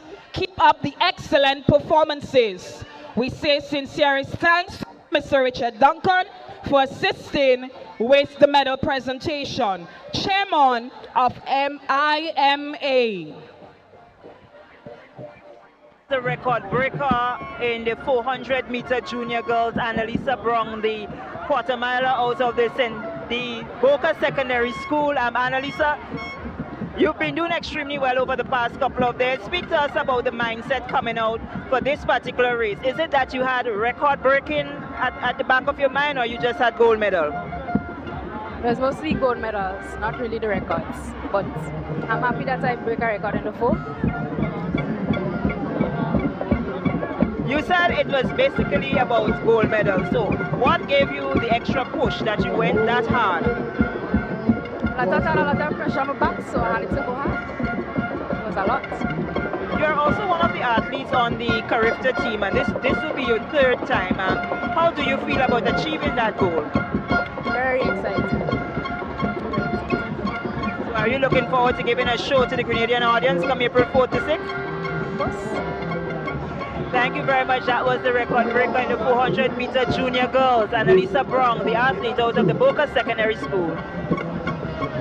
So we're back with live action on the track. This was an interview with Annalisa Brown, the record breaker in the 400 meters for junior girls. Annalisa, a girl of few words, but action on the track. Yes, Great potential. So we're getting ready for some 400-meter hurdles action. There will be a number of 400-meter hurdles on show this evening. We're getting down to the wee hours of the evening. It's moving from afternoon into evening, and the action continues here at the Kirani James Athletic Stadium. It's GAPS Intercol 2026, day 2 of 3. The excitement in the air is I don't know. I am lost for words. It's electric. Electric. You can say that without even looking back. The athletes are performing well. The spectators are feeling the vibes. The afternoon is nice and cool, and the event, the second day of Intercol, is proving to be one to not miss at all. This afternoon has not given us anything to be disappointed about, and I just cannot wait to see what else is in store this afternoon. Well, we have a number of hurdles action coming up. It's 400 meters hurdles for sub-junior girls. That's the final. It will be next on track. And as exciting as all the events have been, none of the events has really left us disappointed. No, not any at all. You know, everyone every other one it brings you to your feet and you're wondering what's going on. Look at this. And like I said earlier, the athletes are bringing their A game. This is an exciting afternoon. This is an exciting day. It is, and it doesn't matter what the event is. Short sprints, middle distance, long distance, they all got thrilling endings. What do you see, Clyde? Yes, certainly it's been a really interesting day. The day has really lived up to the expectation. A lot of the athletes putting out their best. And this evening you're seeing some of the finals, I mean, that are just phenomenal. From the middle distance to the sprints, it's just action galore. It's competition at its best. No one really running away with any event. There's always some level of competition coming through, and that's good for the sport, and it's good for the Intercol games. So next up will be the 400-meter hurdles for sub-junior girls. It's the final, and we are going to take the lane assignments from the house announcers.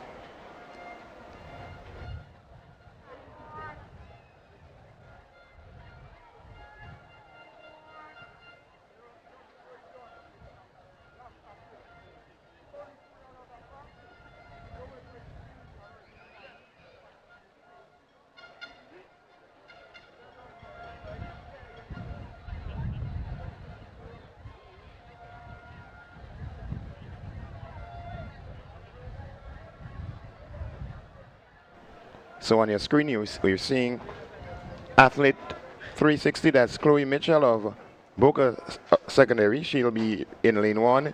In lane 2, Emma Frederick of McDonald College. In lane 3, we're expecting to see Jelena Panchu of Boca Secondary. Well, let's go to the house announcers who will give us the lane. Boca Secondary, Soraya Phillip, lane number 7. Representing the Grenada Christian Academy, Tiana Joseph.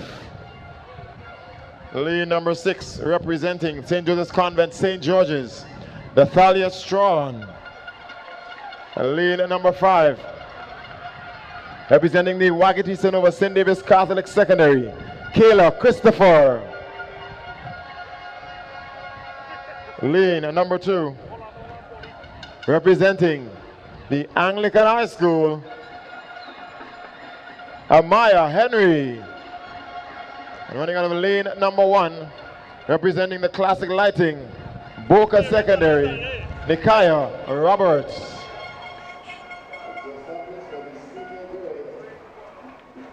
So that's the senior girls.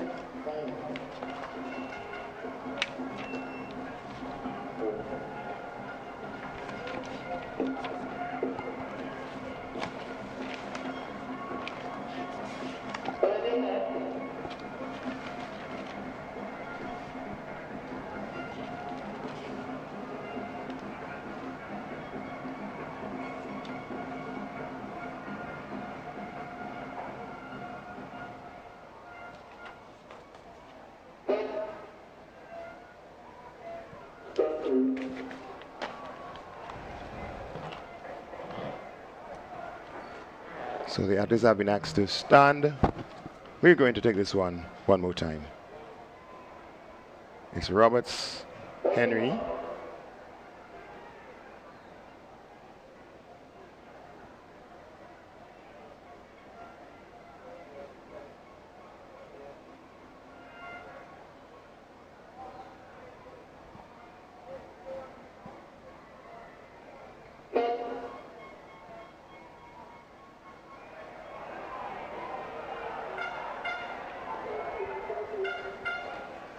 As we try to get it right, seem to be having some difficulty with the start of event number 72, the girls 400-meter hurdle senior. It's a final.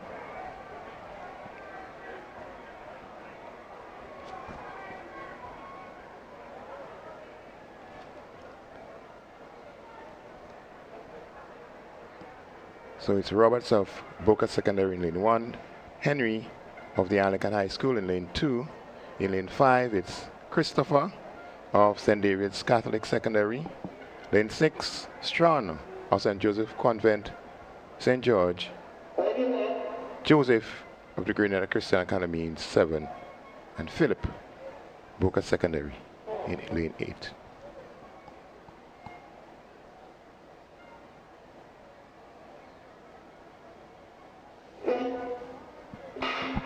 And this time the gun sends them off. It's a 400-meter hurdles finals for senior girls. On the outside, Boca Secondary leading the charge. Just getting over the hurdles there. It's Boca Secondary. That's Roberts of Boca Secondary, Nikia Roberts. Motoring down the backstretch, it's Nikia Roberts of Boca Secondary. She has opened up a gap of some. Soraya Phillip it is of Boca Secondary. Opening up a comfortable lead here from the rest of the field. Still going. St. Joseph Convent now coming into the picture. Also Anglican High School in the person of Amaya Henry. She's there. But it's Soraya Phillip still trying to hold on. Anglican High School is giving some chase. That's Henry of Anglican High School challenging, but Soraya Phillip, she's going to hold on. She's going to win quite comfortably. Anglican High School and Maya Henry in second position as we watch the rest of the field come home. We wait for the official result. But your winner, Soraya Phillip of Boca Secondary. Quite a challenging race to jump hurdles around the entire track, but Soraya Phillip proved that she has what it takes to make it all the way around and become the gold medalist in this event. So Soraya Phillip of Boca Secondary, first in a time of 1 minute 9. Amaya Henry of the Anglican High School, 1 minute 10. Tiana Joseph of the Grenada Christian Academy nipped Natalia Strawn on the line from St. Joseph's Convent to take the bronze medal. Yeah, certainly a good run from Phillip. She ran from lane 8 and had all the work to do. She got off pretty early and ensured that she gave herself enough time to get around on the track in first position. And so Soraya Phillip, gold medal here. Really working hard, these young ladies. They've done quite a bit for the day. And this means that they will take a rest for the remainder of the evening. Well, a good run there from Phillip of Boca Secondary, adding some points into the columns for Boca Secondary, which they need very much if they want to get into contention for the big showdown on the final day tomorrow. Well, I don't think it's going to be much of a difficult task for them because they have been showing up thus far, but it is what is left to be determined is how much they want it. They have the potential. We know that they have the potential. Let's see what else they can bring to the table to cause an upset. We still have an entire day left, and anything can happen in the female category. Yeah, the female category is still wide open, and points. That's all that matters for many of the schools right now, and certainly the defending champions, they will continue to do their bit. The St. Andrews Anglican Secondary School, they're putting in that challenge, and so this 2026 games, as we call it, the decider, it decides many things.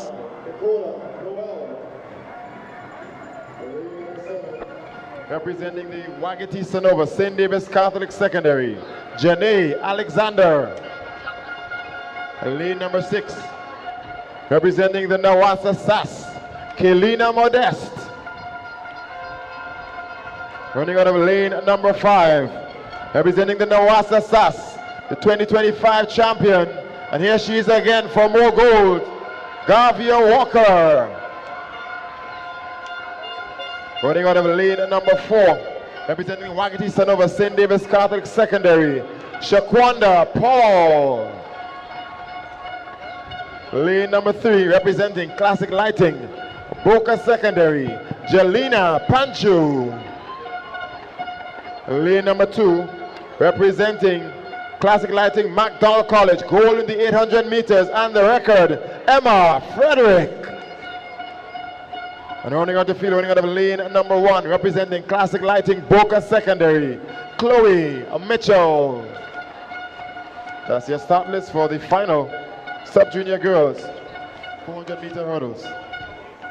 Well, this one is another very interesting run. Some names that we know pretty well in the flat-out sprints, and they're going up into the hurdles event. So Gavia Walker, we know her to be a good 400 meter, 800 meter runner.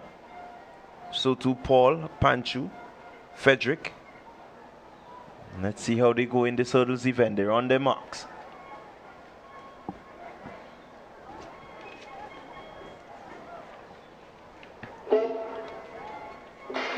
Here we go, clean start.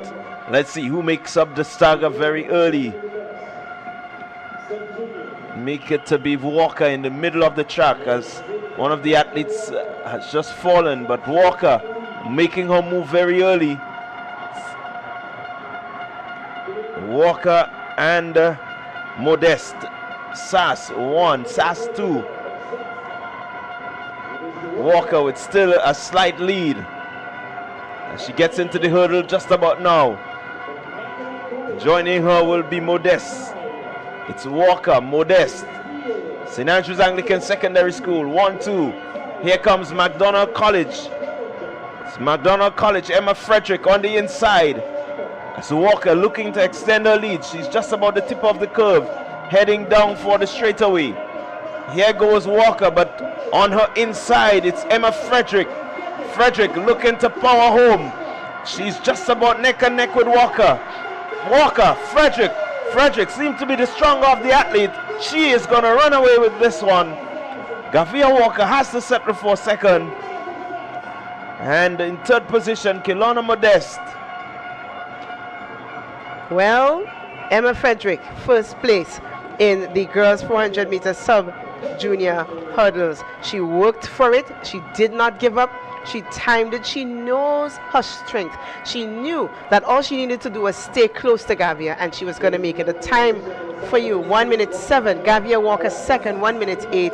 Kelowna Modeste from SAS, 1 minute 12. Emma Frederick has just set a new record in the sub-junior girls 400 meter hurdles. It's record-breaking performances here at the Kirani James Athletic Stadium here for the Intercol games. She just broke Gavia Walker, who was in this race. Emma Frederick has just eclipsed her record. Another one goes. So quite an impressive run by Emma Frederick. As we see in the picture right now, it's Gavia Walker and Kelowna Modeste in control as they went down the backstretch. 1-2, Sass. But then Emma began to get the work going. She started working. She continued chipping, finally getting closer and knowing that she has the power, being a middle distance and somewhat a long distance runner. She was able to outlast her in the last 40 or 50 meters in this race. Look at how they get over this hurdle, final hurdle, and she powers her way to the finish line. And interestingly enough, Emma Frederick broke the record that was set by Gavia Walker. And if we look at Gavia Walker taking the second place, she also would have bettered the record. Of course, the first place, the glory goes to the winner in this one. But both athletes were they were successful in beating the record time. And this is what you want to see.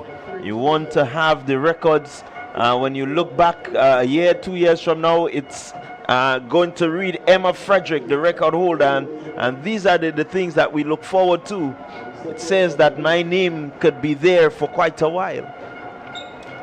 So a good run indeed by the two athletes. Congratulations to both of them, Emma Frederick and Gavia Walker. You've both done your best, giving your best in the final. That's what we want. Number 7, representing the Nagico GBSS, Josh Thomas. Lane number 6, representing the Classic Lighting Boca Secondary, Keldon Cooper. Lane number 5, representing the Nagico GBSS, Kamal Joseph. Lane number 4, representing the Nawasa SAS, Junior Alexander. Lane number 3, representing the Nexa PBC, Caleb Alexander. Lane number 2, representing the Nexa PBC, Ethan O'Geist. And running out of lane number 1, representing the Classic Lighting, Boca Secondary, Riley Forrester. So we're expecting a very interesting race here. Is the 400-meter hurdles for senior boys. Final, event number 73. Next on track.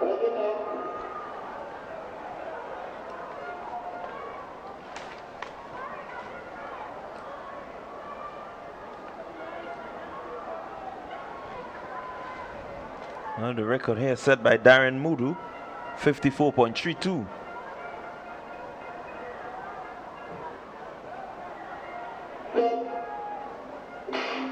And they're off. It's the 400-meter hurdle finals for senior boys, chasing a time of 54.32 seconds.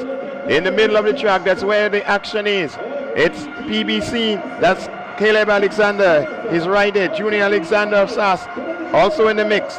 But it's GBS's Josh Thomas, who is in the lead on the outside, lane 7 at the moment. A strong run from Auguste of PBC. Ethan Auguste in lane 2 is making up the stagger. On the outside, we see Junior Alexander of SAS, but it's a battle between Auguste and Thomas. Auguste and Thomas. And it's an obstacle race, and as you know, if you lose your rhythm or you clash into one of the barriers, bad things can happen. But winning smartly in lane 7, Josh Thomas, GBSS, your winner. Well, Josh Thomas was able to hold his own and take the first position in this one. An upset there is, but at the end of the day, as you said, it is an obstacle race, and it's who gets over the obstacles first, who clears it and crosses the finish line. We're going to have a look back at what this race played out to be. There we go.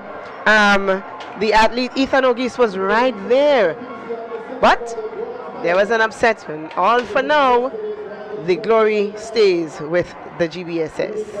Well, Auguste just seemed to be having a bit of trouble with that hurdle. Recall he fell in the 110 hurdles yesterday, and here he is in the 400 hurdles in a good position and just clipping that hurdle and falling again. So really the luck not going with Auguste. He was still able to hold on for third, but certainly he was in a good position to maybe cause an upset.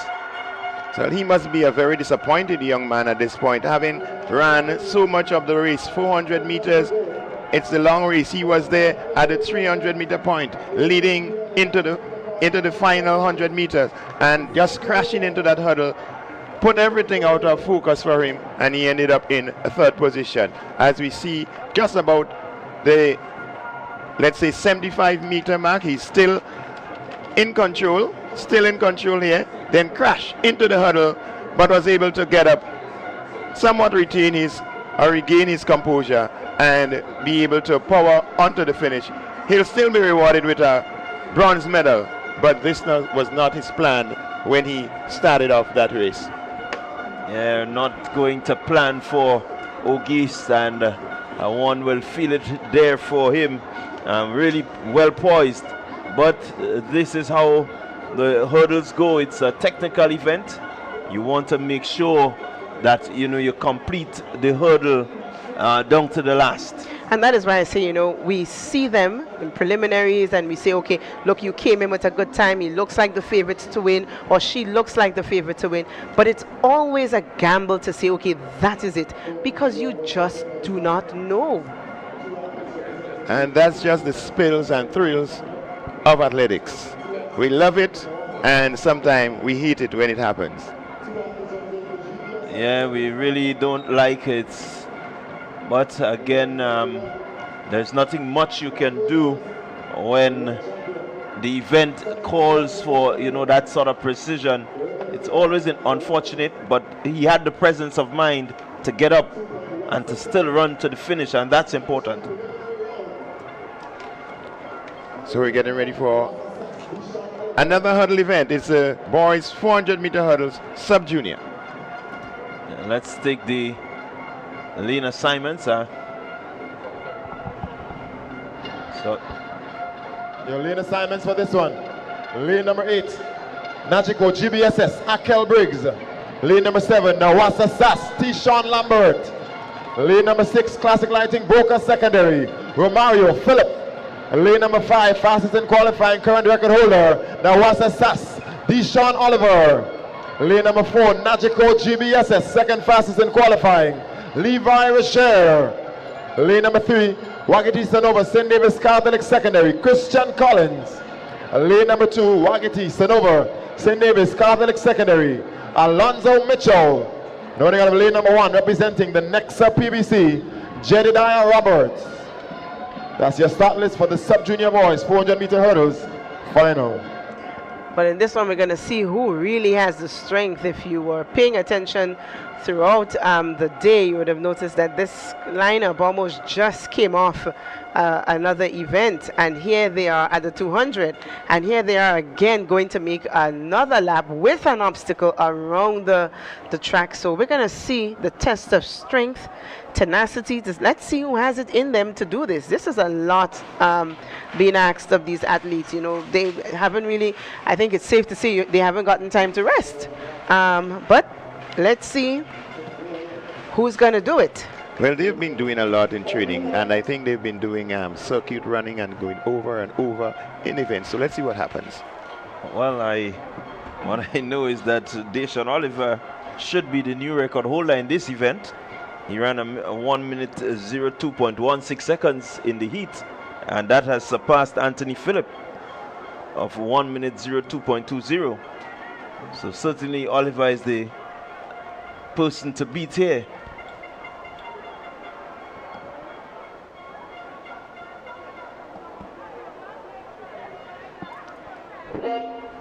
Here we go, and we have a false start. Is it a fatigue in the legs? We do not know, but I just said to you, these young men, most of them, I don't know if this particular one came off the 200, but lane number 2. Lane number 2. Or maybe he thought that he would catch them because they all, well, the others may have been fatigued from the previous event that they had just a few minutes ago. And this is his time to shine, so I don't know. Yeah, again, it's a bit unfortunate. Alonzo Mitchell, that's another of my athletes. He came from my primary school. It's unfortunate, but that's how the cookie crumbles sometimes. Oh yes, I saw the grimace on his face. I feel it for him, but it happens. Yeah, it happens, and you want to, as I often say, any race that you're in, the first obstacle is to get past the gun. So it's raining a bit, and well, I guess the only thing rain stops is cricket, right, Klein? And here we go, clean start. 400-meter hurdle. Let's see who gets over the first hurdle. It's going to be Sass in the middle of the track. Deshaun Oliver already over the first hurdle. He's into the lead here now. Gets over yet another hurdle. So he's poised to take this one, Oliver, and has certainly taken the lead. Down the back straight he goes. Clears another hurdle as he heads into the 200-meter mark. Just rounding the turn now. Behind him is quite a big bunch, but he's clearly ahead by some 10-15 meters. Deshaun Oliver, what a bright spark in athletics for the St. Andrews Anglican Secondary School as he rounds the turn and into the straightaway. He does have a lead. Here comes the GBSS athletes as they give chase, but it's going to be Deshaun Oliver holding on and winning. He has certainly lowered his time here as we look at the flash time. Deshaun Oliver showing the medal. Just came off the 200 meters, and yet still he has the presence of mind to run to the line and present a new record. I'm certain it's going to be a record run. So there we go, Deshaun Oliver, the first place in the boys 400 meter sub-junior. No competition behind him. GBSS Akel Briggs takes the second place, the second position, and the athlete from GBSS again would have taken, that's Levi Rache, would have taken or did take the third position. But Deshaun Oliver, it is his time to shine. He is having an excellent season. There is no one that can stamp on his glory. He is doing extremely well. Yes, congratulations to Deshaun Oliver. Yes, he has lowered his time 1 minute 01.60 seconds, and this is another new record. He has broken the record twice in one day. Yeah, that's the mettle of the man. Deshaun Oliver has lowered his own record. And you can see the run. He was determined. He got out early. He led the pack all the way. There was no letting up here as he entered the straightaway. You look at him striding while ensuring that he keeps his momentum, keep his rhythm as he gets down the stretch, clearing that final hurdle, and you can see the extra zip, the extra push from Oliver to ensure that he crosses that line in record-breaking time.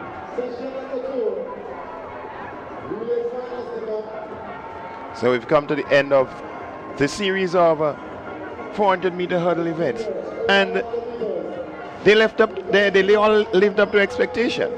You can say that again. This was an entertaining set of races. All the athletes delivered what they set out to do. Whether it was rain, sun or shine, they were there and they did exactly what they had to do. Looking at Deshaun Oliver was indeed breathtaking. A young man just came off the 200. Also Akel Briggs just off the 200, and here they are again in the 400 meter, and they were able to do very well.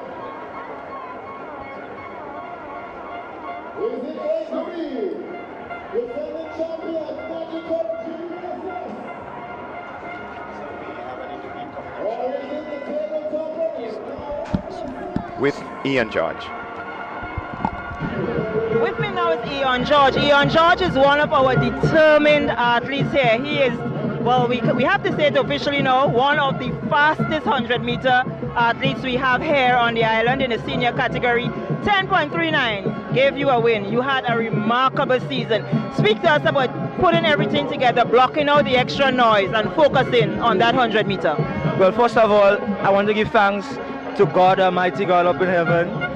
This season was a great season. It was my comeback season. Everybody doubted me last season. I had some challenges, and I decided to work hard and just come back stronger this season.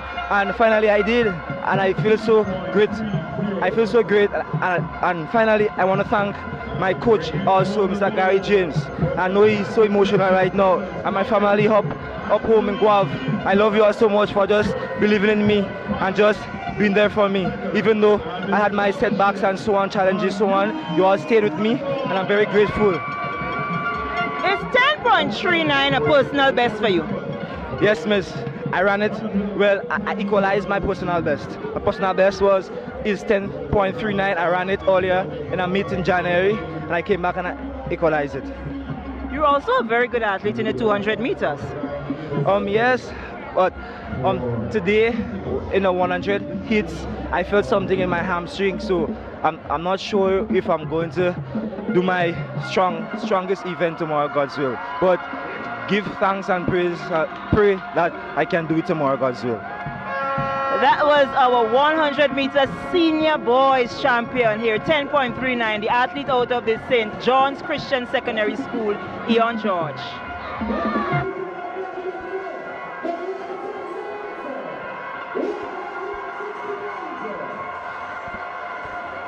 So there you see it, the scores.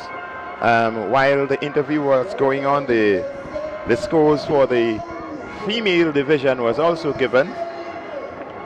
We can tell you that there is a possibility that history can be created tomorrow. We can see the first ever double SAS winning both the boys and girls division of Intercol, something that has never been done in the history of Intercol, all its 54 years of existence. SAS on the road to history if they're able to complete a double victory tomorrow. Yeah, it certainly will be historic if they can complete the double. But again, we just want to highlight the fact that the girls division is very competitive. They are leading the St. Andrews Anglican Secondary School. So they will continue to make the charge for that double-double. Well, they're only separated by some, it looks like 7 points. So it's not a big gap, but we know it's going to be competitive, and that's what we're looking for. Even though in the boys division, the gap seems to be widening between SAS and GBSS, we have a situation where we've heard one of our commentators already declaring as an election, but it's too early. I think it's too early to call any of the divisions. So let us concentrate a little bit on the female division for the moment. Well, as we say, the Intercol Games 2026 was going to be an epic one. It has lived up to the hype. It has lived up to that sort of excitement that we've been expecting. All the schools have been represented, and so we have another interview coming up. Gonna go to Sherry again. Excellent performance from one of the athletes out of the Presentation Brothers College, that Taz Thomas, and he won the 800 meter senior boys. It was a rather crowded race, very competitive. The McDonald College athlete led straight up until the point, maybe about a little meter or less from the start, from the finish line, sorry. Tell us about that run, because you actually clipped him on the finish line. So I went through the whole race, and I had this thing that I feel a lot pressured during the race, but I said for myself, I have to push through this race, and I didn't give up, and I believed in myself. I believed in what my coach told me.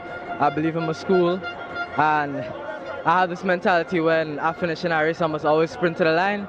So I caught him, and I felt very proud because yesterday was kind of a disappointment with my 15 and my 400. But I tried my hardest and I came out on top. You redeemed yourself today. And how happy are you with the overall performance of the Presentation Brothers College? I'm very happy. We could have done better on the first day, but I'm grateful for all the points we got. Well, congratulations again. That was the winner of the 800 meter senior boys, Taj Thomas, out of the Presentation Brothers College.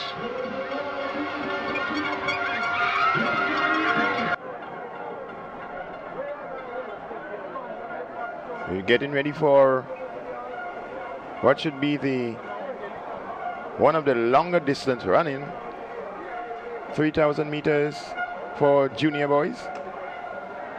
Up next will be the boys 3,000 meters. It's final for juniors. Yeah, quite a long list of athletes in this one. Certainly we will be looking to see who establishes themselves very early and maybe just look to set a pace that the others need to try and keep up to.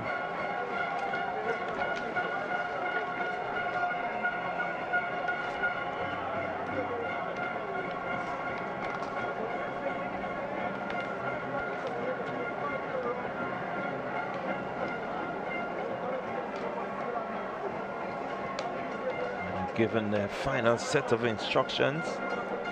On paper, we have some 23 athletes. It doesn't look like 23 on the starters line. However, we'll try to keep you posted as we are able to identify the athletes as they move around the track.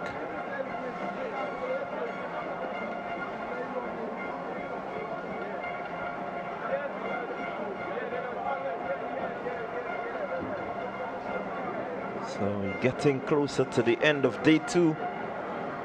This 3,000 meter run. It's quite a long run.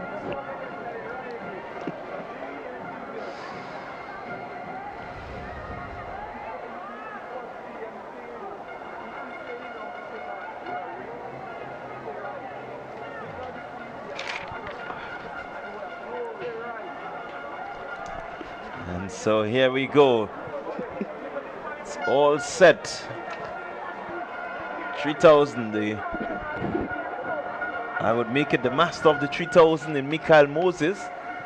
He looks to get himself to the front. He's really been outstanding at this distance, Moses. And so one will expect that he will take charge. Again, as we have seen for the entire day, you cannot, when it comes to these distances and middle distance, you cannot say that someone has won unless they're way out front. So let's hope that someone can challenge Moses. He doesn't just run away with this one. But out front, it's Michael Moses, 3,000 meter junior boys. Record in this event stands at 9 minutes 52.28 seconds, and that was set by Lyndon Gonzalez of the Boca Secondary School.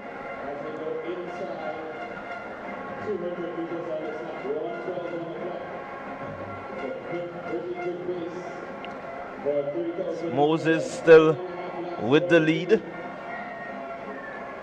3 athletes there just at the front, looking to set the pace. Just about 8 meters lead over the athlete from the St. David Catholic Secondary School who's in 4th. But 1, 2, 3, nicely bunched. It's the Najiko GBSS, 1, 2, followed by the St. Andrews Anglican Secondary. St. David Catholic Secondary slots in at 4. And another athlete there from the St. Andrews Anglican. He is in 5th. So it's Moses of GBSS, and we also have Williams of GBSS, SAS, represented here by Ethan Abraham. He's right there. And Jensen Mitchell of St. David's Catholic in your leading pack, but it's Moses of GBSS who is in control of this one.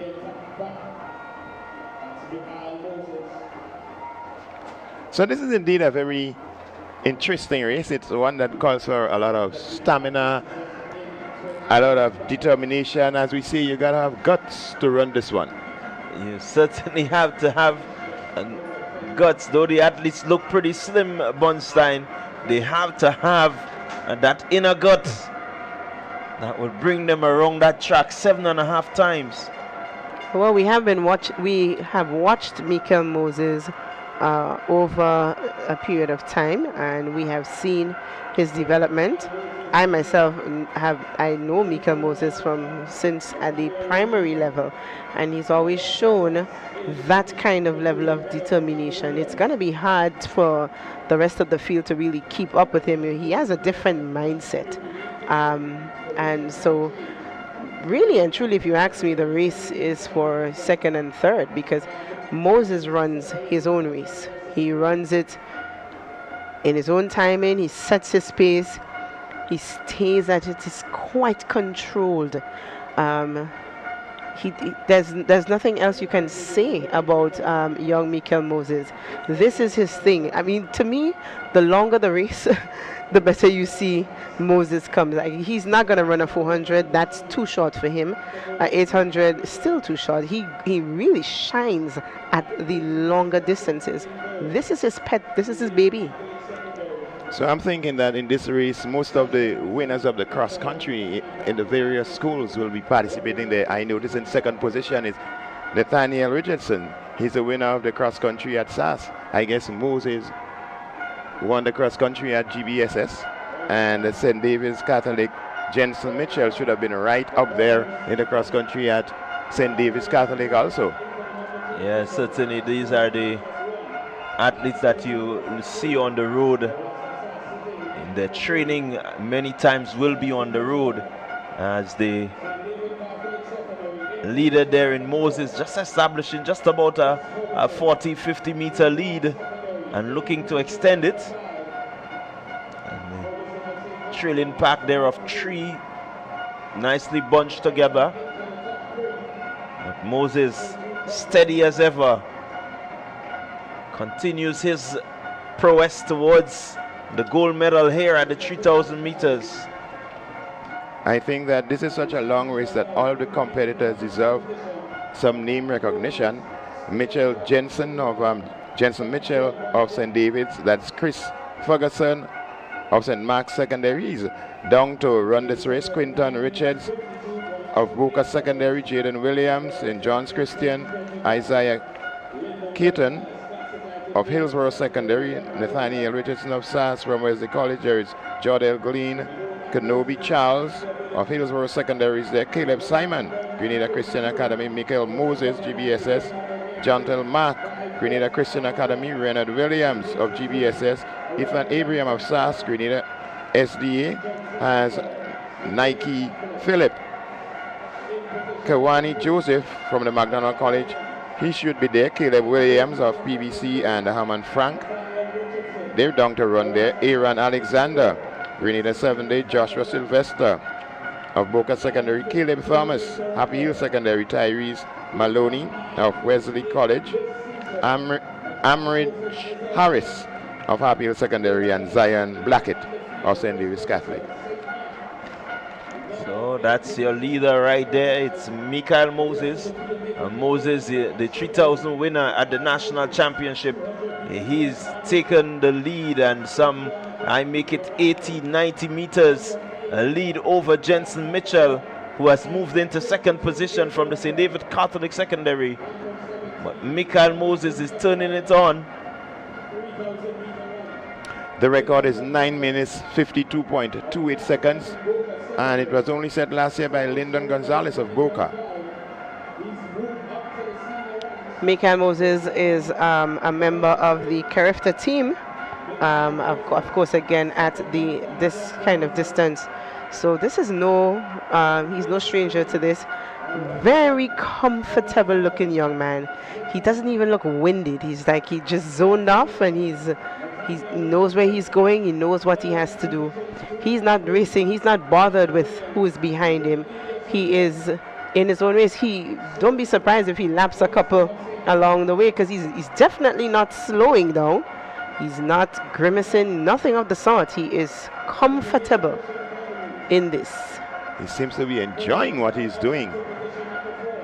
Yeah, more than 150 meter lead now for Moses, and certainly he's running by his lone self out there, way out there, I should say. Well, he's really putting on a show. He knows that his supporters, his fans are here, and they are celebrating his exploits, and so he's just doing what he does best, which is run these long distance races and show his class. So here he comes up the straightaway. He's going to be getting into the bell lap right about now. He's completed 6.5. This means that he has 1 lap to go. 1 lap for Michael Moses, and certainly I think now he will eclipse or lap a couple athletes in his way. He's looking strong. He's looking really well composed here at the 3,000 meters. So he goes about lapping the first athlete. Michael Moses. He's just showing off, man. He's just doing his thing, enjoying it. I know that deep inside he has a smile somewhere, just enjoying this. Here he goes, rounding the 200 meters. Is he going to turn it on a bit? Is he going to look for maybe a record in this one? 9 minutes 52:28 is the record. Is he on record pace? I just believe he just may be on record pace Can he get up there within the next, I make it 25, 30 seconds as Michael Moses looks to come home. It's gonna be a record-breaking run if he can get there. Let's look at the clock. He's getting there, he's getting there, he's getting there. Did he do it? I think he did. I believe he did. Stopped at 9:45. The record was 9:52. He seems to be happy. Oh, young Moses continues to shine. He continues to shine. This is his pet event. There is no one, I believe, and you may have a go at me, but there is no one, I believe, that can really test him in this. This is his event. And we are just waiting to see that time come up. We believe he snatched the record. Of course, he is one of our character athletes. Pretty young man. Pretty petite little fella. If you see him close up, you would wonder if this is the little man that's running these long distances so comfortably. He's got the body type for this kind of long winding and long winding races. Look at some of the other athletes when they completed this race, but Moses, like a stroll in the park, he's at ease, just sipping there and chatting with his compatriot. The young man isn't even the least bit exhausted. Not at all. Well, I think by now the muscle memory for Michael Moses is well tuned. It's tuned to 3,000 and it doesn't really take much from him to run that sort of distance in this record-breaking time. So one of our character athletes, one of those medal hopefuls for Grenada. You are correct. I am putting him there in that medal bracket because he is that good. And what I know about Mikel, he thrives off of the energy of the spectators. And when he knows he has backing behind him and he's going to be running Carifta on home turf, don't be surprised if he takes that gold medal. Look at him. In stride. No grimace on the face. Relaxed, composed, striding elegantly, getting to the finish line. What a run, what a race. Congrats, young man. You've done yourself, your coach, and your team proud. Yeah, keeping calm there, Michael Moses. No sweat, man. Stroll in the park. So easy. So we just completed 3,000 meters. Again, another eventer that brings the records tumbling here at the GAPS Intercol 2026. Certainly been a record-breaking day today.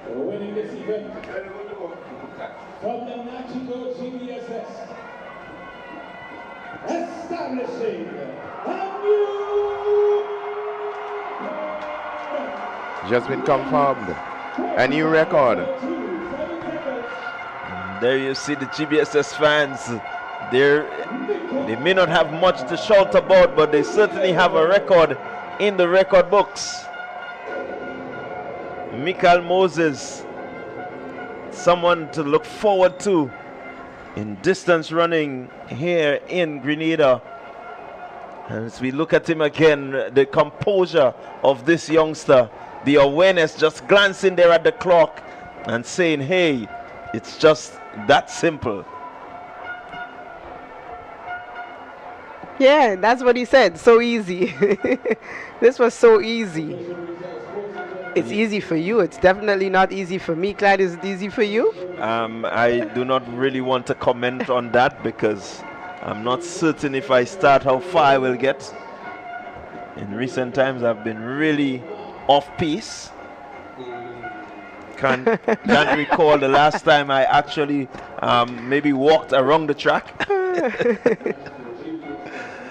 I am going to play the fifth. Okay, the fifth is yours.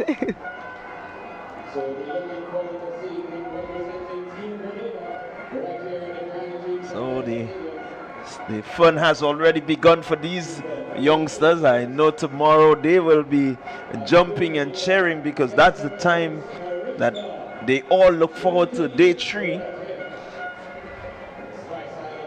Day 3 will be the day when all the awards are given. The main awards, the individual awards are being given as the races continue during the day, as the races and the field events are completed. But the trophies and the accolades for championship honors will be decided on day 3. That's tomorrow, Thursday, the 19th. And the athletes are having a ball of a time. Oh my, they're having a ball of a time.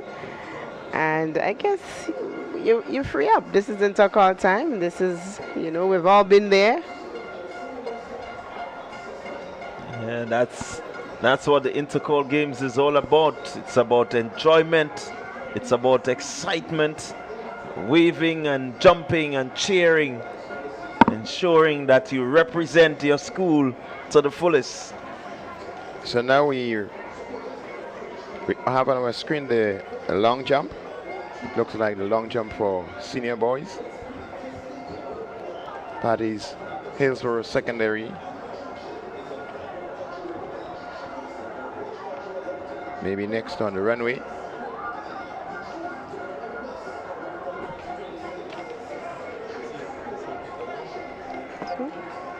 It's a long jump for junior boys.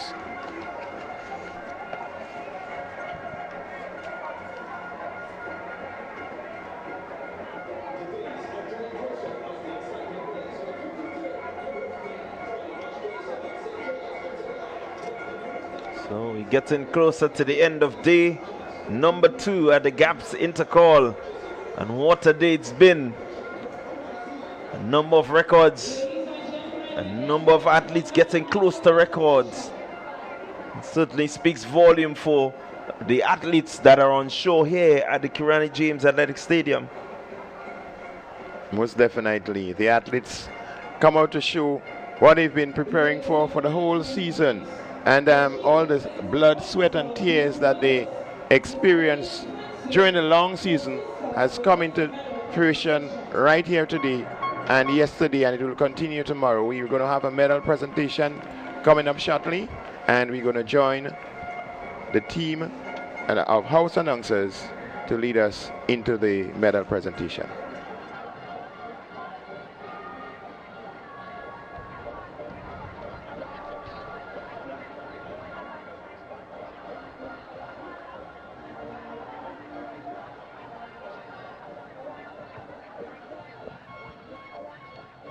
Medal presentation.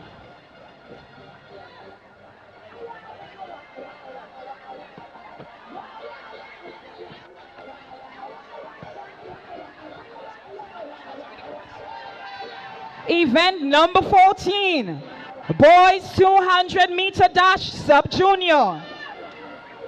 Your bronze medalist from the Grenada Boys Secondary School with a time of 23.94 seconds, Akel Briggs.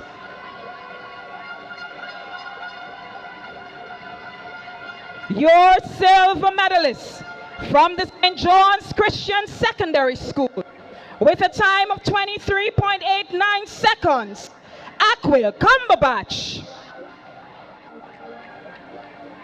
And your gold medalist from Nawassa Sats with a time of 23.17 seconds, Dijon Oliver. Well done, young men. Congratulations. Medal presentation for event number 5, girls javelin throw sub-junior. Your bronze medalist with a distance 25.80 meters from McDonald College, Janaya Phillip.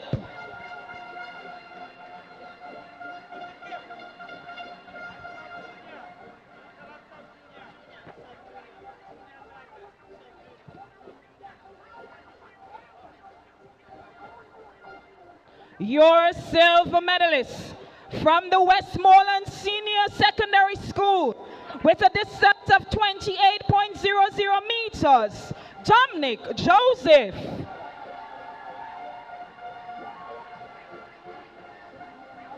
And your gold medalist for event number 5, girls javelin throw sub-junior from Nawassa SAS with a distance of 28.98 meters, Cassie Caliste.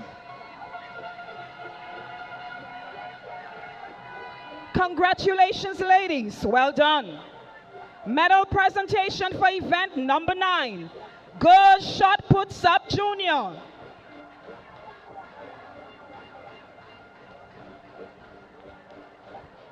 Your bronze medalist from McDonald College with a distance of 9.58 meters, Tasia Thomas.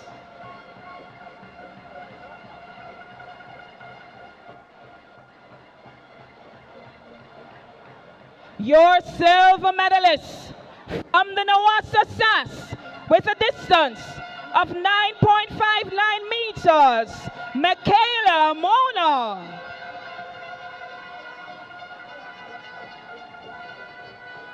And your gold medalist for event number 9, girls shot put sub-junior with a distance of 10.51 meters from the St. Andrews Anglican Secondary School, Nawassa SAS, Sarah Adonis.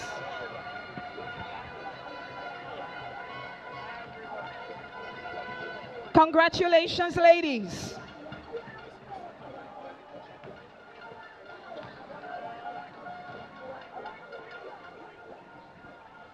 Medal presentation for event number 23, girls 400-meter hurdle sub-junior. Your bronze medalist from the St. Andrews Anglican Secondary School, Kelina Modest.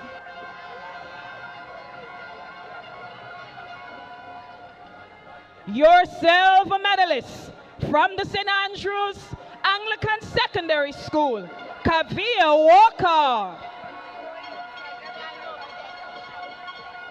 And your gold medalist from McDonald College, Emma Frederick.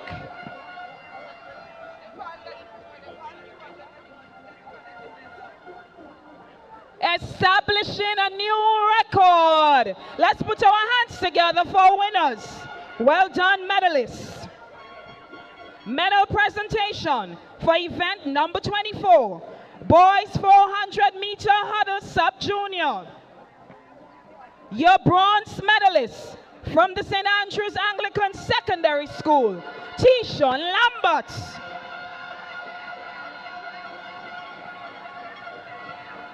Your silver medalist from the Grenada Boys Secondary School, Akel Briggs. And your gold medalist for event number 24, boys 400-meter hurdle sub-junior from the St. Andrews Anglican Secondary School, Nawassa SAS, Ishon Oliver. Well done, gentlemen. Congratulations. Medal presentation for event number 72, girls 400-meter hurdle senior. Your bronze medalist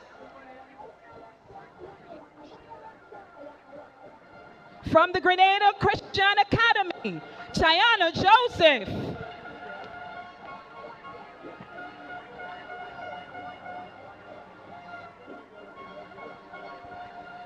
Your silver medalist from the Anglican High School, Amaya Henry.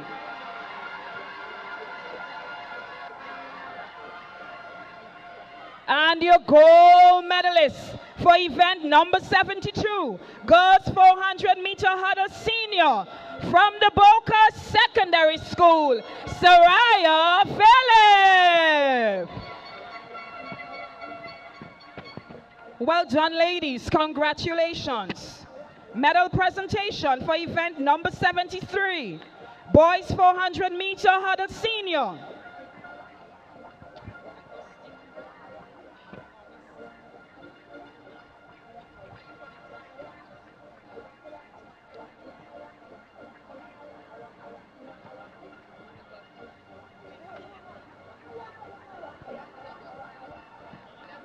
Your bronze medalist from the presentation Brothers College.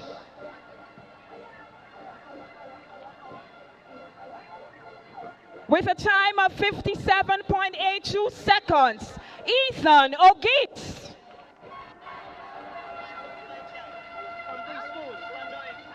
Your silver medalist with a time of 56.60 seconds from the St. Andrews Anglican Secondary School, Junior Alexander. And your gold medalist for event number 73, Boys 400 meter hurdle senior from the Grenada Boys Secondary School, Josh Thomas.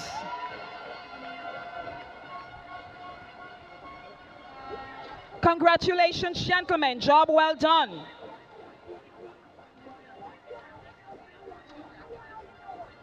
Medal presentation for event number 54. Boys long jump senior. Your bronze medalist from the presentation Brothers College with a distance of 6.40 meters, Joshua Telesford. Your silver medalist from the St. Andrews Anglican Secondary School with a distance of 6.48 meters, Rick Cadet. That's new record. And your gold medalist from the St. Andrews Anglican Secondary School, Nawasa Sass.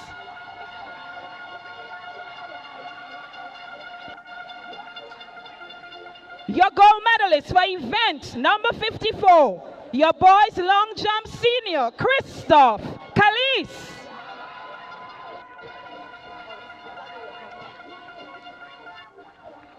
Congratulations, gentlemen.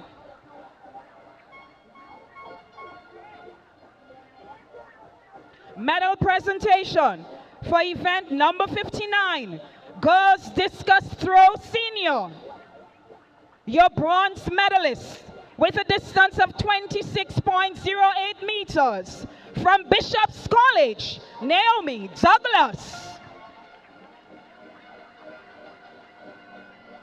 Your silver medalist with a distance of 26.77 meters from the Anglican High School, Hannah Charles.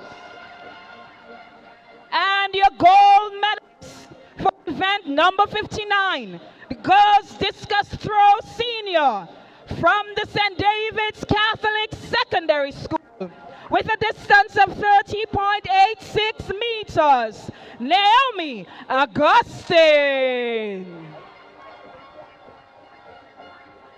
Congratulations, ladies.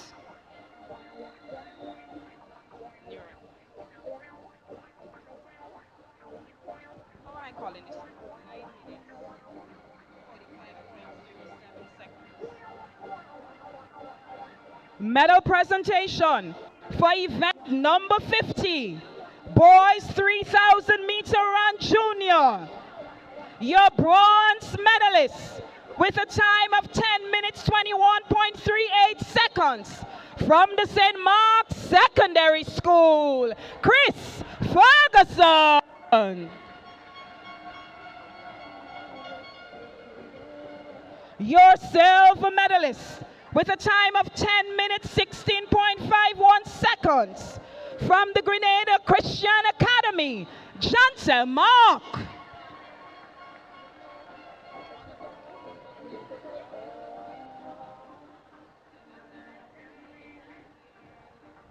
And your gold medalist establishing a new record with a time of 9 minutes 45.07 seconds from the Grenada Boys Secondary School, Michael Moses.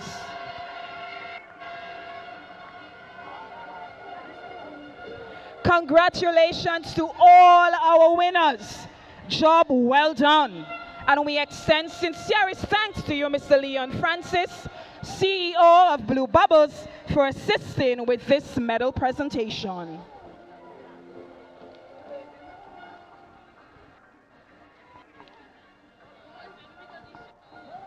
Moses, your name will remain in the minds of all those who have been watching the Intercol over the past couple days. 9 minutes 45.07 seconds. That is the time you did to take that gold medal in the 3,000 meter run for junior boys. You led from beginning to end. Share with us the whole strategy going into this particular race. Well, the strategy I use is to run the first 200 hard and then regulate myself between the race. When it comes to the last final lap, start to pick up and final few events left here on day number 2, gaps. You realize that you literally lapped a number of the athletes. Yeah, I realized. It was expected. Why do you say it was expected? Well, I built for the long distance and the boys was afraid of me. So I just come out and do what I had to do. And how happy are you with the overall performance of the GBSS in 2026 in terms of you being able to help them gain points and stuff?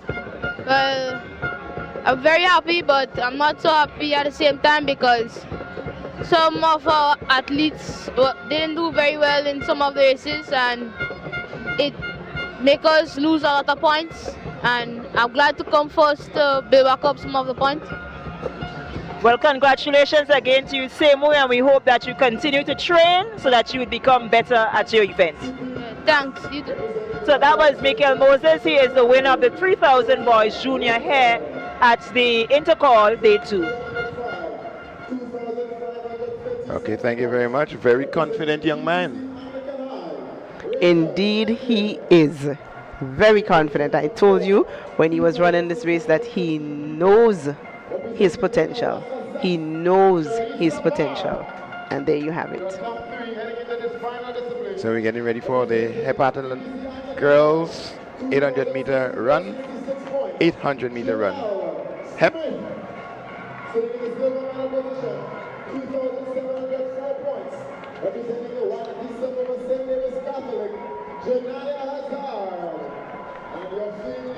So this is the final event for the heptathletes, and earlier on today we saw an athlete out of the St. David's Catholic Secondary School. She had a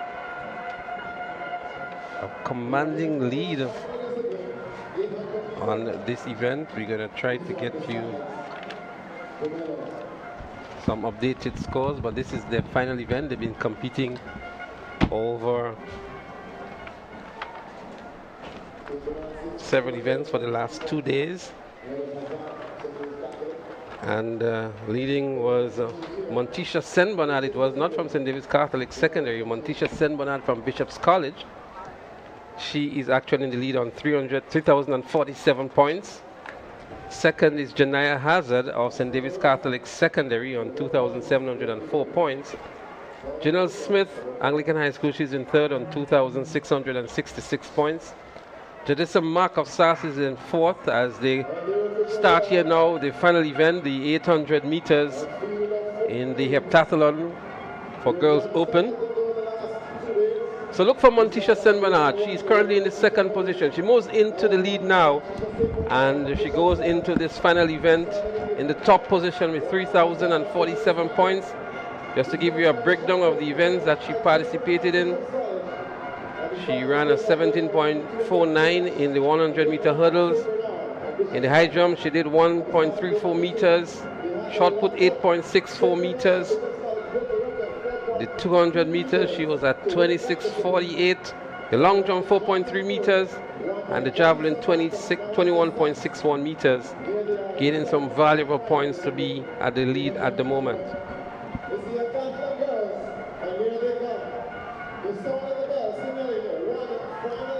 So that's Montisha St. Bernard.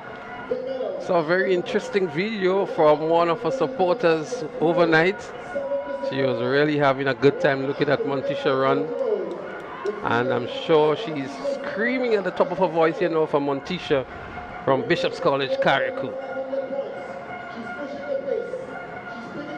And second is the athlete from SAS, that looks like Jadisha Mark. She's currently in the 4th position. Janaya Hazard of St. David's Catholic, she's in 2nd position overall. But that's your leader here, and from the looks of it, she's going to win this 800 meters quite comfortable. And she has one hand on the gold medal already. She just has to complete 200 more meters, and the second hand will be wrapped around that gold medal for Montisha St. Bernard of Bishop's College, Carriacou.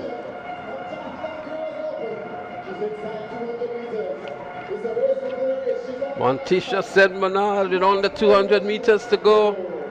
No challenger in sight on this final event in the heptathlon. And there she goes, entering into the home straight now. Let's hear it, Carriacou and P.T. Martinic, for your daughter of the soil, Montisha St. Bernard of Bishop's College. She's going to be the eventual winner of the heptathlon for girls. A grueling 7 events. Montisha St. Bernard wins the heptathlon for girls. Jadissa Mark looking for a good time in the 800 meters.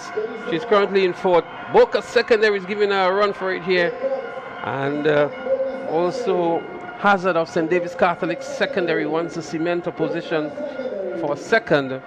We're going to update you with the final scores, but what we can confirm is that Montisha St. Bernard of Bishop's College, Carriacou is the winner of the heptathlon for Girls Open.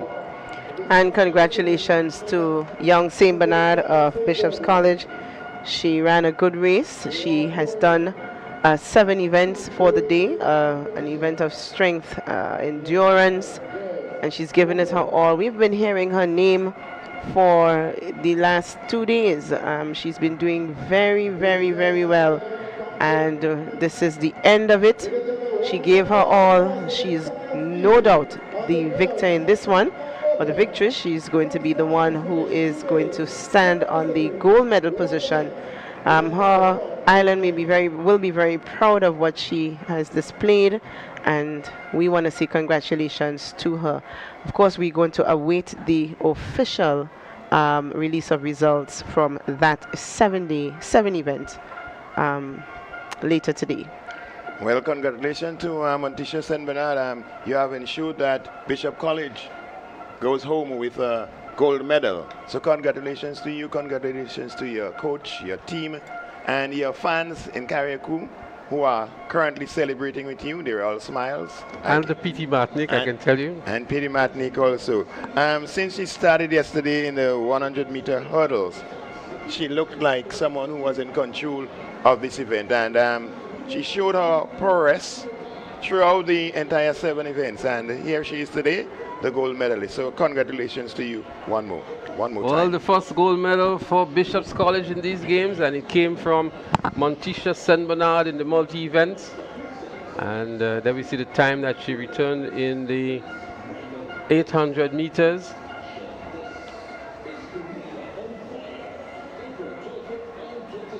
What we're going to do before we go into the 1500 meters for the octathletes, we're going to have another interview with Sherry-Ann. And so, Sherry, tell us who you got with you this time. Congratulations, it's definitely in order. You fought to the end, winner, 400-meter junior boy. Speak to us about the execution of that race, because we had some really competitive athletes there. You had Philip Mitchell, you had Kashe Stevens, sorry. Yeah, the execution was well planned. Thank my coach for that. When you say well planned, we know that we had, as I said, a good crop of athletes. At which point you knew that you had to push even more? Coming down by the 100.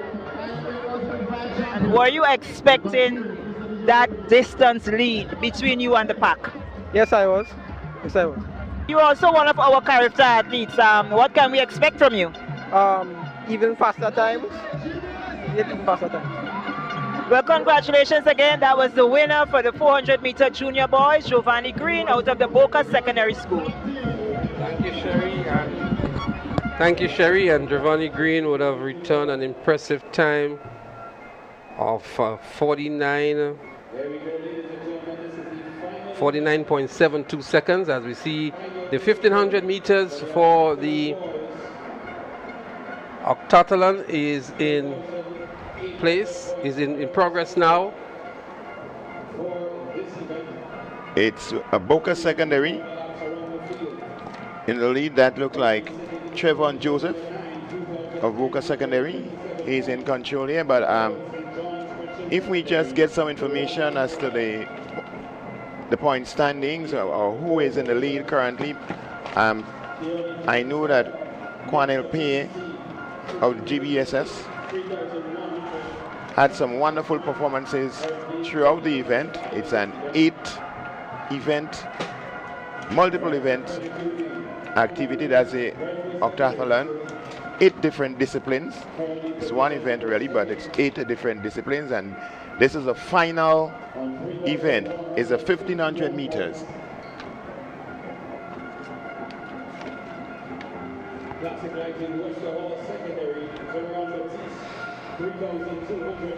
So Quanel Pay is your leader currently on 3,880 points. Randy Jones of St. Angelo Anglican is on 3,869. Javid Noel of Grenada Boys Secondary, he's in 3rd position currently. But in this event, from the Boca Secondary, leads the pack, Trevon Joseph. He will want to win this to add some points to his tally. Juan Pie is right there, our leader.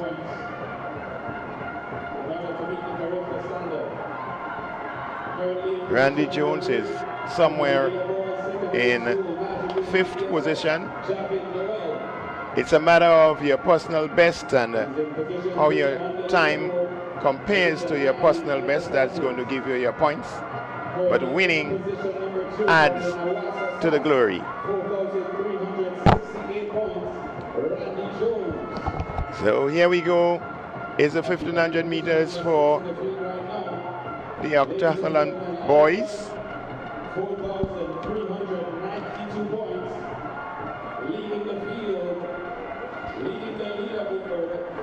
From the Nagico GBSS. So it's Javin Noel in 3rd position. Javin Noel in 3rd position. So Noel is there.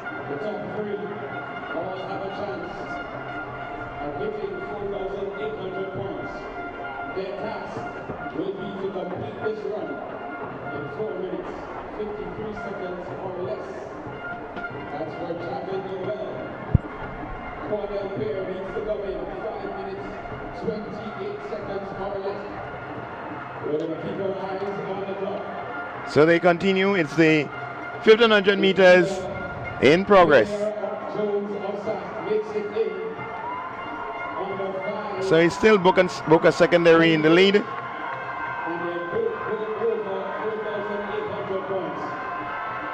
SAS is there. GBSS. Grenville Secondary in Cameron Richardson is also in the mix currently. Randy Jones, he's also in the mix. It's the 1500 meters, the final event in the boys octathlon 1500 meter flight in the 8th event activity. Boca Secondary, Joseph. He wants to win this, but Pierre is on his trail. Pierre is chasing, some 80 meters to go. It's going to be a sprint to the finish. Juanel Pierre taking control of this one. He's going to win the 1500 meters, and he does. In second position from Boca Secondary, Trayvon Joseph, and your SAS competitors in third and fourth respectively. Well, congratulations to Quanel Pair for taking the 1500 meters, but we cannot tell you if he has outright won the event as yet, because we're still awaiting an update of the scores of the performance of the athletes in the javelin event. What we do know is that I do know that Quanel would have placed, or not would have, but he placed third in that event.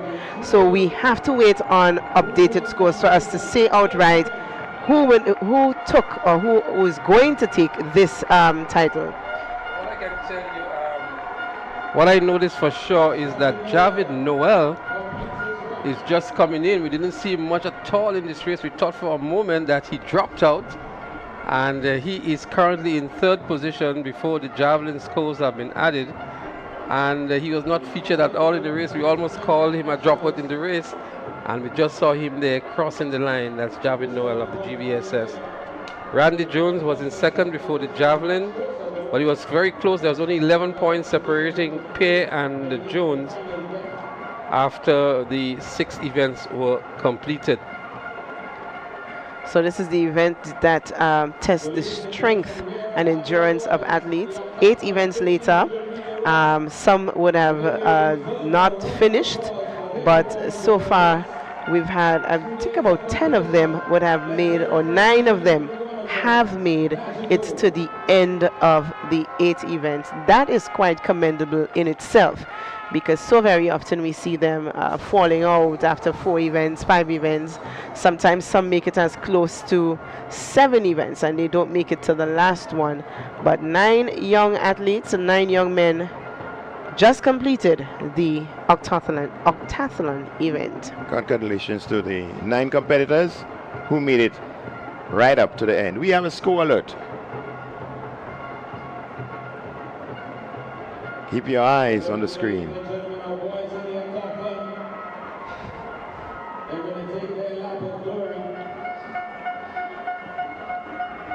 The Ironmen of Intercol Games 2026, alongside the Iron Women, the girls in the heptathlon, the boys in the octathlon,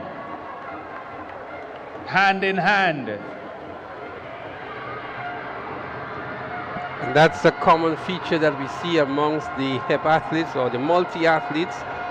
They always do this sort of a lap, and they show appreciation to the fans who would have been cheering them on for 2 consecutive days in so many events, just to show their appreciation. And they're doing it together. Most times it's done by the males by themselves, the females by themselves, but as we witness the conclusion of those 2 events, it's so good to see these athletes coming to the finish line here and really being recognized and appreciated for a Herculean effort over those 2 days.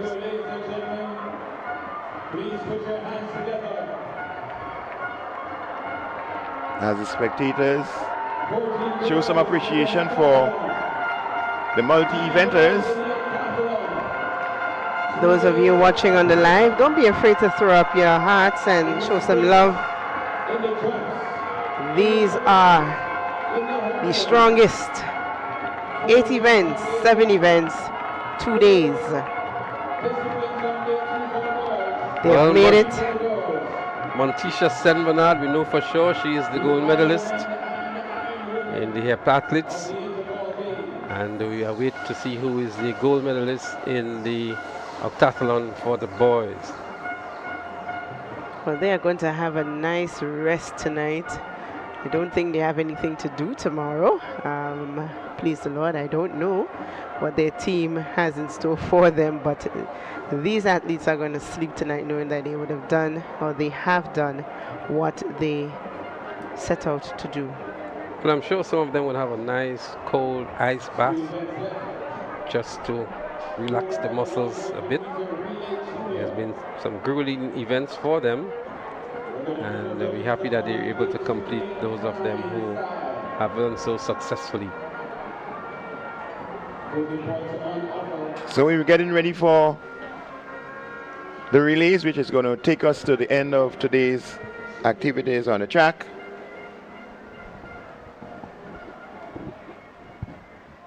But before we do that, we have another interview lined up with Sherian, and so we're going to take that before we take the 4x100 meter relay for the... Josh Thomas, your final year at the Grenada Boys Secondary School, and it seems as if you're leaving here with a bang. You won the 400 meter hurdles. It was a rather spirited run. You led from the beginning to the end. Speak to us about that race.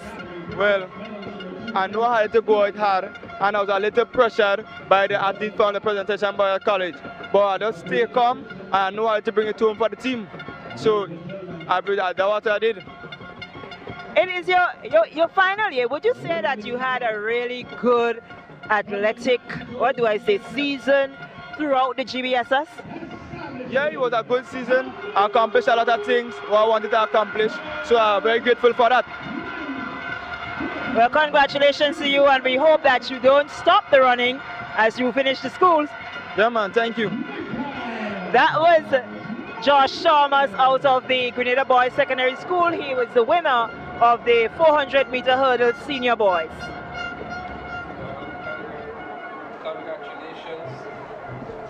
Congratulations are in order for Josh Thomas. He's had a very busy 2 days so far, and coming back to win the 400 meter hurdles is an accomplishment for him. We know him as a sprinter, and taking part in the 400 meter hurdles is indeed another achievement for Josh Thomas of the GBSS. The girls 4x100 meter relay is next on the track, and we have Wester Hall Secondary, St. Joseph Convent, St. George's, St. Mark's Secondary, St. David's Catholic, Boca Secondary is also there, Anglican High School and Grenada Christian Academy. The Junior Girls Finals. There they go, they're up and running. 4x100 meter Junior Girls Finals. Anglican High School is really looking good up front there. Out there in lane 7. First standover. Anglican High School fumbles again. SAS is also in contention. St. David's Catholic Secondary making good run on the inside as well, but Anglican High School still has an advantage here. Boca Secondary is in the mix as well. Second and over. Anglican High School still has the lead. SAS in second. And then we have Boca Secondary moving into third now. St. David's Catholic Secondary falling behind. Anglican High School would make the first handover, and it goes to Kylie Williams. Haley Tyrrell would have to run real hard here. And then we have Boca Secondary on the inside. It's going to be a real fight to the finish line. Kylie Williams is going to hold that for Anglican High School. She does so. Haley Tyrrell picks up the silver medal for SAS, and the Boca Secondary picks up the bronze. That is what you call getting it right, getting that good chemistry in place. And no matter who you have on the anchor leg, once that team passes the baton the way they're supposed to, it doesn't matter who is at the end. It is going to be the team that does it most effectively. And this time, it is the Anglican High School. Haley Tyrrell, she fought to get to Kaylee Williams, but guess what? It wasn't going to happen today. Annalisa Brown couldn't do it either. The glory belongs to the girls of Tantine, Anglican High School, anchored by Haley Tyrrell. What else do you want in this race? So it was a good one. It was a good one, a good finish. Let's look at this handover here. It's Anglican High School still in control, making that handover. SAS chasing down the backstretch. Anglican High School still in control. We get to that penultimate handover. It's still Anglican High School, SAS right there. Some movements from St. David's Catholic. But we get to that final handover, the anchor. Haley Tyrrell having to make up some grounds on Annalisa Brown. But Haley was able to run past Annalisa Brown, but she couldn't catch Kylie Williams. Anglican High School. Maximum points. SAS getting that second place, which will help them to move above Anglican High School, not Anglican High School, but the St. David's Catholic Secondary, if we follow the last point standings that we had. I don't know if our viewers at home saw, because it was on the screen while an interview was going on, But the last points update for the female division had SAS and the St. David's Catholic on 104 points. They were tied. So now that SAS would have gotten a higher position than St. David's Catholic, technically at this point, SAS will be leading. We do not know if there are more points to be added, but before we leave here this afternoon, you should have a clear idea of who is leading in the girls division. Well, that was an exciting one. I'm sure when Haley Tyrrell got that batter and she knew it was Kylie Williams, she told herself, I'm sure going to catch you. That didn't happen today. Kylie Williams held out for Anglican High School. But it was a good battle also between Haley Tyrrell and Annalisa Brown of the Boca Secondary School. As we see the lineup now for the junior boys relay, Grenville Secondary in 1, Boca Secondary in 2, St. David's Catholic in 3, SAS in 4, GBSS in 5, McDonald College in 6, Hillsborough Secondary in 7, and Happy Hill Secondary in 8. So it's going to be an exciting one. The final race for the boys today, the 4x100 meters for junior boys, upcoming. It's going to be exciting.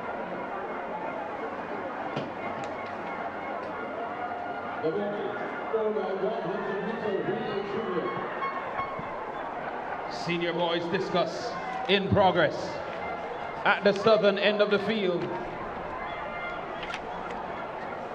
We get set now for the boys. The exciting relays continue here at Intercol 2026. This is the final relay for today. And the teams are all lined up here and ready to go. The junior boys relay, we are trying to get to you the seeded times coming into this event.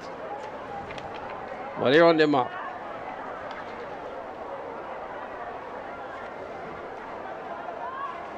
Four by 100 meter relay is final, and it's the final event for the boys.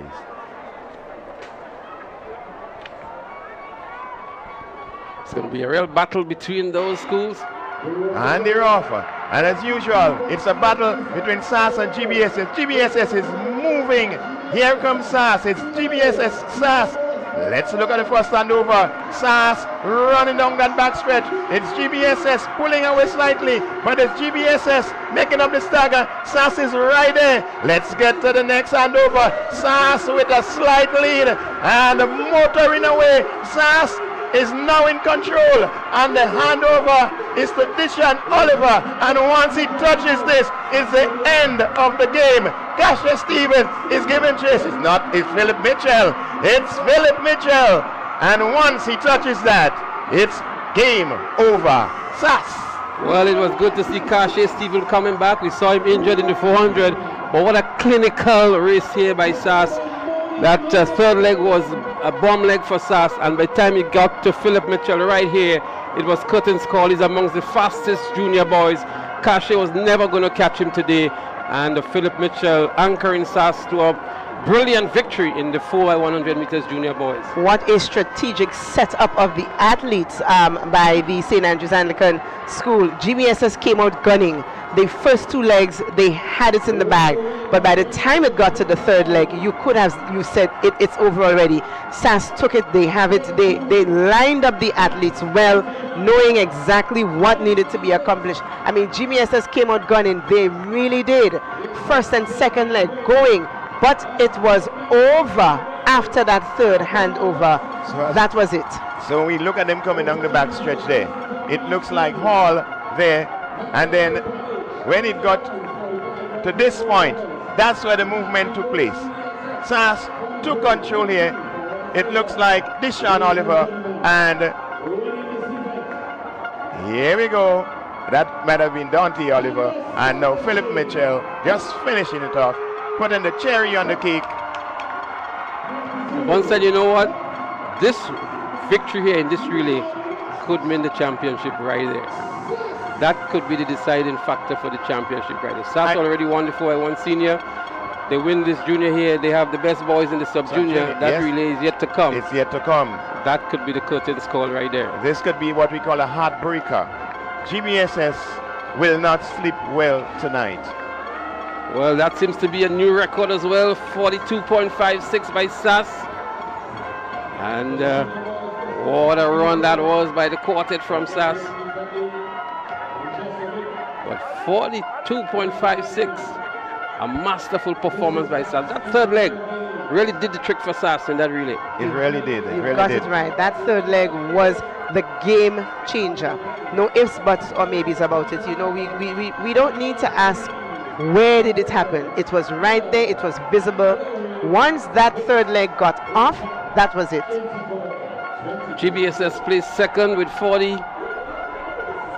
Sorry, McDonald College. GBSS was disqualified. McDonald College has been elevated to the second position in 45.34, and Boca Secondary takes the bronze now in 45.46. So a And disqualification for GBSS. Let's look at it. What I want to say is that they already had a late infringement in the preliminaries. They were cautioned, so you only allowed two steps onto the lane.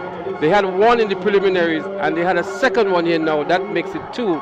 And so GBSS has been disqualified in the 4x100 meter relay for junior boys. Leslie. So we did see that in the preliminaries where, when we look at the drone shot, where they stepped onto the lane and they were cautioned, and now a second lane infringement. Leslie, will you call this the nail in the coffin for the GBSS? Well, I don't want to call it that, but I said it's curtains call, because that was an important relay that they would have loved to win to continue the championship's defense. And now that they've been disqualified altogether, I think it's going to damage their ego a lot here. But if we look back again, and thanks to Blondin and the crew for highlighting the infringement here, again, stepping on the line, that's a step on the line right there. They already had one in the preliminaries, and that's the two for the event. Well, I think the GBSS camp is not very happy at this moment. But they would not be happy. They would not be happy. Yesterday, at the end of day one, they were in second position, may have gone home, did their adjustments, went back to the drawing board, as we say, and were expecting to make that move on Saturday, and to have a situation where they've been disqualified in the final event, it will be heartbreaking. GBSS will have to dig deep to come back tomorrow and to be able to launch an attack in order to retain their championship. all right, so we have some good news anyway. Well, good news for SAS. They continue their dominance in this year's games, but we have some results for the senior boys discus. And we have Oswald Charles of GBSS. Well, that's some good news for GBSS here. Taking the gold medal in this. The second position, Stefan Strawn of PBC, 39.35, and Shakim Cox of JW Fletcher Catholic School, the third position, 39.32 meters. So, a little bad news for GBSS, but they also got a little good news, taking the first place, GBSS. On the screen. That's the score in the girls category here. A 2-point lead for SAS over St. David's Catholic Secondary, 120 to 118.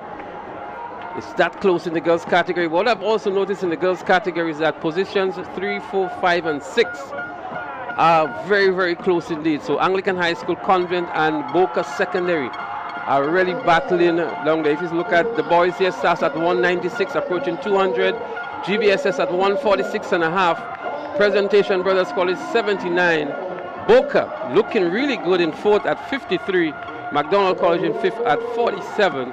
St. David's Catholic Secondary on 37.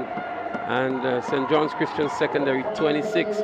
So SAS with a commanding lead here again over the defending champions, the Grenada Boys Secondary School. Leslie, given the lineup we have tomorrow of events, do you believe that there can be any change coming in tomorrow, please the Lord, for any of these schools? Well, you never say never, as we say, because you never know what could happen tomorrow.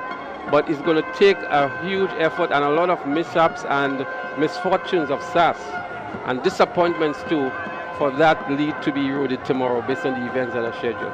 So let me tell you what is there tomorrow. The sub-junior boys relay where SAS is expected to win. We also have the 200 meters. We're not sure if Ian George would run because of what he said and the niggle that he has. If he doesn't run, it's going to be a toss-up now between Daniel, who plays second in the 100 meters, and also Josh Thomas. Diron Sinsay is also there, so those points can split up quite easily. And the triple jump is there. That's Christophe Callis. Christophe Callis, he's expected to win.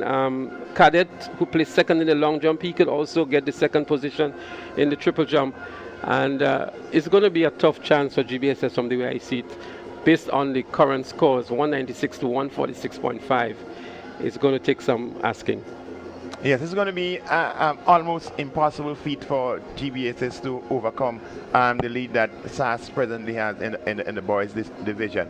And I think the sub-junior boys 400 meters will be coming up to Deshaun Oliver. He's going to win this. So yes, SAS is just very, very strong in the sub-juniors. They've dominated the sub-juniors right through.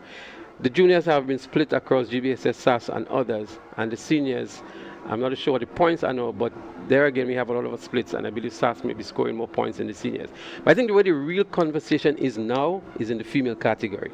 2 points separate SAS and St. David's Catholic Secondary, and that's where I think the real conversation will be tonight.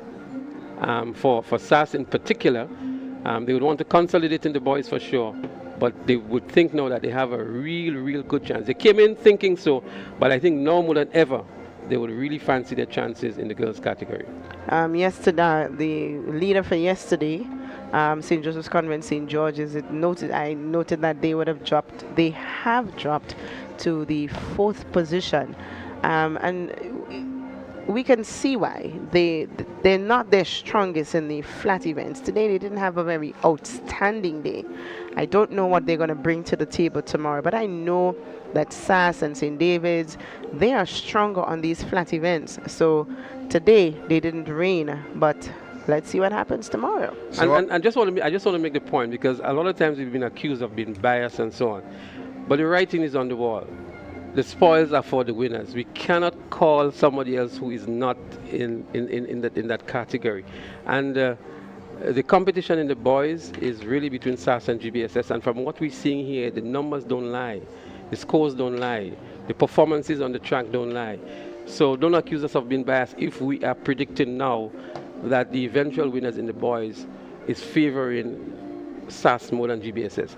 There are predictions and predictors, and I'm sure the pundits who are out there looking at these games would want to confirm that SAS is the favorite now for the boys category. So what I can say is that the ride over Granitang will be a pleasant one for all the supporters of the St. Andrews Anglican School. There exists a possibility of a double championship.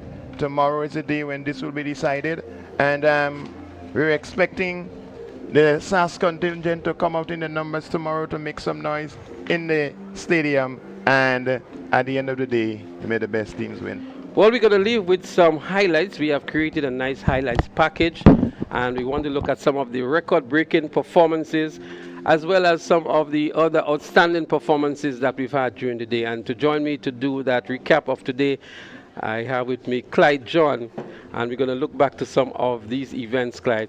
Clyde, your assessment of today in terms of the performances, the individual performances, the team performances, and the overall performances that we saw here today.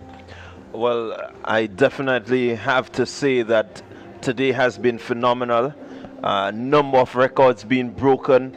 The athletes really seem top of their game. And I mean, it says so much when you look at all the teams, many of the schools making points, getting themselves into finals. And it's really good for athletics. I quite agree with you. We had some very good performances. We're going to start by looking at the 400 meters for the sub-junior boys hurdles. A record-breaking performance here by Deshaun Oliver, running 1 minute 1.60 seconds. That was the record-breaking performance in the finals for Deshaun Oliver in the sub-junior category. Yeah, I really like that run from him. Again, he knew he wanted the record. You could see it. He went for it, and he did what he had to do to make sure that he got across that line in a really good time. Deshaun Oliver, a really good, phenomenal athlete. Well, we also saw a very good performance in the junior boys 400 meters. Giovanni Green, an impressive time here in the junior boys 400 meters. He returned a time of 49.2, but before we do that, we look at one of the other hurdle events, and that was Emma Frederick of McDonald College, who broke the record here in the sub-junior girls 400 meter hurdles. Another good run by Emma Frederick, 1 minute 7.86 seconds, breaking that record. Here is Giovanni Green now in the 400 meters for junior boys, 49.72. Yeah, again, another good run from Green. We know he has the potential. I like the fact that he's a nice, tall, rangy guy, and once he strengthens up, he will do well. Annalisa Brown, another record-breaking performance, breaking Kashaya George record, running 56.24 in the 400 meters for junior girls. Annalisa Brown, a phenomenal athlete today. Certainly a good look, Annalisa Brown. Here we go. That's Dishon Oliver in the 200 meters, and he ran a 24.58 to win this event. He continues to be the golden boys of the games, and Haley Tyrrell here, some fans were really admonishing her for slowing down on the tape and missing an opportunity to establish a record. She actually ran 24.58. That was a time missing the record by some measure here. And then we had this other record-breaking performance from Anthony Phillip in the 110 hurdles for junior boys. A national record, a new record has been established here by Anthony Phillip. Very smooth over the hurdles, very focused, and a great run indeed by Anthony Phillip. And then we had the big guys, the 100-meter senior boys. Ian George here, running a fast time of 10.39 seconds to be the runaway winner in the 100 meters for senior boys. Yeah, certainly he wanted it. He knew that this is his season, George, and he's really lighting up the stage for the senior boys in the 2026 GAPS Intercol. And then we had a very close finish in the 100 meters for senior girls between Shade John and Christopher from the St. David's Catholic Secondary School. It was that close in the end, an impressive time of 12 seconds flat by Shade John. Yeah, running to the tip here, John. And maybe one of the standout athletes today, Michael Moses. Look at the poise here, breaking the record in the 3,000 meters for junior boys, 9 minutes 45.07 seconds. A new find for Grenada. I like this guy. And he's just quiet about it. He doesn't want anyone to say nothing much. But Michael Moses, hats off to you. Trust me, I think once he continues, we could well be represented in the longer distance by Michael Moses at the regional and maybe international stage. Well, there's one other race that I want us to look at. It's not on the highlight package here. The 1,500 meters for sub-junior boys. Tyrese Braveboy redeeming himself from an unglorified performance yesterday. And he came back and he said that he was very concerned about what happened yesterday and wanted to do something for himself and his school. Running 4 minutes 36.84 seconds to win the gold medal in the 1,500 meters for sub-junior boys. Now, I really appreciate this youngster. He understood that he did not have the best of days, and definitely you can see that he went back, he looked at what he did, he looked at the performance, and he said, look, I'm coming back, redemption will be mine. And he came to the line. He actually won that race at the line, saying that he's never going to give up until he crosses that line. So there you have it, the highlights package, as we feature some of the most outstanding athletes, the record-breaking performances, the euphoria, the spectators who have enjoyed it, and that's the winners of the 100 meters for senior girls, the two athletes there from the St. David's Catholic Secondary School, Kayla Christopher and Shade John, really having a moment here, a classic moment, as we say, as we bring the curtains down on day 2 of Intercol 2026. On behalf of the entire production team, Richie and the crew, and the commentators here, Clyde John, Samantha, Worm, Bunstein, Calise, Bernard, Antoine, Sherry and Noel and Blossom Alexis. We say join us again tomorrow at 9 a.m. for the continuation of the games, the final day, the day in which the stadium will be maxed out, the day in which the euphoria would be at its peak, the day in which the champions would be crowned. And we look forward to bringing it to you live wherever you are from the Kirani James National Stadium. Until then, we say so long and join us again tomorrow morning. Thursday, April 2nd, 2026, the official pre-Carifta, all-inclusive, all-white cruise experience is here. Hosted by the Grenada Olympians. It's respectfully yours. Premium entertainment and Grenada's top DJs. It's food and drink inclusive. All-white dress code experience. It's an Olympian hosted celebration. Secure your spot now. Ticket outlets, Go2Fed.com. All proceeds support the next generation of Olympians. So on Thursday, April 2nd, respectfully yours, about the ecstasy, Carifta weekend starts. Do you live or own a business in Calavini, Marianne, Hopevale, Westerhall, or surrounding communities?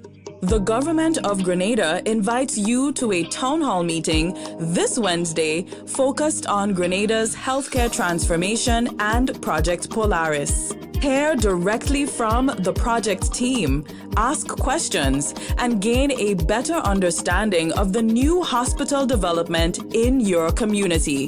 The town hall meeting is on Wednesday, March 18th, 6 p.m. at the Westerhall Secondary School. The Honorable Prime Minister and members of Cabinet will be attending. You are an integral part of this conversation. Join the Government of Grenada, 6 p.m. Wednesday, March 18th at the Westerhall Secondary School. Come out and learn more about this exciting project happening in your community.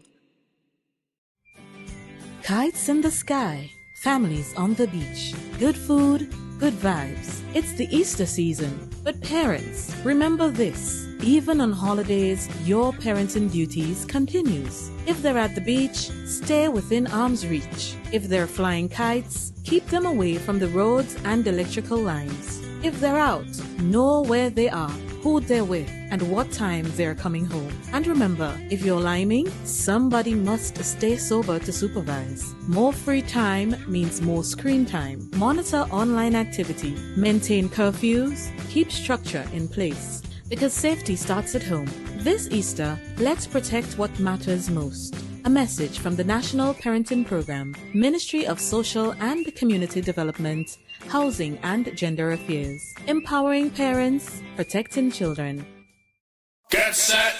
Boy, it's coming. It's coming. Classic Lighting and Communal Credit Union Invitational. Rani James Athletic Stadium, April 25th and the 26th. Come and see strength and pressure, yes? Police taking on busmen in the tug of war of the century. Huggins sizes up Hubbards. Now what's up pulling down Grenlec? Pull the pin and bow. Flo going head to head with Digicel in a fighting final. It's a family affair, yes? Giveaways, vibes, and real competition. Don't miss it. April 25th and 26th. Rani James Athletic Stadium. Be there.